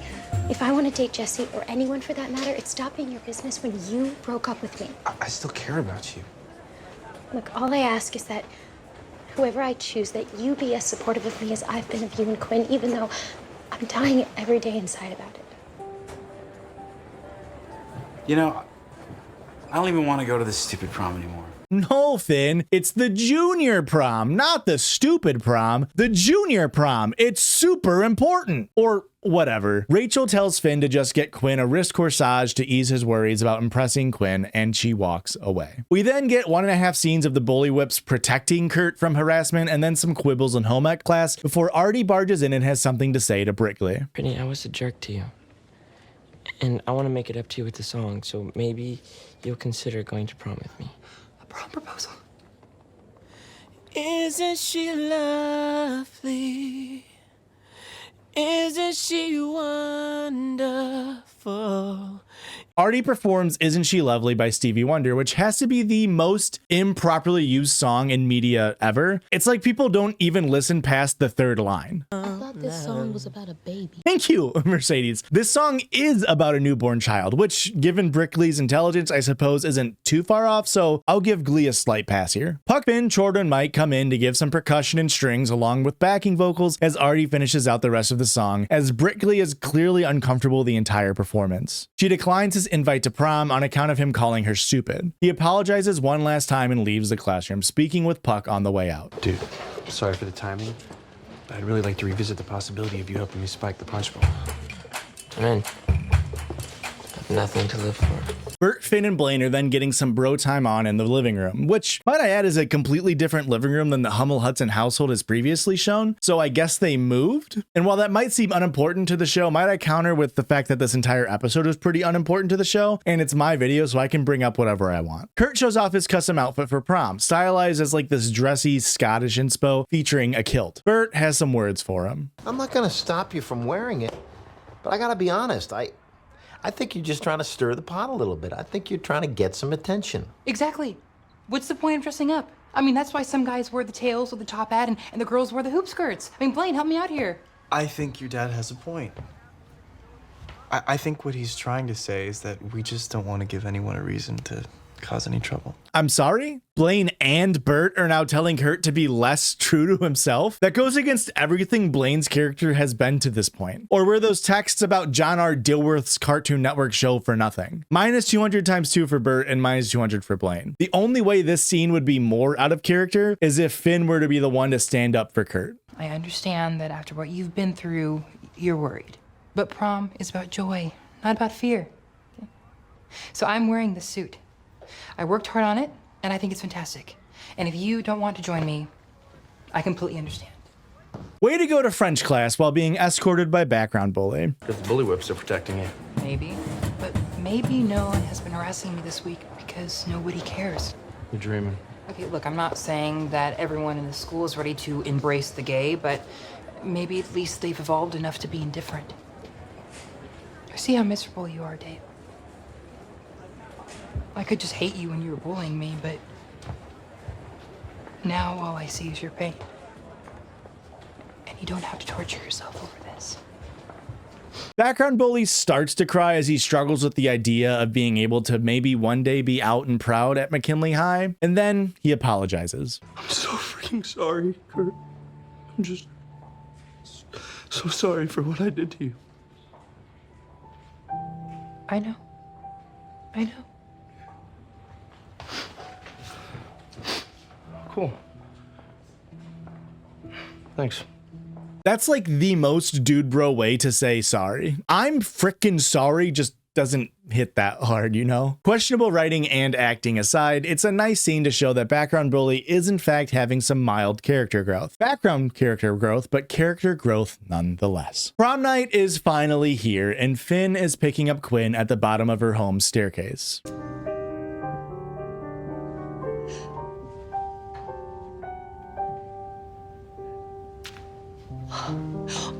Let me get my camera. Great. You're the most beautiful girl I've ever seen in my life. Careful, Quinn, you might slip on the cliche. Quinn's mom comes back to take a picture and notes Quinn looks like Cinderella, but wait, Mercedes is supposed to be the Cinderella story in this episode. Mercedes, Rachael, Chord, and JSJ are the only restaurant in town pre-prom, and yes, you can still get pregnant from pre-prom. Jesse wants to offer some advice and a way for him to make some cash. They say that the best time to start any business is during a recession. I don't know why, or even what a recession is, but it's my understanding that we're in one. He's so smart. I can't believe he flunked out of college. So I was thinking, what are the two things that I'm great at? Show choir and destroying the competition. So, what if I opened up a dance studio where I could act as a consultant for show choirs looking to get that extra edge?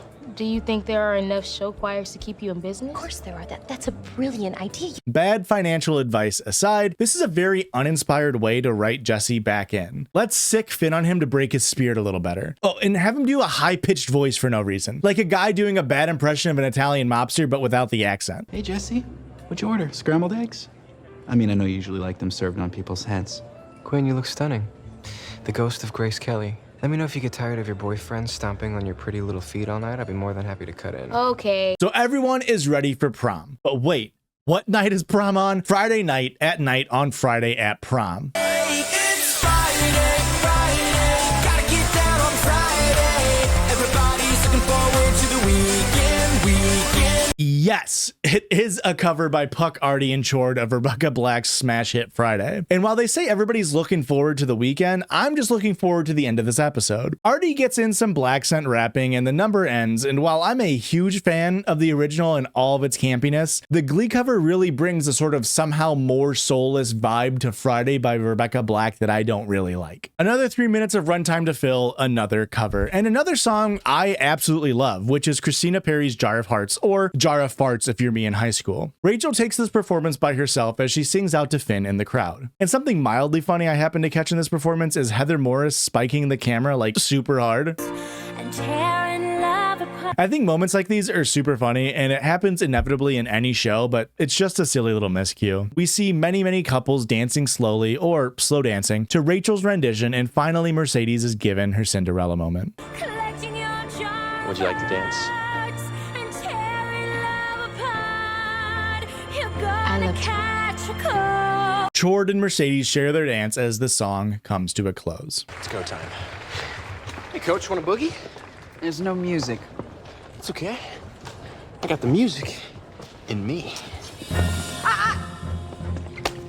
In my office. Now.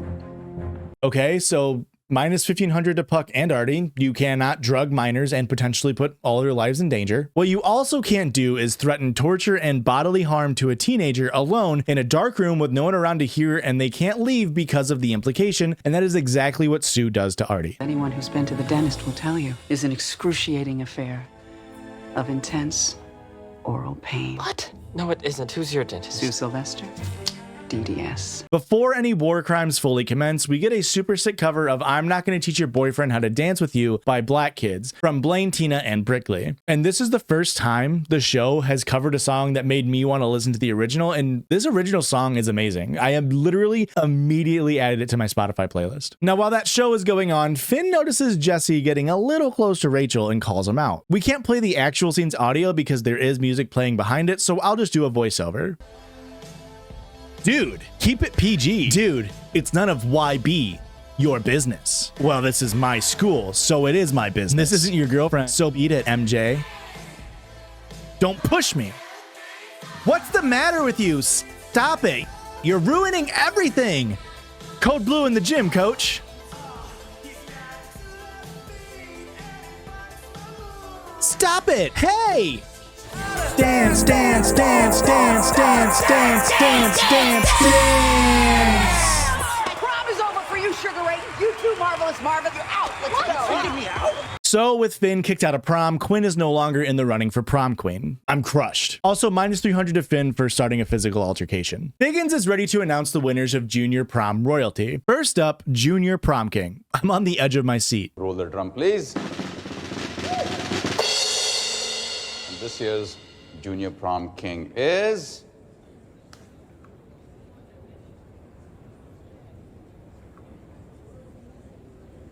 David Karofsky. Weird that they gave it to a background character, but okay, I guess. Next is the award that we have all been waiting for, Junior Prom Queen.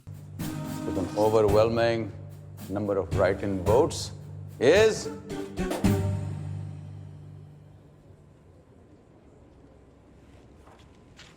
Kurt Hummel.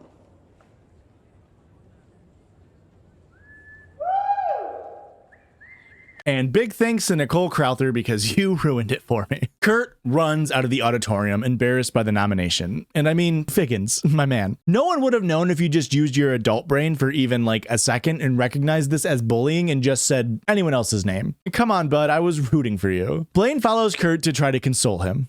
Like some kind of progress had been made, but it's still the same. It's just a stupid joke. No, it's not. All that hate, they were just afraid to say it out loud. So they did it by secret ballot.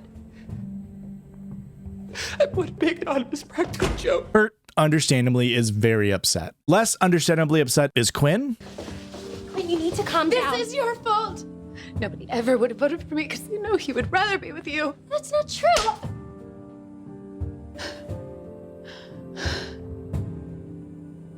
And also Santana. How could my running mate win and I didn't?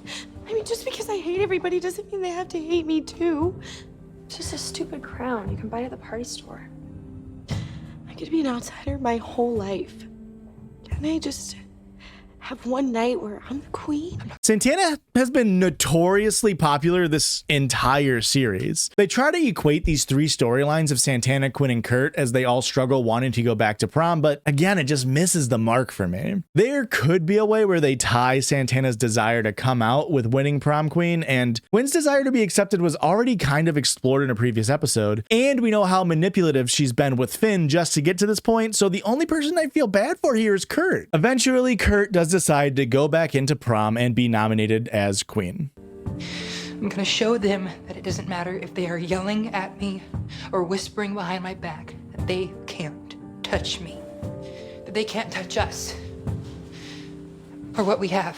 Hell yeah, Kurt. Rachael immediately forgives Quinn for slapping her because the writers forgot that interpersonal dramas this close to nationals would be a writing hole they can't get out of, and Quinn gives this sob story about how she's scared of the future because the only thing she values in herself is beauty. Lastly, we get Brittany talking about her humiliation. They know that you're not being yourself. If you were to embrace all the awesomeness that you are, you would have won. How do you know? Because I voted for you. And because I believe in you, Santana. Brittany convinces her to go back to prom and help support Kurt as it's going to be harder for him than her, and yeah, I couldn't agree more. Meanwhile, Artie admits that he was the only one involved in the punch scheme. I was upset and I wanted to impress a girl, but I wasn't down on getting everybody wasted, so I poured a flask of lemonade into the punch. Wait, you didn't spike the punch? Yes, I did. With alcohol. Oh. Yeah, then no, I didn't. Wow, my expectations have been subverted. No GLEE-VIL points to Puck or Artie then. It's almost as if this entire B-plot didn't matter at all. Finally, we see Kurt take the stage and accept his crowning from Figgins. Eat your heart out, Kate Middleton. Everyone claps as background bully and Kurt begin the tradition of sharing their first dance. Mercedes and Santana start to perform ABBA's Dancing Queen as background bully runs away and Blaine steps up to the plate. Kurt and Blaine dance as the others join, and that is a wrap on Prom. Thank God. 6 characters ended up dipping into the GLEE-VIL pot here, but none more than Queen Glee herself, Sue, with minus 2,000 points. There are only 2 episodes left, folks, and the next one is where we get closure on whether or not Emma is a ferret. So hopefully it's a more engaging episode than this one was.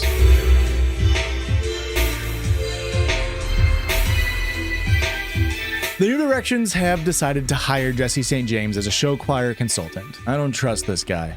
What do you think, Finn? I don't trust this guy. How do we know he's not just gonna trick us into doing something stupid so his alma mater wins? I don't think I need to do much tricking to get you to do something stupid, Finn. Guys, Jesse is just a consultant. I still make all the calls. Now, I have all the confidence in the world in you guys. I just think we could use all the help we can get. Jesse suggests that the Glub continues their original numbers for nationals, so you and I both know that he's definitely trying to sabotage them, right? I mean, at least in his first appearance in the series, King George is given like a little bit of depth, and you feel that he might actually be conflicted in his actions, but now they've just turned him into a one-liner robot permanently doing the Kubrick stare. Jesse suggests putting the best performers at the front, which means Finn is out and auditions are in. Yes, we couldn't possibly know who the best female vocalist is, Mercedes, and who the best male vocalist is, Kurt. I mean, we've only been watching them perform for the last 42 episodes. Sue and Terry are going over more evil plans to overthrow the Glub, and hey look, Howard Bamboo is here. They have purchased airline tickets that I would like to screw up. I asked you to recruit an expert computer hacker, and you bring me this. Do I get a supervillain nickname? Your nickname is Panda Express. But I'm not Chinese. Neither is the food at Panda Express. Sue suggests rerouting the plane that the Glids are taking to nationals to have a layover in war-torn Libya. The second that plane touches the tarmac, they'll be swarmed by armed militants. Wait, are we trying to have the Glee Club killed? Or kidnapped and killed. Panda. Make it so. Someone really woke up on the wrong side of the bed today. You have no idea. Next up, Becky's mom has come to school to help Becky tell Will that she wants to be in Glee Club. Well, that's great, Becky. Can you sing? Not really. But Nina can't most of the kids in Glee Club. But I thought you were having such a good time on the Cheerios. Sue kicked her off. Turns out Sue kicked her off the Cheerios without reason or warning. Will tells her that since Nationals is only a week away, there isn't really a place for Becky, but she could definitely join next year. And I think that's fair. I mean, it's not like you're holding active tryouts to try to identify talent within your own club only 7 days out from the biggest competition of the year. And what possible reason could Sue have for kicking Becky out? You are a terrible person. Becky was loyal to you, Sue. Cheerios gave her a sense of purpose, and then you just rip it away from her for no reason. I'm going to be honest with you, Will. I do have a reason. She reminds me of my sister. What does that have to do with anything? You love your sister. I do, William, and she died yesterday. What? Okay, well, I mean, that's devastating news. I mean, I kind of knew it was coming in a way, but still. Emma's not part ferret. Scratch it off the big board of rodents. Minus 1,000 times 2 Gloints to Sue for taking out her emotions on an innocent student, and let's move forward with the scene. Last week she got pneumonia. Doctor said it wasn't bad. They put her on antibiotics. I was there with her. I wanted to stay the night, and she told me to go home. At 2 a.m., I got the call that she had passed away in her sleep. Sue then asks to be left alone, and Will leaves. I mean, man, you'd really think Sue could get some bereavement time or something. To be at school the same day as something that tragic happening is unhealthy to say the least. Rachael is signing up to be the lead vocalist at Nationals, and we get a terrible, and I mean horrendous, ADR of information that 1, we were already shown, 2, isn't really important, and 3, will also be shown again later. So much has changed. I didn't have my bangs, I'd never had a boyfriend, and I still had a tiny layer of baby fat. But there's one thing that hasn't changed. changed. My dreams. I'm still going to be a star, which means I would kill to get this solo. I mean, it feels like they didn't even try to have Lea Michele get that line in the same cadence. Finn is upset that after 2 years, he still cannot dance or sing all that good and doesn't want to audition for lead due to Jesse's unkind but truthful words. Now, there isn't enough artificial last-minute drama forced into the script, so Emma is up next to give us some exposition dialogue. So, I've got 1 box for going with you, 1 box for storage, and 1 box for giving away. I'm not going away forever, Emma. Rehearsals for April's show start 2 days after Nationals, and then opening night is 3 weeks later. I'm guessing we close that night, and then I'm back on a bus, back to my vest the next day. Will you stop with all that. You're too afraid to admit that you're leaving, but you are. That's why you've asked me to help pack up your apartment, and that's why we're going through your vest. So Will is planning on doing April's Broadway show after all. Great. And as a subtle little nod to how utterly fantastic the gliders are at their job, we get this line as well. Whoa, that one's a keeper.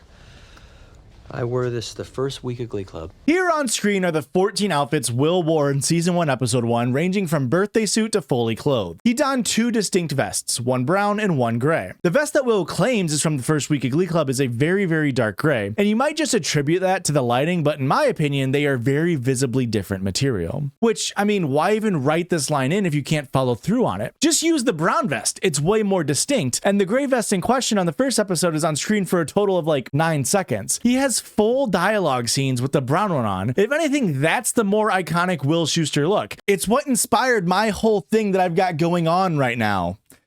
Anyway. Will, did you wear this the first time you tried the new coffee machine in the teacher's lounge? That's the one I was wearing the first time I met you. Okay. Come on! Bear with me for just a second. In Season 3, Episode 10 of Glee, we get a flashback of the first time Will and Emma meet. And I don't want to spoil anything for you viewers nor editor Blake as to what that episode entails, but here is a still from that scene. Wow! A brown vest, very iconic look, Will, but not the gray vest Emma just held up. And I don't know about you all, but that removes any doubt from my mind that that first gray vest in this scene was not the same one from Season 1, Episode 1. Minus 20,000 Gloints to the gliders. Finn and Kurt bring Sue flowers and tell her they're sorry for her loss, as they cite that they are familiar with the feelings of grief given their dead parents. Sue confides that she is lost in grief and cannot bring herself to go through Jean's things nor plan a funeral. If you boys would really like to help me, you might start by explaining why it was her time and not mine. She's the sweetest person I ever met. And as both of you can attest, I'm probably the meanest. So how come I'm the one still standing here talking to you? This is enough for Furt to turn to the Glub for help in planning Jean's funeral. Jesse points out that planning a funeral the same week as Nationals may bring down their chances at winning. Do you know what happens in local adrenaline if someone dies during a number? They use them as a prop, like Weekend at Bernie's. No. Thanks for your input, Jesse, but we're helping Sue with the service for her sister. Rachel, you said I needed to be more of a leader of this club. Well, here goes. I'm making the call. We're doing this. Okay, Mr. Backbone, welcome to the party. The Glub tryouts are up next, and first up is Santana performing Amy Winehouse's Back to Black. And I think this kind of stuff is really indicative of the downfall of the glot of the series. While cliche, the show using songs to add to the character's plot and help describe their feelings is what made the show great and feel like a theatrical musical style show. When they do stuff like this, which is just, shoehorning in a performance, or in this episode's case, multiple performances, it just feels like wasted time created just to sell a bigger CD. Jesse gives some harsh feedback to Santana, and then Kurt comes up next to perform some people from this musical. I will not be saying the word, thank you very much. Jesse then gives some harsh words. Then some dialogue between the auditioners happens, then Mercedes performs Try a Little Tenderness by Otis Redding. Will compliments, but Jesse gets some harsh comments about her lack of choreo. Next up, Rachael. She sings My Man from Funny Girl. She's singing about her love for Finn, though Jesse gives us compliments. Will says he'll need to take a couple days to go over the results. That was now over 12 minutes of runtime, where effectively nothing happened. 12 entire minutes. This might be the shortest Glee episode recap I've ever had. Most of my time spent with this episode was pocket watching Will Schuster and his vests. Kurt and Finn are then helping go through Jean's room, and Sue is struggling with the sentimental. Willy Wonka and the Chocolate Factory. Oh, I love that movie. You take it. It's probably worn out. She watched it at least 3 times a week. Just toss it all out. What? You heard me, it's all junk. Take the stuffed animal. Jean's had this since she was 6. Everything else, just toss it out. I don't need it. But there are a lot of memories here. I'm not short on memories of my sister, so. I know what it's like to lose someone. When someone dies, it hurts. Very astute porcelain. Sue refuses Furt's attempts to help, and she drops that the only reason she even accepted the club's help was to ensure that people would be at Jean's funeral, as she didn't know very many people. Speaking of, the next scene is Sue arriving at the funeral, and one of the few times in this series we see her not donning a tracksuit. She asks Will if anyone came. It's a full house, actually. Workers from the home, other residents, their families. Your sister touched a lot of people. With a nearly full room, Sue walks into the funeral designed after Willy Wonka and the Chocolate Factory, Jean's favorite movie. Plus 1,000 Gloints to Furt here, an amazing thing to do for Sue despite the torture that she has put them through. Sue is given a chance to say a few words about Jean, and boy does Jane Lynch really go for that Emmy. Every night at 10 or so, she used to call me on the phone. And when I asked her why, she'd tell me that her body told her. She wanted to hear my voice.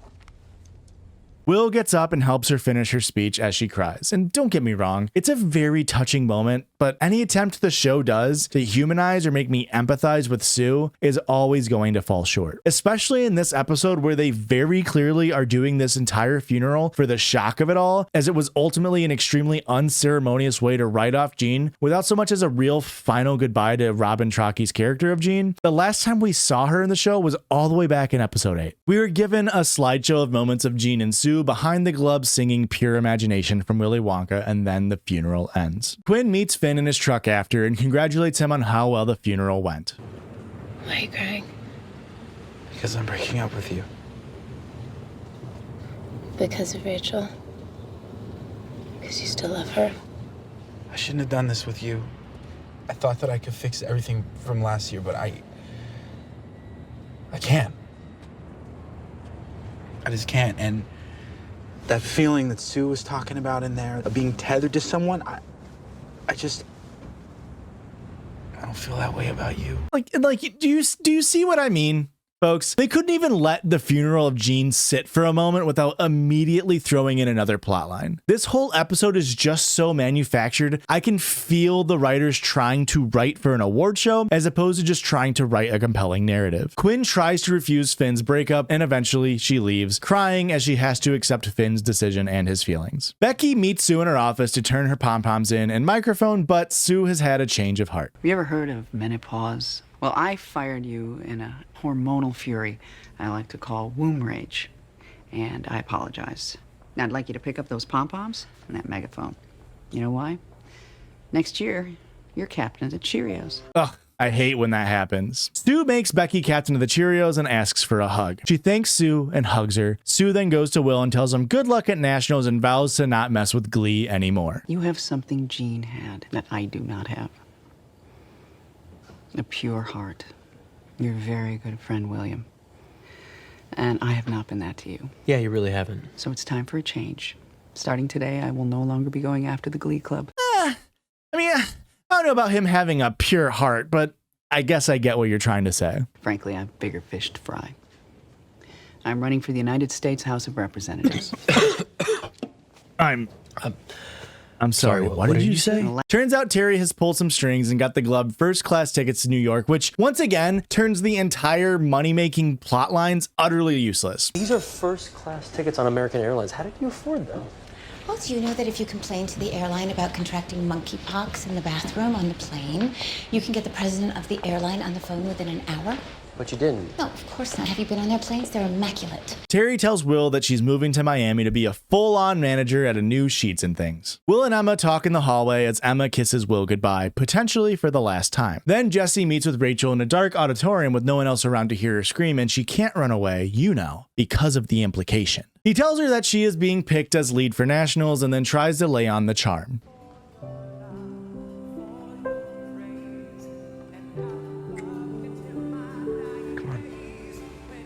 I think the list is posted.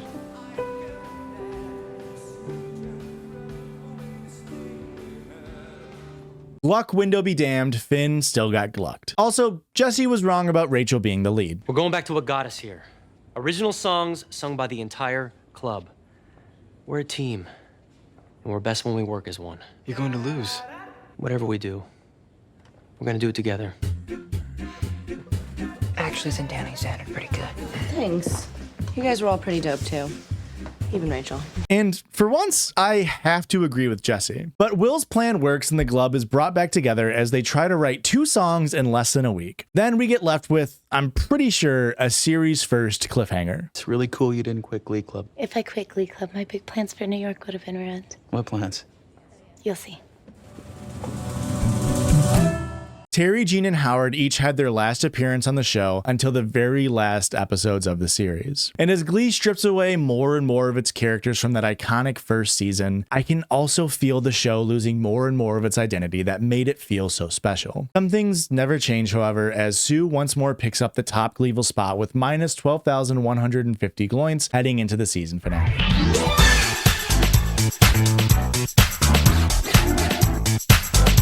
The finale, the most expensive GLE-episode to date, costing $6 million and edging out the Sue Sylvester Shuffle's budget. 26 costumes were purchased in New York the day the crew landed. 10 songs sung in the next 45 minutes. Let's get into it. The establishing shots of the streets of New York City are paired with the sounds of Rhapsody in Blue by the New York Philharmonic as we see Rachael ready to take New York.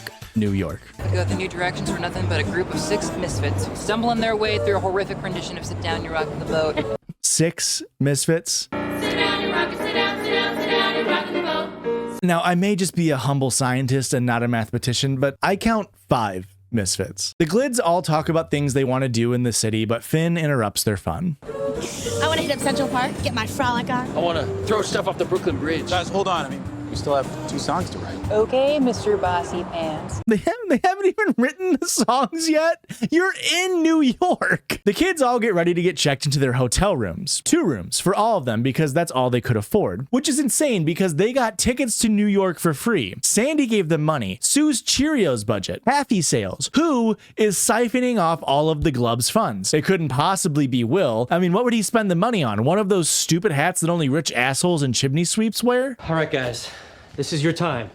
Now, you are all on lockdown until you finish writing our songs for nationals. I want at least 2 solid verses by the time I get back. Aren't you gonna help us? I will be back and read your amazing creations and give notes, but right now I have to head to the theater to fill out some paperwork. Great lie, moneybags. Will, of course, is actually going to practice his numbers with April for her Broadway show. We get our first taste of Glee original singing / songwriting with Artie and Brickley singing My Cup, and what I can only imagine is what inspired Anna Kendrick's Cup song in Pitch Perfect. Hold on. Are you singing about a cup? Yeah, totally. We gotta get out of here. Wait, no. Mr. Shu gave us explicit instructions To write a song, and our problem is that our only inspiration are mattresses and bathroom cups. Quinn's right. We're in the artist capital of the world. Poets, musicians, actors, playwrights.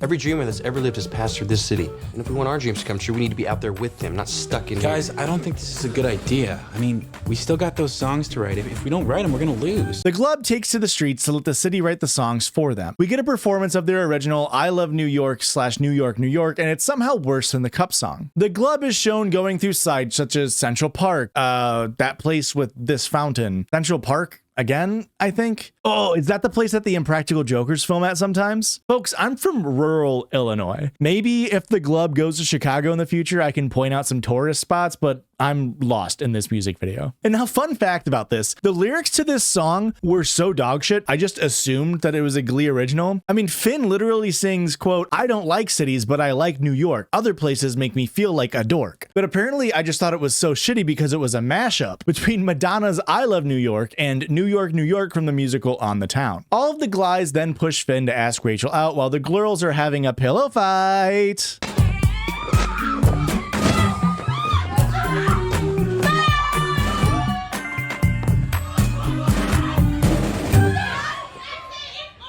Man, I was really hoping that that was just a text from Blaine that said courage. But you know what takes some actual courage? Will Schuster performing a song by Matthew Morrison. Yeah, so canonically, Matthew Morrison also exists in this universe. He sings his own original song, Still Got Tonight, and I'm starting to realize why he's not had a successful career as a singer-songwriter. I mean, could you imagine paying money to watch Matthew Morrison perform songs like that? Rachael meets with Finn in Central Park and asks her to write a duet for nationals. They get food at Sardi's, which is a legendary spot in theater history, often the hangout spot for Broadway casts pre and post shows, and where the Tony Award show was first conceived. Rachael then spots a personal hero leaving her seat. Excuse me, Miss Lapone? I have to say that you're my idol. Are you an actress? Yes, well, I'm in high school. We're in town for the National Show Choir Championship. I was in choir in high school. It was my favorite class. What's your name? Rachel Berry. Well, Rachel Berry, promise me one thing. You'll never give up. Rachel and Finn's perfect night in New York City is coming to a close as the Glees serenade them with Bella Notte from Lady and the Tramp as Finn and Rachel kiss. I can't.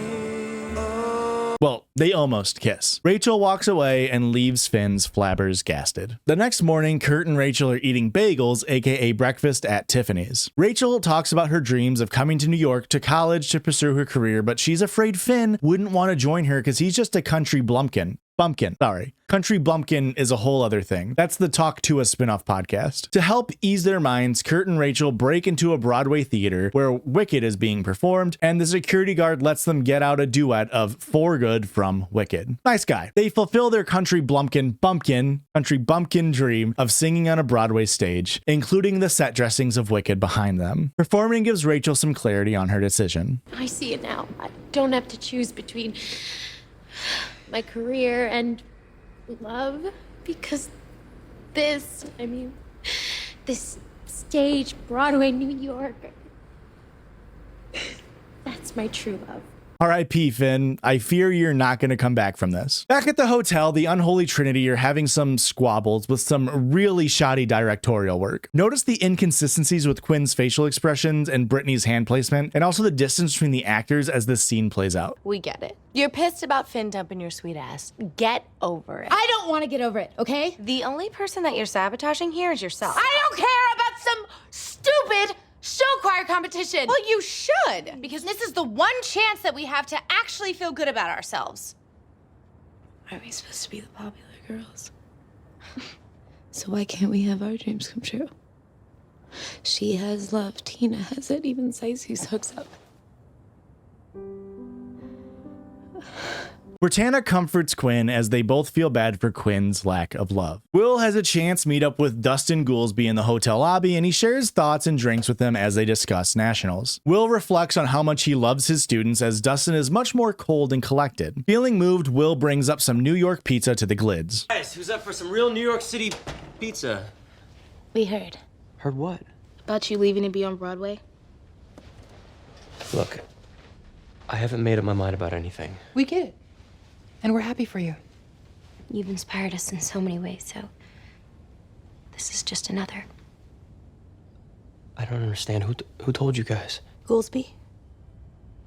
You okay, Mr. Shu? Will lets them all know that he's not going to Broadway because they still have some unfinished business to take care of. You know, like the songs they still need to write for the Nationals competition. And oh my God, it's here. The next scene, they're at Nationals. We made it. We're one of the top 50 show choirs in the nation. Tomorrow, only 10 will move on to showcase where they'll vie for the national championship. We've so got this. Okay, usually I'm pretty cautious about getting your hopes up. But honestly, guys, I think we got a really good shot at winning this thing. I really hope they wrote the songs. First up to perform is Singers with Attitude, who are a club filled with, you know, fully adult women. It's like they didn't even try to cast believably high school aged people. They sing what the Glee Wiki describes as a sassy rendition of Yeah by Usher featuring Lil Jon and Ludacris. Yeah, what? Okay. Let's go. Ludacris. Oh, I wonder if he has any relation to Darren Criss and Chris Angel. Seeing as what Attitude's performance is cut short on the viewer's end as we follow Will, who is following Goolsby out into the lobby. You're about to go up against the top show choirs in the country, and your team spent all week mooning about how fun and exciting New York is. You're a bag of meat. Take a large? You're about a large, right? Extra large, what are you doing? Buying you a t-shirt, Goolsby. I'll send it to you after we win nationals. Wow, what a useless scene. Next, we see Rachel in the bathroom, and the Gliders had to give her one last chance to be racist towards Sunshine, who was throwing up in the stalls. Oh, shoving your fingers down your throat like the rest of your brainwashed vocal adrenaline brothers and sisters? I'm not throwing up on purpose. I'm so nervous I can't keep any foot down. I used to love singing.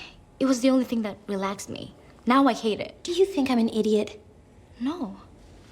I think you're kind of mean, but I don't think you're stupid. No, I know what you're trying to do. You're trying to get me to feel bad for you so that I don't try as hard to crush you on the stage. What did I ever do to you to make you hate me so much? Sunshine is very right here. She's gotten the short end of the stick every turn in this series. But kudos to the show for not shoving the fact that she's Filipino down our throat for once. I'm going to beg them to revoke my visa and deport me back home. That's the only way I'm gonna be able to escape vocal adrenaline. Well, spoke too soon, I guess. Rachael stops Sunshine and tells her that she's just jealous because she's so good at singing, and that's why she sent her to the crack house. Rachael gives her some words of encouragement as Sunshine leaves and takes the lead for Vocal Adrenaline's performance. Vocal Adrenaline then sings a Glee original, As Long As You're There, and there isn't much to say about the song itself other than Jake Zyrus, the actor who portrays Sunshine, killed this performance. His singing skills are genuinely some of the best the entire show has had to offer. The crowd cheers as Sunshine gives Rachael a thumbs up, thanking her for the help. Next up, the new directions. Rachael and Finn are standing behind the curtain, ready to do the patented new directions coming from two different places intro as they talk about their relationship. This is my dream. Being here in New York. I'm not gonna let anyone or anything keep me from it. I'm sorry, Finn. I love you.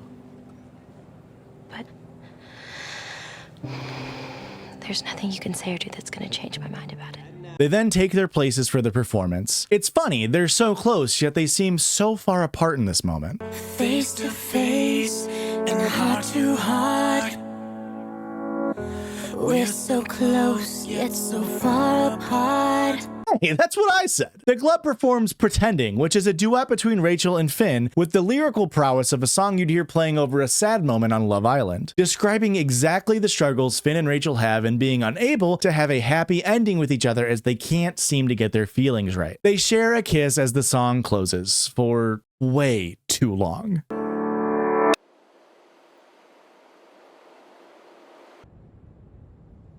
Was that scripted?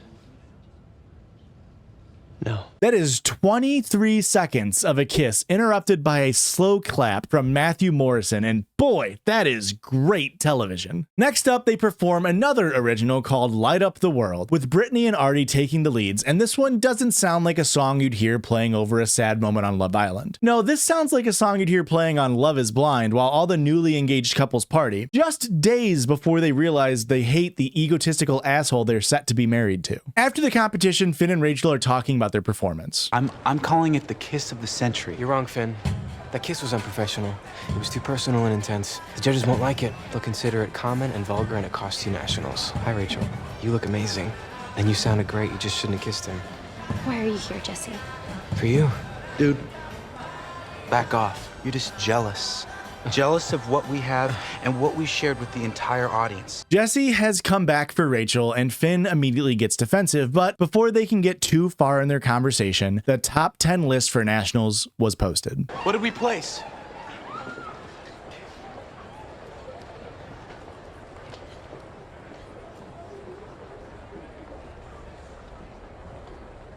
Well, Mr. Shu, say it. What did we rank? We didn't.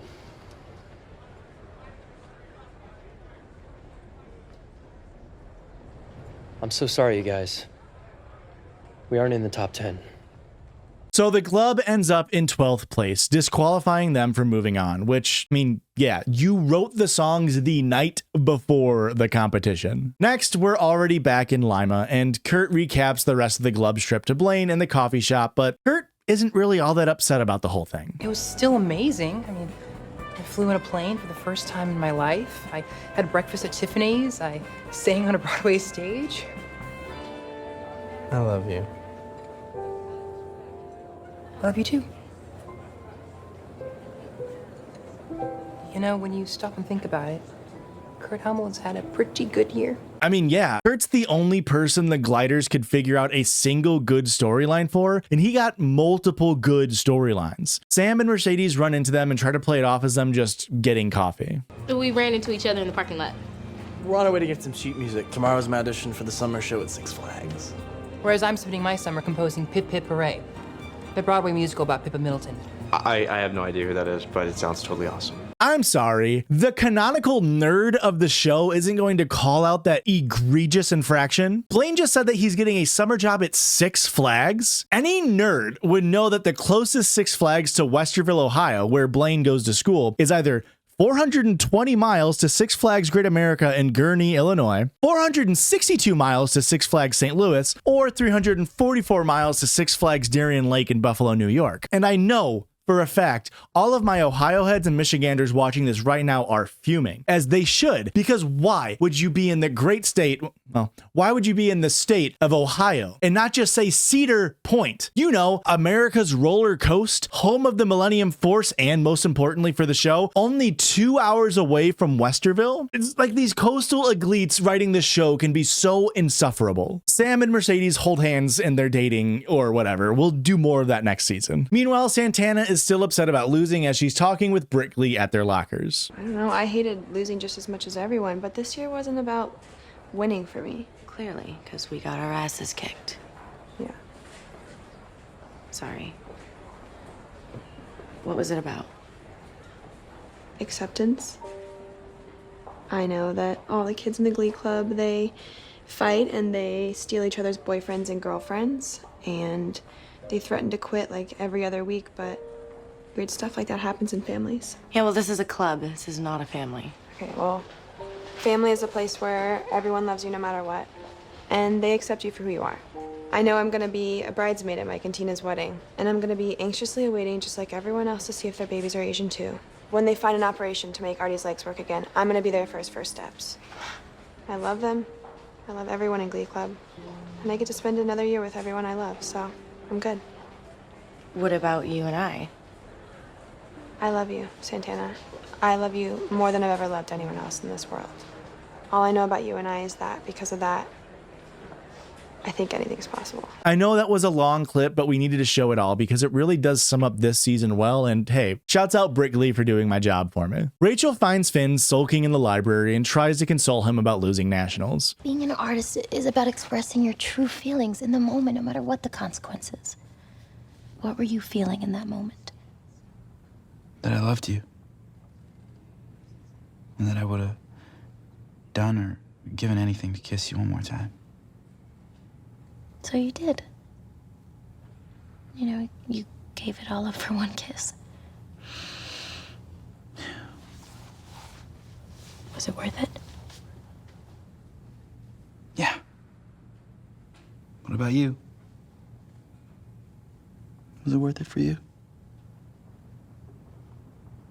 Yeah. Finchel is not over yet, folks. She says that she wants to go to New York and never come back once she graduates, but Finn is down for dating her in the meantime. The Glub has their final meeting of the year as we close out season 2 of Glee. And in a Hashan first, not a single Gloint was awarded at all this entire episode. Some might say that's because the plot was so rich with drama, it didn't need to write on the insignificant storylines that plagued these last 22 episodes. Others might say it's because it was just a boring episode to cap off kind of a boring season. But no matter where you lie on how boring you think the season was, I'm glad you were able to go over it with me, but we aren't done just yet. But before I reveal our Gloints total for the season and the running total for the entire show so far, please remember to scroll down, hit the like button, smash the subscribe button because you don't want to miss what we have in store for Gleeson 3, which is already in the works. Also, if you want some bonus content, head on over to the Patreon in the description. I promise you will not regret it. So now, the most Gleevil character in season 2 is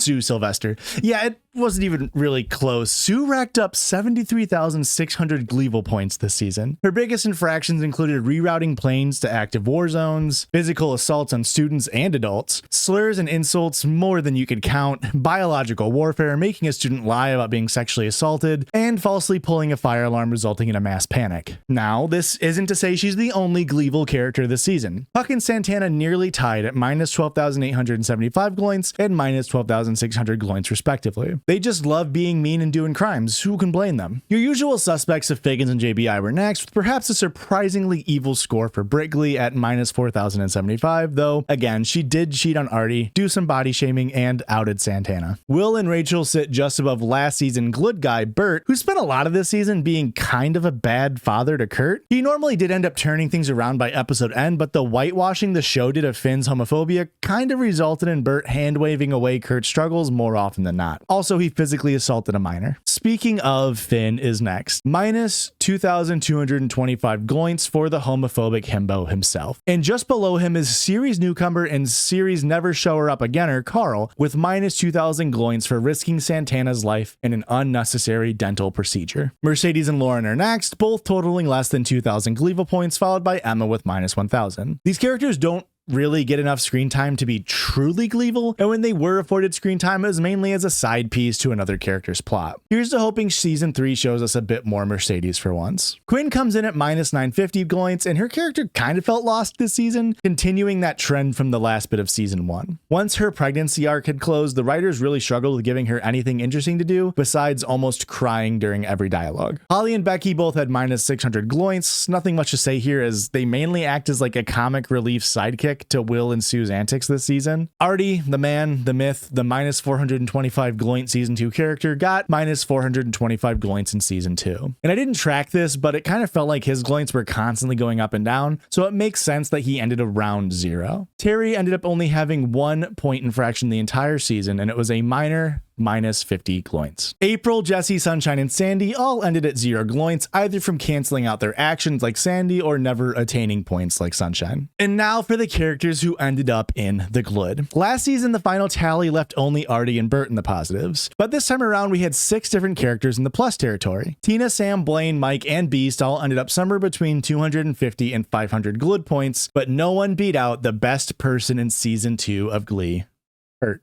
With 1,400 gloints, he really did have a great year, and he deserved it. Many times throughout the season, Chris Colfer's character was the only interesting part left in the show to me. They really excelled in allowing Kurt to struggle through his sexuality and coming out to ultimately have him be a loved and supported part of the club, and I'm very, very happy for him. But that is not where this ends. No, we now have to get a running series total for both seasons combined in the form of a tier list, which we will show part by part right here. In S tier, we have the gl-ood people, those who you can count on more often than not being okay. Maybe not the best people ever, I'm looking at you, Artie, but they make up for their shortcomings by at least just being a little bit selfless. Then we have the Sunshine tier. Characters will be here pretty much if they show up enough to warrant tracking, but ultimately don't matter enough to do anything too gl-ood or too GLEE-VIL. For now, it's just Sunshine and will probably remain Sunshine for quite a while. A true glue-troll. Next up, misguided actors. Here lies characters who probably don't get that much screen time, a la Carl, Adele Dazeem, Burt, but when they are on screen, they more often than not do just a little bit of GLEE-VIL things. In the C tier are gleasonably bad people. These people by no means are irredeemable or outright bad, but they got a lot of making up to do. We span from Mercedes, whose really only big problem was backing up Sue's exhaust pipe, all the way down to Finn and Brittany, who have done some more serious things, but I think you'd have a hard time finding people who truly think they're evil. Then we have the D tier, or people who shouldn't be allowed within 500 feet of a school. Harry, Santana, Puck, and yes, Will Schuster sit here as people who really struggle doing things for others but love servicing their own needs. This tier also has the highest gloint range difference, with Will having nearly 3 times more gloints accrued than Santana, but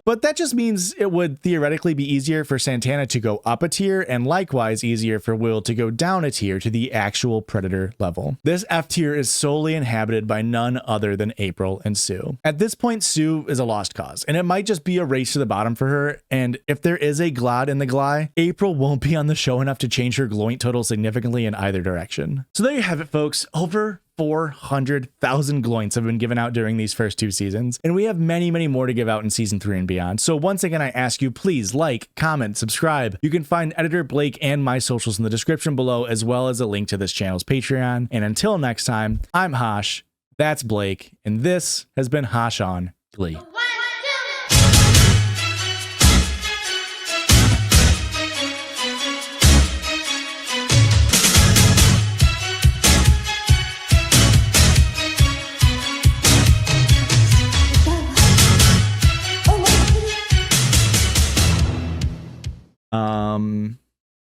But yeah, That's it. Bye.